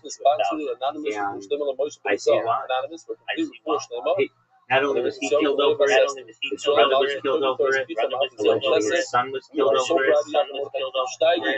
Sending us a family Canvey Island, UK, in honor of Ellie. A lot of other people. It was another thing that was interesting to me from this documentary was they were like, we do body switches all the time. CIA does body switches all the time. Like this wasn't new to them. And this wasn't new to them. And then the people, how the people got rewarded who were involved. This is a weird thing. It was like it was a time when like 5 U.S. presidents were in the same city on the same day, which doesn't really happen unless it's like a public event, or people who would be U.S. presidents. So you've got John F. Kennedy in Dallas, November 27, 1960. You've got George Herbert Walker Bush outside the Dallas police station. You've got Lyndon Baines Johnson, who would be sworn in on Air Force One, and they forced Jackie Kennedy to be there alongside him. She had blood all over her pink outfit. You have, well, I should say, there were five, purportedly five, maybe just four. Well, five, certainly five presidents that were involved. You've got Richard Nixon, who was previously the vice president under Eisenhower, who Jack Kennedy beat, and Jack and John Kennedy have a thing, but who John Kennedy beat in the 1960 election, which was allegedly rigged. You've got Gerald Ford, who would take over after Watergate, and who was on wow. So what are you gonna give me? He was like a rough and very involved with the war. So you've got like 5 looking presidents: forward, where's this Nixon, Passover? Kennedy, Johnson, Herbert Walker Bush, It's in and where? Ford, who are all like extremely involved in this situation. What do you got? I know you got canceled out of your role, like everybody else. You're never taught about it in school. I remember when I was in school, I was really excited to learn He started yesterday slow. like having the What was Kennedy. his name? Oh, he's not a kid. He's not a We kid. never had it. We made it to World War II. This year, and now that's it. We might have said a word about the Korean War, and never said that was like all the history. The voice side. Where are we? There's a reason why Who? the CIA publishes the books. Another one in the United States. Specifically, a company called McGraw-Hill, which William Maxwell's father owned. He owned a lot of things. But it's canceled. And They had to find the hall that he owned McGraw-Hill, which controls as in the clock. Oh, that's how it the majority. is. He owns anonymous with the merit of all the qualities of those two companies, that kind of perhaps one is a subsidiary of the other. They control. Anyway,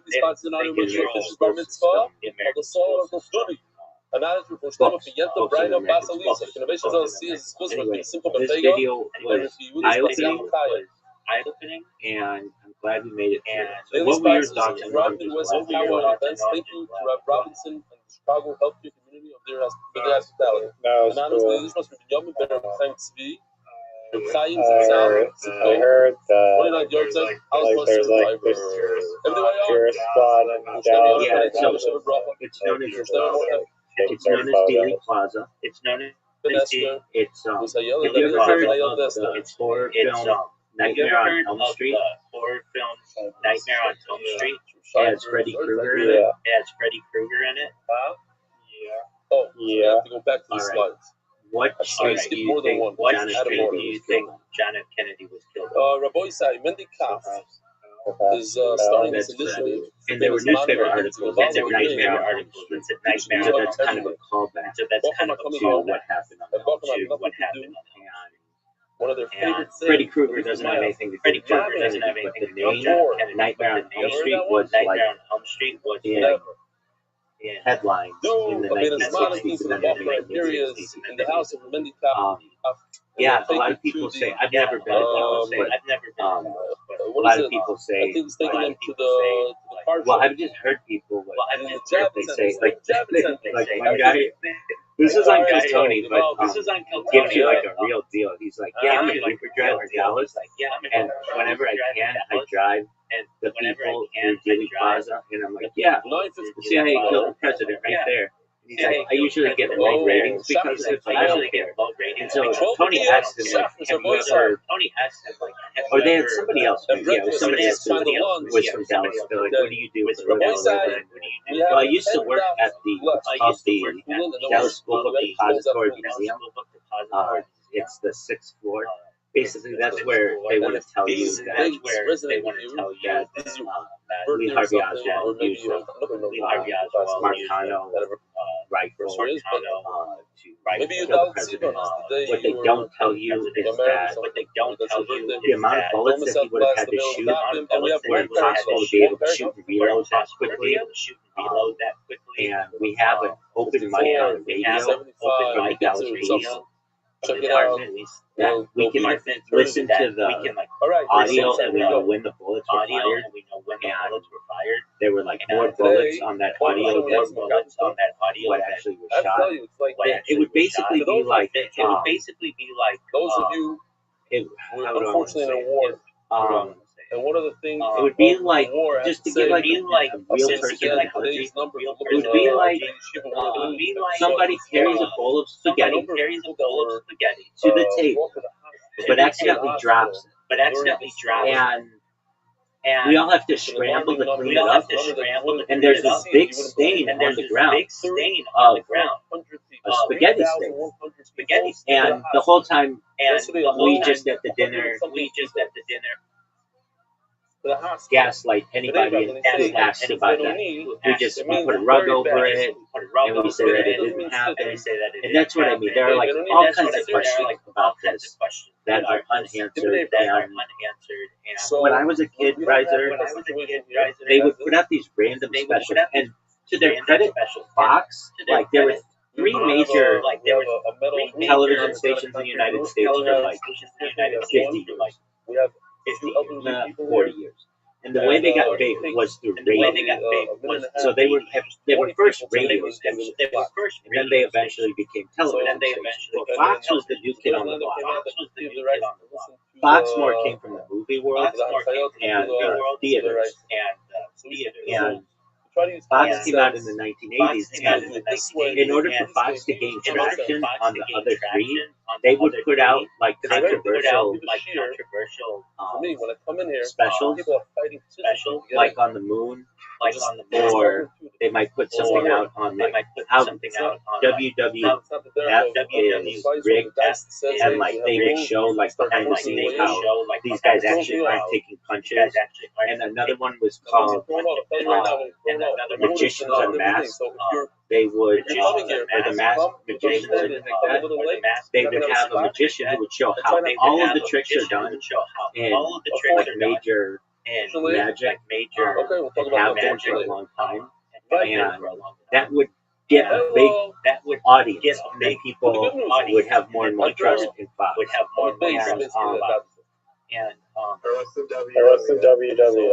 Yeah, so this one was interesting. So there was a time in the United States where it wasn't acknowledged that WWF was not real, and they eventually had WWE.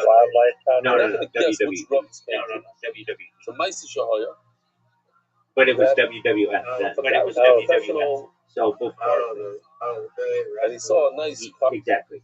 So in the 1980s, there was an argument that wrestling is real. Those guys are really hitting each other, and it's really better described for like choreographed athleticism or something like that.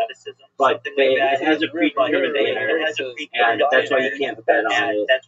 And this only came out though in public during a set of hearings that Vince McMahon, the owner of WWE, had in the late 1980s, early 1990s on steroids. And basically they had to come out and say it's not a sport, it's an event. And this caused a lot of controversy because it was you lied to us. That's just how the sport would work. You have to understand that like there was no internet.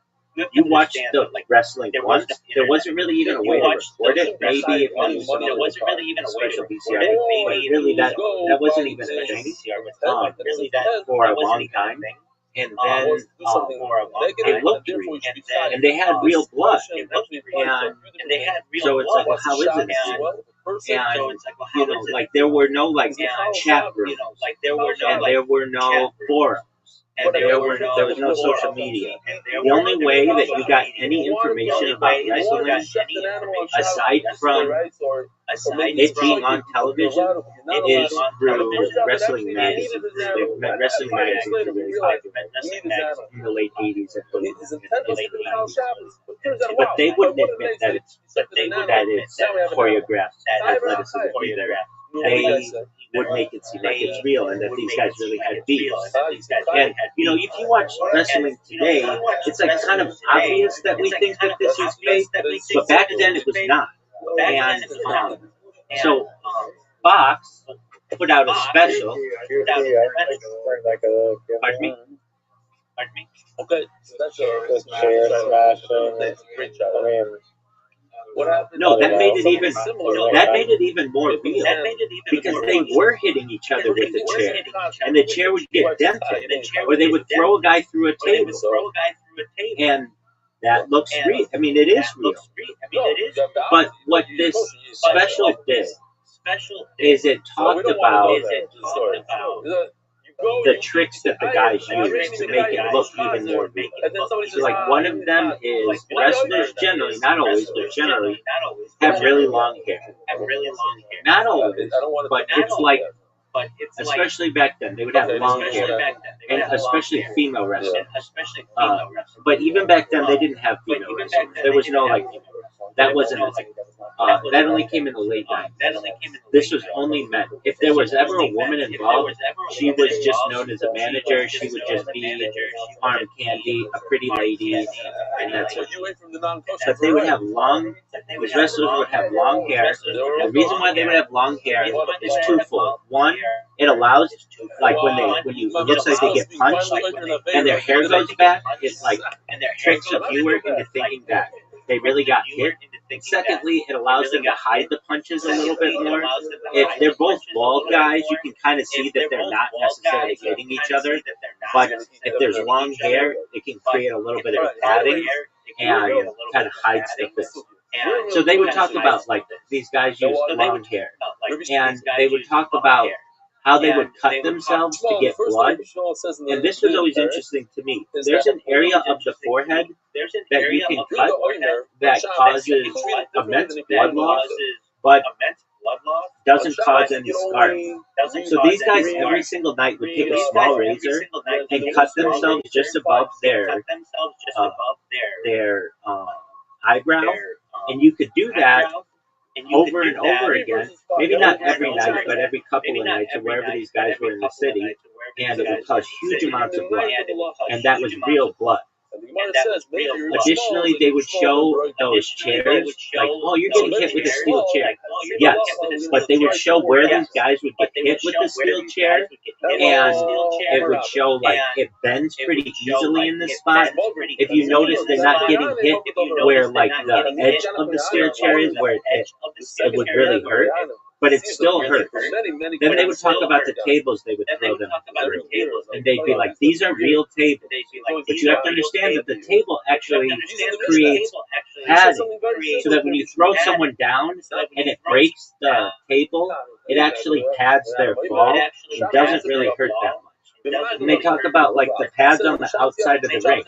They'd be like, now these things aren't like a trampoline, but they do allow for some padding. So it doesn't just straight up, it's now in concrete. One thing I always found interesting was they would talk about how they would make the ring. And they would be like, many people think that the ring is actually really soft, but it's not. It's really hard. And when you like body slam a guy or something, it always makes a lot of noise, like ba-boom, ba-boom. And they would show the underside of the ring is just a bunch of like 2x4s that are like stacked flat, and that takes a lot of the impact, but it also makes a lot of sound.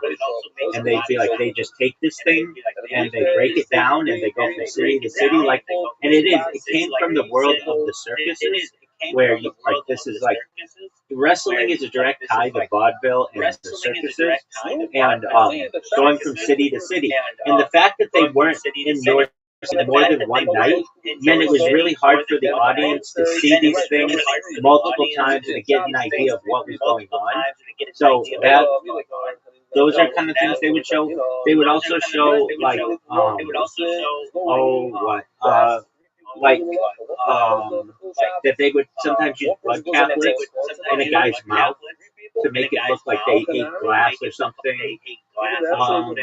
They would use like they would show what it's like to get thrown into like these metal, like the metal chairs, like the metal chairs if you've ever seen. Those really hurt. But they would show like that the guy's not really falling into it. He's putting his arm down first and patting himself. They would show like when a guy jumps on you from the top rope, he doesn't just land on you. He like creates a little, like he's on all fours basically. It allows your body to fit right in between his body. And then they would show like how when they do the like the pin count, like 1, 2, 3, that it's rigged. They know that this is going to be not on the first time, so it's like 1, 2, and then the referee knows he's not going to go down for the third one, so he'll kind of be slow about it, and then they'll say that you pulled your shoulder up or something like that. what else would they talk about? Just like the cage that they use. They would use like a cage to like intimidate people, but in reality, the cage like a lot of times is just like chain link fence material, and so it's it's springy. And it's not like a true cage would be. So sometimes it is. So that kind of stuff they would just show, and that opened my eyes to how all of that worked, and actually gave me some credibility with Fox. And then Fox, like at the end of the decade, launched Fox News, and then kind of went in the political world. But before then, they were just trying to get viewers, so they would have these like really controversial specials on, and that kind of that opened my eyes to it. And but again, like the Kennedy assassination was something that I wrote a paper when I was in ninth grade. I remember the teacher said we should write a biography on one person. So basically, it was all boys, and we would get a week off every year to do a project, and during that week our parents would go into the school and have evaluations, and they would tell us like how we were doing in school, what we needed to improve on and stuff. And during the week, since the teachers are doing the evaluations with the parents, they can't be teaching class, so they give you like a week of a project to do. And so in ninth grade we had to write a biography. And I remember there's like the teacher, we went around the room to say what we want to do the biography on, what we want to do the biography. And I remember I said, like one of the kids maybe before me or after me said, I want to do the Wright brothers. And the teacher's like, okay, that's fine. And those are the guys who did flight. And somebody else was like, okay, I want to do Teddy Roosevelt. I'm like, okay, that's fine. And then I said, well, I want to do the Kennedy brothers. And the teacher's like, you can't do the Kennedy brothers. And I'm like, why not?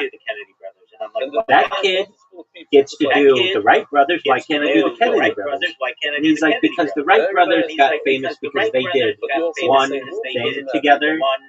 The Kennedys were different. They did multiple things individually. And I was like, well, he's like, you got to pick one. He said, all right, I'll do John F. Kennedy. And I had a week to write this paper. And I remember I wrote like this 30-page paper, which is pre-ChatGPT or anything like that. That's a long paper. But I wrote it on the Kennedy brothers. I just didn't necessarily. I wrote it on the whole Kennedy family because I thought that was a fascinating story. But throughout it,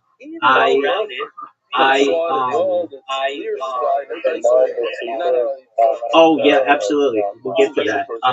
But within my writing, I rejected any kind of claims of it being more than Lee Harvey Oswald. I just went with what the book said. And like, in my opinion, if I wrote this really long article on this, what the book said had to be correct. And I remember the teacher came to me and was like, I thought you were writing this on John F. Kennedy. You wrote this on the whole Kennedy family. And I said, well, he's a member of the family, and I wanted to give a background on him. I wrote the first 10 pages of this just on like his great grandparents. Like it was way back in his family because I found it to be really interesting. And I followed the book.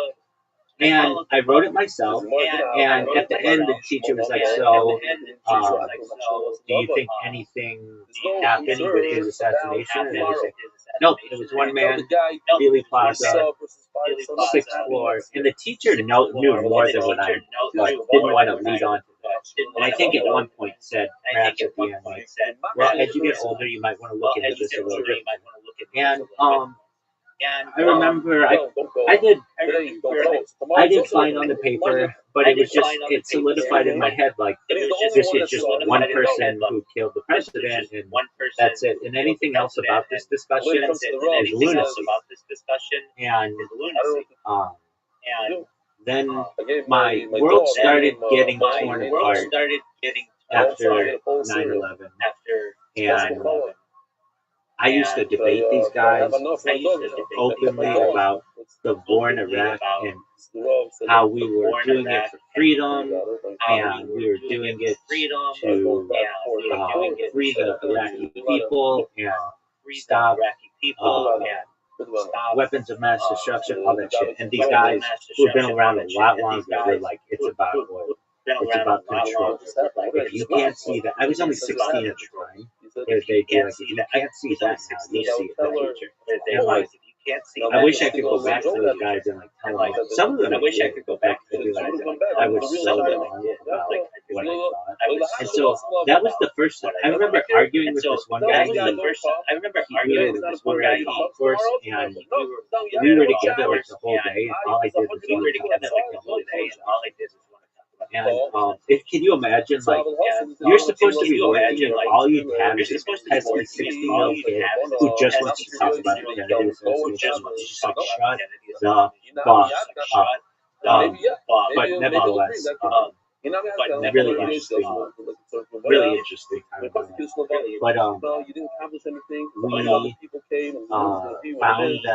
I found that as I got older, I started getting into this.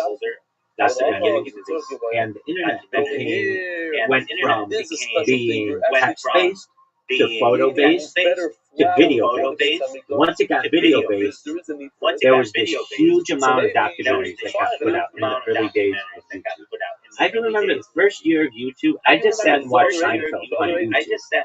Like, there was no, like, there were no like copyright infringements. There was nothing. I was watching full episodes of Seinfeld on YouTube, and I just thought that was as advanced as technology would ever get. That I could watch Seinfeld without commercials. That was a really big thing. And then eventually these videos would come out, these documentaries, and I would like force my friends to watch them. My friends didn't want anything to do with this stuff, but I would force them to watch it. And then I'd be like, wow, that was really interesting. That opened my eyes. Some would talk to me, call me, email me years later, and be like, you know, I can't believe you're right on all that stuff. And that was like such a endearing, like, good feeling to know, like, I impacted someone's life from an informational standpoint. I remember talking to this one girl, and we were going through all of these things, and she was like, I went to this party, and I was talking to them about everything that we had talked about, and they were really, really interested in it, and they were like, she's like, they were eating out of my hands, like, basically all of this stuff, and then I went and I dropped aliens on them, and they all laughed at me or something like that. But now today, like, that girl knows that what I have, you know, like, I spoke to her like a few years ago before I started shooting, and I was like, she knows that I was right on all that stuff, and that it isn't so ludicrous. In 2005, 2006, 2007, 2008, 2009, 2010, just there was no like alternative voice out there. Very few. And now you get people who are red pilled at really young ages, and they're woke at really young ages, but back then it's not that way. So anyway, watching this documentary, it's the first time I've watched a documentary like this. I don't know how a long time. And it was interesting to me, it connects a lot of the dots. It's like not really that good at any single story, but it's a good overarching discussion of the people who may have had something to do with this. So yeah, I mean, that's kind of my story, my journey of how I awoke, and I find in my community, just generally, there is not like mainstream orthodoxy rejects anything that isn't centrist. But if you get people behind closed doors, and you get a couple glasses of wine in them, they talk. And I recognize that more people know about this stuff. More people know about this stuff. Are willing to talk about it. On the second one, even though it turns out that what you did was a great thing. Anyway, I find that like if I were talking in front of 1,000 people, they'd all be like, "Oh, you're wild, you're bonkers," and all this stuff. But then if you get any one of those people in a room together, and you're able to talk to them about it, they go wild. I find it like when I do these podcasts, there's like something in groupthink that once someone rejects it, then everybody has to reject it, or they look like outsiders. But when I'm in these podcasts with people and they ask me about advanced propulsion and aliens and stuff, people are really serious about what they believe, and they're just sometimes afraid to have the discussion that they believe in. Kennedy's part of this. Some of these other things are part of this. I'm not a. I used to be more of a fan of Noam Chomsky. He's an MIT linguist. I've lost some of my respect for him, knowing that he was exposed in the Epstein files as he was. He has a really good quote. Terrorism is just non-state sanctioned violence.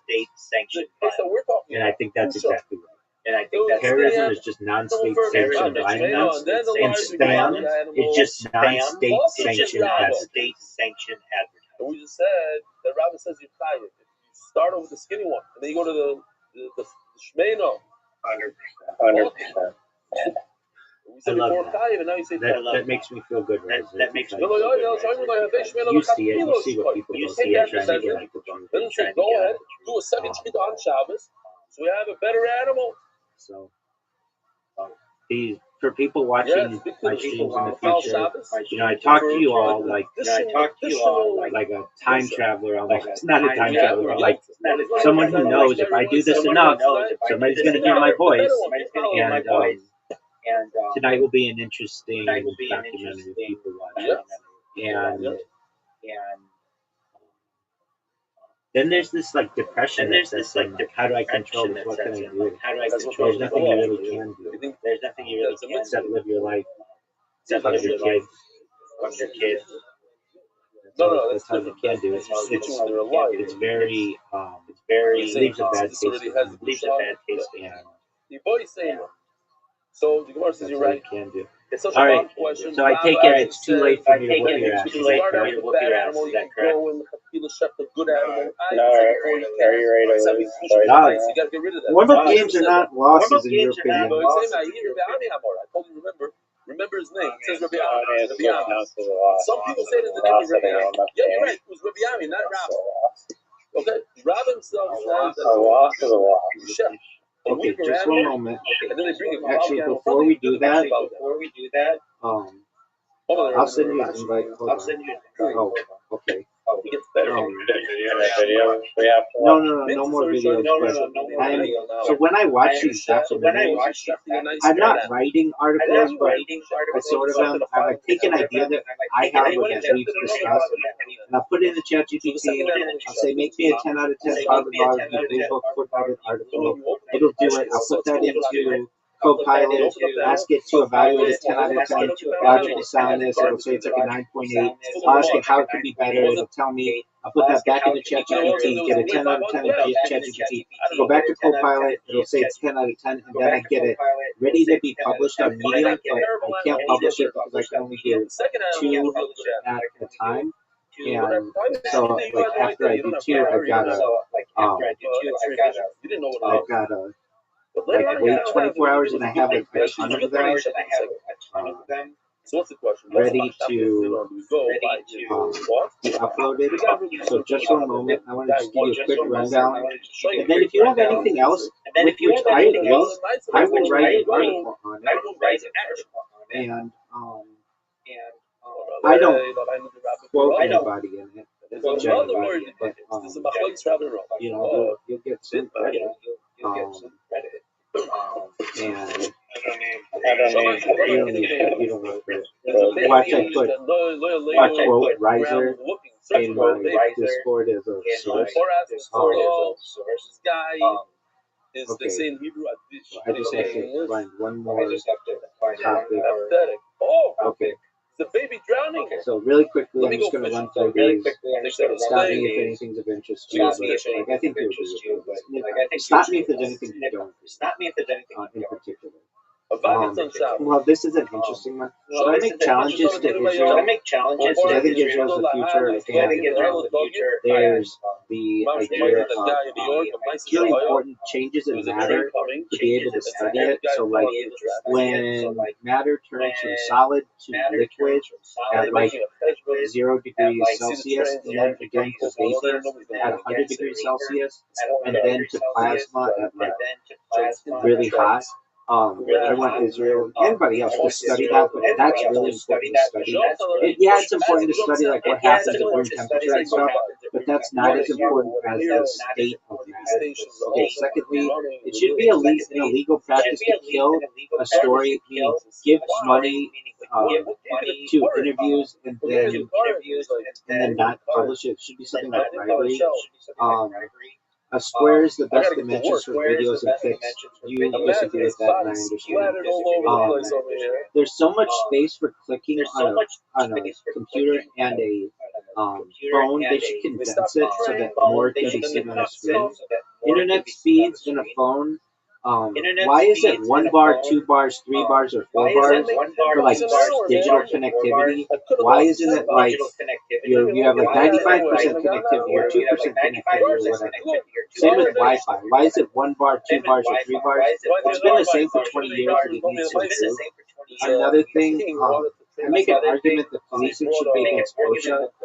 That's like the Occupational Safety Hazard Association or administration. Same with firefighting. It's like too dangerous of a job, and we need to eventually like wean ourselves off of that. Errant golf balls should be charged to the course. I think peeing in public is not as bad as people make it out to be. I don't think it should be considered a sex crime. Today, many people are on the sex offender registry because they just had to urinate really badly, and I don't think that should be the case. There is an obsession with in-crowd acronyms. So, like, we use them, but you know what they're like. JUN.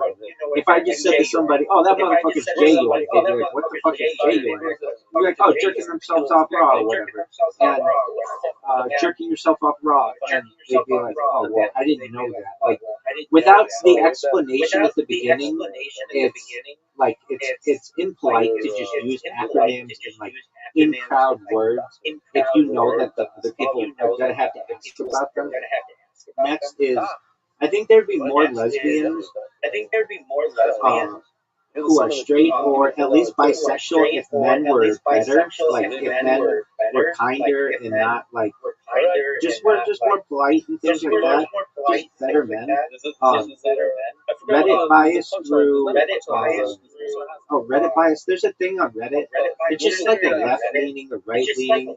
Like if you have a sticker on the back of your car that says "I love the environment," you'll be put on in a subreddit called Informed Warrior Rides. But if you have one that says like "I love Trump" or something like that, you'll be put in like the crazy person. Like, and it's like both are just opinions.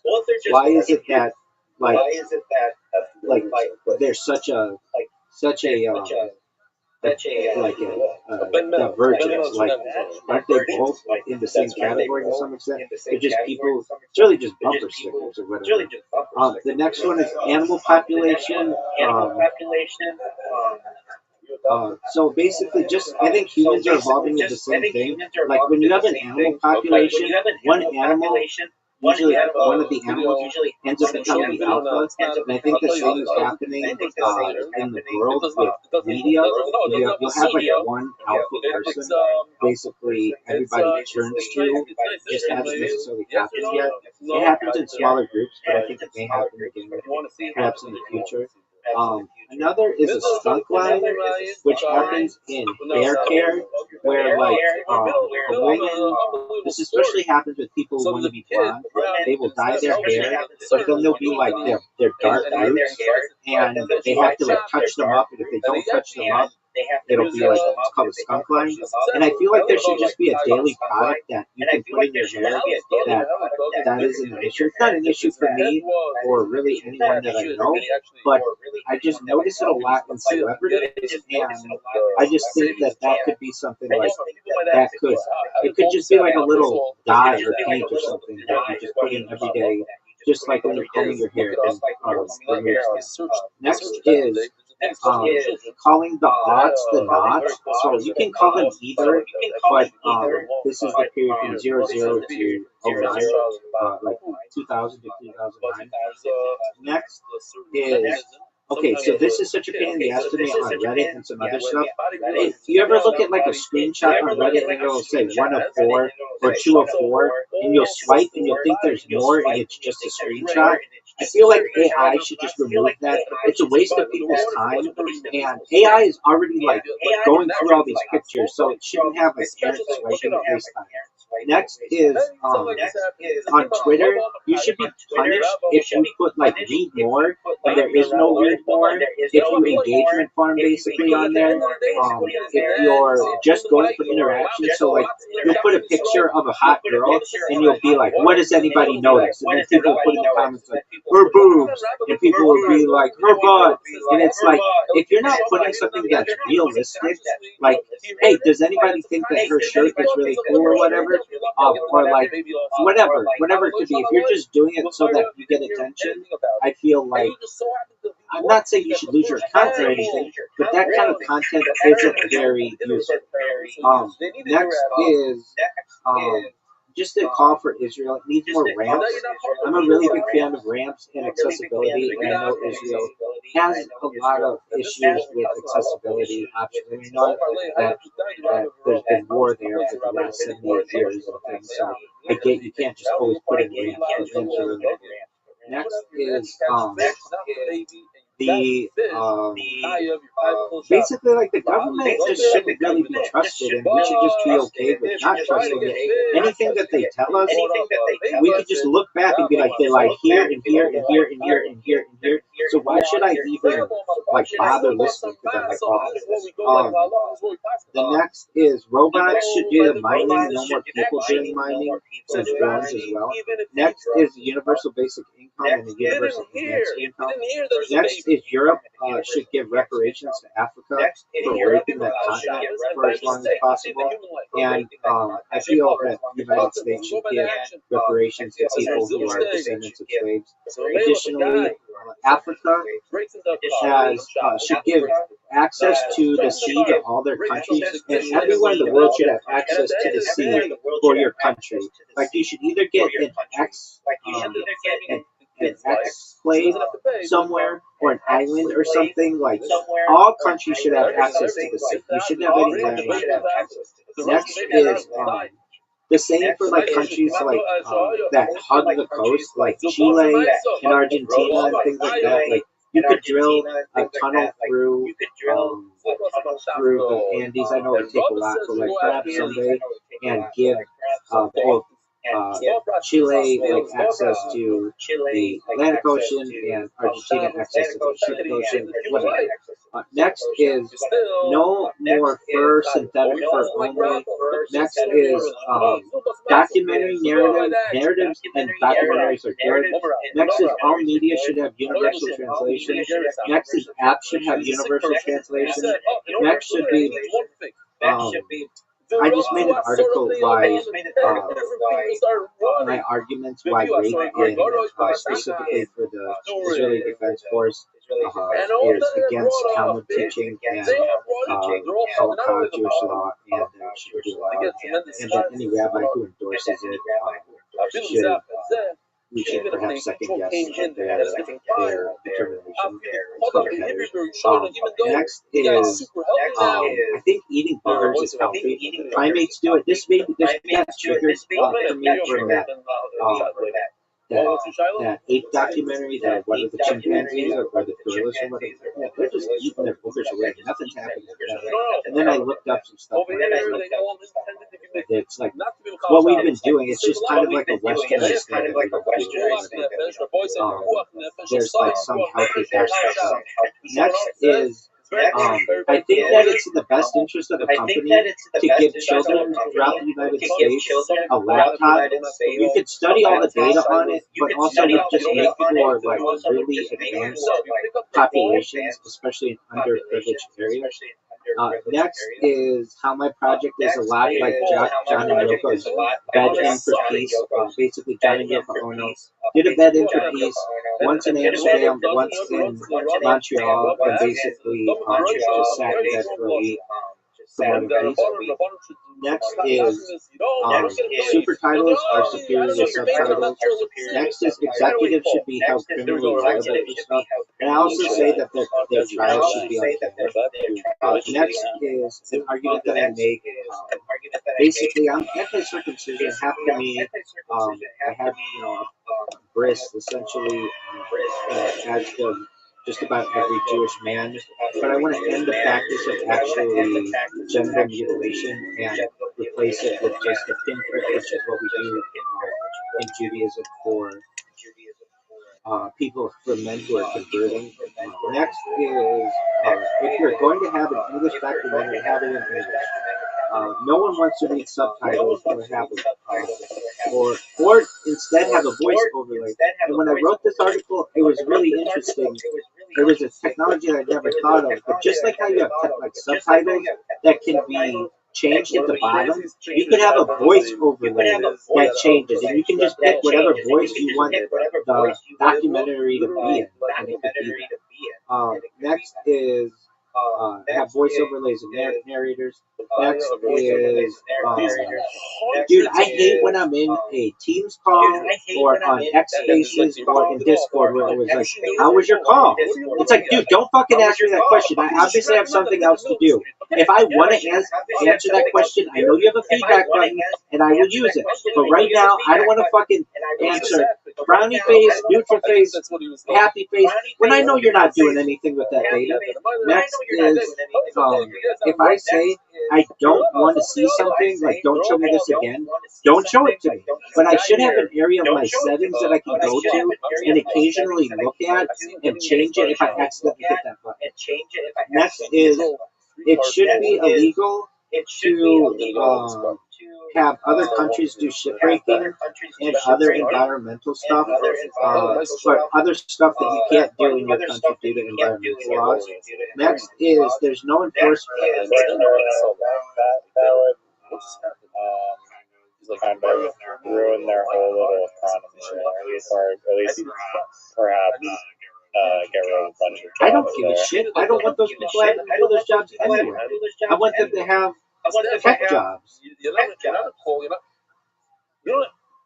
I don't. Yeah, that should definitely be illegal. There's no enforcement mechanism of the UN, and I want them to. The Basel UN agreement, I want that to get passed. When there's stuff at the end of a movie, it should be read out loud. It shouldn't just expect the person to like be paying attention the whole time. The next is the United States potentially having an epileptic seizure warning like the British have when you're watching a movie or something. Next is the heat of devices. Like, devices overheat, but they don't have a temperature gauge on them. Like, it's really easy to just put a temperature gauge on your phone, and the fact that we don't have that is ridiculous. There's an issue on iPhone that it does overheat. I know a lot of times in the summer, if I ever do IRL streaming, my phones get overheated very, very quickly because it's in my hand and I got the brightness up because the screen glare is really bad, and I'll go like 20 minutes and then it'll get that temperature warning. Have you ever gotten the temperature warning on your phone? Somehow not, but I will go outside and take a state-of-the-art iPhone. I'll walk outside and it won't just auto-adjust its brightness, and I'll look at my phone and I cannot see anything, and then I'm scrambling in the dark trying to figure out how to unlock my phone and turn the brightness up. That happens to me all the time. Absolutely. I hate that. So I talk about this glare issues with phones. So like there's anti-glare technology that can override this. But before I want to say like that's a good idea. What you just said, like auto adjust brightness on the phone. It might be because I have it on. There should be an auto adjust brightness when outside. The auto adjust brightness feature stuck inside because like, how do you know what brightness I want That's to exactly have it at? That's exactly right. I put outside. That's exactly right. The next is Gorilla Glass. Like, there's no reason why iPhone shouldn't have Gorilla Glass at all phones. Like, I should be able to take a car key and slam it into my phone face, and it shouldn't do any damage. You know, I'm putting my phone in my pocket, and there's all kinds of sharp shit in it. Make it like resilient. Next is the titanium back. All phones should have titanium backs or metal backs.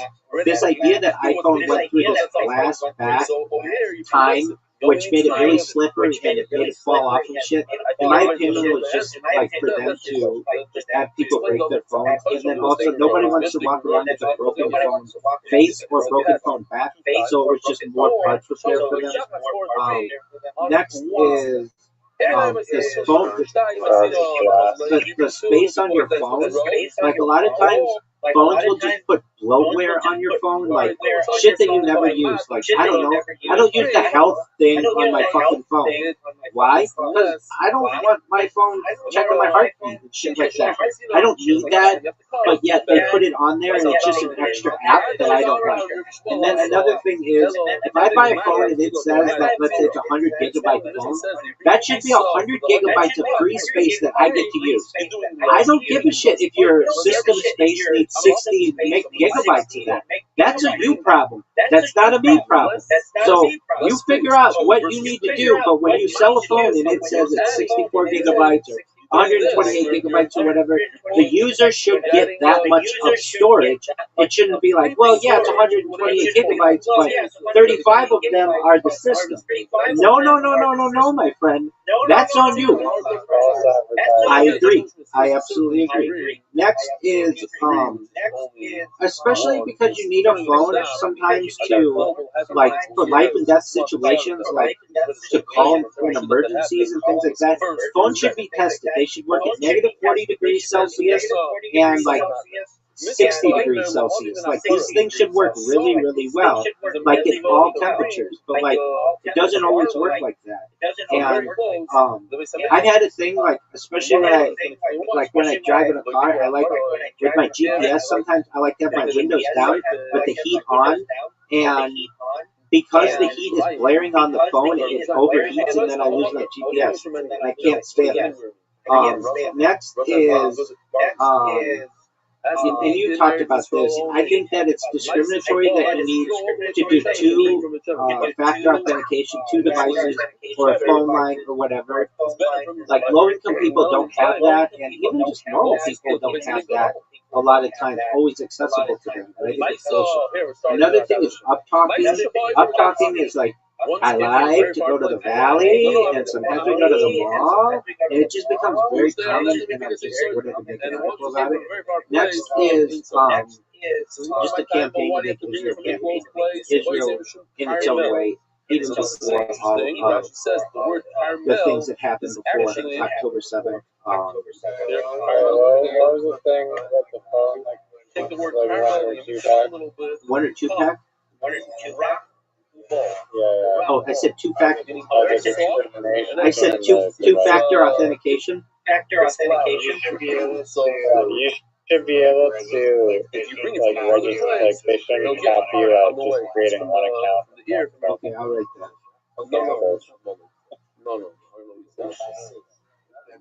In my opinion. Yeah, I don't know if you should do unlimited, but maybe like 10. Yeah. Okay. Why can't I have 10 Telegram accounts? I agree with you. Next is a push for Make Israel Great Again.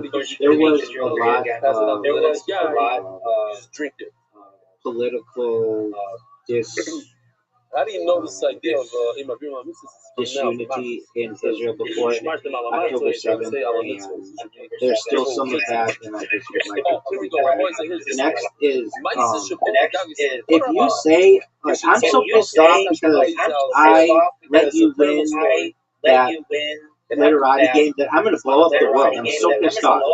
You should not be able to be prosecuted for the deaths of 8 billion people because you said something like that. There's a term in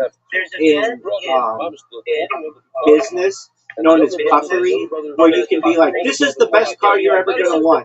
And that's known as puffery. And the same thing should be in criminal law, that you can be like, I'm so pissed off, I'm going to kill you. And not mean that you really should be charged with attempted murder. Like, there should be something like people get pissed off, and that kind of language should be understood.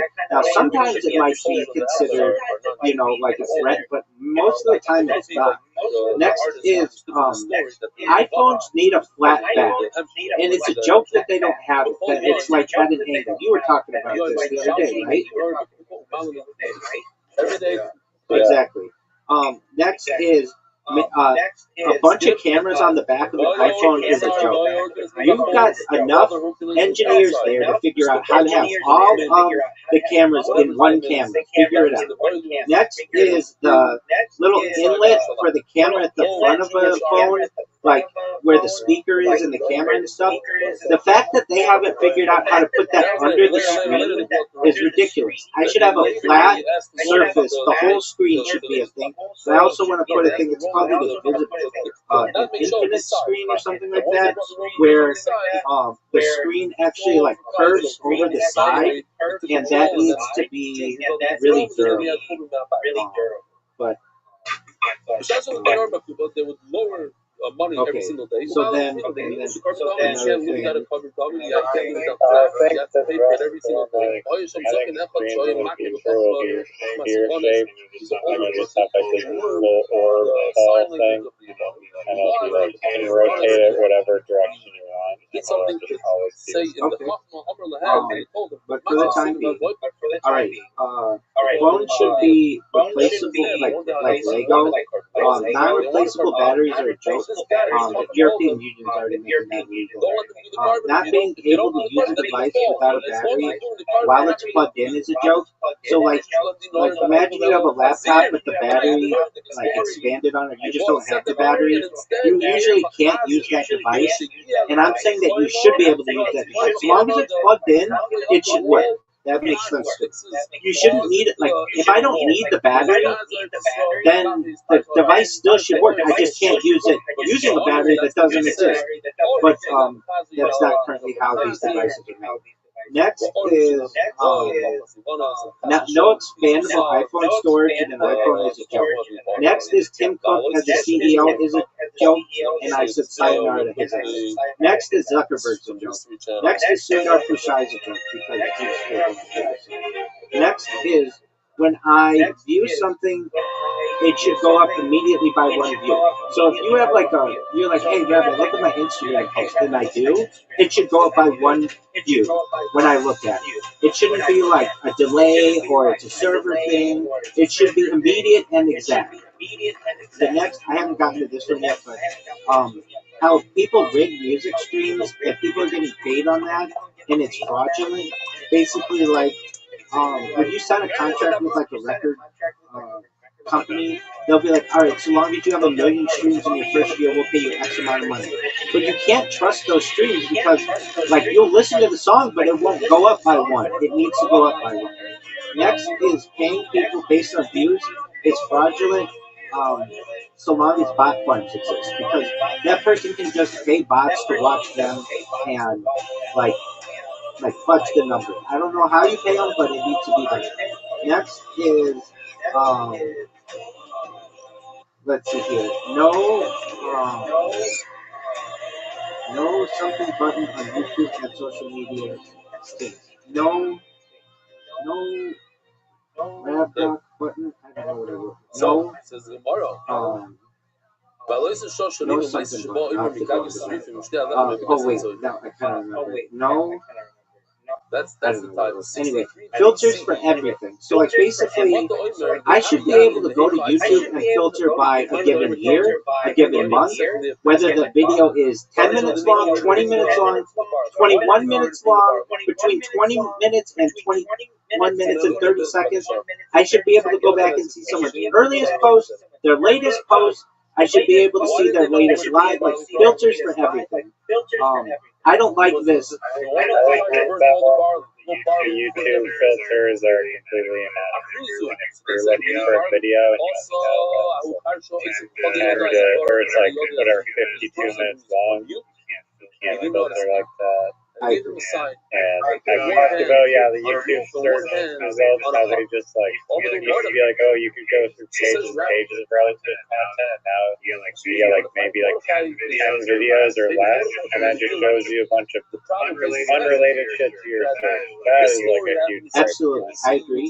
I know what I was trying to read. No random button on YouTube and other social media is stupid. So basically, like, I should like have an ability. Like, there's a Wikipedia that's like, show me a random Wikipedia page. I want the same for YouTube. Show me a random YouTube channel. If I'm bored and I just want to see something random, and keep clicking random and random and random and random, it should take something from that no one's seen and give it to me just basically so I get more shit. There's like an idea with oceans, with the ocean current. The ocean water near the surface always travels faster than the water at the very bottom, and I want to kick up the water at the very bottom so more people see that. Next, caps lock's button needs to always have like a light on it. Same with shift, same with the function button, same with the alt button and the control button. All of those buttons need a shift on, like a light on them when they're being used, so that you can tell if caps lock is on or not. Like, it's such a waste of people's time that many systems don't have caps lock on by default. Next, Reddit used to have a randomized article button. So this is check it out, but there's a website you can use that uses the old UI of Reddit, which I kind of like way more than the so maybe it's not the same character. A lot of people do. I know what you're talking about, and I'm in agreement. This, next is there was a place like that. Rabbi Rothschild. But Gmail Wonderful. Reddit logo yeah, it's Microsoft. Yeah, it's amazing. Next is these are just like, okay, a function. This is on a Lenovo. Putting the function button in the corner when every other computer has that as the control button is ridiculous. Next is a power button on the keyboard is ridiculous because people accidentally hit a button on their computer, like on their keyboard. So don't put the power button on the keyboard. Put it away from the keyboard somewhere else on the flat part of the device, but not on the keyboard. The same with airplane mode. Don't put an airplane mode button on the keyboard. Like, that kind of shit people will accidentally hit, and then it disconnects them from the internet. Next is because they like my MacBook Pro. There's just a Pro version, the highest end that you could get at the time. I think I got it like 2017. Or I bought it like new 2017 model. And they had a touch screen bar at the top where the function keys were and like other stuff, like they're like the motors, sliders, and just like a touch screen at the top, but it was so poorly built that within like a year, it just started glitching out. It'd be like, now it's just like I have to just put black tape over the whole screen and buy I tried coding it out and just trying to get it not to turn on at all, but it's still after the super bright and gives me if you're prone to seizures, it'll trigger a seizure because it's just like a strobe light and it's blinding. And I feel like Apple should be held accountable for that and have to replace every one of those. At least for with future people. March Madness just announced it. This is March Madness just announced that they're going to 7-16. And I just say just go to 7-16. Next college football should be 64 team. Next camera on the light next to the camera. So like when I use my devices, some of them have a little light next to the camera telling me that my camera's on. Yeah, I feel like that should be mandatory. I feel like you should always know. Like, oh, my camera's on. You should always know. And then also they should have one for microphone. So you know they might have one for microphone. So you know your microphone. Do you think that the NHL playoffs, for instance, they could have it where every single team just makes the playoffs? And then how would that affect the strategy? No, I mean, then there's no reason. That you're regular season. Once upon a time, at the end of the day, in order to calm myself down, I mean, you still want to win this. No, then there's no regular season. Special filter. There is a regular season. You still got to. Oh, you're saying the seeding? Yeah. Okay, yeah, that could work. Yeah, that could work. I think that could work. I'm gonna agree. I think that could work. Investment, And maybe like the first round game in like 3 games. You only see the emails from the donors have faith. But at least that way every I guess single the emails and the AI. That's shot what's about would be a crazy underdog. Show you my screen. I can show you my screen flash. I can Oh, see fuck. That's this. annoying. Yaakov Eisenbach, a fan from Lakewood. I see. All right, next one is. Okay. Did I just hear someone yell? Everybody I've been doing that since the knockers of Gimel, of course, and I feel but you can actually Next learn is for the auto first time adjust something That's what people said. Another one is for bank. This is an illegal practice. I feel it's an illegal practice, but let's say you're getting direct deposit on Friday, and also your rent and stuff is coming out on Friday. It's legal for the bank to take all the withdrawals out first before your deposit, so that you go. You overdraw, and I think that's really another is auto adjust the brightness of the phone outside. We just said that. Next is no cap account on the phone number. We just talked about that. Next is infinite screen and infinite screen. We talked about all that. It's life changing. Anyway, I wrote on just about all of those. I've got a bunch of. Turned on. The NDY staff and senior I've got a bunch of articles. I've got a bunch of, and they're good. Oh, all right. And they're good. You know, you'll see how many staff are left in the I'm sending you an invite. Very interesting ideas. Oh, thank you. I appreciate it. That means the world to me. Rabbi Rothschild, the official edition of NDY Shots, Sechta, sponsored by the Iranian Levy family, Kurt Meyer, and Kai Rick official, the Nishma Simre Menachem, produced more from Menachem and reviewed motions different telling because Alexander. Today's daf in the Shots is by anonymous in honor of our children, grandchildren, Eli Stefanski and the brave soldiers of Tzal. Today, Tzal, dedicated in memory of every Murray of Shmuel Bar, sponsors.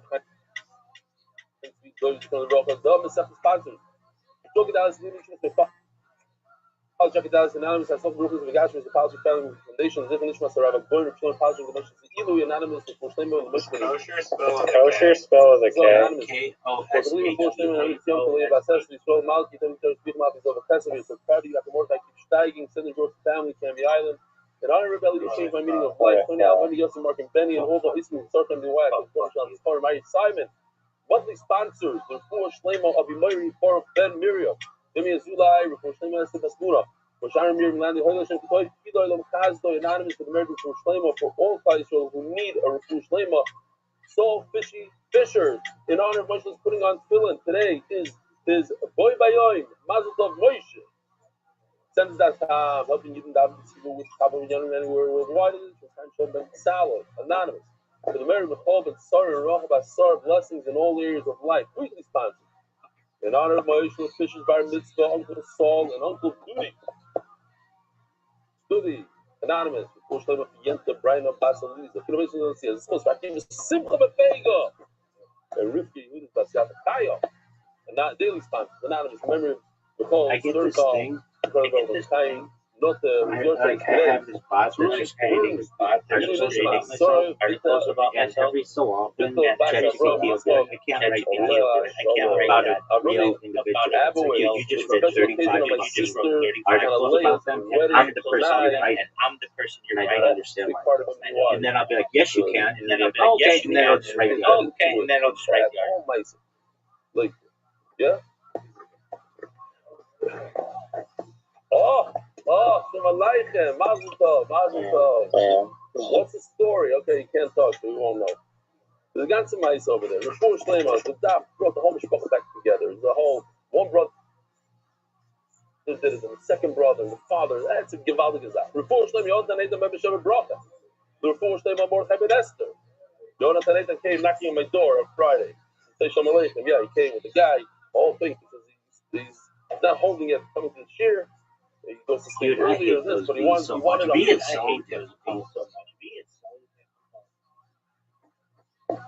hug from me, Arab Shabbos. I agree. I got Daniel Zev Ben Ayelet Esther. Our boy side, here we go. Daf Samach Gimel Omer Aleph. Hoimer. Harei Alei B'machma. Lo Yovi B'marcheshes. Start off with a video. What's the difference between a machbas and a machaz? You know what? Let's see the Mishnah, and then we'll see if the video is correct. I know that we did a little bit of a change. At 12 in the morning, Yoshi told me it's already done. Let's see. If a person says, I have a mincha, but b'machbas, notice that there's a base here. Not a real like machbas, I realize b'machbas. The Gemara says later it makes an afkemina. Bid or min, machbas. One means the actual frying pan, one means what you do in the frying pan. Lo yovi b'marcheshes, marcheshes is the deep one, deep fried, and the machbas is, like we know today, a flat frying pan. If he says b'marcheshes, I want to bring him a marcheshes, lo yovi b'machbas. Ma'be machbas and marcheshes. So until now, we know the difference between a machbas and marcheshes is one has a lot of, they have the same amount of oil, but because it's a deeper pan, so the oil stays in there, and it's more of a spongy kind of a mincha, and the flat one where the oil burns out, so it becomes harder. That's how we always know. Now we're going to see something new that we haven't seen ever. Marcheshes yesh lo kisu. Rabbi Rothschild says the marcheshes has a cover, the pot with a cover. Machbas ein lo kisu. It's the same idea. That when it has a cover, the oil gets trapped inside the kli, so it's a softer bread. Machbas ein lo kisu. When it doesn't have a cover, so it evaporates, becomes tougher. Marcheshes amuko u'maser. The marcheshes is deeper, and the oil, like the schnitzel, the chas, the oil is still in there. It's like shaking around over there. Not yours, husband. Maser Roy Hashem. Machmas Zafo, the Machmas British derogatory dish. Maser Kosh. Here goes the video. Boys, I think a lot. Do you have a frying vessel? Would you like a machavat or a margeshet? What does it matter? It's all the same. They're absolutely not the same. According to Rabbi Yosei Haglili, a marcheshet had a cover, while a machavat had no cover. And according to Rabbi Chanina from Gamliel, the machavat is shallow, so there's no room for the oil, so the mancha comes out hard. While the margeshet is deep, it bakes in the oil and comes out soft. Are you a salesman or a Daf Yomi Magid shiur? You're right. It's all because of MDY. Masechus Menachos has completely taken over my brain. I hear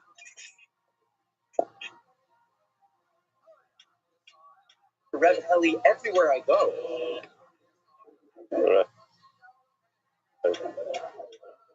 My time there, guys. So now the Gemara just goes into where did he get this from? He laid my chet says the Aser Fushi Alev. The marcheshes comes because of the inner thoughts. You bring him on a dollar because you feel like you did something wrong to the Rabbi Rothschild inside your heart. Nobody knows about it. You had a bad thought. It's my heart. My heart was whispering something. So you see the pasuk, the idea. What? Yeah, yes. Okay, you're right. The heart is covered. Just like your heart is covered, so too the pot is covered. Where the frying pan comes for things that you speak out, things you talk about other people, because every inchi. Devastating. Like a bark of a dog. It's a lotion that comes out of the tail, of the mouth. So makbas is the lotion of minaba. Minaba. So the famous Maisa where there's a guy, a landlord, and the landlord had a tenant in Almana, and she wasn't paying rent. So this guy decided, what's he gonna do? Try to get rent, try to fix her. They came up with a brilliant idea. They took the roof off her house. I feel like they should make the game. Oh, that was good. And someone was freezing. And the Chavetz Chaim says that he knows the story, and he was waiting to see how his brother is going to punish this guy. He says in the Torah, his brother is going to take care of the Almana. And sure enough, one day this guy was walking. That if your time runs out, you just automatically get a chance to. And this guy started barking like a dog. No, you gotta. I mean, the swapping's annoying. They just need to put like actual stacking in there. This. I guess you get time. You get time I'm going to punish the person that takes the Almana. That was the whole point. See, there a bunch of loyal. Maybe the oil got together. So the Chavetz Chaim, another Meister. You must have had some really shitty I didn't. I just don't have anywhere really good to find. Dubner Magi was walking in the street. That was great. The story over. That was great. And he sees an Almana walking with a Yachim. Not only that, the Almana is blind. I made a major. So Dubner Magi walks over there and says, "Is there anything I can do to help you out?" And she says, "I don't have heat at home. I don't have food." He says, "You know what? I made a my major. house is your house. Come to my house." Dubner Magi took care of her. And Don't worry, you'll get the X. He actually hired I feel like it rewards you with good tiles. And had the Rebbe learn with his child. Says the Chavetz Chaim, who's this child? This child became Shlomo Kluger. Shlomo Kluger. Says the Chavetz Chaim, how many times have we passed in the street an Almana, and we say in our heart, "Oh, you never, she's blind." Oh, Mama. And then you just keep on walking. Devastating. Keep on walking. And how many Shlomo Klugers do you pass up in the street? The boy said, it's cautious that every one of us here passes by the Shlomo Klugers of our generation. Say a Meiser Shai with me. I did not pass up the Shlomo Kluger of our generation. I went and I convinced a guy that was like an Almana. An Almana, he was bankrupt from Torah, bankrupt from Yiddishkeit. Convinced him to come to the Shears, and he turned out to be Benny Ruger.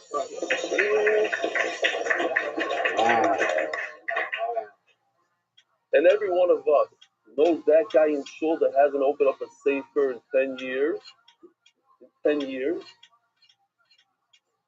we say to ourselves, let the first time living take care of him. Let Pointy take care of him. No, it's our field. It's not just our mana. It's the Yosem of Torah. The Yosem. We have the opportunity to stop and say, come to the base medrash. I'll change your life. He's raising his hand. Let me tell you what, I don't know what he wants to tell me, Yossi. But I will tell you, he drives people to Egypt. This is what he does, Yossi. Our new client from Manchester, drives people to Egypt. Yossi said. And he tells people that if you start doing the daf, I'll take $500 off the trip. And he got a bunch of people, they text him, yeah, I'm starting the daf, I'm doing the daf. Is that what you wanted to tell me? One better, let's hear it.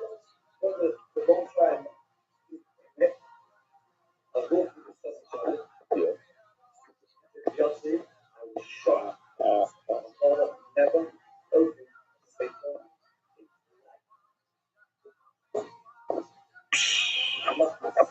This Shabbos. Oh, what the fuck? There you go. Wow. It's worth the $500. If you will pay you millions of dollars. I may have helped you out. You can somehow land. What goes there? What goes there? No, you can tell him to drive slower. He has 2 speeds. That was such a good play. 140 miles an hour, 135. No. All right. Rabbi Rothschild, it's not a joke, Bemis. So look, you got a guy to start learning Torah. Yossi. He sponsored a daf. Sponsored that thing. Somebody to try it. Listen, you look one track mind. He wants people to sponsor daf, but somehow he tied it in there. Okay. Let's go right there. Great play. Great.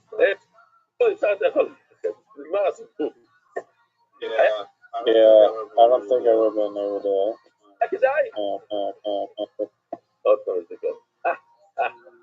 It says the Gemara, you're telling me you found the puzzle that the word machma sounds like menapach, like a fart.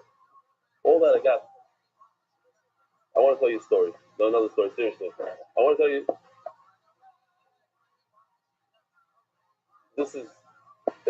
This is a story that a guy told it to me this week, 3-4 days ago. It's a guy that does the shear already for 6 years, hasn't missed a single day in shear. Comes from a Satmar background. He went off to Derek, and now he's doing very, very well. Amaisa, you can't believe the story. When he was not religious, he was walking in Ben Yehuda, 1 o'clock in the morning, and he sees a little kid on a bench. He tells his friend, look at this kid on the bench, 1 o'clock in the morning. Oh, he's teenage. No.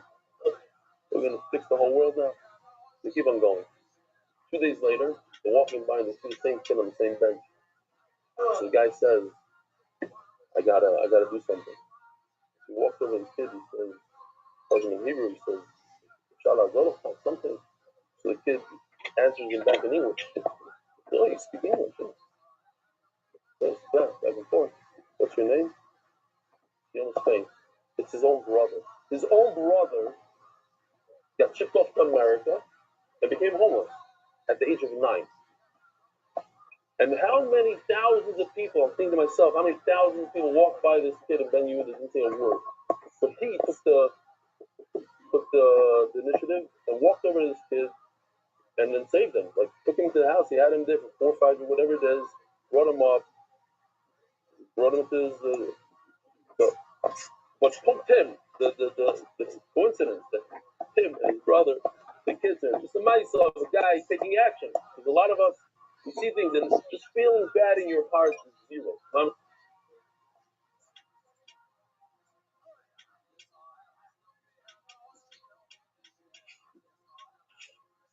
Zero. Taking action, doing something about it, that's when it counts. So tomorrow, Probably did myself a disservice. Terrible maybe a makvas is something hidden. So why did you hide? We brought it up. But Keshes, that's a kushay.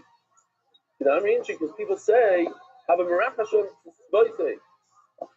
His lips are whispering. So in other words, it came out. So you could go both ways. Each word can mean the same thing in a different way. We have a tradition. The machas is the deep pan, and it has according to Rabbi Rothschild, it has the cover, and according to the machas, what I say, machas is open, shallow, markesh is deep with the cover. Rabbi Chanina ben Gamliel told me markesh is amukot, it's siv, but not siv markesh. But anyway, says the markesh is deep because it says in the past. The mafas is inside the mafas. Mafas sofa. The mafas is narrow. It's in the al mafas. It's on top of the triangle. Horrible.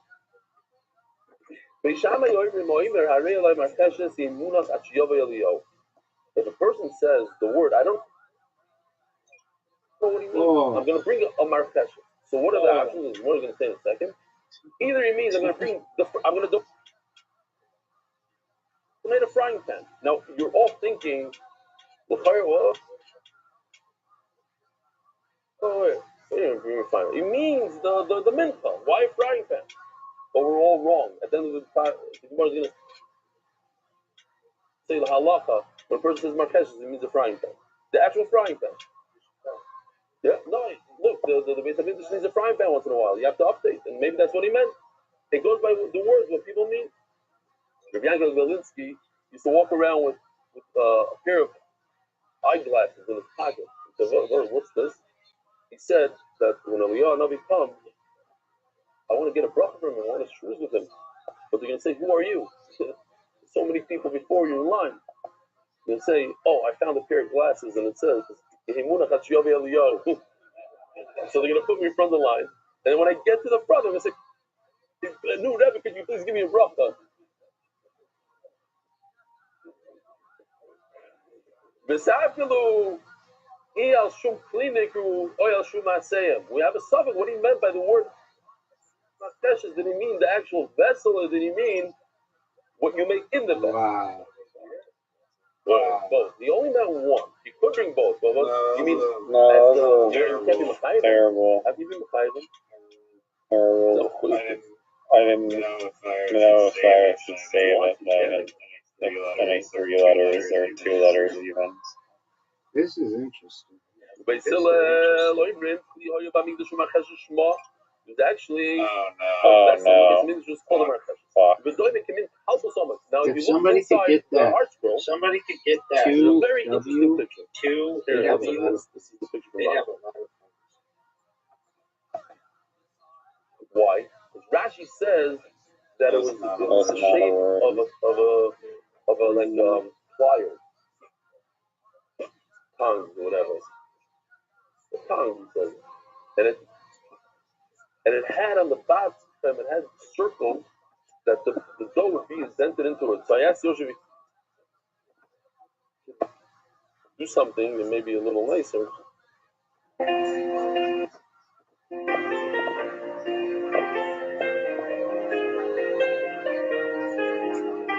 holes and everything. Huh? It's so interesting, like the K and the P in kosher and boy, and like the bad, like the bad.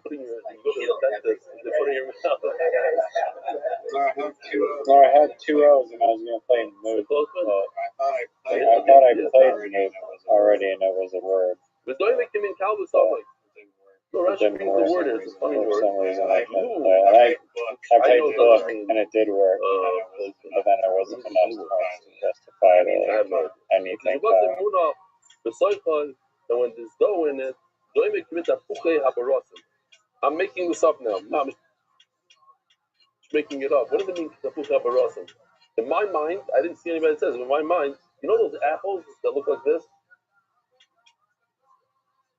The bottom have like, so if you put dough into that shape, so you pull it out, it looks like that. Where's this apple? It's just I don't think it fits in there so well because it says which means acorn. Oh, maybe the circles on the bottom, the bumps are like acorn. Each one is the shape of an acorn. Okay. The acorn has bumps. I don't remember having bumps. I don't know. I don't know how I have a lead.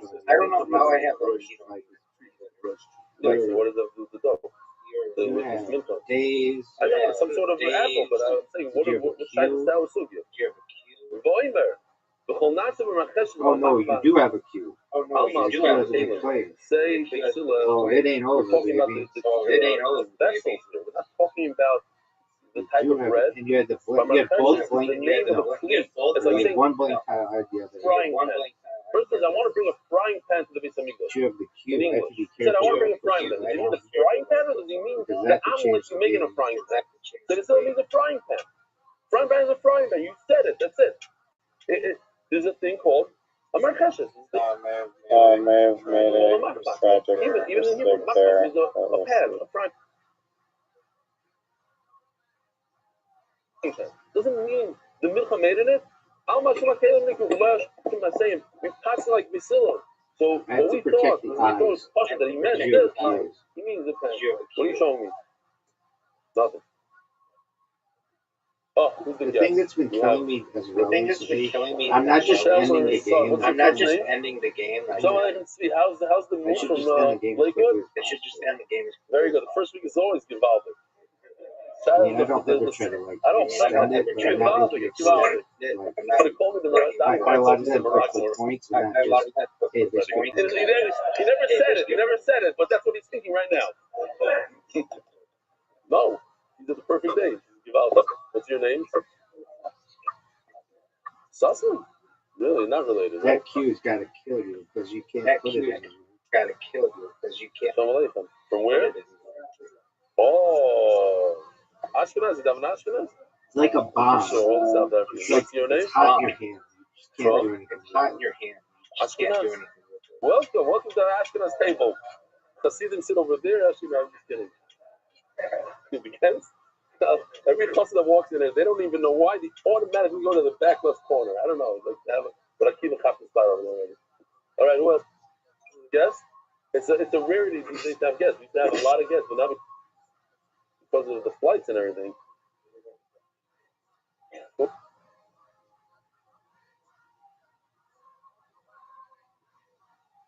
Who? Oh, that's right. Your daughter's getting married. Darling, it's Gigi. Darling, it's what? Gigi. I think it's Gigi. What? Oh, it's for sure Gigi. So what's the husband's name? Oh, it's for sure Gigi. Both? Or just pass. Don't quit. You never know. Something could happen. You never know. Something could happen. And it could be next to the 3 letter. You put your triple. So I'm going to show you all the I have a 44 point lead. Sure. And a video. I might even show you the pictures. How I got such a good lead. The video so you understand, because when you watch the video so quickly, you won't appreciate it. I think after you see the picture and then you see the video, you'll have more appreciation for the video from Yossi Shasa. Yossi Shasa, correct. Ariel Levitanor, you had a Q, you had an S. You couldn't put an S down anywhere. You couldn't put an S down anywhere. I know. I was trying to. I want to bring in a title. There's just nowhere to. I had to save the U and then the Q, obviously, but I had no. Wait, why didn't were you saving the S? Wait, why didn't you play the S for a game that skulls in? Let me just show you what the picture is. It was only 6 points. Oh, okay, so you were saving the S for like a game. Saving the S for like a file, something like this. Yeah. Yeah. This is a great idea. Okay. Not a fire. I couldn't play. Oh wait, can I play at all? No. There's just nowhere to play. No, there's just nowhere to play. I don't agree with this Quinn or Quid. It's more like Quid or Squid. On a flame. Squid would have been big. Like this, what they're saying is big. All right, Big Dog. Big Dog. That's how she wrote. I just like I like to see how you picked the documentary for tomorrow. Documentary for tomorrow.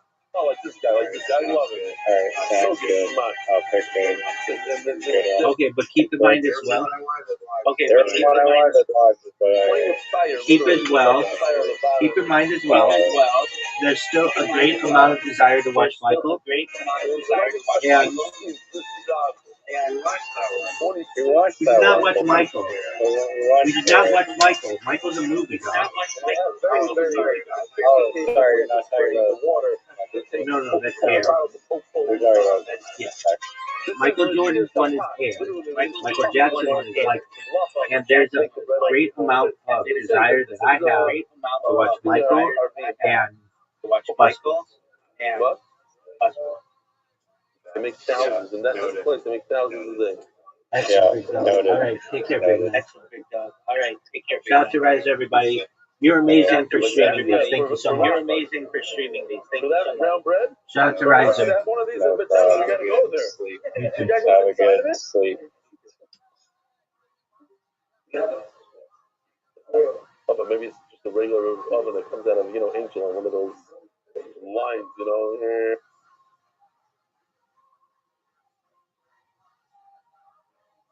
One now. I saw them doing waffles like this. Flying. How do you say they yeah. Well, Mafi Yori Tarifim. Rabbi Yehuda Rabbi Yehuda says not true. Rotza maybe Mafi Kupach, he brings a raya. They could also do it if a person says Tan or Kupach is included. Okay, so let's see the video. Where is the video? Oh, here you go. I love this. We all sat on one of these in yeshiva. You don't even make a zimun on one of these, right? It's like everybody's doing their own thing. Yeah, those are the routines. He says, I gotta go back because he says it better. It stopped. It paused it.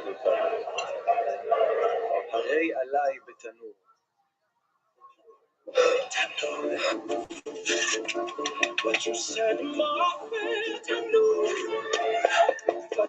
you said Tanur. What isn't clear? You said Tanur. Just bring the muffin from the That's a Tanur. Clear. Okay. Now you see why I showed you the pictures first? You can't tell. It goes way too fast. Okay. Hooray. Now, this we saw a number of times in the Gemara before. The Gemara brought our mission. Hooray Alai Minchas Nafel. If a person doesn't specify what he wants to do, he says something that's baked, Minchas Nafel.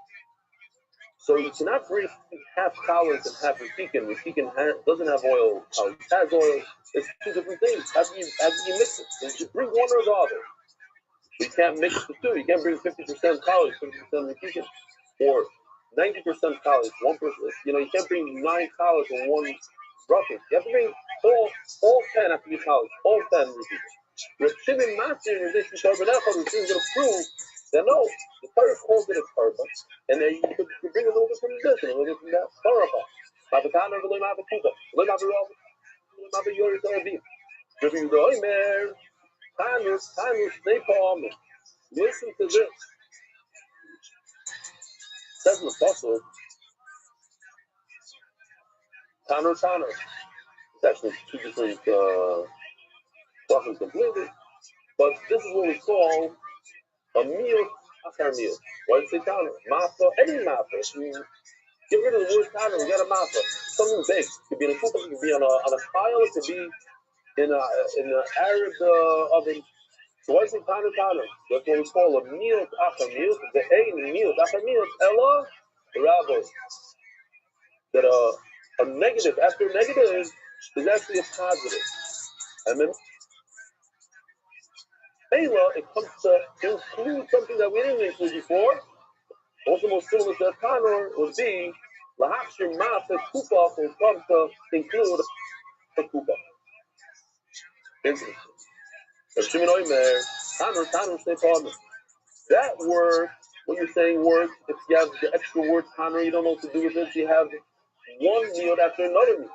But since I have what to do with each one of those words, they have to bake it in an oven. And the second one, that's the Tana makes it covered. What? Oh, that's my bad. Yeah.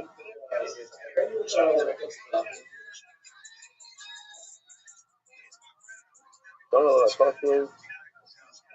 Yeah. Alright. Just pass it.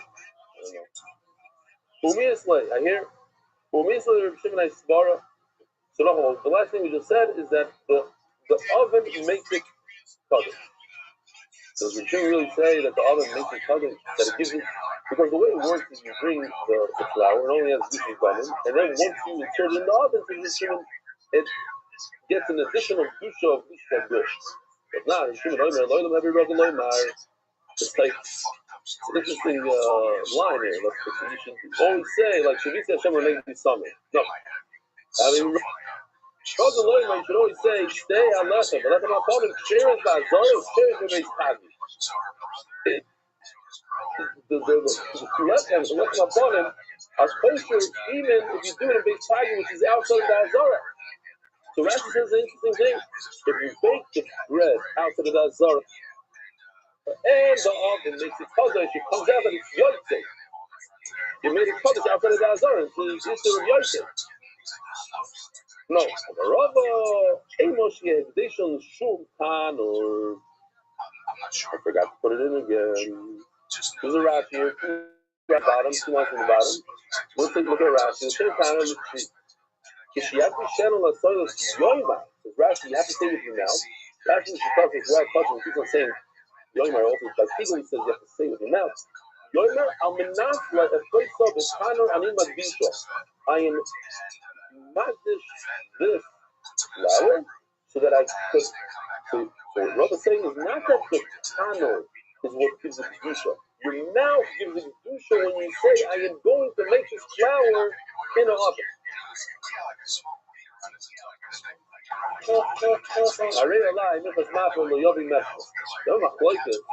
Can you mix up the powers in the rikikin? The key sacred, lots of very true. The key sacred, talking about a milk I want to bring korban milk. Over the years, I realized milk has not. The other milk is thousand of years ago. You cannot mix them. Kamaloi my korban milk. But the neck of the mind will come. But you're taking mixing, rikikin, and chawas, and putting them in one basket. That's 2 separate korbanos. I didn't know why. I said one milk, one korban. Omar the Shimon says, if you never korban say korban. It doesn't say the word korban twice. That's how you know the base. When it talks about rikikin and chawas, it says one. The word korban. Whenever boy chawas rikikin. Yeah. So therefore, I'm learning. What's the law of chawas maybe? This is so powerful. The Gemara is going to say, what would you do with it? This is Gebaldik Time. The Gemara calls chawas and rikikin one korban. So you can do whatever you want, any breakup you want. I had a shaila yesterday for no reason, not a good reason, but just because the lotion throughout the here, I'll read it. Loving chawas maybe, rikikin maybe, mets of chawas. So mets rikikin maybe. It always seems like the Gemara says it has to be 50-50, which doesn't make sense logically. Like I want to know why, but then they said in the Hebrew art scroll he brings it to be 9 and 1. Also, obviously, what? I know, but I want to know for sure. Like you're trying to talk about it or something. Because the lesson was messing up. There was a spark that says messing up because later on, here the next word coming up, but force you to say 50-50, but not 9. Okay. Let's maybe. So by the one, the chemistry thing. After it's baked, you hear this from both sides? After it's baked, keyword, after it's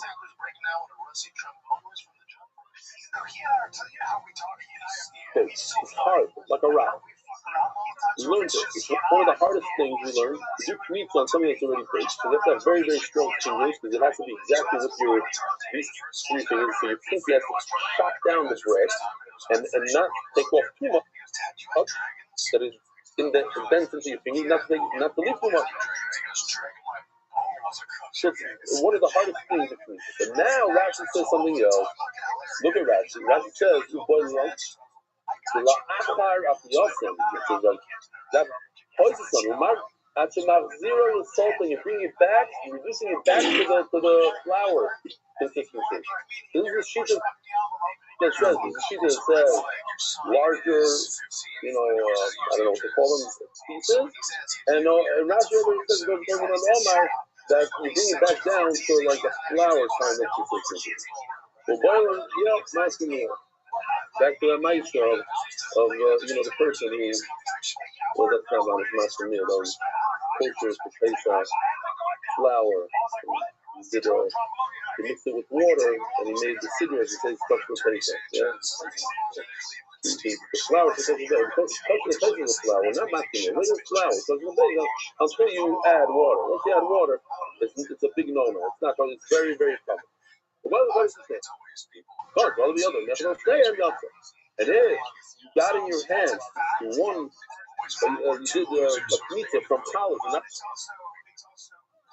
a repeating, let's say, then you're yoked. Not the same because it's boiling, because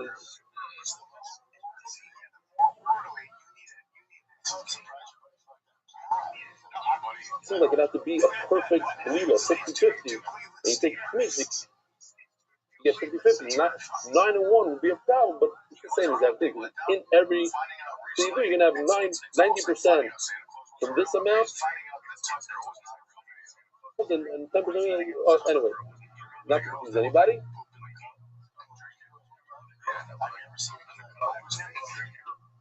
We're going to the time. Turn to the dot. The global have to find all you, not just this month. The Shabbos have come. Please read a shift today because every thing that happened was first read. We had Rabbi Willie here yesterday. His son got engaged, and he said the first time that they started looking into the Irish Simon came over and speaking about the other family was the first day they came to his house. As a company got what does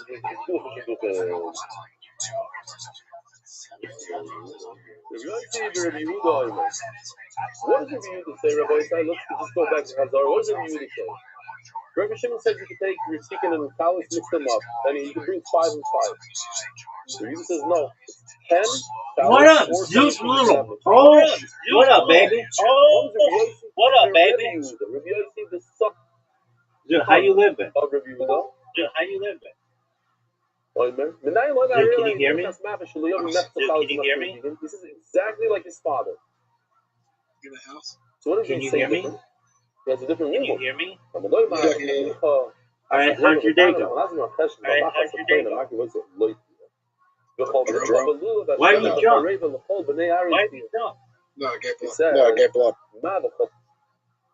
Why did you say you're drunk? Why did you say you're drunk? I feel drunk.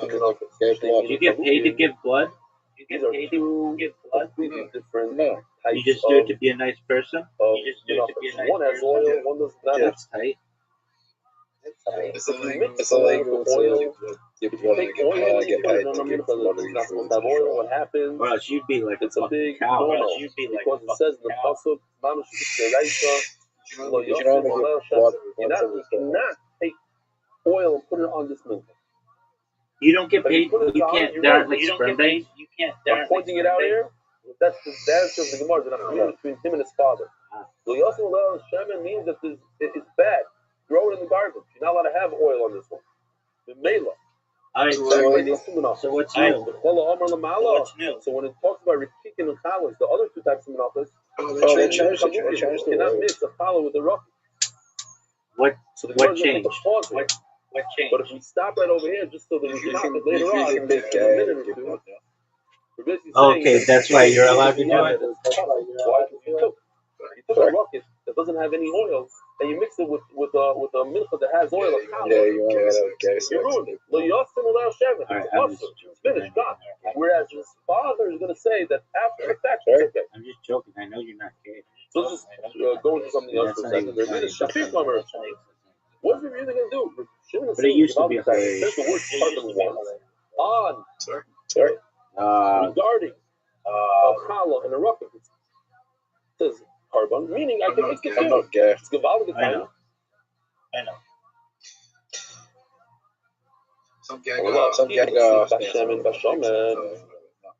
Since here's the possible.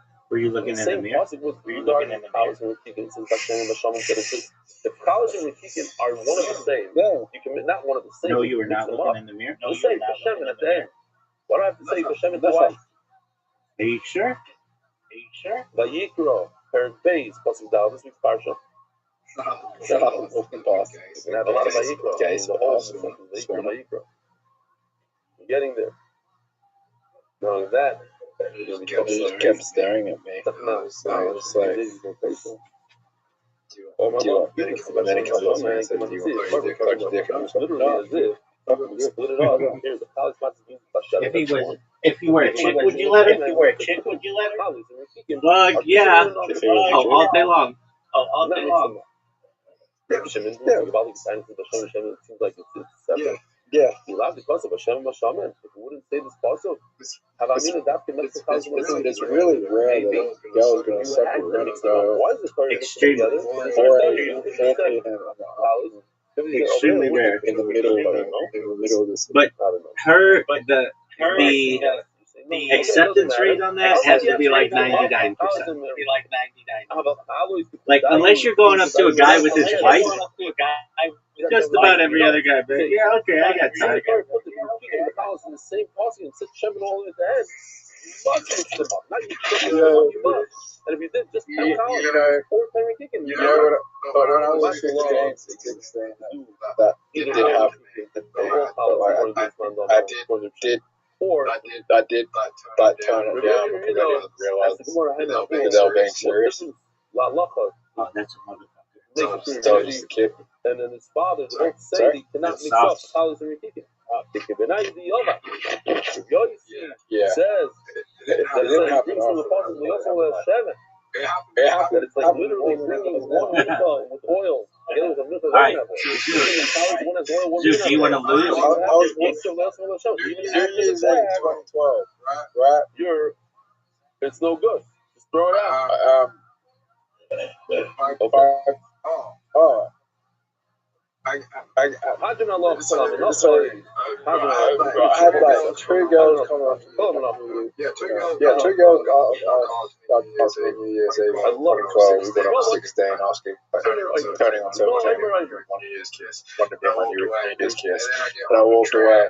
And then I get on the tram, see my like friend that I knew, like I was a kid. She had her friend there. She had her friend there. Like she was on my ex, and she kept touching me. And then I get a message the next day, and like, oh, by the way, my friend wanted to get with you last night. I was like, oh, fuck you.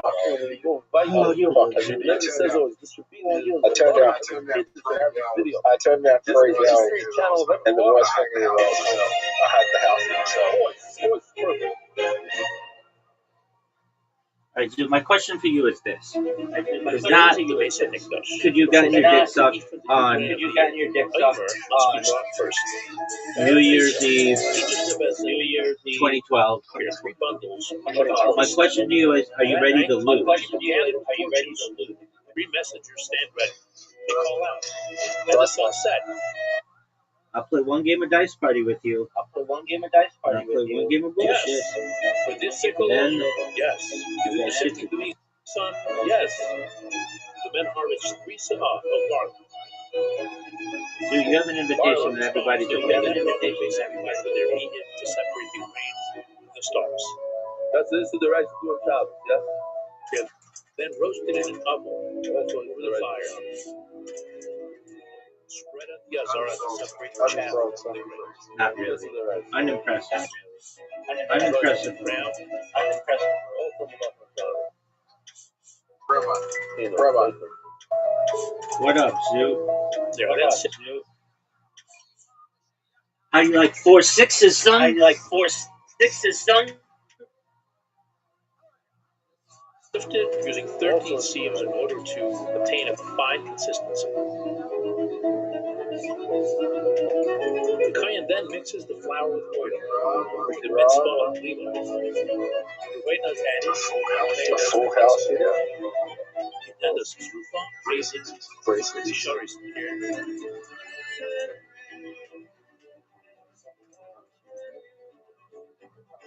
those are carbon. You see, it's Pamela went to the fire on the weekend. Better know, all the grain was published now fitted for consumption. Now we're talking. No, we're not. That's the whole point. No, we're not. Yep. Give me a 3, baby. Yeah, that's it.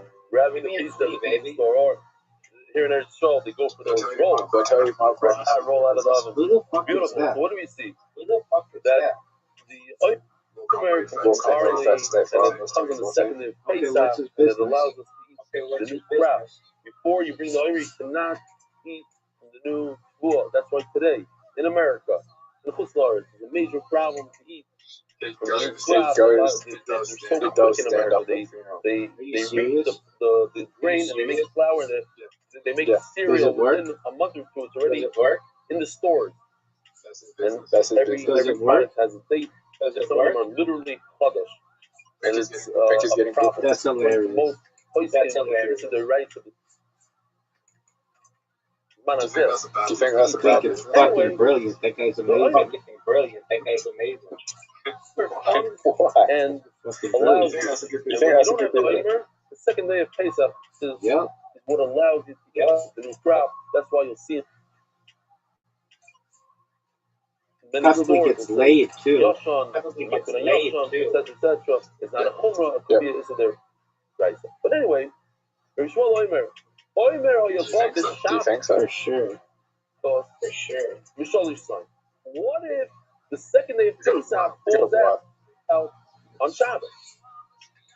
Do we have to do things differently because of Shabbos? You gotta watch that. Now, as we saw in the video, there are so many look at this, dude. Look at so many malachas that are involved. Dude, it's over for you, son. You should just give up, baby.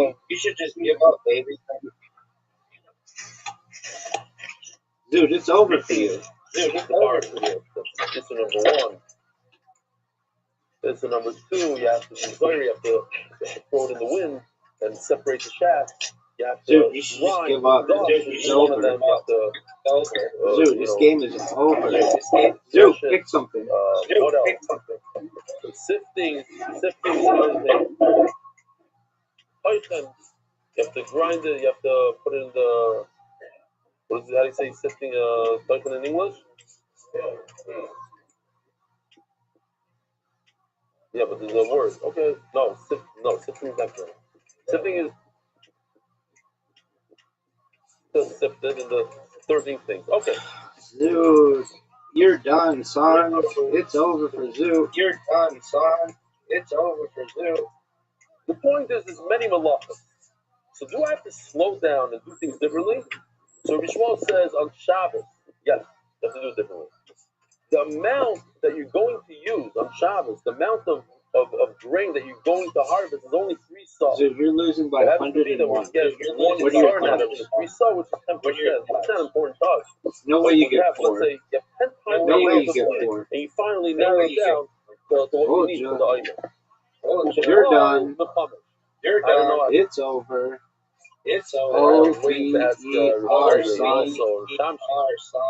If 3 saw, and the saw is 10% of 3 saw, how much is in a saw out of 5 saw? I don't know. Look at this, son. This might be the largest blowout in the history of the game. There's no difference. Weekday is 3, Shabbos is 3. That's why in the video they said to me. Rabbi Chanina, Shabbos, give it to me. Only one person does it, not the 3 people.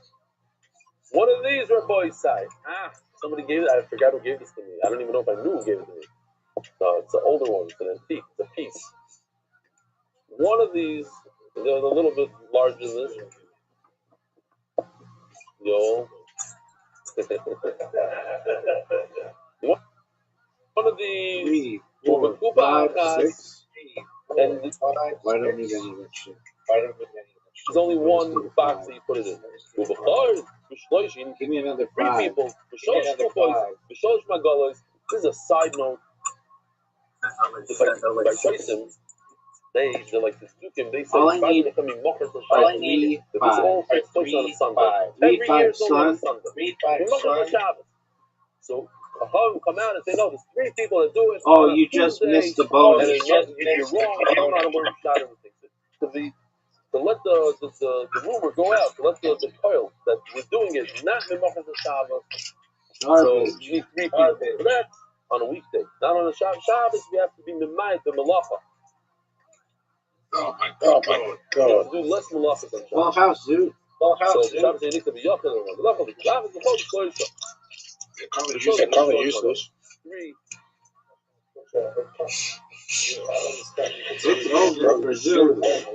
It's over for Zoo. It's over for Zoo. Drive more, trying to go around the block. So you feel like It's over for Zoo. It's over. No, we're going to go into it. We're going to go into it. You need 5, you need 3. You get away with 3, why do 5? So we have to know why they do 5.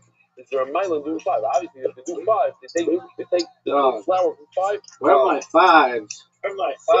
Give me 4 5s. So the more you win. Oh, it's over, baby. Game over. Champion. Alright, well, I got the win. Scoreboard, baby. Ask the Gemara question. Alright, now bullshit, and then it's over. Then I got shit to do, son. And obviously hold the best of the best. Dude, let me know when you're ready. Let me know when you're ready. Of the Okay, we'll charge your bucket phone then. We'll charge your bucket phone. The first one that comes out is the best flour. It doesn't matter weekday or Shabbos. 3 saw is the number.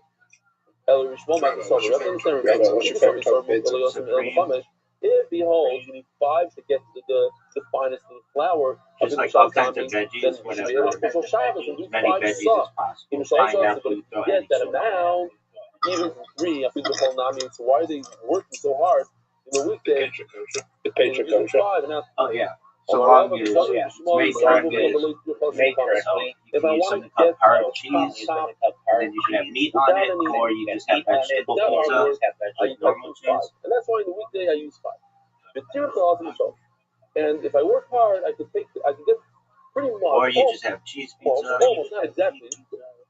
Let's call it 95% of what I get. What's the main rule for Patriot? Not culture. There are a lot of them. It could be from so the weekday I'm going to use 5. a non-kosher animal. It could be prepared in a non-kosher kitchen. It could better be, flour. it could Provide to get a little bit better. cheese has something called rennet in it. It could be because from the cheese of a non-kosher I wanted animal. to use that seed. It could be Instead of using for an hour, I want to use it for 2 hours straight. Let it shake it and shake it until you get the best of the best. Has bugs in it. It could be because it has meat and milk in it, or meat and dairy, glycine and milkweed. It could be because And now we have to cut more grain. There's more Zoyah, there's more Dutch, there's more Tina, there's more things that were used to cooking had some type of animal fat from a non-kosher animal. It could be because the animal that was slaughtered was not done in a kosher fashion. It could be because it uses some type of non-kosher animal. It could be because bread, the like dough, has dairy in it, and it uses dairy in it, so not even the cheese. It could be because Tell me, it's not. Those are really the main reasons. How do you compare these 2 buildings in real estate? This one has this, like stuff, like to understand, everything has a chiluk, an afkamina. Okay. Nuances. So here the Gemara is going to take 2 things and say they're the same. And then the Gemara says, no, I'll give you 2 reasons why they're not the same. Dude, remember that time you were going to charge your phone? Here we go. In order to get to, this is a beautiful picture. Dude, remember that time you were going to charge your phone? And they would hang the animal on the hook, and they would fillet the skin right off. Now, I didn't know you were eating. Take the entire thing off. But why are we taking it off right now? On Shabbos. Erev Pesach falls out on Shabbos. When do you eat the carbon?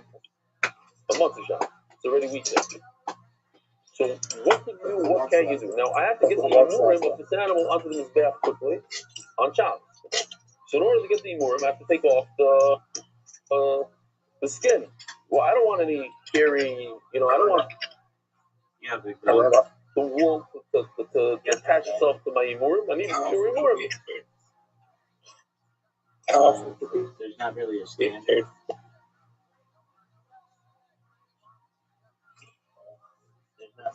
I gotta get the skin. I gotta fillet the skin like this, as so. You did Motzei Shabbos, now it's something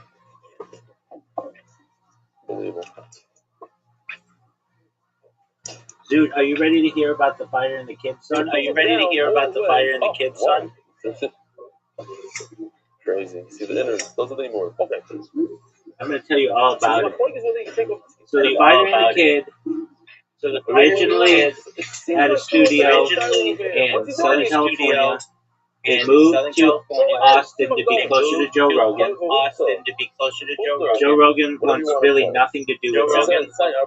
They moved their studio into a storage space in Austin so that Brendan Schaub had room for all of his cars. But Brendan Schaub is not having to sell his house and all his cars. So they moved their storage space studio to the third floor of the same facility. This facility has windows and they cause all kinds of light. And there's black mold in the studio. And there's pipes on the studio. And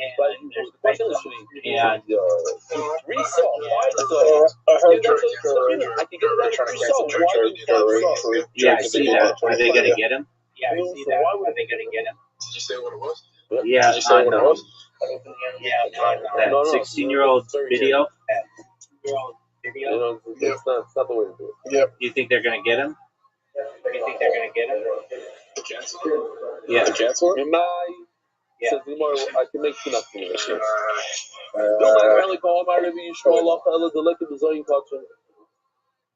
By the three songs, nothing is embarrassing. I didn't do anything to the weird. By doing 3 versus 5. But over here you have a carbon patient sitting there with yeah, I mean, it's kind of a different situation. She lied about her age. She lied about her age and her ID, and it was a different time. And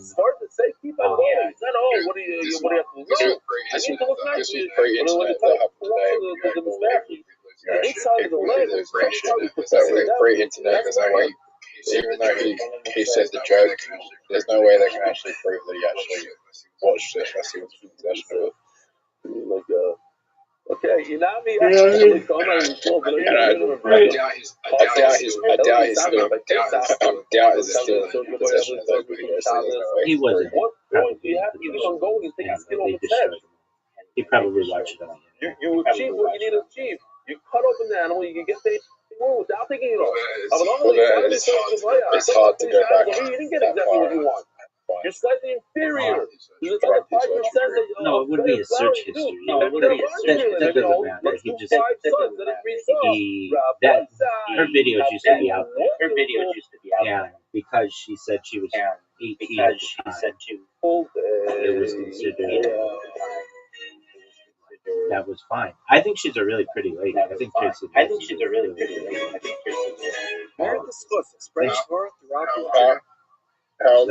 Sponsor a share today. MDYsponsor.com or sponsor at MDY.com. And Dude, are you ready to lose? I mean, like you're just sitting here jerking yourself off, like you're talking about some bitch who was on camera underage 40 fucking years ago when you could be getting your ass whooped in Minigo or in bullshit. All right, are you ready? Three, two, one, go. Don't be late, Zoo. Oh, we're in. It's so much. But yeah, if that happens, Yeah.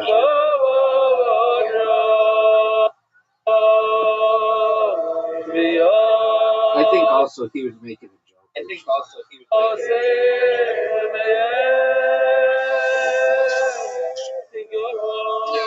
Yeah. Different kinds of jokes like that.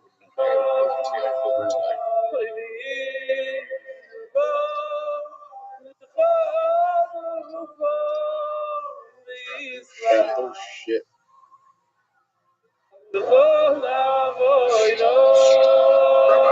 Yeah, she's done.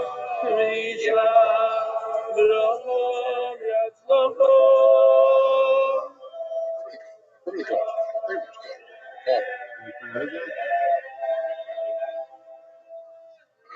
I only have one difficult.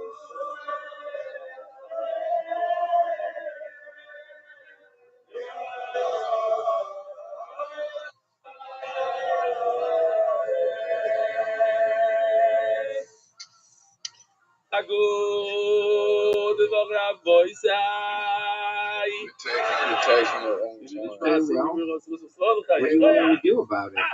You didn't even voice for the right thing. You gotta call bullshit. David? Wow. Yeah. I knew it. You were bullshitting. All right, Yishkoch L'olam who accepts your Dov I Landel's like how that guy who said fat. That's surely 60. What a douche. Tonight is Gary Bell's mother's yard site. She donated this stender that I learned from every single day. From the Shama Shadab Aliyah, she Nifter. The same machla my mother had. I remember the machla. It's a terrible thing. And, she was very young and a big tzaddik. I'm going to get her name soon. But I remember it now, so I'm going to say it now. This is a picture. You don't know what's called bullshit. It looked more than I was this. It looks like kind of. There's a lot of guys there. Why would you call bullshit when I tell you I was telling the truth? Jack Stein, hello. I met you once. I've been with you since the beginning of Zwochen. I can say for sure without your help, especially the way you serve the material and the AI, because I would never have finished Zwochen soon. There's never enough. I traveled recently across Asia. I live in it's really bad, but I promised myself, inspired by all the stories you shared, that I'll not miss a dot. I did not miss even one dot. Right after Shabbat, I sat on Shabbos, I sat to learn. You came with me, I know that you you went to Tokyo, Japan, know that you got City, sevens. Vietnam, I know you got another place in Vietnam, I don't know how to pronounce, fours. Bangkok, Thailand, I know you got jacks. Thailand, Shanghai, China, Beijing, China, San Francisco, China. At every hotel, before I left the room on my last day, I said, listen to this, as he leaves the hotel. Here I did 3 blocks. Here I did 5 blocks, etc. Here are a couple of clips for you. The Great Wall of China, our boy side.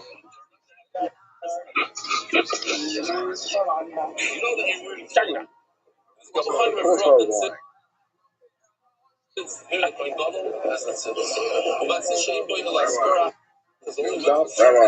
And another dot.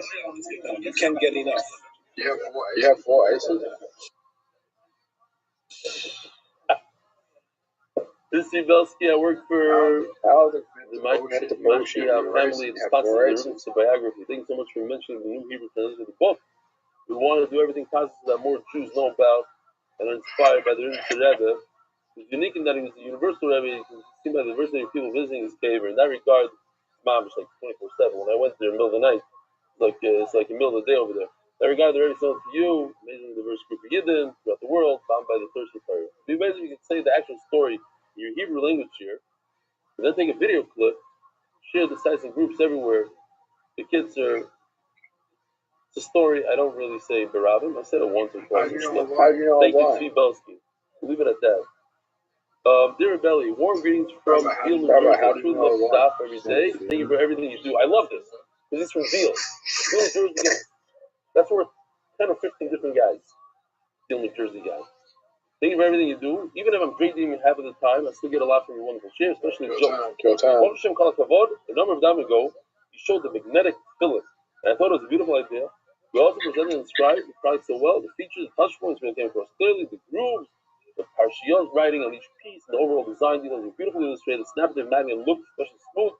Your demonstration, a real testament of the design, you and the holy man who created it. I would love to explore working together on a version of that product, including QR code leading to the short Torah discourse recorded by the rabbi in professional formats of children and adults can both play and learn Torah at the same time. Bekitzer, our company develops toys and fidgets and holds licenses with brands such as Rubik's, Crazy Aaron's, Whammo, Snoopy, and others. We distribute widely, including Jewish retailers such as Toys for You, Simply Amazing in Lakewood, and Judaic stores throughout Brooklyn as well as okay, Givaldic, Five Below. I think this could be a wonderful magnet Torah toy. Helping learning, I agree. What do I have to do with this? I brought it here. Here's the guy's name. Good job, dude. He's a young guy. I don't even know if he's 18, 19 years old. Oh shit. Real Joseph. And Ariel, you can get in touch with Isaac Gemel, president, Grand Partners Group. And I put the email on the bottom. If you guys make millions, you should give MDY. Anything less than $1 million, forget about it. Yeah, give the Meiser. The Chaimish. It works. Thank you again for the incredible daf of the day. Close about Isaac Gemel. Jamel. The guy from Chicago puts some daf on his bank status of he's making them shitty. He goes to my brother-in-law, Isaac Kravitz. So Isaac, ask Michi if, in addition, put once in a while, like one of our Gishmaka AI videos. I think that'll thrive. That'll bring a lot of people, Be'ez Hashem. Okay, I threw this in because the Israelis didn't believe me that so many people were injured and sent to the hospital. Whereas 2,700 people injured. A lot of people injured. Thank God. A lot of now. Yeah, 50,000 as a code. I think 23,000 of them today. What up, baby? What up, baby?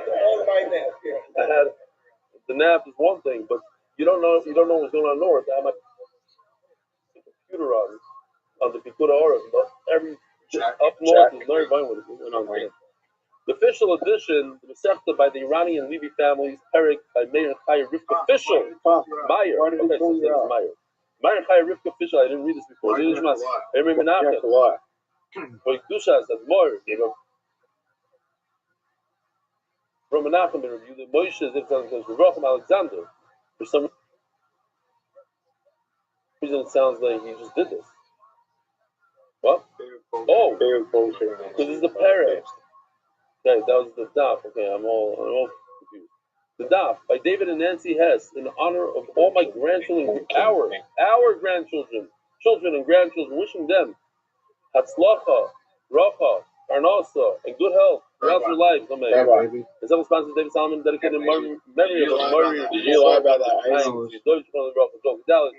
Nearly expressed my father Jackie Dallas. Now it's the Gashman the nation. This is my Rabbi Goyim, showing pouches as much as he looks. He was a guy, or a voice guy. He was a guy who was big simcha, and he invited his family to the simcha. Children. He said, why did you just say children? Secret. And basically, he did a whole sima shas. He said, you know what he said? Like, he makes sima shas all the time. What was the big thing? He said, I made a sima shas when MDY was doing sponsorship. Yeah. Just in those few minutes, the Palchi Family Foundation, Living Nishma, Sarava Gorim, Shlomo Palchi, the Mensch Zilui, Anonymous, before Shlema, the Moshe Ben Yizah, Anonymous, for completely before Shlema, and I already said to Leah Basset. Israel came to me, I had to say it. This came. Shalom Malki, told us Picha Malki, Zov Chesef. We're so proud of you, Yaakov Mordechai. Keep steiging. Send the Gross and family, Canby Island, in honor of Eli. You changed my meaning of life. And now, Moni, Yossi, Mark, and Benny, and all the peace can be so from the wife. And Bob Shalom Schora, Mary Simon. Rabbi. Yo, dog. How's he doing? Why doesn't that guy call anybody on this? Why doesn't that guy call anybody on this? Why? Moshe Aaron and Miriam Landi, Hoytla Shem Kitov, Kilo Chazdoi, multi-sponsors anonymous with the merit of Refuah Shlema for all of Klai Yisrael who needs the Refuah Shlema. Is it who needs or who needs? Maybe that's throwing me off the whole time. All flies who need a refuah shlema. I'll take off that S. Then I won't be so confused every day. So Fishy Fisher, in honor of Moshe, is putting on tefillin. Senders like I'm helping Yidden Dam Tzibur with pop-up Yom anywhere worldwide. The Nishmas I'm shoved with salad. Anonymous, I just got my own joke. I said before. For the merit of the Sarah and Rachel Basara, blessing in all the areas of life. Ay. Anonymous, weekly sponsors, Refuah Shlema for Yenta, Kraina, Pasavisa. Oh, we want to wish Mazel. I said it before, Mazel to Brother Willig. His son became a chassan. The son of Yeshua, Mazel Tov. And the first time that he asked, what? Oh, man. The first time that you came here was the first time that you started looking into the college of Shlomo. I think you're telling the truth. They asked Ari and Mamish. It's Kedai to come here, that's what you're saying. Innovations LLC, but that's a long 13. time ago. No? Fucking bad. That is a fucking bad car. that night. I get it. Innovations LLC has a skill strike. Do you want me? He's simple than thing on Maine. He needs a quick skillsim. And Rivka Yud is and Rivka Yud is Basyaf Chaya. Daily sponsor in Nishmas Imi Merosi the Abba David Varyo. Daily sponsor in Nishmas Imi Merosi David Varyo Baz Binyamin on the second yard side. The Prophet Dafinaya the Holy City said tell the story. I love the story. I said it last. I said it again. Do you have any times? 10 times every time I go to the house over there. All the time. His mother bought brand new dining room chair. And the first time that Gary came over there with his kids, one of his kids, nothing to his name, but whatever, Yehuda broke a piece off the chair. And it was like brand new, like when you finally get rid of those old chairs and get the, broke. Just a chair. She'll be joyful to have such, and that's how she was. Very, very, never got upset. Never. Did she ever get mad in her life?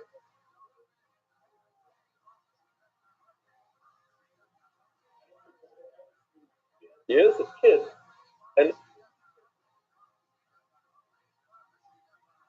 And how do I know that she had it in her genes? Take a look at Gary for a second. Has a day gone by that you didn't scream? Seriously. MS, tell me the truth from up there. And your mother never screamed in her life? You know what it means? Dude, this guy knows all of it. Meir Engel and Yitzi Walter, boys, listen to this one. With gratitude to Rebelli, we dedicate our brand new song, Divrei Hashem to MDY. It's not a joke, it's Yitzi Walter. I don't know what it is. It's Divrei Hashem. Hopefully they send it to us. They dedicate a brand new song, Givaldic. I heard they dabbling with the daf. I don't know. Rabbi Hizwan. The month. MDYR. You know how I know he's I'm just thinking, man, she finished shots 2-3 times. Four Shlema Mordechai Ben Esther, and four Sayela, Daniel Zev Ben Ayel Esther. What say? Here we go. Daf, son of Beis, Fuck yeah. How do you do Knufa? For Shlomim. Get Shlomim, how do you do Knufa? What's the process? Miniach Emurim, Al Pisa Sayel. Yeah.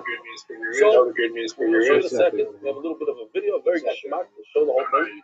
We know what they are the parts of the animal that go on the mizbeach, like the skirt steak, the kidneys, the fats. So you take that, you put it on the hand. Boom. The plus of the shakaleya and the rest and the thigh go on top of that. The whole Magam Sheshim is always right. Word. Lechem ilamala. And anytime you bread, like I told you, you put it on top of. We gotta work out. Where do you see this thing? Where do you get idea?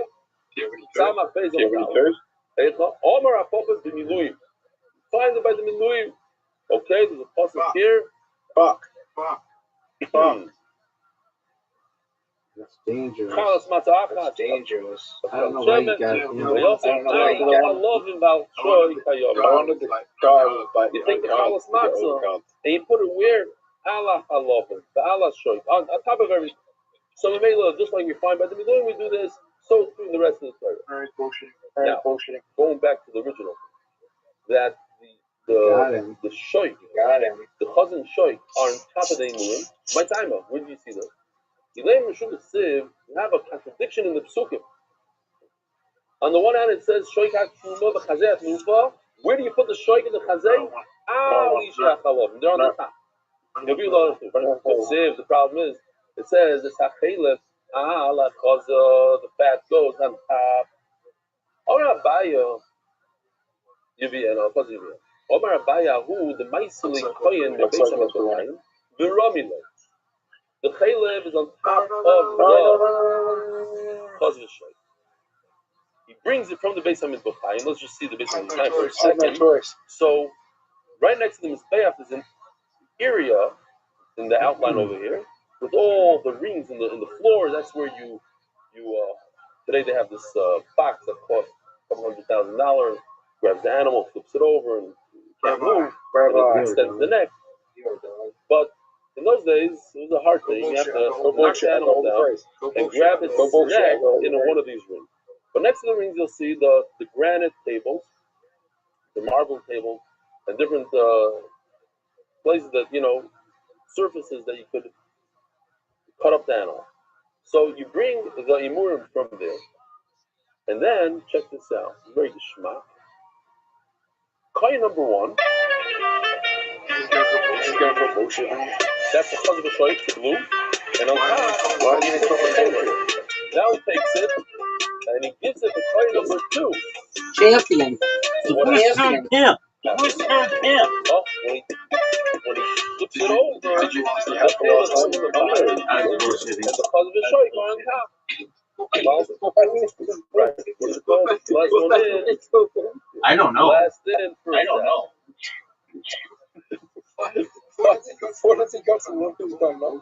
It's like he didn't know how that worked, but he was an expert. Last one in, first one out. Oh, it was a nice little guy based on the time. Now, when he gives it to the guy that's going to do the nuka, it flips over. The Rami Lane, he does nuka. Zoot, are you ready to hear more about the fighter and the kid? The end of it. But it's a Joe Rogan thing. As you go into the Mizbeach, his gyro. For sure, no doubt. It's like not even close. The video that we just saw, How many subscribers does he have? On YouTube alone. Listen from the video. Check it out. Now but his are like real subscribers. They're not as Mr. Beast bullshit thing. Sorry, I caught it like this. So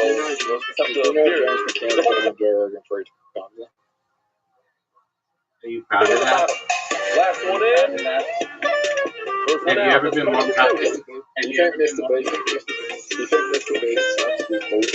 Oh yeah, I think 95% of his subscribers. I've never known anybody to like his content. Like we talk about Kill Tony or Joe Rogan. Like nobody's like, oh, did you see Mr. Beast just dropped a new video? Maybe you have to be like, I don't know, preach the best to think that, but I just don't think he's that interesting.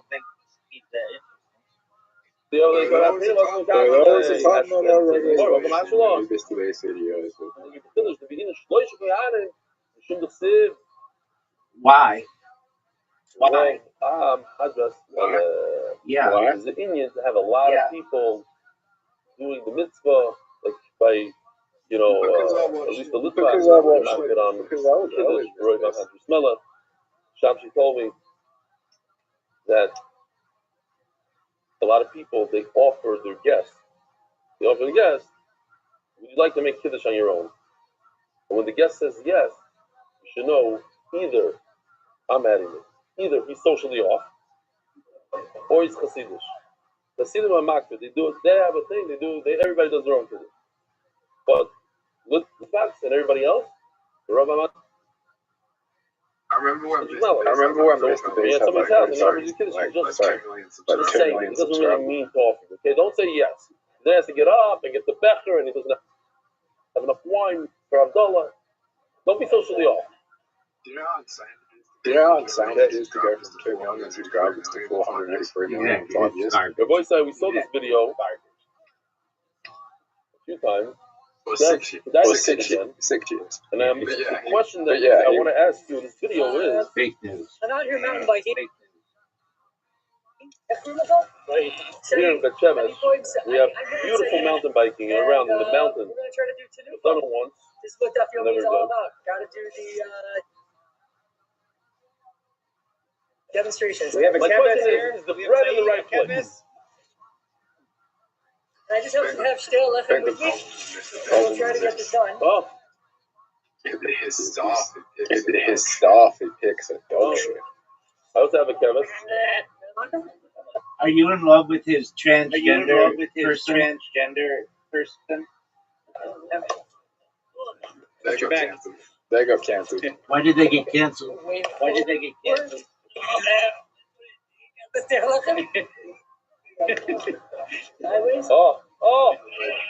Alleged trial grooming. Oh. There he is. This is the Daf Yomi. Sure, guys. Not giving the kiss. This is 7.5 years ago when I was still lifted Kevin. Zoo, why do you think you played like dog shit in the guy's party? I don't know how they did it. The Tanu is done. Okay. Why do you think you played like dog shit in Alright, bullshit? so we're going to see like this. There are 4 possibilities where to put the bread. Yeah, What are the possibilities? Let's think about it. On top. What else? I fucked up at the beginning. I got like 22 cards or something, 19 cards or something, On the bottom. because I called somebody What out else? and Behind? I came back and won like a champion. On the side. Where's the 4th place? 4th place or a place that you're not going to believe Are it. you sure that's the best Over here. option? Like this. The Gemara's going to ask your laughing question. That guy nearly won by just like not calling bullshit at all. He did, but he only called bullshit. But the thing is, that doesn't explain. When I have the winning card, why wouldn't you call me out on bullshit, no matter what? Okay. Doug the Gemara. Who's the guest? Especially when you got $3. Everyone else does. How many times? Right. Really? It's an amazing strategy, though. If everybody uses their bullets, and you haven't, you can just go and bullshit and just put down 4 cards every time. Oh, real good. Oh, yeah. Shalom Aleichem. Do you recognize this strategy, Zoo? Don't try to fool me. Yeah, you speak Yiddish?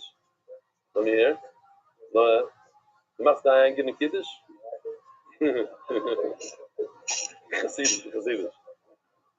Okay. Says Gemara. Zoo, do you recognize this strategy? We have 4 shishas here. Where do you put the bread? Are you proud of this strategy? Lechem habikurim would mean pashtus means that this is on top of this. Dude, are you proud of this strategy? I asked you a question, and I have not heard an answer. This is the famous to go. No or no? Right there. Okay. No, I like this good. You're not proud of the strategy? Why not? The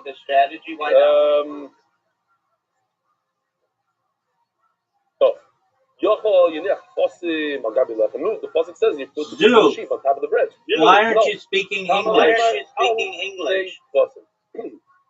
This is on top. Why not? Why not? No, when we do it. Dude, well, I'm gonna tell you the most fucked up story that I just heard on the Fighter and the Kid. Are you ready for it? The problem is now we have it's like even. It's fucked up though, so I hope you're ready for it. So not Brendan Shaw nor Brian Callen, but their other friend was on the show, and he's like, I have the most fucked up story to tell you guys. They're like, okay, what is it? And he's like, my friend has a house in Aspen where you ski. And they brought a friend who was like a diabetic, and that diabetic friend was on the slopes and was like, hey, do you mind if I go back to your house? I am not feeling well. And they're like, yeah, that's fine. So the diabetic friend goes back to the house. And the people who own the house also own the cat. And the next day comes and they notice that their cat is like bleeding. They don't know what happened to the cat. So they take the cat to the veterinarian, and the veterinarian's like, look, we don't know what you did to this cat, but we do know, and we're getting the authorities.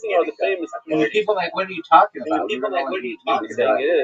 This cat's internal organs have been like rearranged, and the only way that happens is when somebody fucks the cat. Meaning the diabetes went back to their home and fucked the cat, and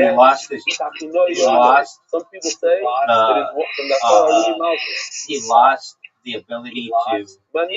He lost guardianship of his children. Isn't that a fucked up story? He puts it literally. Yeah, I'll show you pictures. It doesn't matter. That's the kind of content you're missing on the Fighter and the Kid. Do you understand the suit? Wow, it's a little loud. Was that the greatest story you've ever heard? I'll say it again. When I was 10 years old, my father, for whatever reason, decided to send me, ship me off to Shivtana of Sifra. Okay? Shivtana usually is 13 years old. I was 10, I was American. Really Dude, who do you like more, Brendan Shaw or Brian Callen? Whatever. Let's just say that a little bit of a troublemaker at home. I know, but you have to pick one. Just like you say to me, what do you like more, Harry Potter or Star Wars? And you say that I have to pick. That's correct. And this is back in the day. The other one and that's the correct answer. The other one, for as much as Brendan Shaw sucks absolute dick, he's better than Brendan Callen. Open all hours. 2 hours here, 2 hours here. Not a lot of Shane Gillis by a landslide, son. That's not even close. Have you met? And there's like a room. Do you want to meet James or Kim? Right. Do you want to meet James or Kim? Not really. Maybe someday, but not today. On the floor. The bottom. Dude, James McCann would be fascinated by me. It's not like I know, but you didn't even know who he was before I told you who he was. You did not. You're such a fucking liar. You are so full of shit. I remember when I said to you, is it you like James McCann? You're like, who's that? And I'm like, he's like an Adelaide comedian. You're like, oh really? I know every. So you had to think of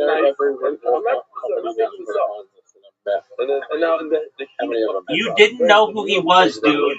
You didn't know who he was. You didn't know who he was. You didn't know who he was because I even was like, hold on. You didn't know who he was because I was even like, he was on Joe Rogan and he's talking about Adelaide and stuff or something like that. And you're like, who? and you go and you look him up, and you're like, oh, I think I might have met him once. And I'm like, no, you didn't. You don't even know who I'm talking about. And you're like, well, maybe I met somebody like him. And I'm like, okay, but that's not James McCann. I'm like, James McCann's been on Kill Tony, and James McCann was discovered by Shane Gillis. And you're like, okay. And then you didn't know who he was before I introduced you to him. It's my contribution to the Adelaidean South Australia comedy scene.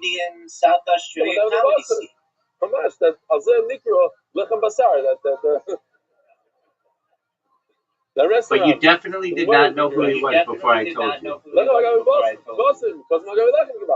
Omar Rebbe says Rebbe, the author of the Mishnah, Rabbi Rothschild. You're not going to give a king bread that was late in that area. Drink any two of these potions. Okay, now we could. What do I have to do? So he's a four. Drink any of these two potions. On top, you have a sheet. Unlimited money on the bottom, you have a sheet over here. And then they kept 50 years younger. They kept your language. I'm choosing Great minds. It's on the side. Yeah, I'm for sure. choosing to teleport No doubt. to any place and time travel anytime. I mean, if you can time travel with it. Exactly. You can teleport any place, you can go back. Yeah, not really. There's not that much money in the bank, but the investment opportunity is The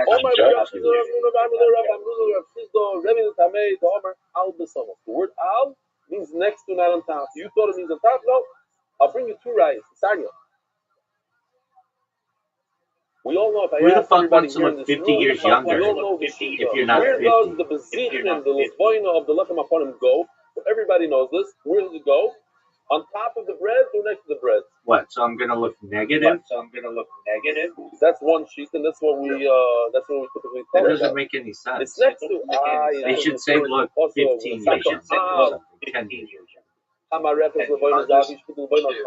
just go with Rebbe next to it, not on top. I don't know how the Salmo. Exactly. The regular normal way. On top. And who cares about looking younger? It would be like be 50 years younger or whatever. With the knowledge you have today. Which is basically like time traveling. I know it this morning. Oh, here. Where's the paroichas? Paroichas not on top of the aron. Look at the aron. We see the aron very clearly here. This is the aron. Zoo, do you like that I introduced you to James McCann? Over here, James McCann. So too, it means next to by. No, but seriously, is that the coolest thing? Is that the coolest thing that you've ever experienced? Is when I introduced you to James McCann? Maybe Do you love James McCann? Up and down business. You think you'll ever open for him? I'm doing this to the one who's in charge. I don't think you will. I think he'll open for you. Directions, thank you. Who's to say he has I'm just saying because you would tell me immediately. You'd be like, Rabbi, remember that guy you told me about? I didn't see it there. And I'd be like, oh yeah, James McCann. You'd be like, yeah. You'd be like, he just opened for me. You'd be like, oh, tight, dude. No, I saw different Rashi. I was looking somewhere else though. Which Rashi that you read?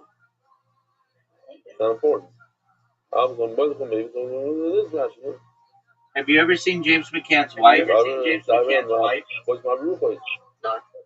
No. Yeah, okay. Doesn't he have 4 children? Well, that's later on.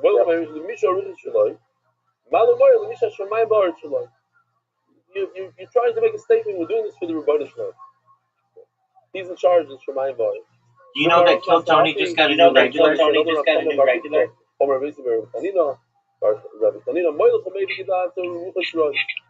go in all directions, stop, This It's is a him. the bad wind. His name is Pat O'Neill, and he's very funny.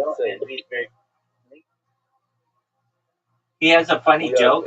This is his joke. So it's not from Pat O'Neill, but his joke is this. Children are starting to take puberty blockers, or as pedophiles call them, preservatives. The damages that people claim versus them, it's not even 10% this time, the damages. But in terms of human life, and every life is a neshama, there's different reasons. Did you hear that joke, Sue? I don't want to get canceled or anything, but a missile hit in some. Sue doesn't even get it. Who's not a Michelanu situation. Dude, do you understand that joke? Not the unnecessary situation. We had Dude, are you still there? A worker. Dude is not there. Fire the kid time, baby. The amount that we're able to just blow up. And if anybody here in Bet Shemesh during Mincha time, my guest didn't hear it, even though he's here in Bet Shemesh. But the explosion. I don't know if you guys heard it. You heard it? The extreme explosion that we heard. If Pastor Shona would have hit. And then afterwards, 40 seconds, just one after another. And then 3 minutes later, another explosion. That I didn't get. Maybe 2 simultaneous things. If they're able to knock it out of the sky, the Samish, as the Gemara talks about in a second, this is the lulav. The lulav. It's like a what do you call it? Like a test. It's even called test. The Gemara calls it test. But for the last of stop whatever the things that come from different places. Sometimes it's wind, sometimes it's metal. The point is it stops. It's malo work. The last is the lovely right, the bad wind. All of it is around Byron Bobby. It's in there. Is it do? I thought it's no. Look over there. I looked up the word in our scroll. It says something else. It says do in Hebrew. No, it's an hour. Okay. Oh, Steelers! Give up. Why was Barrett not going to start? Very good. Steelers rhyme. That's why we do all directions. We have more kavanah this year. Because the lulav is similar to, I missed the line. This is a marriage. You're right. I missed a very important line. This is a marriage. The things that are not ma'akim are ma'akim the Quran. Meaning when to do the tnufa, if you don't do tnufa, you didn't do tnufa. You still watch your carbon. You're not giving another carbon. But that side thing, called the tnufa, that helps our life. That's ma'akim. It gets rid of the Quran. So tnufa, shor mitzvah. The tnufa is the leftover of the mitzvah. The side part of the mitzvah. The main part of the mitzvah is the carbon. The waving is it's like mamish like a moon of an answer. That's the main thing. The tefillah is good. If you're going like this in all directions, that's the side point. The side point when it says Yufais, Rose, London, Ryan, bad food, the bad ruach. Does anybody have an English article here? Please look at it. What does it say? Lolin. How does it translate Lolin? It does say do. Okay. I don't understand this. Okay. I guess there's some bad dude. Yeah. He's in a queue. I know what happened. Whatever it is, Gary transferred it to him. And he's all, Gary, are you fasting or something? No. Yeah, David twice with almonds. I wanted to tell him, your mother made you a yosef, not a chazan. That's a different story. Most people daven once, he had a daven shachris, most of us don't ask. Oh, and then you're still benching the whole thing. And he's the gabbai. Well, it was special for us, all the listeners. No, it's good. Good job.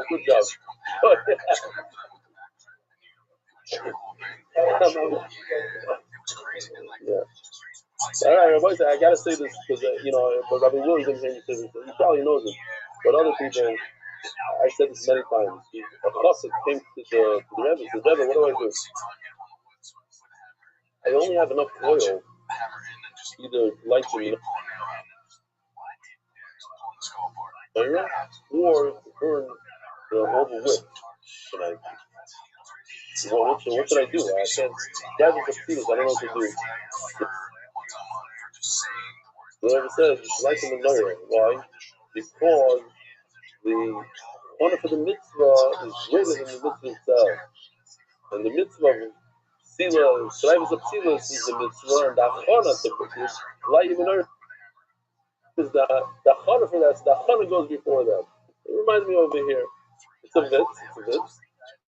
And we were talking about Shiori mitzvah, the side thing, the Achana of the mitzvah, the leftover of the mitzvah. Okay? But Kolshkin, listen, if the Shiori mitzvah has such power to do away with the winds and all that, so certainly the mitzvah itself, right? The mitzvah itself has gunas of power. Zog the Gemara.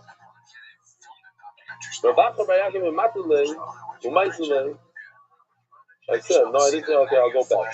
All my rabbis are saying this halacha of mitzvah, of all directions, up and down, we do the same thing. By a lulav. He would go up and down with the lulav, umakvei, hachi, v'omar. He would show and he would say, there should be an arrow in the eye of the sucker. The Gemara says, it's not a very good idea to start over the second. You should also do this guru base, because you're going to provoke him, you're going to cause him to don't tell the Sultan, I got you. Don't do that to the Sultan. Here we have this little thing here.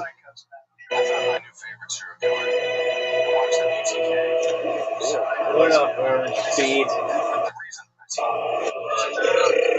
How you living, Pam? What's good, son?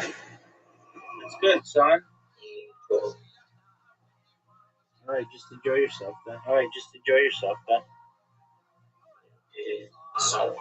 On Friday, I showed it. I'm going to send my kids to you tonight. I'm going to wake up with nightmares. He brings his 4-year-old with him.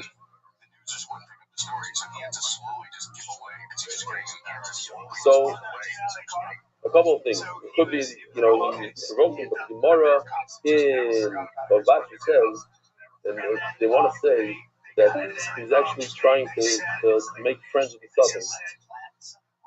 This same Rabbi Yaakov gave his Rosh and the Sultan, the Shem Shemaim Nishtabli.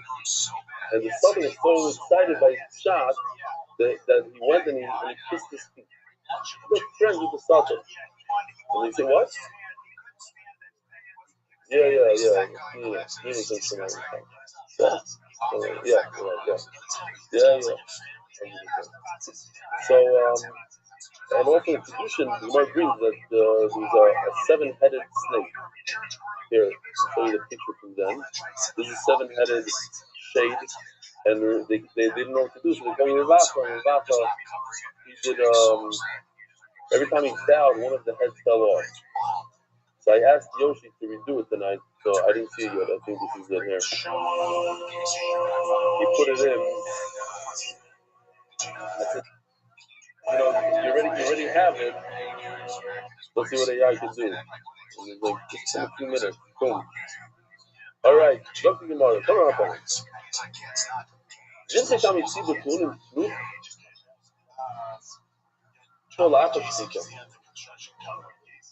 what's the Shalmi? Rabbi said, you guys remember? We have to remember this. Shalmi Tzibah, what is this?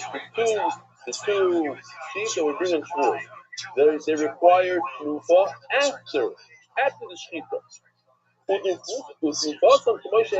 do it complete whole, a shrimp.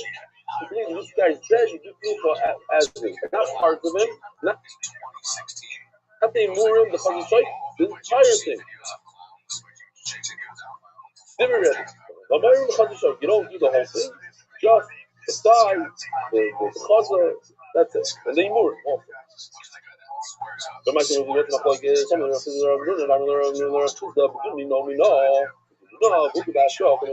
very, very simple concept. Scary words, but the idea is very simple. Dumino means I'm going to learn the concept of Tanufa from you. Now, I could stop or I can continue. I already learned the concept of Tanufa, and I'm going to learn that I also have to do the entire animal. Or I can say, no, I'm going to learn the concept of Tanufa, and then I make up my own halachas. The side halachas are not so important. I'll say, just the cause of the show. That's Dumino, the top line over here means I'm going to learn everything. Once I learn everything, let me learn the whole thing. Yeah, all the side halachas as well. So over there, it's also, it's the entire animal. I also. Or no, Bookie Basar stopped. He did a little, let's see, what is this? Yeah. Oh, it's this.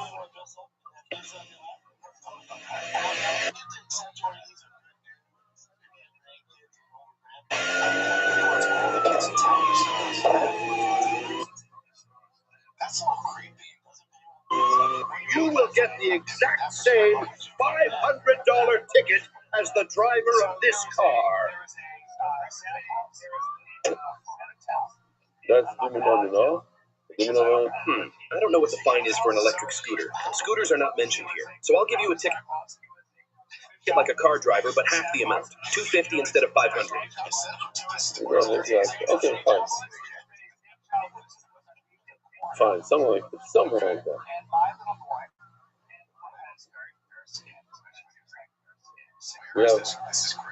We have 4 minutes. Okay, not bad. We can do it. I'm going to do 3 minutes. Let's just get done with baseball. So, what does it say? Very, very simple. I already explained this whole sugya. We'll just read it inside.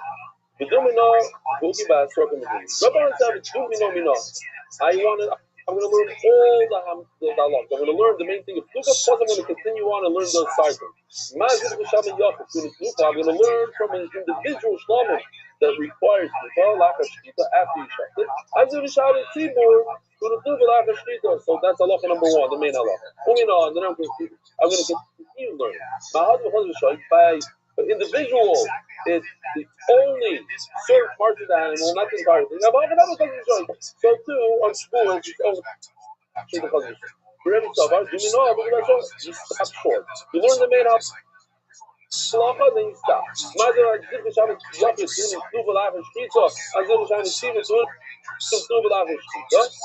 We require tuba by the shlamim of the community, just like the shlamim of the individual. In other words, on shluas you do tuba. But you stop. You say, "Hasam the chazal shoy." By yachid, it's only chazal shoy. By the tzim Moshe, the entire thing. The Moshe Chayim. Samach Bezim is there. No, there's no argument with that. Everybody holds, you learn all that wash. Time with the Rebbe. How the Rebbe is going to do this entire thing? He awesome, because we are going to learn from the Yosef. Awesome. And what do you do? The cause of the shite, because that's the only thing that the Chayim gets as a gift. You want to do the entire thing, so that's what the Chayim, the entire thing is Matana L'Chayim. No. You stop short. Why do you Rabbanon so called Shai? There's a passing that says Shamei is talked by Yachid. It says it's Bimar but also the Tzibur. Okay. But answer that's going to take longer than the whole other one. Starting with that are global. Happy clients all year, not just months. We shot of that time. We read a shidduch today because every shidduch that happened was first read. Well, okay, we changed the law from there. I haven't tasted the water yet. The Torah Chatzahim,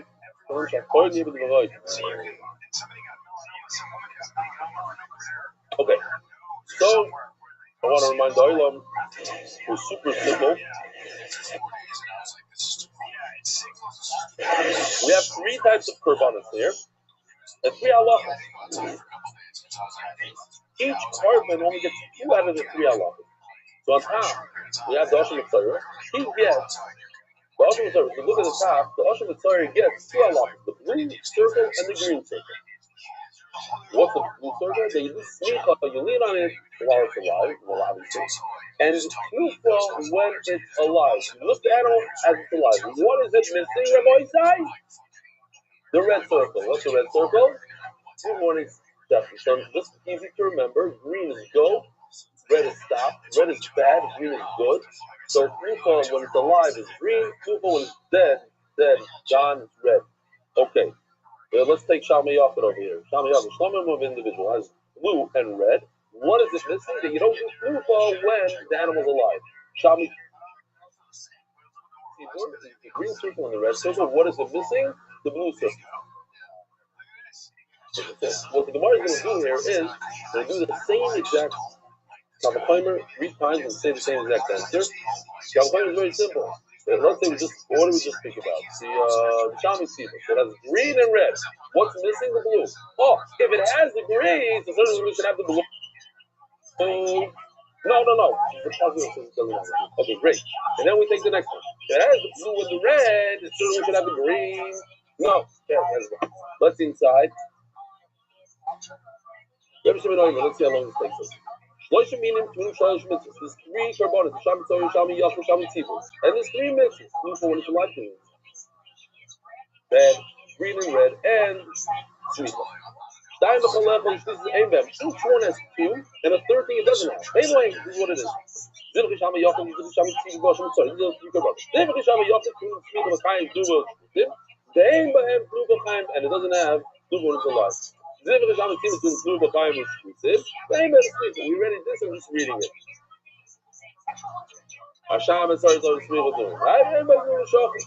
Now, as the Gemara, it's first Kavachimer. Let's talk about the Shalmi Yafet. Shalmi Yafet is blue and red. What is it missing? That you don't do tnufa, you don't lift it when it's alive. It's missing the green. As the Gemara uses the Shalmi Yafet.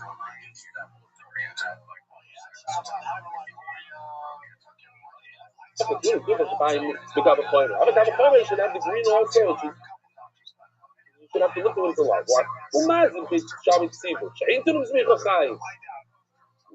Compare the Yachid to the Tzibur. What's the Tzibur missing? Look over here. The Tzibur has green and red. It's missing blue. You know this smicha. So if the Tzibur, they don't have the blue, they're missing the blue. But yet they have the green. So individuals, what is smicha? You have to do smicha. It has the blue. Certainly should have the green. It should have tnufa when it's alive. And this is still alive. Now the Gemara said, you want to get into Shalom Tzibur. Oh, no, you can't do it because there's a word in the Torah that says you can't do that.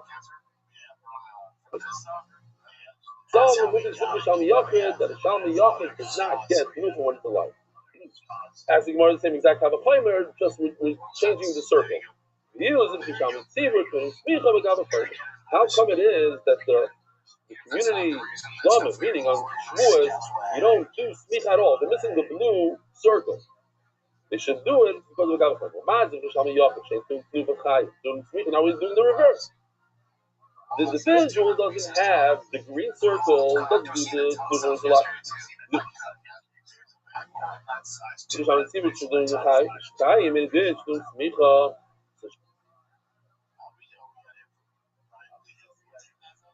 Shalom Tzibur that has tnufa when it's alive, it has the green, certainly should have the blue. So the answer is slightly different. We know from our rabbis, from tradition, we know that there's only 2 community that require smicha, and that is Tzar Lazazim on Kippur and Para on Zom. Third question: the top guy that has a blue and a green circle, what is he missing? The red circle. So they're going to have tnufa when the animal is dead. The Yachid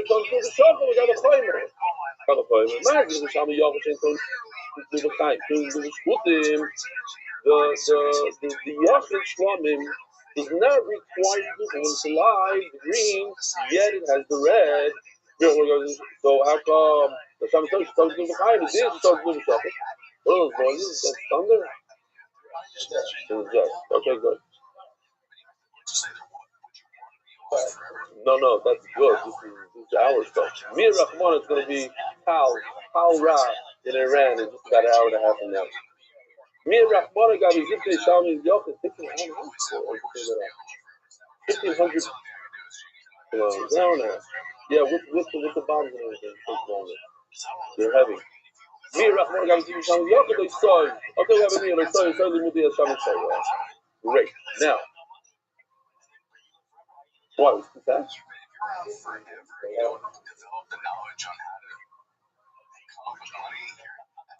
Oh, that's the word. Rabbi Sai, Kamisha Shehiviu Korban Echad. We have a shayla. 5 people are shukrim and they bring 1 korban. Who does the tnufa? Echad meinifai, they put 1 person does the tnufa for everybody else. V'isha and a woman, koin meinifai yada, and the koin does the tnufa for the woman. If you were to send your korban from, don't close the Gemara yet, this is a video. Now this is a video. Okay, you might have some tiny on it. There are going to be people that are going to write in for this. We'll take the what? They've.com. I'm just saying in advance. We do take kindness on this one. I hear them because the first one is a cell phone, is a non-focus phone. Maybe it has the stuff on it. I don't know. But the Kayin does it for him. Here it goes. Buddy, this is where we part ways. I have a business meeting I can't cancel just to sacrifice you in the mikdash. I'm sure you'll manage. Good luck. It's Yossi Shachar, not our full-time guys, our weekend guys.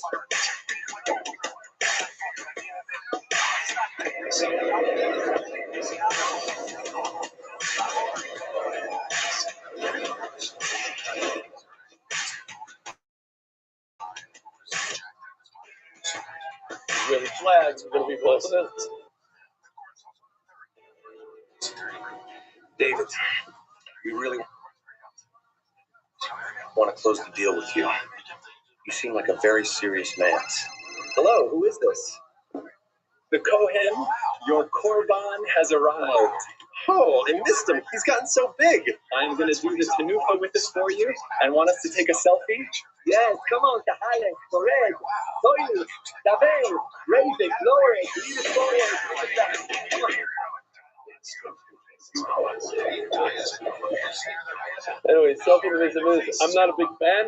That's what we had. Rabbi Sai, have a wonderful week. So yeah, we're coming.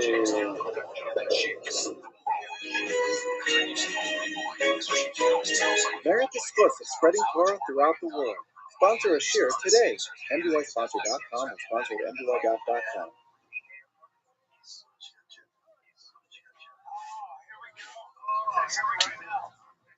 There is a supplement that raises your testosterone.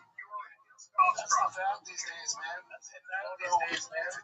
It's not, but that's why good right now. That's why the kids are obsessed with dudes are obsessed with. If you're over 30, your test is slowly trickling down. Your testing tells you slowly trickling down. What they are telling you about your wife.